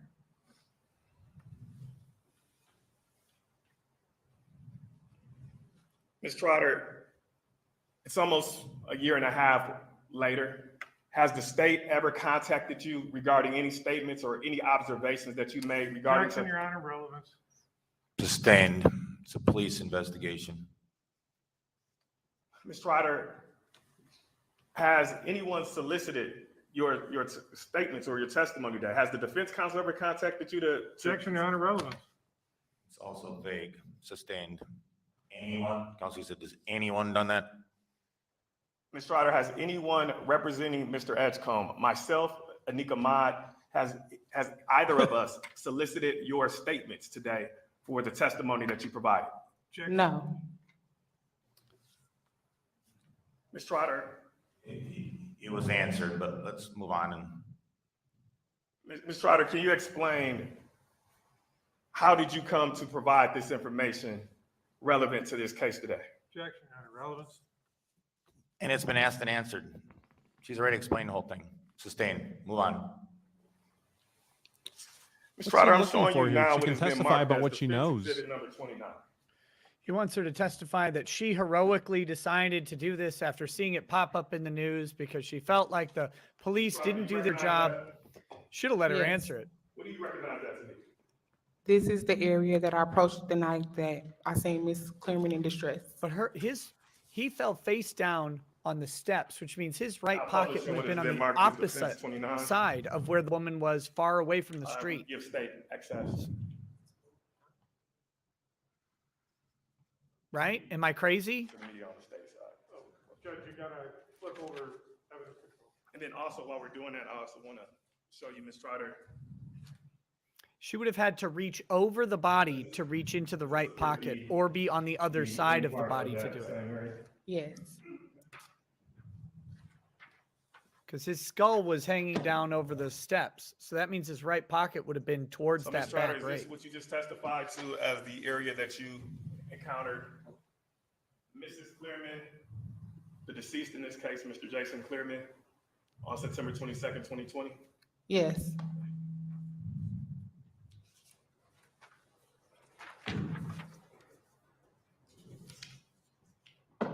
And is this the entrance area to that same area in which you encountered Mr. and Mrs. Clearman on that evening? Yes.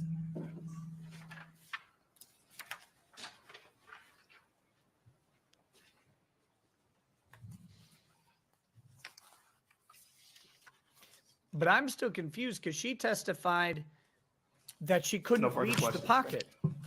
She Great, was in the thank you. pocket Cross. area.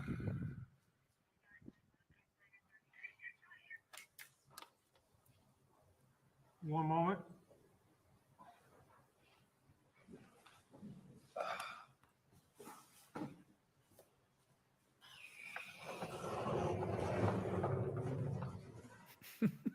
How you doing today, man? How you doing? So I just got a couple questions for you. I'm just going to go through it here. In terms of what you saw that night, you didn't see the incident, did you? No, I did not. You didn't see who the shooter was? No, I did not. You didn't see anything regarding the altercation at issue between the man who shot the victim and what happened between those two people? No, I did not. And then, just to be very clear, you said that when you were talking about Mrs. Clearman and she's by her husband's body, you said she couldn't get into the pocket, correct? No, she could not. You never saw her take anything out, right? No, I did not. Never saw her put anything in. No, I did not. Never saw anything in her hand. I apologize for getting too quickly. I was on a roll. I was on a roll. Roll pointing or, out, speed of time, pointing out the problems with this testimony. Now, just so we're clear, ma'am, you never saw anything in her hands, right? Nothing but her cell phone. So whatever she was doing, doesn't appear that she actually handled anything, right? You never saw her handle anything. I never saw her handle anything. Never I saw her didn't- take anything from anywhere else or move anything else. Is that correct? That's correct. Okay. Now, what you just talked about, you stated you later called a homicide detective. Yes, I did. Did you mention it during the 911 call? No, I didn't. That's why I called the homicide unit. Understood. My question is, did you mention it during the 911 call? No, I did not. Okay. And I've got your 911 call here. I'm just going to play it here for a little bit. Let's play, in your honor, for the record. This is State's Exhibit number 39. Interesting. This is the 911 Defense should call. object and say, no, we need and to I'm gonna ask a play here in question. the beginning and tell me if you recognize it, okay? Okay, there we go. All right, I'm going to play from the ooh, I'm going to need to get a little bit more volume there. Pump up Play the from volume. 1 second in the recording. Of course, it's not working now. If I was the defense, I would object and say, what question are we asking? Pausing at 9 seconds. Do you recognize that voice? Yes, I do. That's you, right? That's me. Okay. And playing from 9 seconds into that recording. On the bridge. His wife is here. All right, repeat that intersection. We on Brady and Houston, I believe it is. It's like it's called College Might Brady and Houston. Stay on the line. I'm going to connect you to the medical help. Hang up.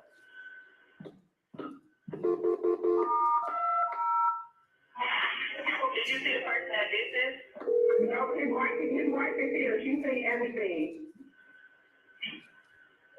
Hey, Houston. Milwaukee Fire Department, where is the emergency? Hi, operator 51, intersection of Brady and Holton, a man was shot in the head. Thank you, police caller. This is the fire department. We're already en route now. Are you with the patient? Yes, his wife is here. She is very hysterical, and he is here. Okay, pausing in 1 minute and 2 Did you say seconds. he You is dead? stated that his Yeah. wife is there. She's hysterical, right? Correct. Okay. So, just so we're talking about So her demeanor how you was saw her suspicious. reacting in the moments after her husband's been shot in the head. She's hysterical. Correct. I mean, did it appear she Good did catch. traumatize? You could say that. Okay, I mean, she Did just you say that? she's consistent with having just seen someone she's married to shot in front of her eyes, correct? At that time, yes. Okay. Now, I'm going to play from that moment at 1 minute and 2 seconds. She's with him. Yes, I'm standing like away. Okay, can you tell if he's awake or breathing or anything? She was just trying to talk to him, but I don't think he responded. So he asks you about information about whether or not the person's alive or dead, right? Correct. And you stated she was trying to talk to him, right? Yes. Just so you're saying that you previously testified that it appeared she didn't seem to really care, but here you have her talking to him, asking him, right? Well, Is that what we just heard? Yes, but Okay, not- thank you. yes. Now, Thank you. now Be in quiet terms- now. And this is cross. You'll get a chance to follow up. Now, she's Mr. asking, Lamar, knock off the insulting behavior towards the court. Knock it off. ma'am, Shut your mouth. she's talking, she's trying to address her dead husband. He's not responding. He's gone, right? She was responding to whoever was on the phone with her, and she was saying, Ma'am, that's not what we just heard on the 911 call, is it? well, I mean, it was different. Ma'am, that's not what we just heard on the That's not what you heard on the 911 call, but I was present. I get that. So Okay. when you're on the 911 call and they're asking you for up-to-date information, and they say, are you with them? And you tell them she's talking to him and he's not responding, right? Correct. Okay. Now, playing from that portion at 1 minute and 12 seconds. He said he was trying to hit, point blank. Okay. So are you close enough or? Is he breathing? She said, no, she's sure he's dead. You just asked, is he breathing? And she says, no, he's dead, right? Correct. Okay. Oof. Playing from that portion at 1 minute and 22 seconds into the recording. Okay, did she say she's giving you help? Because we can give CPR. He's not breathing. He said he's breathing. He did CPR. She said she don't think so.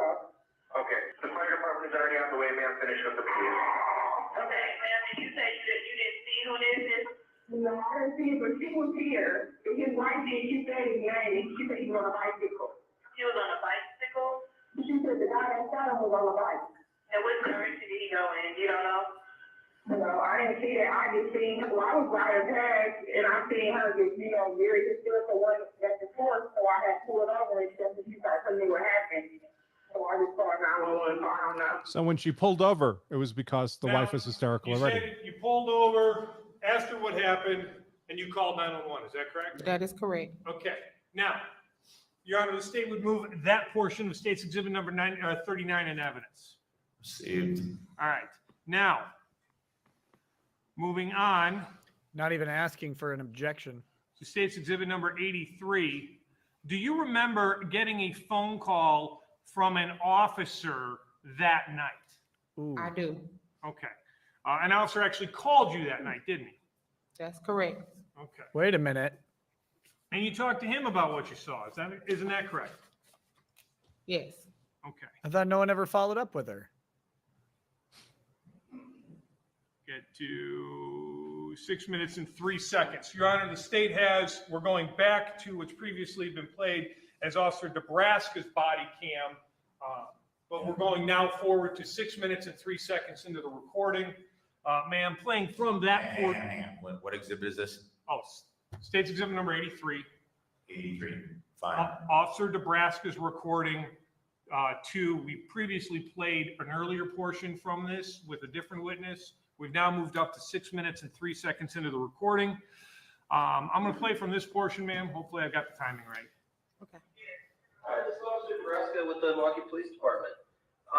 Actually, I'm going to go back just a little bit because I didn't time it right. I apologize, ma'am. Okay. 5 minutes and 58 seconds into the recording.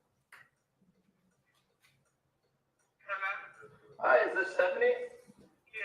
Hi, this is Officer Nebraska with the Milwaukee Police Department. Pausing at 6 minutes and 7 seconds. Is that you? I'm Stephanie Trotter, yes. So that was you on the phone that this officer is calling. Is that correct? Correct. You recognize your voice? Yes, I do. Okay. I'm going to play from that portion at 6 minutes and 7 seconds into the recording. You called about some shots fired over by Brady and Van Buren earlier?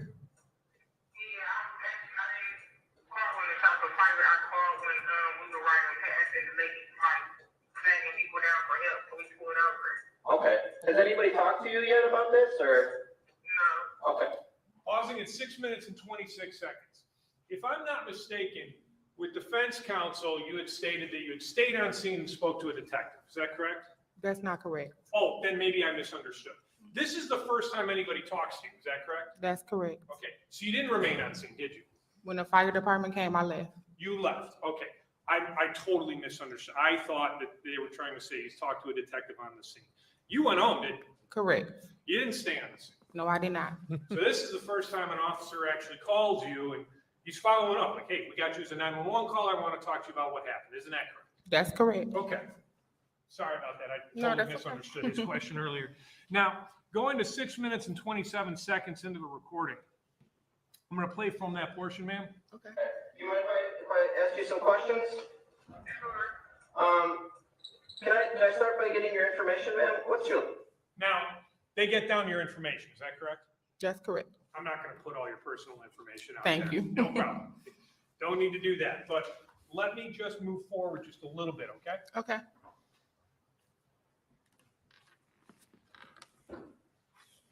By the way, very considerate of him to do that. And if he hadn't done that, you could Moving forward end up I think getting it's the 6 witness minutes and hostile 55 against seconds if my horrible notes are right. Let me just play from this portion.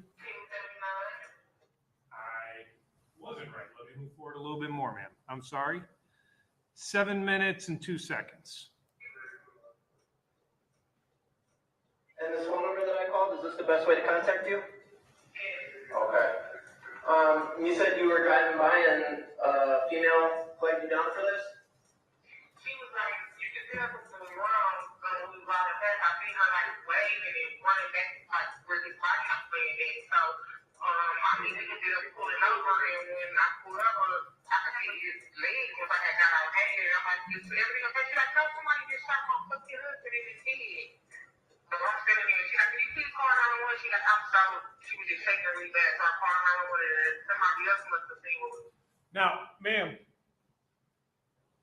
you're talking to Officer Nebraska right there. Is that correct? That's correct. And you're talking about the manner in which you came to call 911. Is that correct? That is correct.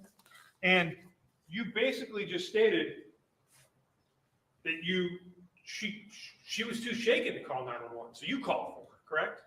I asked her, has she called 911? She said no, so I called. Yes. She's hysterical, correct? She is. And you're talking to Officer Nebraska about the manner in which you called 911. You state, you ask her if she called 911, she's hysterical, she asks you to call 911, and you do for her, right? That is correct. Okay. So, when you're that night, when you're talking to the officers, fresh in your memory, fresh as to what happened, you're telling the officer that the reason you called 911 was because she was too upset and she asked you to call 911. That is correct. Okay. Playing from 7 minutes and 42 seconds into the recording, and I'll see if I can. Also, 911 had already been called, if people don't remember, the prior witness. He was just asking the lady, like, "Did he really shoot him?" She's like, "Yes, he fucking shot her." And so the guy, I can hear him talking to 911 too. I guess he's talking to you guys at the same time or whatever. And then, did you just mention that there was another guy on 911 talking to 911? It was. So there was another guy. He was standing directly across the street from where we were. Okay, so there was another guy that you saw across the street also talking to 911. That is correct. Okay, don't know who he was. I don't know who he was. Okay, so previously when we were talking with defense counsel about who was around the body when you're talking to 911, body was there, Mrs. Claremont was there, you were there, your husband's in the car, and there's another 911 caller across the street. Yes. Okay. How would she know who he's talking to across the street? All right. I think she Playing said from it on 7 the minutes and 58 seconds. call. I don't know. I know, but how would she know? Very hysterical. I was just saying, I know that they said that the ambulance was on the way, and I seen the ambulance coming, so I left because I had my kids in the car. Okay. And you had your kids in the car, right? That is correct. And she was hysterical, correct? Because the She was 911 scared. operator She said they were was. already And you on were the just way. trying to get her help, But she right? just made That's the correct. And inference. that's why you called 911. That is correct. And I just want to to be clear in regards to what we're describing. When you're talking to this officer and he's asking you about what you saw about with the wife and what you saw about it, you don't mention anything about her being by the body and kind of somewhere around his pants, do you? At that time, no. You didn't mention it? No, I did not. Okay. And also, even what you're testifying here today, you saw her down by the pants. You never actually saw an object come out or go in or go anywhere near his pants, did you? I did not. You don't know what she was doing, do you? I don't know what she was doing, but no, I don't know what she was doing. And she was hysterical, wasn't she? Sustained, was asked and answered. Many times. I apologize. Thank you. I got no Many further times. questions, ma'am. And Your Honor, the state would move this portion that's been played in evidence at this time. Look at Ivory. He's ready, man. He's jumping up. Oh, he's going to be pissed. Now, Ms. Trotter, you indicated that when you No called lectern this 911, that you weren't in the vicinity of Ms. Clearman at the time. Is that correct? That is cool. Wait a minute, rephrase that. Rephrase it. You weren't in the direct Restate it. vicinity of Ms. Clearman at the time that you were on the phone with 911, correct? Yes, I was, you know how the opening is? I was standing like right outside of it and she was to the far left of him. Okay. So your testimony is that Ms. Clearman is by Mr. Clearman's body and you're on the outside by the opening on the phone with 911, correct? That is correct. Ms. Trotter, were your eyes on Ms. Clearman the entirety of while you're on the phone with 911? Yes, they were. Okay. Now, when Ms. And she still you didn't say indicated anything. that you couldn't tell whether she received, whether she got something out the pocket or anything like that. Is that Judge, Your correct? Honor, mischaracterization of the statement. She said she never saw anything. Not that she couldn't say what it was. She never saw anything. That was my understanding, but you can clarify. You can clarify, Ms. I never saw anything. Okay, so you don't know No. whether something was taken out, put in, or anything at the time. Objection, Your Honor. Leading, mischaracterization of the statement. It was She definitely never leading. saw anything. Hang on. It was leading your witness counsel. Go ahead. Can you confirm whether or not anything was taken out of the? What kind of fence question pocket is or this? put He's inside the asking her, fence can you pocket? confirm you didn't see anything? Ask her if she saw anything. Confirming Right. or not, this is speculation. It's speculation. I think it's also been asked and answered. Yes. Ask you one more time, and then we're moving on. Can you describe anything that you could confirm regarding the pocket as Ms.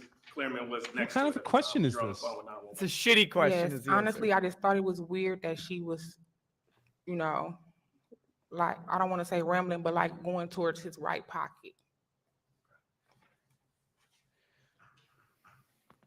Now, Ms. Trotter, Wow. you indicated, want to present again what's been marked as defense 29.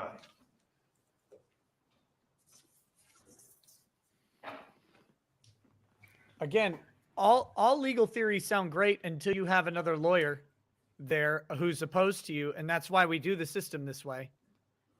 But honestly, a lawyer is supposed to know that this is what they're going to run into and be prepared for You, it. you indicated that you remember this area, correct? That's correct. And is this area appear, how would you describe the size of it? Small, Objection, large, Your Honor, how would you outside. describe it? This area is outside the scope of cross-examination. Damn. You didn't ask about Your any Honor, of that. She testified earlier about her knowledge On direct. of being there at that place where Mr. and Mr. Clearman was at the time. She did On during direct. direct, but not during cross. Overruled. Make it brief. Go ahead. What was the question? Would you describe this area as being small or a confined area? It's a small area. And Just to clarify, we're talking about the exhibit. Is that what we're talking about? yes, we're talking about that area where Mr. Clearman would have been laying at that time, correct? It's a small area. It's your question. You can't say correct. And did you have occasion to look at the stairs that go down to that area? Yes. And how would you describe those stairs that go down to that area? Were they steep? Like Were steep. they- Okay. No further He was questions. cornered. Thank you. All right, you can step down, ma'am. Thank you. I mean, the trouble with Lamar is he seems to have developed his theory of the case without applying any critical thinking at all. Like, how would this Is be that the attacked photo by the that's up? prosecution? Yeah. Fine, received. I thought it was in already, but received. So the theory All there. right, well, that she's stepping out. Who's the defense next witness? John Black. But what they're going The for with that. scene's out. We did send out a lot of subpoenas. One witness is sick, and we may need to have a substitute for them tomorrow morning. That's what the medical examiner told us. But we did. Well, take 2 minutes, step in the hallway, see if somebody's here. I want this to continue to move forward. Take a minute. I thought John Black was the next guy. Anyway, what they're going for there with that last bit is this a small area where the stairs steep or whatever. They want to establish that Edgecomb's back is to the wall effectively, that he has nowhere else he can go. He can't go anywhere. So that's why he has to stop and wait like 20 seconds. I'm over exaggerating that. Wait a couple seconds for Clearman to come up before the altercation occurs. Because one question that the jury's got to be asking is, why the hell did you stop? Like, you got a bike.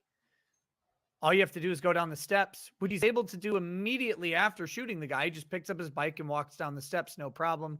Why did you stop?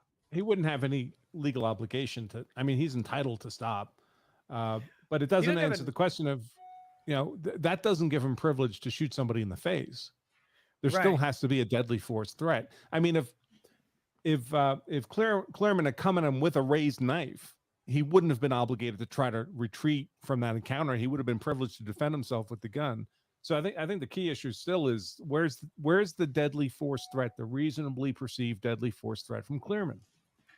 I think you're asking the right questions, but I'm trying to put myself in the head of Theodore or of B. Ivory Lamar.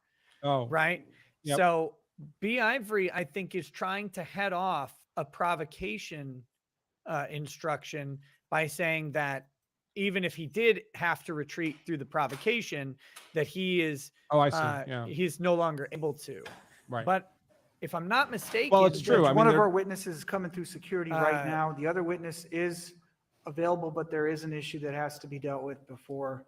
So we would have just asked for a 5-minute recess. All right, we'll take a 10-minute recess. Get my bailiffs, lead the jury out, 10 or 15 minutes, leave your notepads where they are. Everybody else can remain seated, please.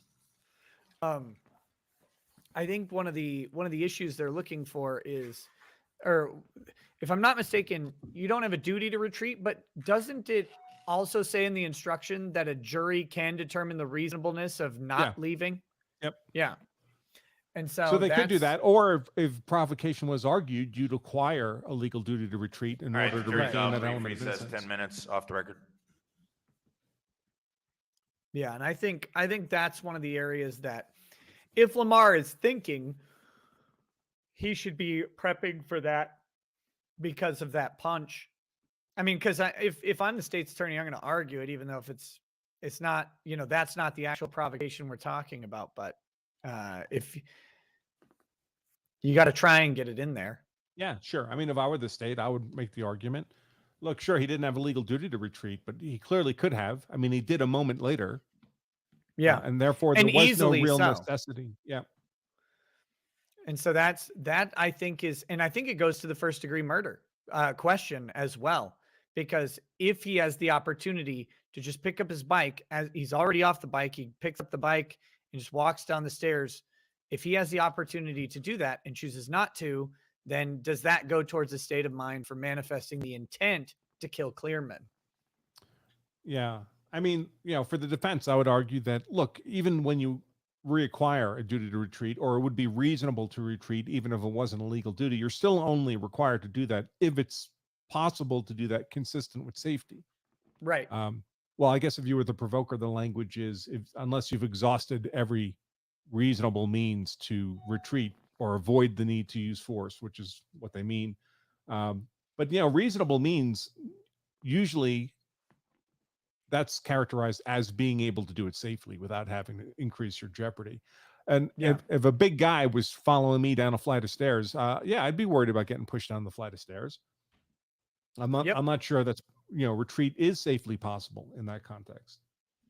Yeah, that's why I think I think that's a question for the jury, or potential question for the jury here. And that's why I was just bringing up, that's why I think they're focusing in on those last questions, and why the state's trying to object to keep it out is the state was right on the objection was not within the scope of cross. But at that point, the judge he's getting tired of anything other than them saying the defense rests at this point. He was done with this trial. But yeah, did they ever find out if the wife knew about the knife in his pocket at all? No one asked her, as far as I can tell, if she knew that he had a pocket knife. No, she talked about it. It was a tool she? he used to open up boxes in the office and things like that. Oh, yeah. So I guess she would have known it was there. So, Takul says, sounds like the wife swears a lot. Wonder if she dropped the N-bomb that got her husband shot. Could be. Michael Hickson says Lamar used a critical theory for his defense case. It was critical race theory. Oh yes, there you go. Yeah, and I think. And this witness didn't actually see anything. No, that was the problem. Lamar is trying to raise the specter based on her not seeing something and finding an action odd. So a witness seeing something that makes them curious about the event does not mean that someone planted or removed evidence from a scene. Nothing of the sort, in fact. And what he was trying to do is skirt by on implication. And that's what they've been trying to do this entire time, by the way. It's, again, filling the gaps in their own story with gaps in the facts. There's a gap in the facts as to, from this point, as to how, if her hand even got into his pocket at all. And I think I don't know, this didn't get hammered on, so maybe I'm crazy for thinking it was really weird for the lady to bring it up, but she testified that the wife was to the left of the body as you look at it. if she's to the left of the body, whose head would be laying down the stairs, feet up towards the top, that means that his right pocket is across the body and towards the back fencing, and then the stairway railing going down, which means that not only is she reaching into the pocket, but there's no way in hell that lady could have seen her reaching into the pocket, because it would have been obscured by the corpse and probably by the back of the wife as she's squatting down, reaching over and towards that pocket area. She couldn't possibly have seen. And to be deferential to the defense here, if she had the knife in her hand, or if the knife was in his right hand, like tucked under his body, and she grabs it and shoves it in his pocket, there's no way that lady can see it. It's not possible. From where she's saying she's standing by the cars looking in that direction, she's going to see the back of the woman and the left side of the man. And if she can get into the pocket, she's going to be kind of lifting his corpse up onto its side, which will further obscure the vision. So it was weird. If you, again, just trying to think through things. Kyle Bogue says, was out ice fishing late last night west of Faribault, so slept in today. Just caught up. Love this judge, but get effed Packer fans. There you go. Caligula says, I just want to say I generally appreciate this judge's disdain for just about everything. Yes, he's not in an amiable mood most of the time. Amanda Jones has message retracted. Sorry, Amanda. It seems like YouTube or you retracted your message. Aaron Ford says, Judge is a dead ringer for Mad Eye Moody. Shouts to all the HP Harry Potter nerds. Thanks for all the super transformative coverage. Oh, very much my pleasure, Aaron Ford. I love transforming everything. Eric Allen says, in my head as a juror, I don't get why he was able to ride and take the bike to the stairs and then stopped when he was in pretty fast motion. Yeah, and that's the question is what, and for all that we talk and observe, right, we don't know what any juror is thinking on any of this. And that's always why it's interesting, because especially for you and me, we're watching this trying to think through legal arguments, but the chat is watching this with different perspectives. Some of them might be trying to think legally. Some of them are looking at the drama of the situation. So the jury is going to be somewhere in that pool, right, of how they're looking at each thing. And the jurors are not legal experts. They're not fact experts. They're going to be just trying to figure it out. So I think that's, to me, that's one of the most interesting part of this, is seeing the different reactions in the chat.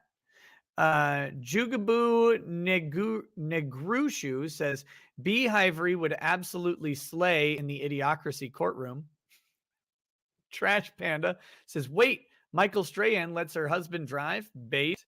Kyle Bogue says, after hearing about your recent Google review, I read it and then remembered that my wife and I need to get a will written. Do you offer that service? Kind of. Hey, so here's something interesting, not Yeah, related to this case, to the Ahmaud Arbery case. Somebody just, I won't say who, but they just emailed me a motion filed by Greg McMichael's legal counsel. That's Frank and Laura Hogue from the Arbery trial, raising a whole bunch of issues to really perfecting the record, I guess, in preparation for appeal. But one of the issues they raise specifically is that the court never clarified or properly interpreted the Georgia citizens arrest statute. Good. I mean, so that's the whole key of the entire case, really. So it's that's good. their biggest angle. I'll download this and forward it to you. Yeah, that's the critical element of their appeal. And it was a critical element of their defense, and it's completely gutted by the judge's reading of that statute. So very, very interesting to see that. I'll be curious to read it. Patrick Allen says, I called them on my own, lie, but also she's a bigger man than Joe. His wife would have to do the calling for him. Yeah, and she had some inconsistent statements in that testimony. I do not think that witness ended up looking good for the jury or for the defense to the jury, but I could be wrong. I have my idea about this case, and it's certainly going to color my interpretation of the events. there's no way that I try and mitigate for that, but there's no way around it. But I mean, to me, when the state is pointing out, actually, you were followed up with by a detective, weren't you? Yes. Okay. You didn't call 911 on your own. You weren't the only person to call 911. She wasn't actually calm, right? She's hysterical while you're right there, which is undercutting some of the narrative about this wife. Chris Anderson says she's saying she was trying to reach for the pocket, but doesn't testify that she saw a knife or her putting something back into a pocket. Correct. CC says N. D. Pat says, would the defendant have a better chance if he denied ever being at the scene? Seems like they would have way more to prove. That would be a real problem. Because if he denies he's ever at the scene, and he can't claim self-defense at that point. Right. Theodore Edgecomb. And if they can put him at the scene, you can look at the video, you can combine it with his bike and all of that very stuff. unusual bicycle. Yeah, they're going to be able to put him at the scene eventually. So Kyle Bogue says B. Ivory is the Kmart edition of Johnny Cochran. Oh, man. PJ Gillespie says, whoever made the review on Lamar's Google page as Booker T had me dying. Oh, guys, you're not supposed to do stuff like that. Panama Jack's Jim says, the judge has now gone from Hawkeye to Ronin. Get hard promo intended. Darth Moonslayer says, if I saw or knew of this kind of behavior from the defense, they wouldn't be on my list of firms to defend me ever. Fractal Machine says, if I punch a stranger unprovoked and then leave, and as he predictably comes after me, I shoot him, counts as self-defense, this appears ripe for abuse. It doesn't get abused that often, though, or not successfully, I should say.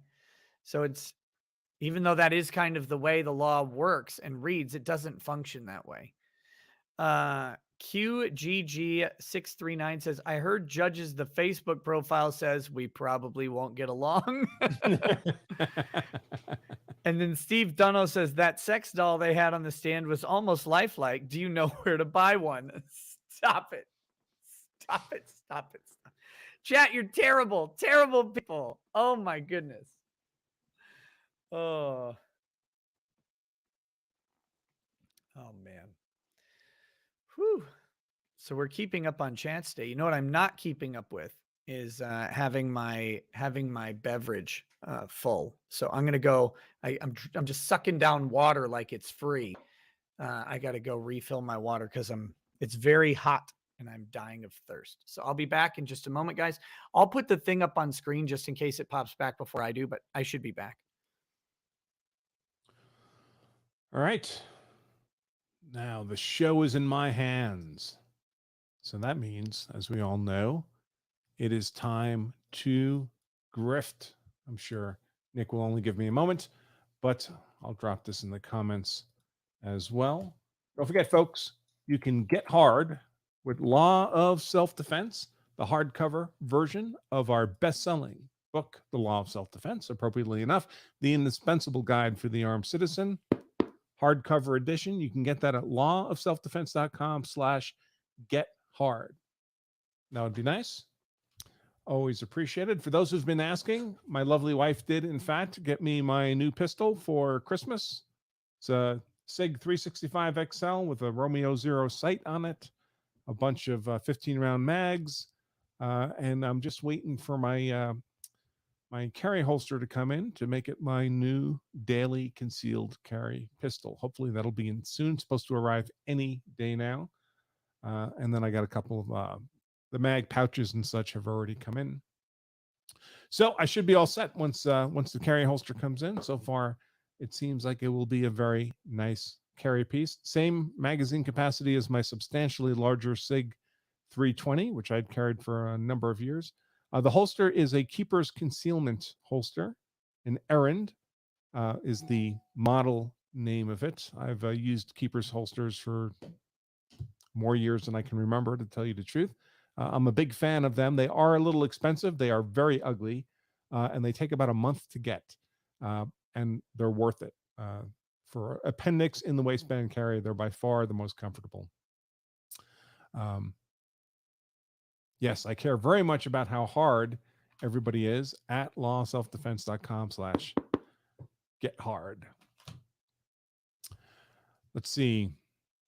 Yeah, honestly, I mean, my SIG 320 was very comfortable to carry, and the keeper's concealment holster as well. I often completely, forgot basically that I was carrying a pistol, even that the 320 is a pretty sizable pistol. It was about the size of a Glock 19, I suppose. But the 365 XL is the same mag capacity, same ammo capacity, in a substantially smaller package. So there we go. So far, very happy with it. And sometime this week, I'll have my keeper's concealment holster, and then I'll be all set. Let's see.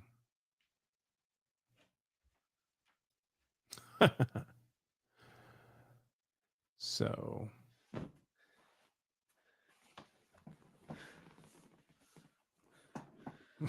Nick doesn't know his mic is open. There you go.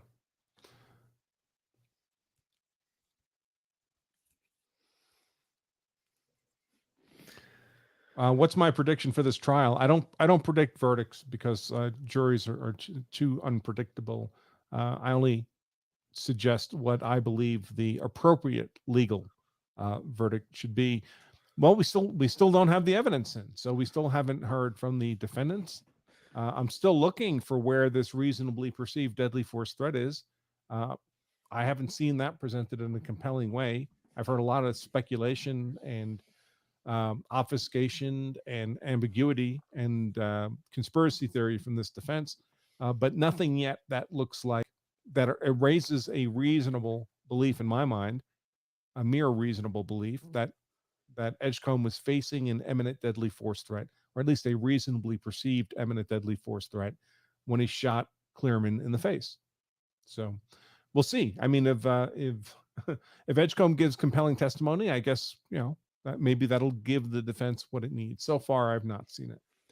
Yeah, so far the only witness to the incident that is not the wife is the guy who came in the jumpsuit, right? And he testified only to having his hands up in some sort of, I don't know that he used the word boxer stance, but in some sort of potential boxer stance. But he also said that the dude that he shot him in the face cold-blooded, which doesn't sound like he shot him in the face because he was scared. Right. And he can't testify to his state of mind, but he can testify to his present sense impression of what was going on at the time. And he didn't testify to his impression that the guy was scared. Did he look scared? And he said he would not have shot him. Cameron said he would not have shot him. He said, I would have fought him, but I wouldn't have shot him. Which, again, the defendant's not responsible for Cameron's beliefs or perceptions or thoughts about what he might do, but it does suggest a certain lack of necessity. Yeah. And that doesn't make the case. The problem is that doesn't make their case. And they're the ones who do need to, the state has to disprove self-defense beyond a reasonable doubt, but they haven't raised reasonable doubt. If he would have said, I would have shot that guy too, coming at me like that, that raises reasonable doubt. I wouldn't have shot that guy does not raise reasonable doubt. And they don't have that testimony from anywhere. So they're only going to get it from Edgecomb, which is a problem in any case. Remember, in Rittenhouse, you've got Richie McGinnis saying, well, he screamed, fuck you, and reached for the gun. I mean, that's, how'd you know he was trying to attack him? Well, here's how I know this was happening at the time. This case doesn't have those witnesses. And that's a big difference and a big problem for them.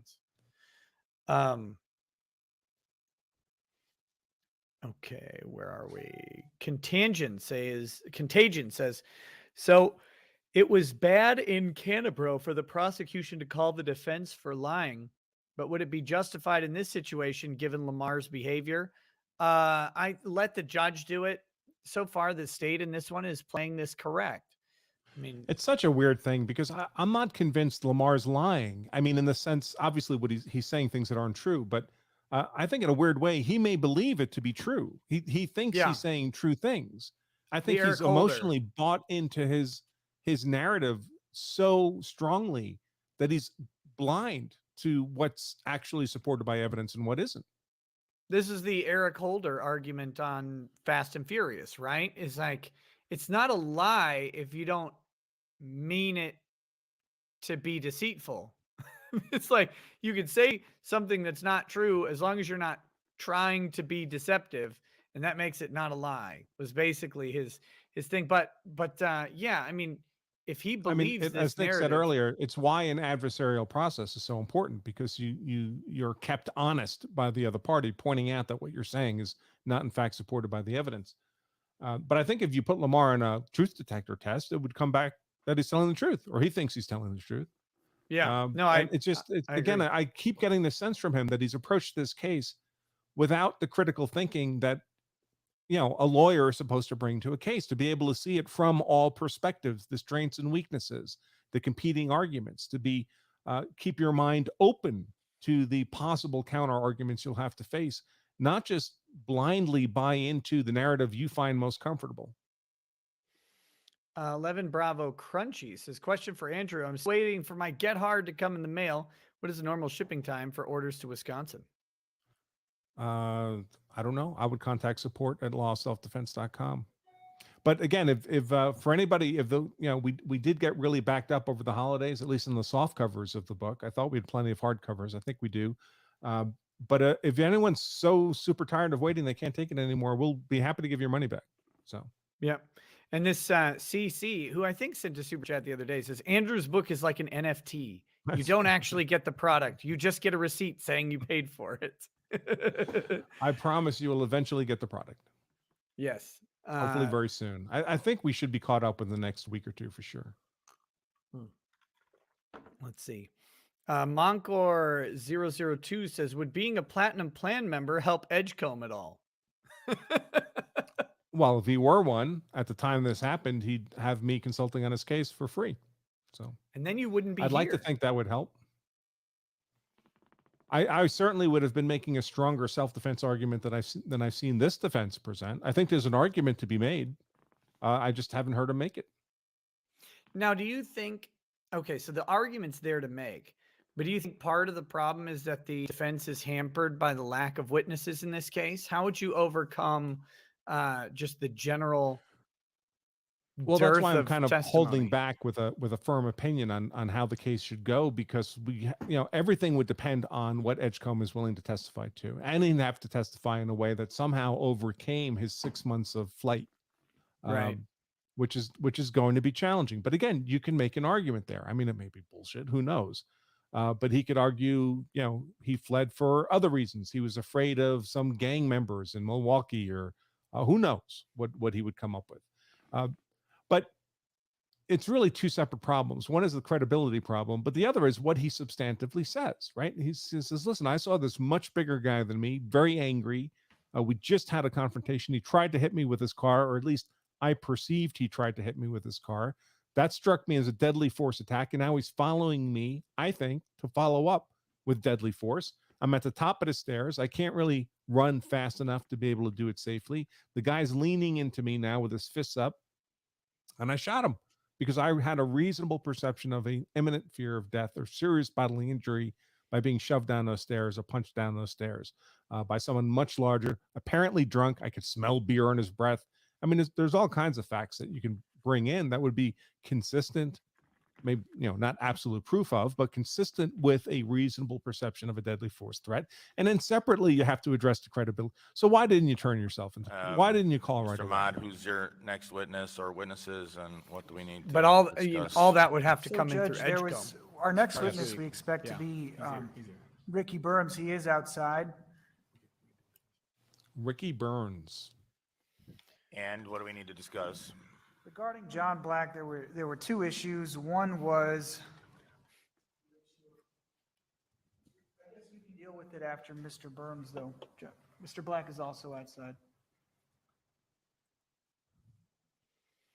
Mr. Hubner, any objection to that? Well, I mean, can we deal with it now so we can just go back to back? Rather than take another break? Well, how long do you expect Mr. Burns to be? 10 minutes. Well, it depends, Your Honor, on how much bullshit we want to bring through. Maybe a half hour, Judge. Oh my God. For what? Fine, let's bring the jury in. Let's have Mr. Burns take the stand, please. After him and Mr. Black, who else do you have? Whether it's today or tomorrow morning. We do have the toxicologist. We've also subpoenaed Dr. Kelly for a very brief testimony. We've resubpoenaed Detective. Sure, sorry, Judge. Detective Clabundi, the toxicologist, and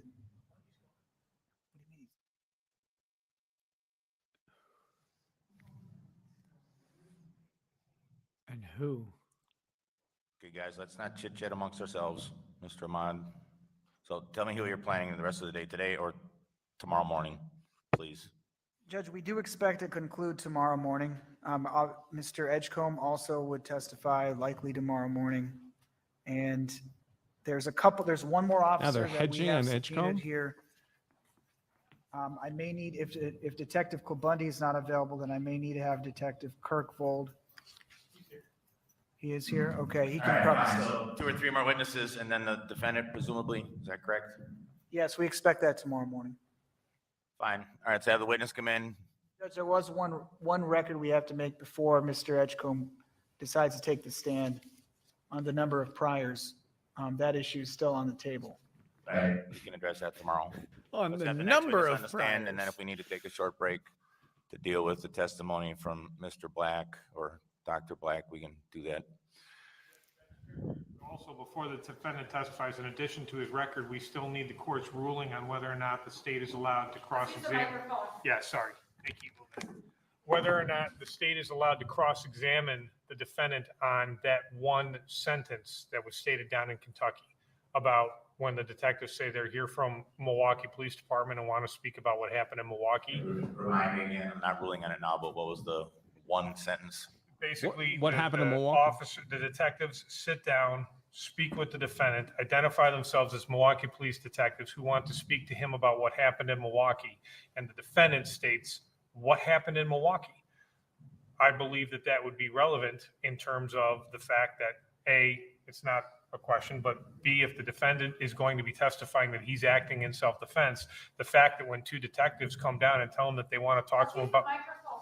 Yeah, I'm trying. When the detectives sit there and say that they want to talk to him about what happened in Milwaukee and he feigns ignorance as to any incident, I think that is appropriate for cross-examination. And the court has not ruled on that yet. All right, potentially. How We'll can- discuss that tomorrow morning. How Get the can witness we in hear here, this we'll have the guy? jury come in, we'll get the But next she witness can't hear him at testimony all. done, I know, and we'll go from that there. is definitely Judge Borkowski's clerk. Yeah. I mean, or court 'cause reporter, whoever she is. Yeah. if we're I mean, hearing she him is mean. clearly, they have to be coming through a microphone. Kakasha says, I have no hope for Lamar to protect his client on the stand. Self-defense and ditching the weapon seems counterproductive. Huge hurdle. Even Superman can't jump. Lol. And then Morgan Babcock says, my favorite review on Lamar's Google page is correct. Simple and beautiful. Oh.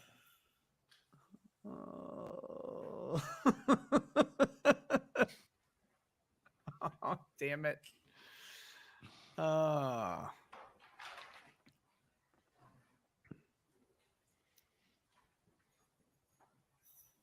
Okay, so people are saying that Edgecomb is 6'2". Edgecomb. So- yeah, but I think it's a weight difference. Yeah. Although, look, I've seen some 250-pound guys and some 190-pound guys that are shredded. Yeah, right? Sure. Yep.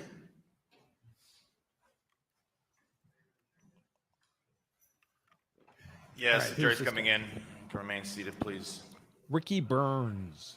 But I mean, who is he? Is this another cop? A detective?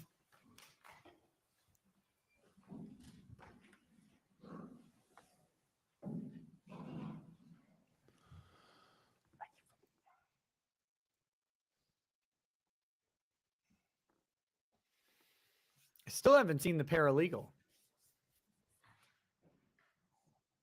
I don't know who the lady behind Edgecomb is. She's been there every day. She All right, must the be jury's a back. Sir, different if you can stand and paralegal. raise your right hand so you can be sworn in, please. You solemnly swear the testimony you give in this matter will be the truth, the whole truth, and nothing but the truth, so help you God. Yes, I do. Please be seated, state your full name, spelling first and last for the record. Thank you. My name is Ricky, R-I-C-K-Y. Last name is B-U-R-E-M-S. Good afternoon, Mr. Burns. Good afternoon, sir. How are you currently employed? I'm an investigator in the public safety office of a local college. And I just want to kind of go back a little bit so that the members of the jury can have an understanding of your previous employment experience. Yes, sir. So if you can just kind of start back and just explain to the members of the jury, what was your, have you ever operated in law enforcement before? Yes, from 1982 until 2014, I was a member of the Milwaukee Police Department. I have 8 years experience uniform patrol, 3 years experience plainclothes drug investigation, and 21 years experience as a detective, including 10 years experience as a homicide detective. I've investigated in the area of 1,000 homicides and probably a couple thousand shootings. Is he an expert in homicide The investigations? aspects of my Is that the- investigation includes responding to incidents, conducting scene investigations, witness interviews, interrogations of suspects, location and inventorying evidence, and any other follow-up investigation that's deemed necessary in order to complete the investigation. Okay. And Mr. Burns, as it relates, well, first, have you ever testified in court before as a part of any of the investigations or duties you had operating in that capacity? Hundreds, if not thousands of times. Now, Mr. Burns, have you had occasion to look over some of the reports and some of the discovery as it relates to this case involving Mr. Edgecomb? Yes, I have. Mr. Burns, have you had occasion to look through reports involving how the Milwaukee Police Department handled certain parts of the investigation involved in this case? Yes, I have. Now, Mr. Burns, have you found any issue with, based off of the training or experience that you had operating in the capacity with the Milwaukee Police Department in this case? Yes, I have found some issues in the investigation of this incident. Okay. Well, Mr. Burns, if you will, I want to just kind of go one by one through some of the issues that you found involving the investigation in this case. Fair enough? That is fair, sir. Okay. So, Mr. Burns, let's start with the first issue that well, first of all, if you could explain to the members of the jury, what documents or information did you receive, videos, so forth, that you looked over to discover some of the issues that you found in this case? I reviewed the scene and the investigation reports filed by various officers in regards to this. I reviewed video from the scene and also some photographs from the scene. And additionally, I went to the scene myself, and the part of the scene I went to was the bridge where this actually happened, just to assess the area for myself. They didn't use a paralegal for that? And approximately how much time have you invested in looking over I just caught it, some sorry. of the issues or documents or information that's germane to this case? 10, 12 hours. Now, Mr. Burns, let's start with the first issue that you've come to realize after reviewing information and discovery related to this case? Well, I think the first issue I had was the investigation of the scene itself. And just understand that homicide investigations are probably considered the most serious investigations that a police department can respond to. And the procedure is that the uniformed officers respond initially. They assess it, and once they determine there's a homicide, they notify the detective bureau, and then the detectives come out to conduct a more detailed investigation. That's what detectives are trained for, to be more detailed in their investigations. There'll be one detective that is dedicated to the scene, and when I say the scene, they'll describe where the evidence is located, where the victim is located, anything that is concerned with that scene, any type of physical evidence. They'll describe that in their report. Additionally, they'll do a diagram indicating where each item was found. They'll take measurements. The measurements are detailed to the extent that if you read those reports 50 years into the future, you should be able to look at those reports and go back and reconstruct that scene based on the detail of that report. And one of the issues that I had is that you have the primary scene where the victim was killed, but then also you have secondary scenes, namely where the traffic incident happened and then where the punch occurred. And although those locations are described cursory in the investigation or in the reports, there should have been a measurement from each of those locations to the primary scene. And the scene where the traffic incident happened is not described at all. There's no address for that. And really, that's kind of how this whole thing started. So to not mention that, to me, is a major problem. Well, where was also, Objection, Your Honor. Is this just a narrative? Can there be a question? Right, it's a narrative. Let's make it a question and answer, please. Now, specifically based off of, that initial observation, the failure to take, specific measures and so forth, how does that impact a potential homicide investigation? Because again, you're supposed to be able to refer to those reports and reconstruct the investigation into the future. If Problem you is have they to solved the testify in homicide. court, you should be able to refer to those reports to recall This or homicide describe investigation is exactly ineffective, where but you everything solved it. was during the time of your investigation. Now, I want you to talk a little bit about, once a homicide occurs, some of the duties of the first arriving officer. Well, the initial arriving officers are Again, this is just asking him to narrate assess again. the scene, and in this case, And they that, determine none that of this it was is a relevant to any of the homicide. legal issues in the case. First aid to the victim. If No one's it's being charged with doing a feasible, shitty police investigation. Securing the scene. And again, by they'd have a hard securing the time scene, convicting because they solved the damn usually case. You've seen the yellow tape. Usually that tape is put up to restrict access to the scene. They locate any witnesses, and if there are any witnesses there, they hold on to them for Did that not happen? eventual interview by the detectives. They locate any evidence, and then when the detectives arrive, The only person they brief didn't them hold on their to for an findings so interview that, was Stephanie again, the Trotter detectives because can she left conduct before a the more police detailed arrived. investigation. Now, if the arriving officer comes to learn that an item was taken away from the scene or removed from the scene, what is the duty upon that first arriving officer at that point? Well, if the arriving officer determines that something was taken from the scene, if they can retrieve that item, they should do so. As they did? We're talking about the wallet? They should find out what was taken and why it was taken. And they should also inform the detectives or supervisor. But the point is to They retrieve the item did? and find out who took it and why it was taken. All right. Now, Mr. Burns, did you find that to have occurred in this investigation? Yes.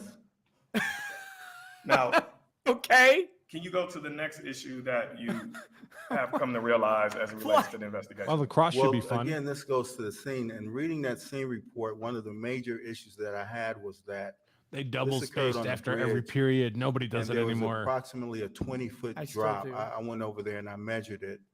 And, you know, this is a major aspect because of the possibility of injury or death. And that drop was not even mentioned in the scene report. Well, there was no claim of self-defense at the time And why is the that issue? How investigation does was that come done to be because an he issue fled. as it relates to, you know, a case that you could potentially have regarding it? Well, Well, I think it's vague, and I think the witness needs to clarify 20-foot drop from where to where, off of where. He said 20-foot drop. Let's clarify. Yes, sir. When I say 20-foot drop, you have the base of the bridge. You have the like the wall that leads to the sidewalk. And if you measure from the sidewalk to the bottom, the distance from the sidewalk to the bottom or to the ground is 20 feet. And how does that impact a case when it comes to this point? How does that failure affect a potential case? Well, Your Honor, I'm going to object to this because I believe this is going beyond the scope of what the court has allowed in terms of this testimony. I think it's getting into an area that's beyond that scope. Overall, he can answer this question and we'll see where it goes. Well, just again, because of if someone is involved in a confrontation, there's the potential that someone could fall off that bridge and injure Your Honor, I'm going to themselves. object. This goes specifically as to he's attempting to testify as to what people were thinking. The court has ruled that out. Right. Yeah. The witness cannot testify to what may have been going through the minds of either the defendant or the victim in this case or anyone else. Sustained. That last answer is stricken.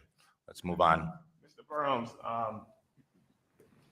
would that same risk apply to anyone, or, I mean, is that irregardless to this case? Or is there a risk of an individual Irregardless? falling from the 20-foot relative to any investigation that the Milwaukee Police Department has where the incident occurs in that vicinity? Objection, Your Honor, is to the relevance as to other investigations. Sustained.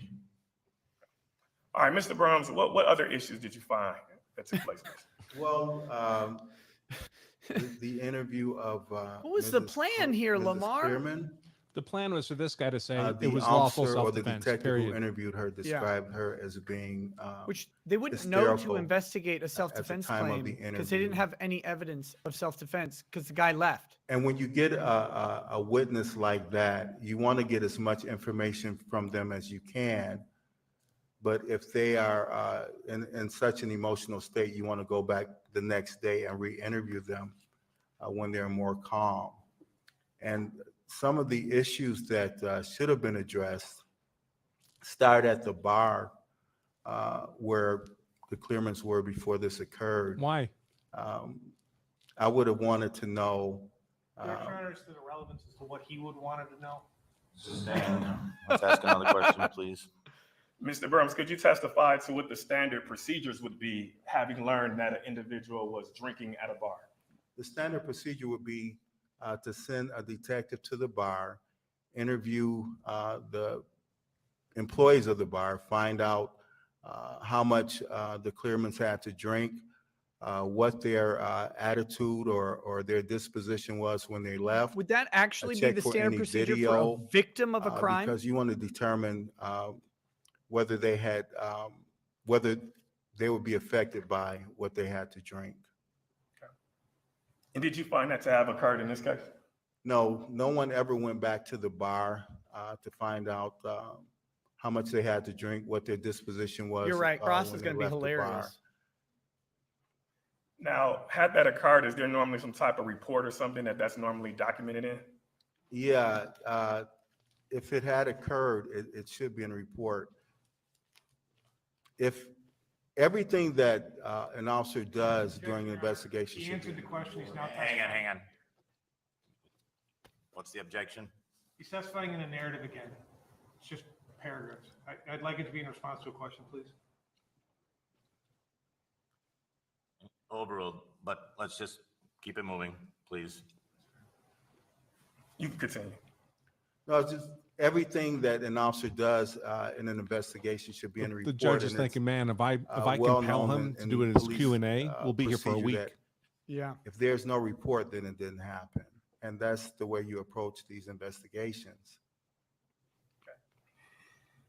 And are there any other issues that you found in this case?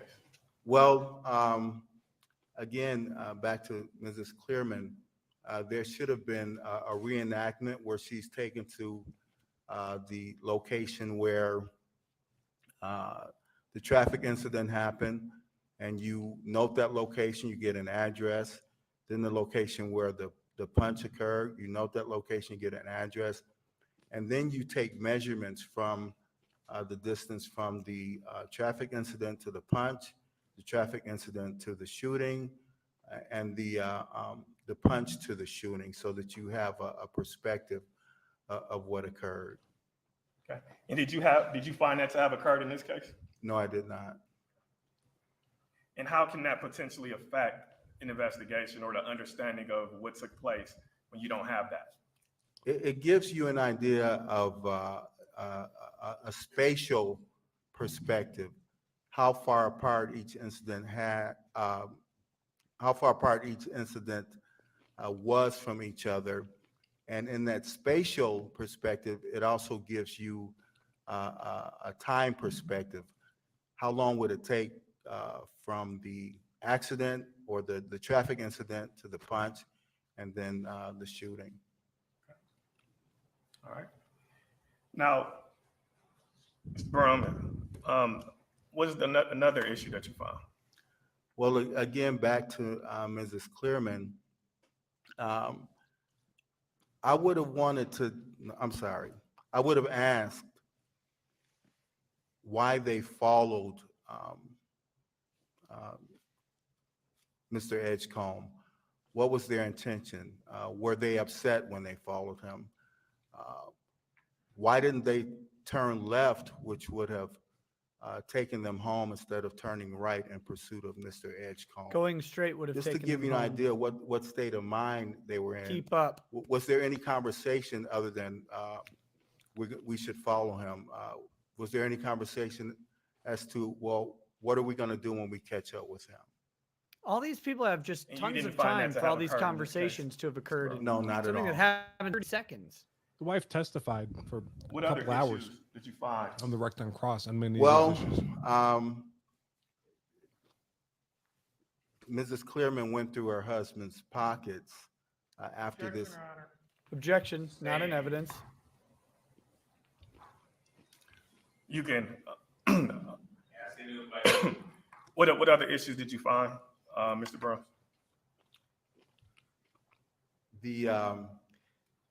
The report lists the locations of several video cameras. So how would this guy testify to that? That stretch over a couple of blocks. And some of the businesses were closed. That's not in the report. Each camera that is listed Right? in these reports, there should have been I don't know. follow-up to go back to those locations to check. Because that was the whole thing. footage, Stephanie Trotter's that was callback on those wasn't cameras recorded. That in was the whole relation to point. this incident. And if there was no footage, then it should be noted that these cameras were checked, but there was no footage. But certainly, that is a major concern in this investigation. that Why? those cameras None were of those never other checked. cameros recorded Okay, so you're saying anything that there's a involving certain type of the actual report use that's of going to deadly be force. filled here. out as it relates to seeing if potential camera footage is available? Yes, it's just a supplementary report, the basic reports that was filed on every aspect of this investigation. An officer or detective should have been assigned that task, and they should have set about that task, and whatever results they got, they should have noted it in the report and made it part of the investigatory file. So if an officer goes and looks for potential video and they don't find it, whose ultimate responsibility it is to ensure that in no tape Is it? Not that it is. that actually has occurred and that it was thorough and impartial? Well, in a homicide investigation, you have the initial investigation, and involving the detectives and involving the officers. After that, there's a meeting or a briefing, and in that briefing, you determine what has been done and what has not been done and what needs to be done. And everything that has not been done, probably a detective will be assigned to do something like those cameras because it's such an important part of the investigation. And it will be the detective's job to check the footage, write the report, and make a supervisor aware that this follow-up has been done. And if it has not been done, a supervisor should be monitoring the progress on this assignment. In fairness, this witness is still better than Seth that Stoughton. it has been done. And sometimes an investigation or a follow-up like that will have to importantly, take the jury course over a believes few Stoughton. days. But it has to be done. Now, did you see that type of follow-up, as you described, take place over a course of a few days in this case? No, I did not. Now, Mr. Brown, are there other issues that you found as part of your review? Well, I think one of the major issues that I What's this guy's found first was name? that Rick? Ricky Burrums. When you investigate these B-U-R-E-M-S. incidents, you have to be thorough and you have to be objective. You have to look at aspects of every aspect of the investigation. And one of the most troubling things that I saw was a witness was made available, and the detective involved just declined to interview that witness. And if I can just give an analogy, We don't know they were a witness. These investigations are like a jigsaw puzzle, and every aspect is a piece. And if one piece of that puzzle is missing, it affects the whole picture. So that's why you have to cover every aspect. You have to be very creative, very resourceful, cover every aspect of these investigations. Now, as it relates to, we talked a little bit about video. Were you able to see any video evidence as it relates to the bar where the Clemens would have left from, as indicated in the report you reviewed? No, there was no reports indicating that anyone had even gone back to the bar to interview witnesses. Sustained. Mr. Burham, any other issues that you noticed in this investigation? May I review my notes, please? Yes. Thank you. He's got a lot of notes. Mr. Ricky Burrums is a local activist. Oh, is he? As described by the news, as interviews speaking on One the Chauvin issue, verdict. and again, this goes back to Mrs. Clearman. She's telling the detective that she and her husband have been at a bar, and then when they leave the bar, were they at a bar? Did she the almost hits a cops go to the bar? bicyclist. And during the investigation, there's an open intoxicant found in the rear of the Clearman's vehicle. And as dark as this may sound, I would have given her an intoxilizer test to determine whether or not she was intoxicated or impaired. Objection, Your Honor. Sustained. I'm striking that. I mean, And come on. You see the lawyers. Yeah, you're about to get Oh, your ass man. Yeah. chewed out. What are you doing? You've brought in a guy to testify about all this stuff, purporting him to be an expert on police investigations. He's supposed to be generally about police investigations. What he's doing now is testifying about what he would have done in this particular police investigation with these particular witnesses, potential witnesses, victims, etc. And it's way outside the scope of what experts are allowed to do. Experts are not fact witnesses because unless they witnessed a fact. This guy didn't witness any of this. He's reviewing reports later to testify as an expert. That's it. It's oh man. And this whole, again, this is, it's listening to someone who really doesn't know how any of this works. Evangelina Clearman's not charged with a crime in this trial. She's not charged with DWI. Yeah, not at all. And well, he's already He killed back them out. all. Oh no, here they come. Yeah. No further questions for this witness. Very well could All right, I had a be. conversation with the lawyers. There's no evidence in this case that there was an open intoxicant in the vehicle. That can be clarified by defense counsel or the state on cross, but that answer is stricken. Based on the testimony thus far, no one has testified that there was a, quote, open intoxicant. There's been conversations about a can and something that was in the back door, the back seat. Let's move on. That answer is stricken. Next question. Mr. Brown, after your full review of the investigation of files in this case, any other failures that you've noticed of the investigation in this case? In regards to the knife in Mr. Clearman's pocket, I would have, I think a DNA sample should have been taken. I think a standard should have been taken from Mrs. Clearman in regards to any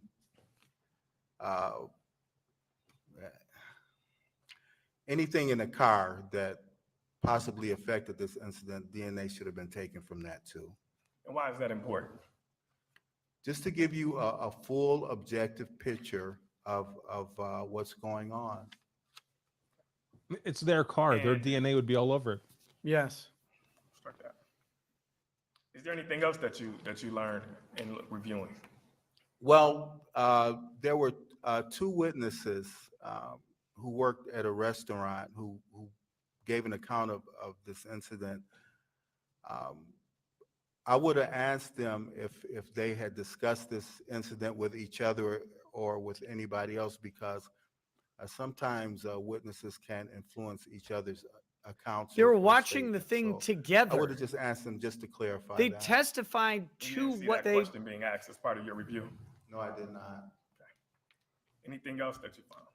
And another thing is that when you are getting witness accounts and they tell you what they saw, you want to see what their perspective, if they were across the street, you want to go to where they were and look towards the scene to see if they could actually see what they told you that they saw, just to make sure that their account is accurate. And did you see that having occurred in this case?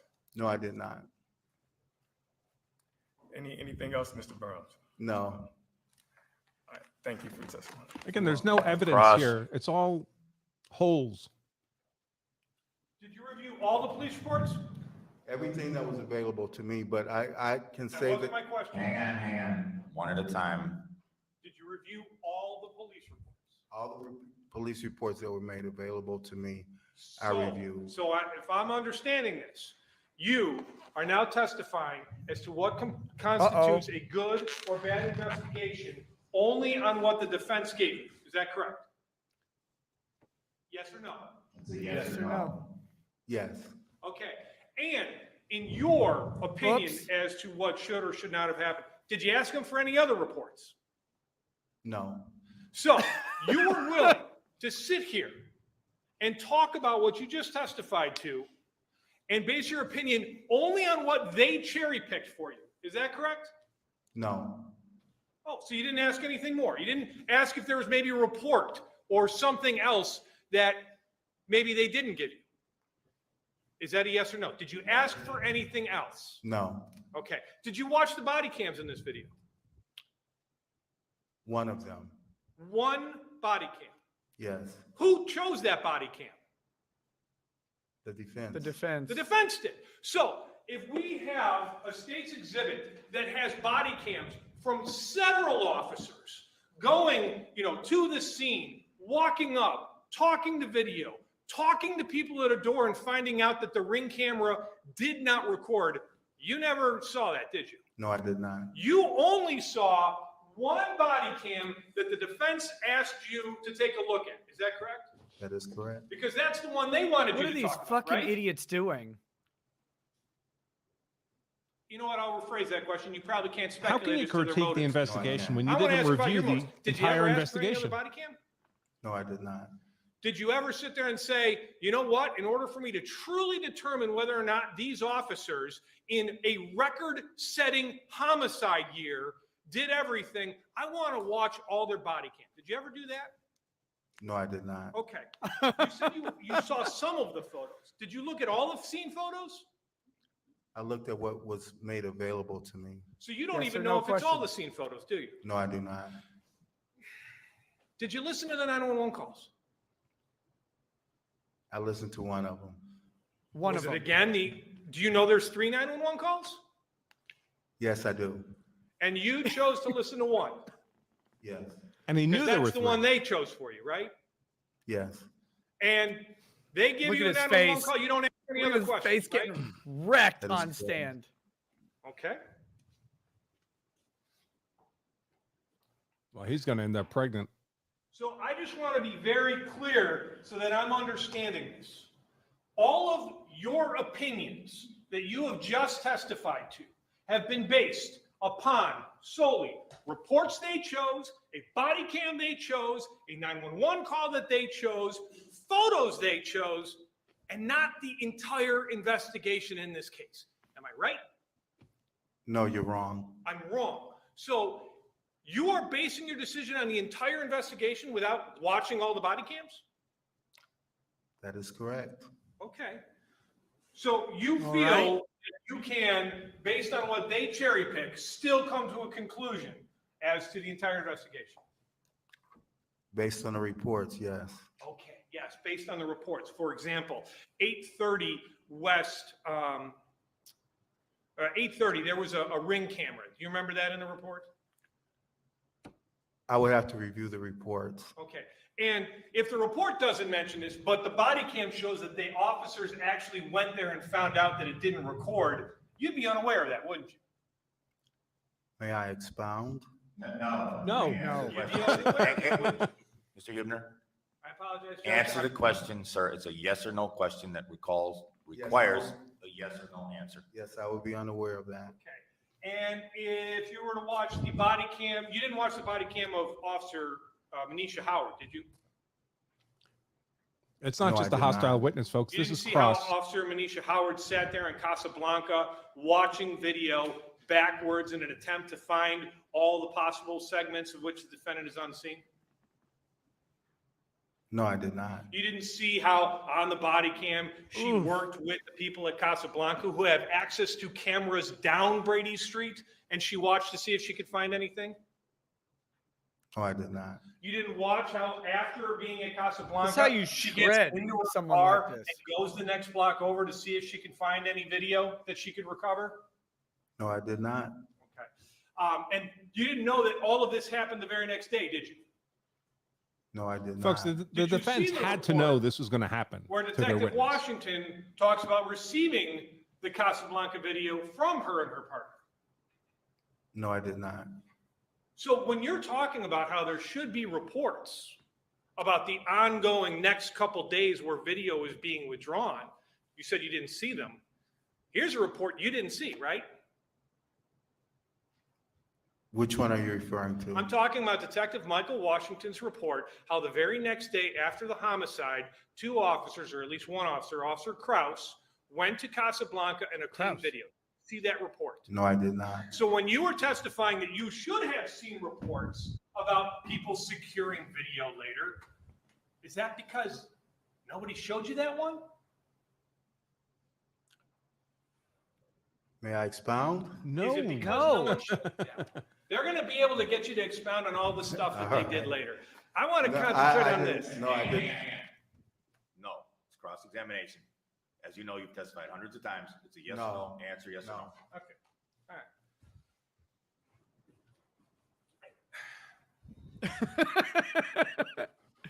This guy sat there and berated the entire investigation for another thing. 30 We're minutes. talking about this is a If it's not in homicide a report, it investigation. doesn't exist. He Officers and testified. detectives had Well, no idea if you who don't was read the report, did how at would you know? time that night, did they?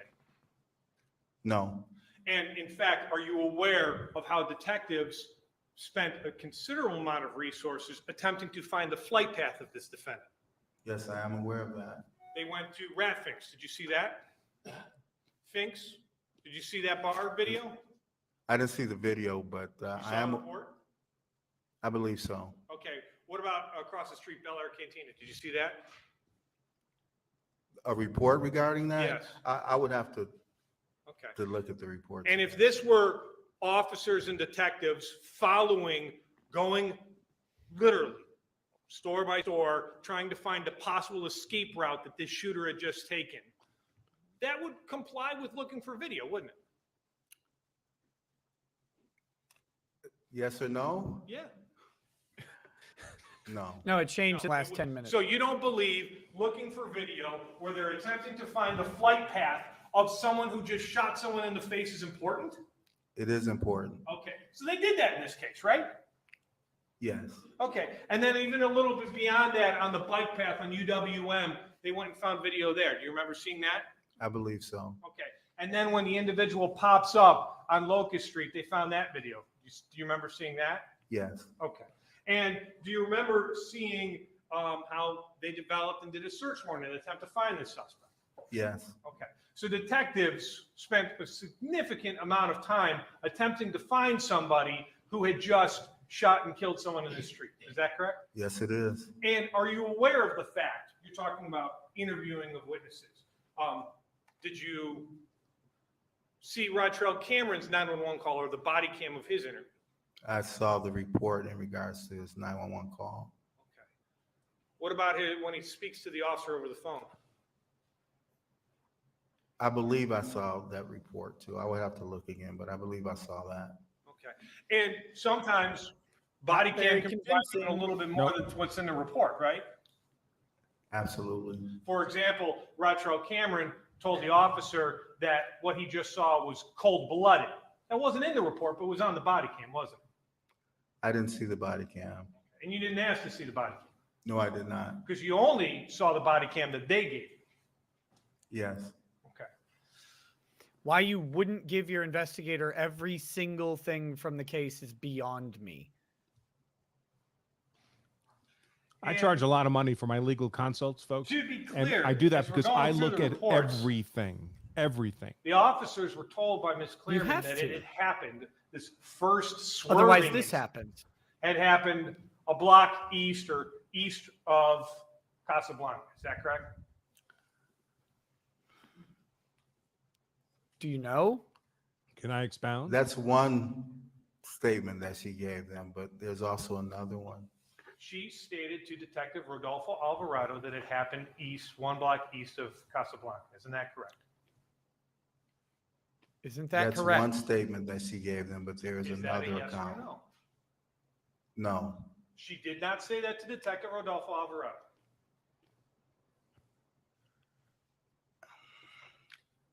Yes, she did. And because you never watched Officer Howard's body cam or looked at Detective Washington's report, you're not aware of the extensive efforts that the officers spent in trying to find that on that block east of Casablanca, are you? No, I'm not. One moment, Judge. She made some other statement. Okay. You have redirect for that, for one thing, but for two, I wanna it better see be damn convincing. And sir, I want to see Humor do some deep knee bends right here. One moment, Your Honor. Got to stretch a You're little bit. testifying as to what is in what you're saying is an incomplete investigation, based solely on what By definition, one his party review was incomplete. without asking for any additional information. That's correct. Never wanted to know if there was maybe a report they failed to give you, right? No. Never wanted to know if maybe they were holding something back from you that might affect whether or not you thought it was a good investigation? No. Never entered your mind? No. Not once? No. You know that there's tons of body cam, they give you one, never occurs to you to think, maybe I should watch the rest of it? No. Well, he must have been some investigator. 911 calls, never occurs to you to think, man, maybe just for purposes of being thorough, like I'm accusing other people of not, I should listen to everything. Yes or no? Yeah, does it occur? No. No. Trying to get this glare off my camera. The sun has changed. There we go. You want to turn? Thank you. It's going to tag that guy in. Cool. Finally. That was brutal. Mr. Burns, the state just questioned you about your review of the file as it relates to body cam video, correct? That's correct. Is there a way to determine an opinion in the accuracy of an investigation outside of watching hundreds of hours of video? Yes, there is.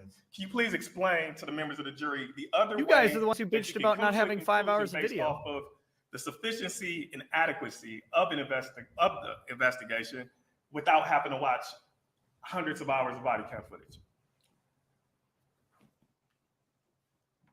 The reports, everything that happens in an investigation should be in the reports. And that was my primary source of information. That's in regards nonsense. to the We census that don't was reading transcribe the body cam reports that were video made into a available report. to me Nope. That's silly. through the defense and through the police department.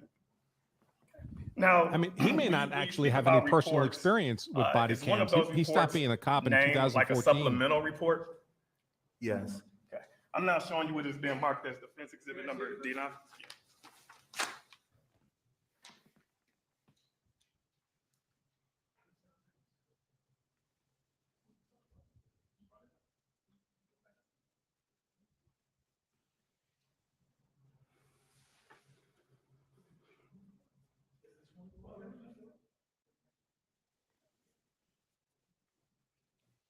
God, I wish I knew what they were saying. Yeah. I'm now showing you what is being marked as D9. I want you to take a look at that and let us know, is that one of The the prosecutor just pulled out his phone so he could play Candy Crush while this guy screws up his redirect. Yes. And what does that report indicate? Objection under hearsay.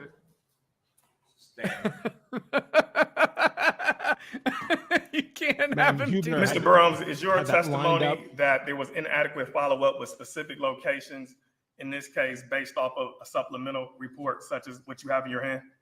Yes.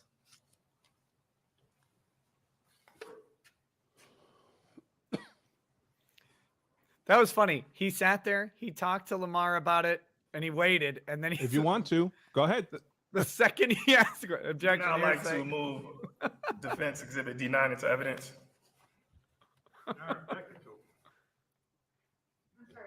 I'm not dealing with that now. We'll take it up outside the presence of the jury. Right now, denied. Next question. Mr. Browns, is there any other reports where they are summary in nature upon which you base your opinions today on? Just the reports that This is the his reports live that prep. were made Man, available I would to I me, would quit and also the practicing law. reports that were not written. Now, Mr. Browns, is it true that all critical information that's pertinent to a case is supposed to be inside of a narrative report? That is correct. And is the purpose of a narrative report to save time so that you don't have to look over voluminous information or footage? Voluminous? Voluminous. The purpose of a Rich narrative Corinthian report leather. is to describe everything that was done at a scene, and it should encompass everything that was done at a scene. So it's called a supplement report, and it should actually include everything that is pertinent to the investigation, even if it's in the video footage. Now, Mr. Browns, is one of the videos that you had occasion to see a poll cam that would be 1 minute and 34 seconds in length? Yes. Did you find any issues with the amount of video related to that poll cam video that was accessible? Yes. You just Outside the scope, sustain. you also just testified that Completely outside the scope. all the video isn't necessary. Like, what are you Mr. doing? Burroughs. The question is, does the jury believe a word this witness says after that cross? Are officers trained to include all important details inside each report that they write? Yes, they are. And is there any exception to that rule based off the standard operating presume procedures of that all the Milwaukee Police important Department? details are included? There's no exception to that rule. Thank you. No further questions. State. Briefly, you stated your primary source of information in regards to this was the police reports, correct? Yes, Because everything should be in them, correct? yes, And you never asked for all of them, correct? that is correct. Nothing else, thank you. All right, the witness will step down. Punctuated Thank you. on that ass like an exclamation point. All right, I need to send the jury out for a couple minutes, hopefully 5 or 10 minutes. It's 4:15. I hope to have you back in 5 or 10 minutes, and we'll go to a little before 5, and I'll let you know exactly how we're proceeding for the next half hour, and then also tomorrow. So if you guys can take a short break, follow my bailiff out. Be back in 10 or 15 minutes. And what's important is what you said, though. There's no way, as a defense attorney, you don't realize this is going to happen unless you're an idiot or ill-prepared. What is it? Your plan never survives first contact with the enemy. I mean, that's just the way it goes. What did they think was going to happen? I mean, again, it's this lack of critical thinking. They have to. I mean, you have to be able to see your argument from the other party's side. What would you do if this argument was presented to you? How would you attack it? What would you do if you found out that? If you found out that the police All right, the jury's investigator out. didn't Who's the review the defense? reports? Next witness, and I think we may have to discuss the parameters of that testimony. Mr. Ahmad. Judge, let me see if we have any other witness outside. Otherwise, yes, we do need to take up the issue with Dr. Black. I drank a lot of Diet Fine, 5 minutes max. Then I want the lawyers in their seats in 5 minutes so we can proceed off the record. Don't make me stop this car. But Judge, my prostate won't let me pee that fast.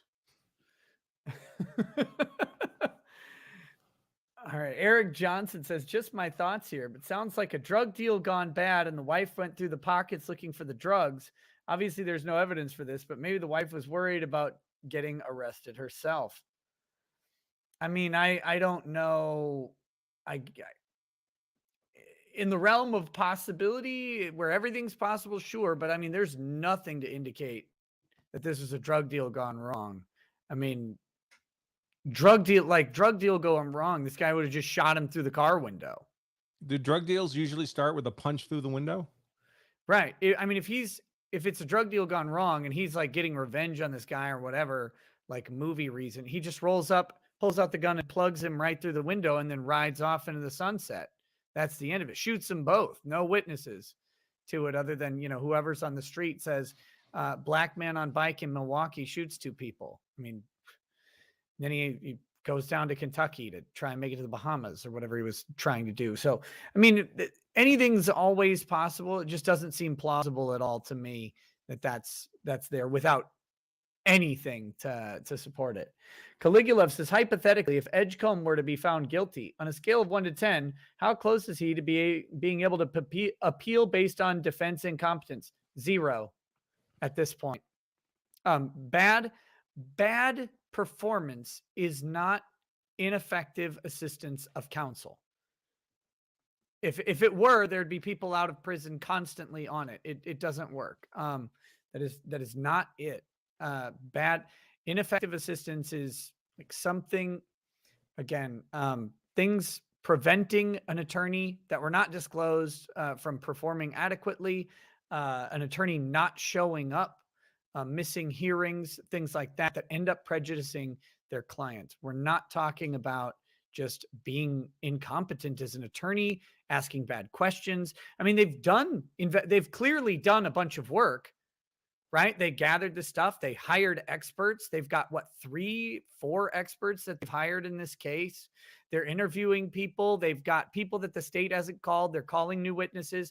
They've done the work. They're effectively assisting their client ineffectively, if that makes sense. They're just doing a bad job at it. But the reason is probably mostly bad facts. Guy ran for 6 months. You do what you can. Steve C says the credibility of an expert comes from their CV. Can you impeach them by attacking their public reputation and writings as an activist? You could try, yeah. Sure. Eric Allen says, ha ha ha, the investigation critique expert wasn't doing a thorough investigation. I can't even. If you think a jury doesn't sit there and go, what the fuck did I just have to sit here and listen to this dumbass who didn't even investigate the investigation? I mean, he didn't do the things that he said were critical to an investigation. He didn't do them. So they're sitting there for 20 minutes going, oh, okay, this is maybe, I mean, I'm not sure exactly how this works, but there's some critiques here that might make sense. And then poof, you didn't do it. It's like a boat going by and a battleship shell lands right in the middle of it and it explodes. It just sinks. Jeff K says this prosecutor is giving a master class in making the defense look inept.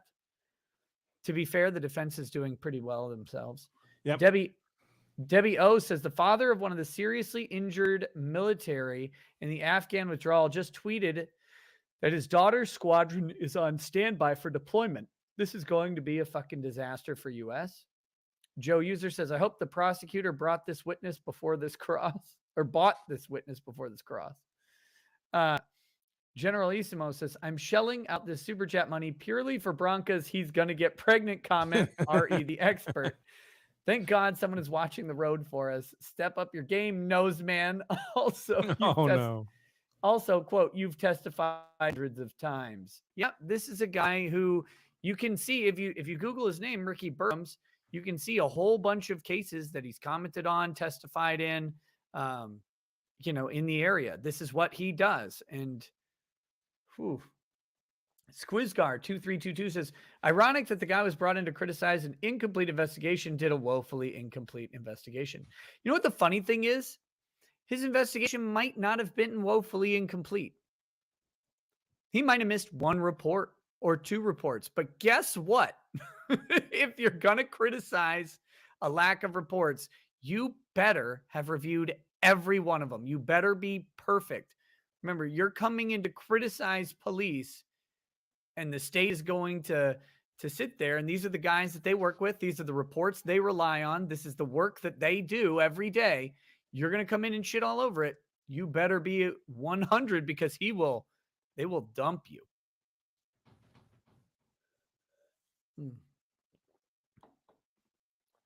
Next says, none your business. Says, seems like in Rittenhouse, the prosecution might have been better off saying that Rosenbaum was trying to keep the gun away to punch him instead of grabbing it. Then they could have argued he was not a deadly threat. No, they did try that. They tried to say he was sweeping the gun away.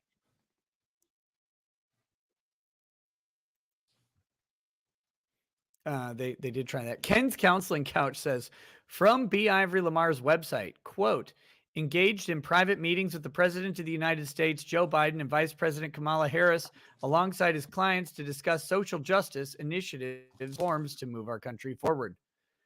So there you go, guys. As it turns out, this is the caliber of lawyer driving our country forward. So that's good. Gino Fast says, it's been cool to see the different judges in all these cases you've been covering. This judge is an alpha for sure. I mean, different judicial temperaments are really important. The one thing I think, I don't know if all attorneys would agree with me, but I think a lot of them would, is whatever your judge's temperament and demeanor is in the courtroom, the one thing you want is consistency.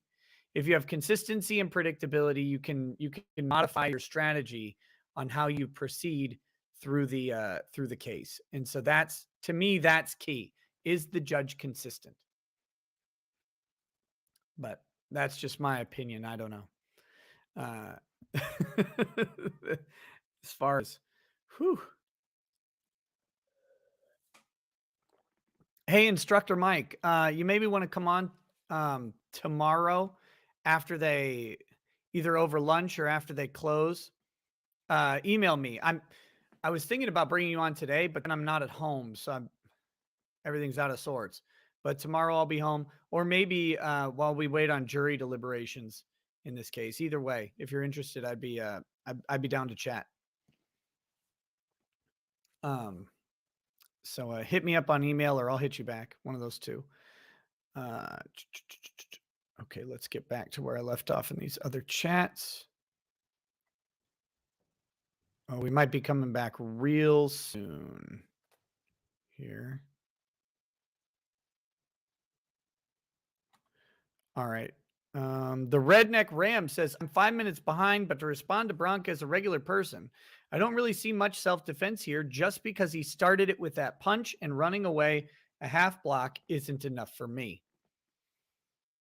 And yeah, that's one thing we've talked about a couple times is that that's not in the black letter law, the altercation is over. But the question in these tapes, once it gets to a jury, what the jury sees and determines is provocation. If the person has done enough to raise a provocation instruction, the jury will get to frame that provocation however they're going to frame it. I mean, there's going to be some argument over at closing, and then the jury gets to make up their mind. That's, in a way, it's kind of what we saw at Kim Potter. The big difference there in the Potter trial was it seemed like Matthew Frank misstated the law, which was improper.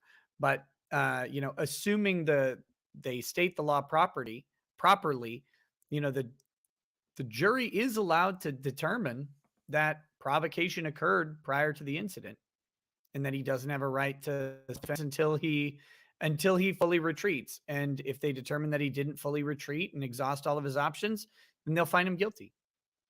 So,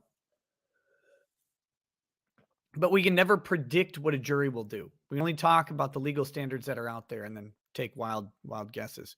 Nick Cornelson says the mall cop takes a swing at the pros. Oh, come on. Second record on Edgecomb. Who are the defense additional witnesses?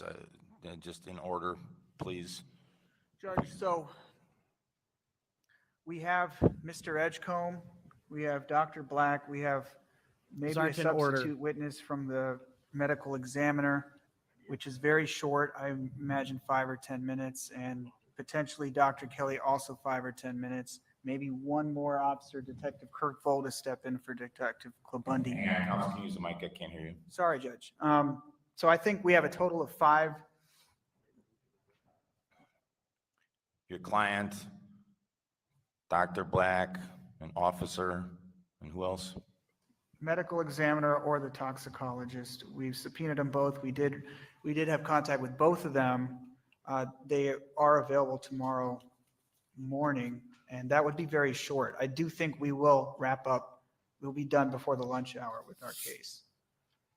But we did, Judge, want to address some issues regarding Mr. Edgecomb's testimony, the number of priors, and a couple of other issues which we put on the record. I think if we could address that now, we can start right away. And I think it would make sense, given that it's 4:30, to let the jury go and for us to just deal with all this until 5. Is the state, based on what you know right now, anticipating any rebuttal? Possibly. I don't know, but I did put on notice the possible rebuttal witnesses, and then there's actually more based on what the defense has provided. I don't know how many I'd use. I don't think it'd be more than 2 or 3. And I haven't, I'd have to wait to see. As it stands right now, no. But depending on what they bring in tomorrow, possibly. Fine. All right. I'll bring the jury in. I'll discharge the jury. It's 4:30. We can discuss some of these issues. And I'm going to expect the defense to have all their witnesses lined up and ready to go at 8:30 tomorrow. If the state ends up with rebuttal, I'm going to expect the state to have the rebuttal witnesses ready to go promptly tomorrow. I'm going to tell the jury that we are going to finish certainly with testimony tomorrow, and hopefully the entirety of the case. Deputy, you can bring them in a minute. So I'll discharge the jury with the thanks to the court You're on and the notice. parties, and then we can discuss a couple of the witness issues.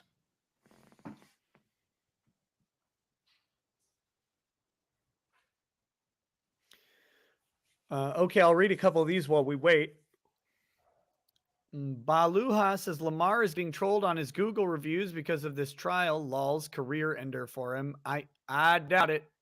I don't think it's going to end his career in any way. Kingslayer Damocles says, Why is the judge allowing the prosecution to interrupt on cross, but disallowed the defense to interrupt on cross? The defense was on direct when they were trying to interrupt, if I remember right.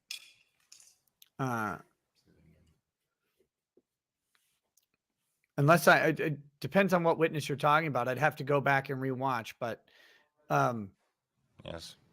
Yeah, I mean, it's if the other part of that is, are you, oh, Andrew, I'm not hearing you. Sorry, there's no rule against interrupting if you're making an objection. You're allowed to make an objection. I think what they're talking about is this is yes or no question thing. I see. But the thing is, on cross, if you ask a yes or no question, the answer can be yes or no, and if they answer more, you can try and stop them. I mean, a judge can always say they can answer more if the judge wants to, but you can try and stop them. All right, welcome back, ladies and gentlemen. It's 4:30. Don't ask a yes or no question. That's on you. Where we stand is this: the state, in theory, as you the know, cross should always be concluded yes or no. Case, I mean, of course, there's subject to exceptions, but rebuttal as a general this rule, morning. cross should always be yes The or no. defense has been calling witnesses. The defense has a handful of other witnesses to call, approximately 4 additional witnesses. I am 100% confident that we will conclude testimony tomorrow and hopefully conclude the entire case and submit it to 12 of you for deliberations. But we will certainly conclude testimony and hopefully conclude testimony in the morning. The witnesses that are anticipated tomorrow, a couple of them are going to be very quick 5 or 10 minute witnesses. There'll be a couple of others that may be a bit longer. I need to discuss a couple things with the lawyers. You don't need to be involved at all, obviously, with what I'm going to discuss, but I need to discuss some things with the attorneys. So I'm going to excuse you for today a bit early. I'll stay for the next 15 to 20 minutes to discuss the things I need to discuss so that tomorrow the witnesses can move promptly along. Obviously, you've heard these directives and my warnings multiple times, but I'll say them again briefly. Please don't discuss this case. Don't do any deliberation. Again, that means if 2 of you are on the elevator or 3 of you are at lunch tomorrow, don't discuss anything about the case amongst all of you or any of you, group of 2, group of 3. Again, don't do any research in this case. And very importantly, there has been and is ongoing media coverage of this matter that includes some video coverage. It includes written coverage. Please avoid that. Please do not watch the local news tonight. If you see something in a newspaper, if you see an article, please don't read it. As I've said earlier, you need to ultimately make your decision and reach a verdict in this case based only on the evidence that's been presented during the trial. That means the witnesses, the exhibits, the videos, the things you've seen over the last number of days, and we'll probably finish up with seeing tomorrow. I appreciate all of your efforts. To my observation, you've been very patient. You've been attentive. I used to say 200, but by now it's probably 250 or 300 jury trials in my career. And I can tell when a jury's paying attention, and I can certainly tell that you've all been paying attention. So I appreciate that, and the parties appreciate that. Please be back tomorrow again, 8:15 or 8:20. And I'll try to start again as close to 8:30 as possible. I think that's it. Go, if you have any questions, let my bailiff know on the way out. Follow my bailiff out. We'll see you tomorrow morning. Thank you, everybody. Everybody else can remain seated, please, while the jury is out. Zaf3 says, on the advice of counsel, I just bought my first console and Xbox merely for the jiggle physics. Chris Cap says, the point of this witness is to ignore the judgments of the court, show self-defense, and call the victims racist. Carly Collette says, it may just be me, but it feels like the judge is stepping all over defense's case in chief, therefore creating a bias in the jury, also rushing them along. What's the case in chief? All right, the jury's been excused. We can discuss the issues. The big issue. First of all, the parameters of Dr. Black's testimony. We discussed that a bit before lunch. My understanding is that the defense submitted within the last 2 days, Saturday, some video or video footage or something that was either compiled by Dr. Black or modified Uh-oh. You're gonna have to I guess so. Okay. refresh real quick.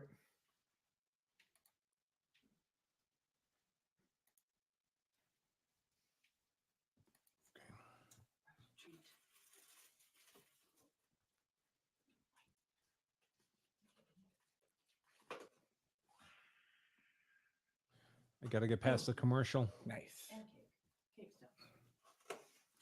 There's a commercial? Every time I reboot, it plays a commercial for me. Weird. I wanted to see what was going on. I'm getting a "we'll be right back" message. Oh, I wonder if they shut down the court cameras for this. I've got it too. I mean, that's the spinny wheel we got when, the jury left every other time. So, yep, That's too bad.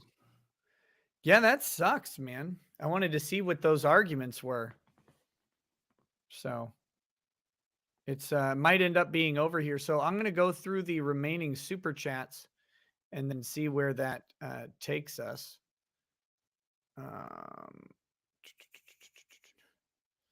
Wait, did I do? Hold on. Yes. Okay, I got to catch up here. Zaf3 read that one. Yeah, back to Carly Collette.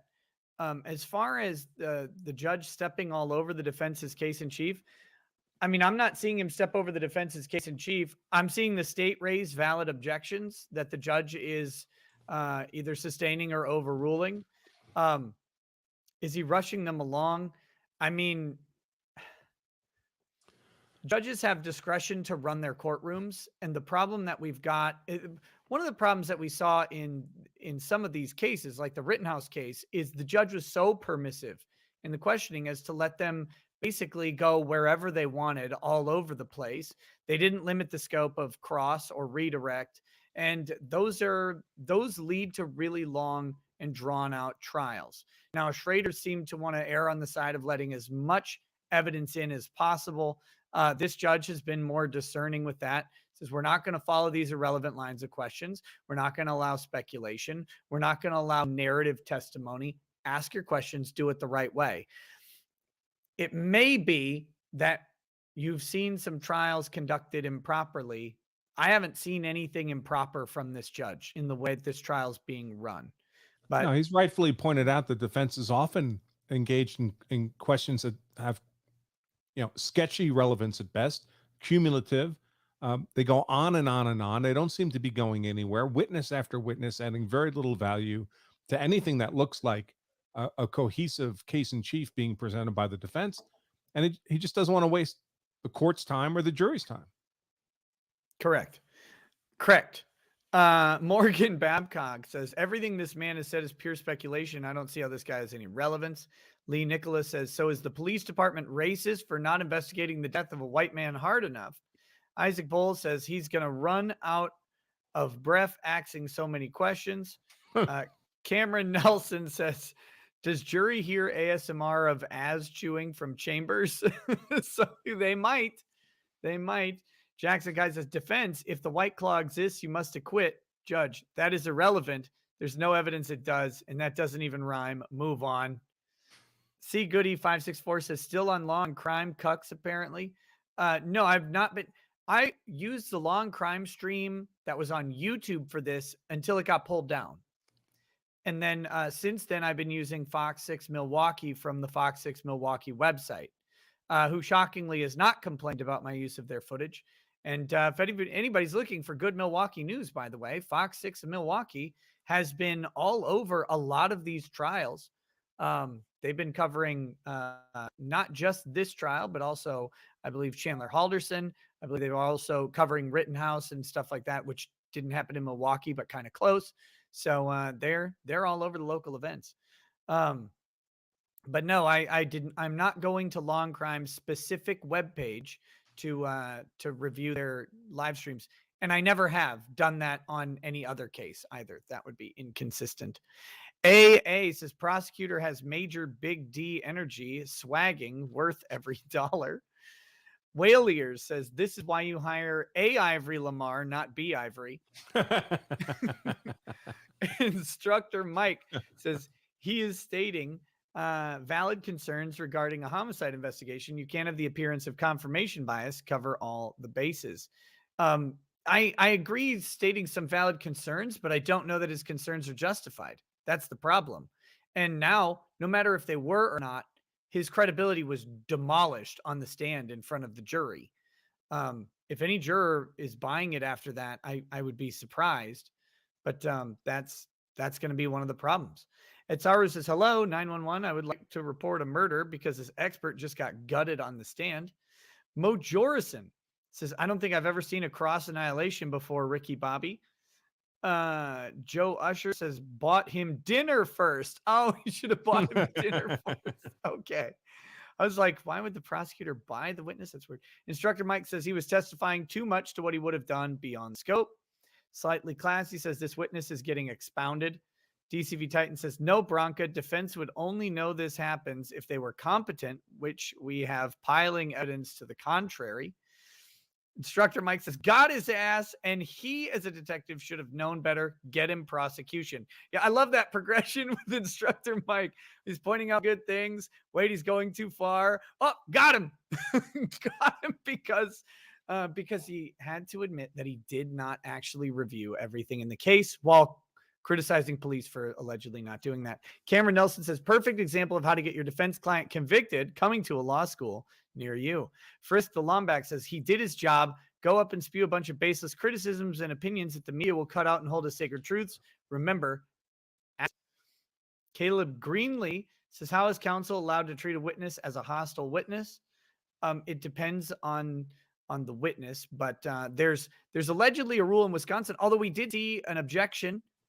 We saw an objection sustained for leading questions on an officer, which should have been allowed under the rule. And so now my whole world is shattered because I was praising Joe for his statement about that. And then we saw, it turns out maybe if they would have objected, he would have stopped the leading questions because he did on that one, but I don't know. But you got to treat a hostile witness.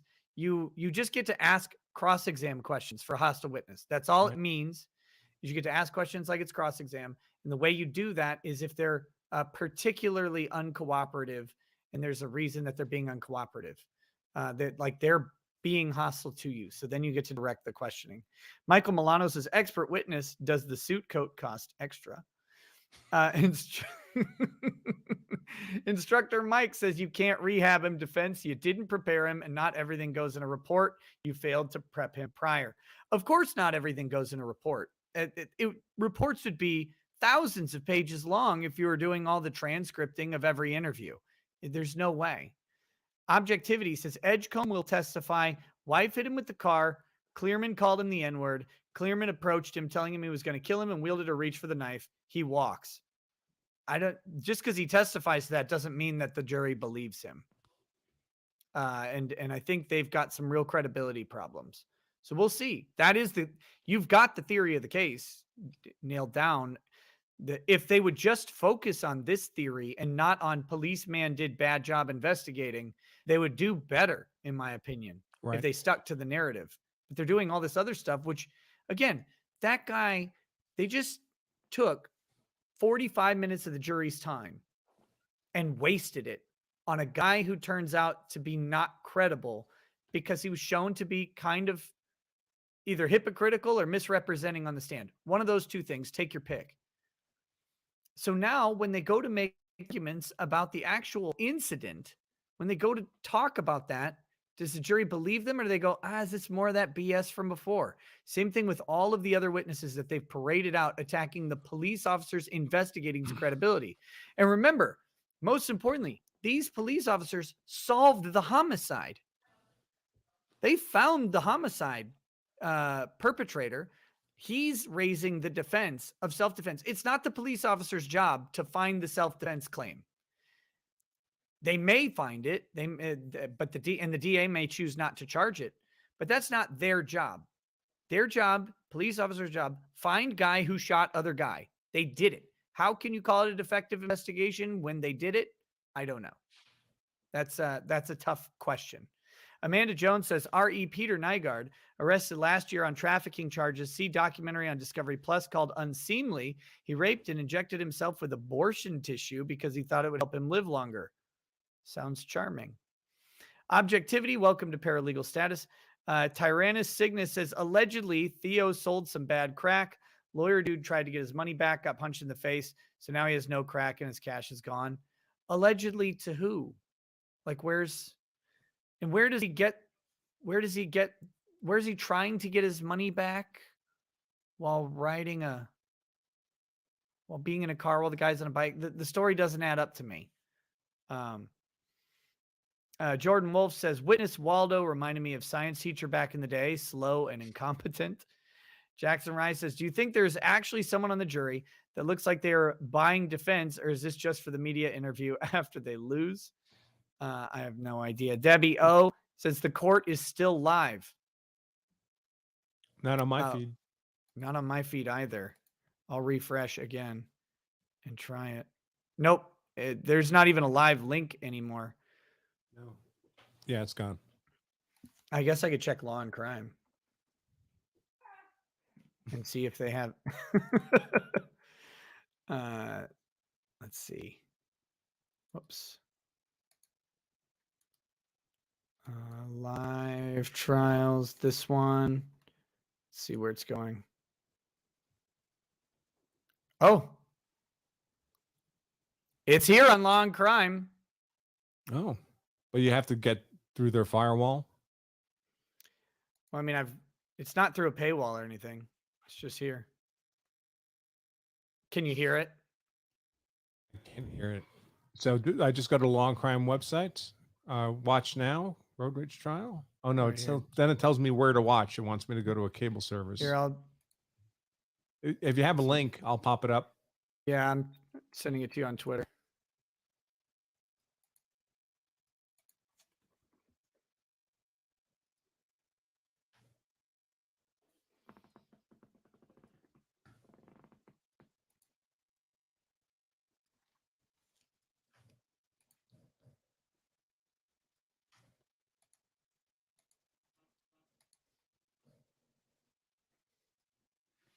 Oh, yep, sure enough. Okay, let me Here, we're pulling it up. Just a second, guys.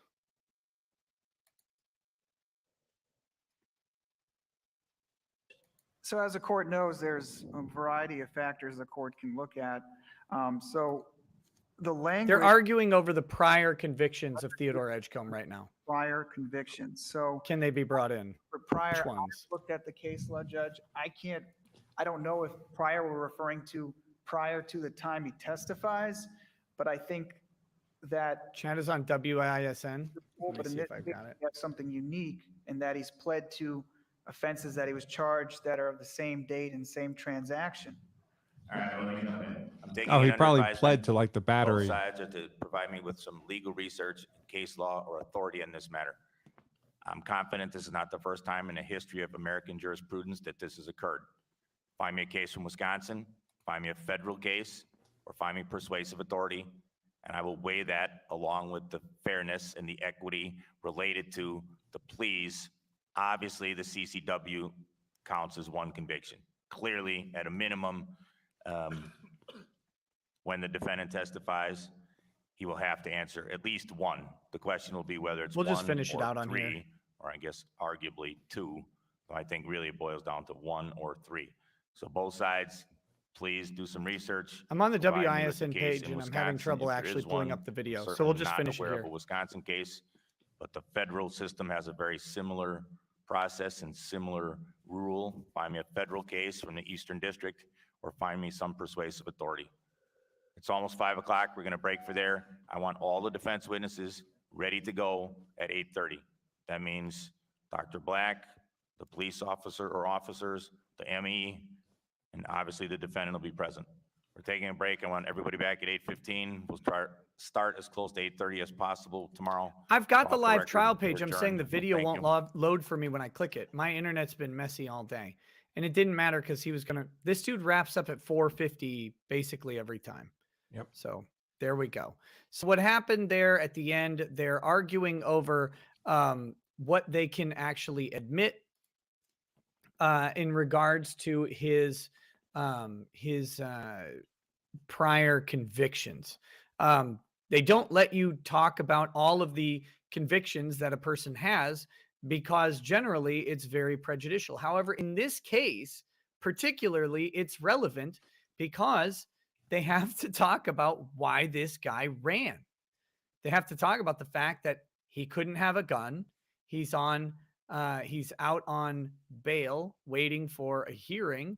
And then he ended up pleading guilty to bail jumpings in the wake of this case that he was charged with. He pled those out so they could focus on these particular issues. But now, because he fled, those prior acts might be admissible because now they have to determine whether or not, they have to come up with a reason why he's running. Self-defense guy, why are you running?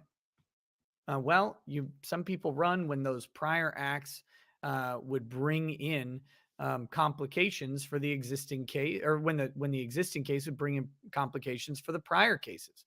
Or if they think that even if he's going to get off on the self-defense, he's going to get tagged in this other stuff, could be a violation of probation. There's all sorts of reasons why those might be relevant, and they were entirely raised by this defendant. If this defendant had a bunch of convictions, other than maybe specifically a bunch of self-defense homicides, but a bunch of other convictions, and he stayed and did the proper procedure for self-defense of telling police, you defended yourself through an attorney or whatever, and being there and asserting self-defense from the get-go, probably don't get these prior convictions in. They don't become relevant. But they become relevant when you flee and you assert, oh, I didn't flee because I was running from this. And this is what they did on opening statement, by the way.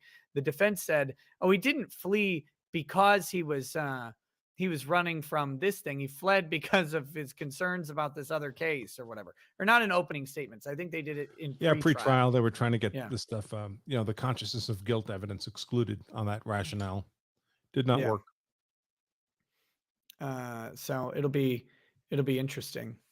Interesting to see what's going on there. Okay, we've got a couple more chats, and then I got to wrap up, and I got to head out. So,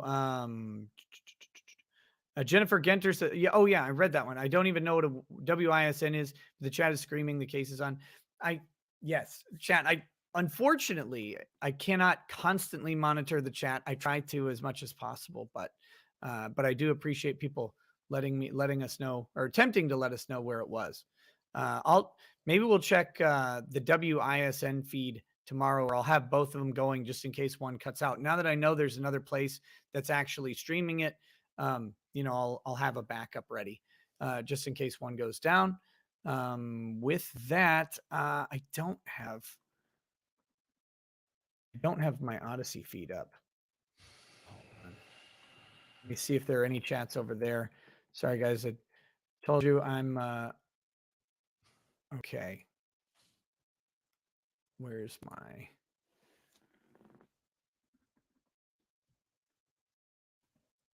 working on this? I don't know if I'll be able to.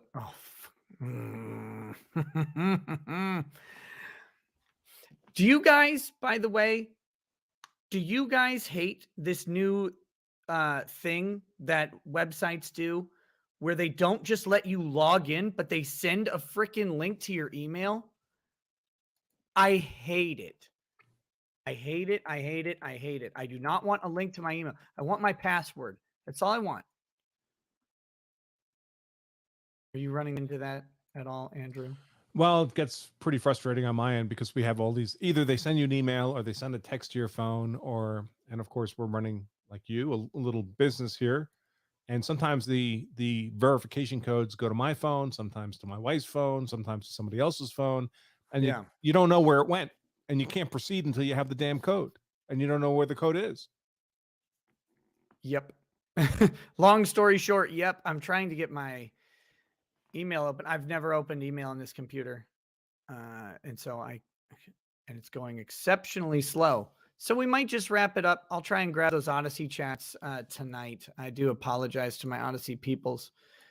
Getting everything set up here has not been the breeziest, But with that, I guess we can wrap up. Andrew, anything you want to say before we peace No, out? I'm all good, brother. I guess we'll be back tomorrow morning.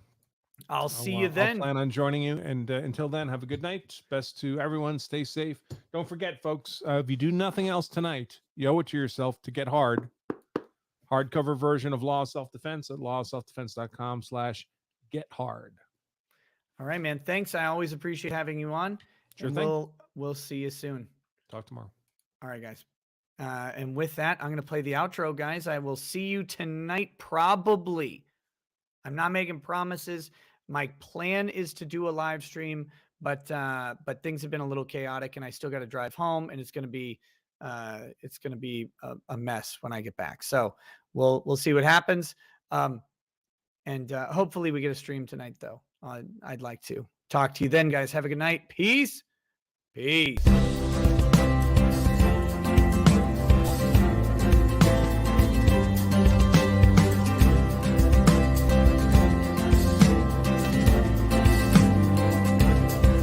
Oh, he drinks a fair bit, but you realize that it just helps get his noggin jogging along. With his glass by his side and his kids asleep tight, we'll hear some law-splaining tonight.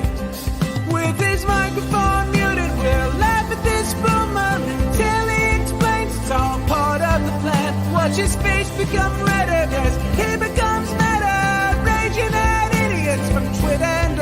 From the white shores of Maine to the hills of Glenlivet, there's no one who explains the law better than Nick. So pour out a glass for the ones who have passed to make the law what we have now.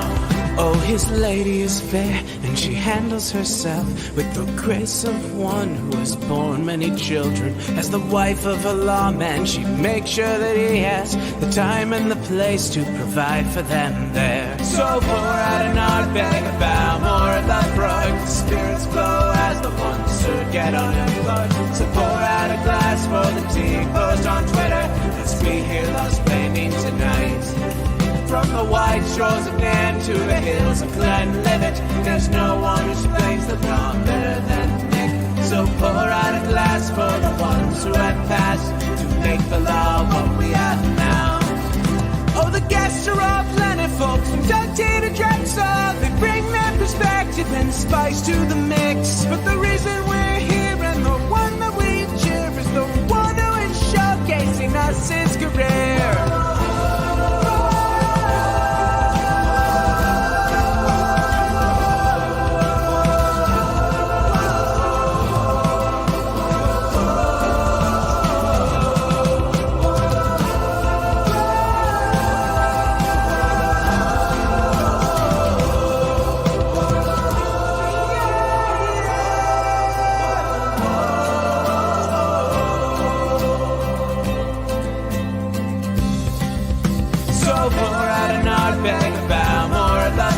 Spirits flow as the ones who get unemployed. So pour out a glass for the tea post on Twitter as we hear law-splaining tonight.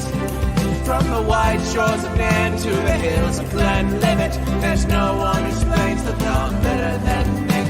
So pour out a glass for the ones who have passed to make the law what we have now.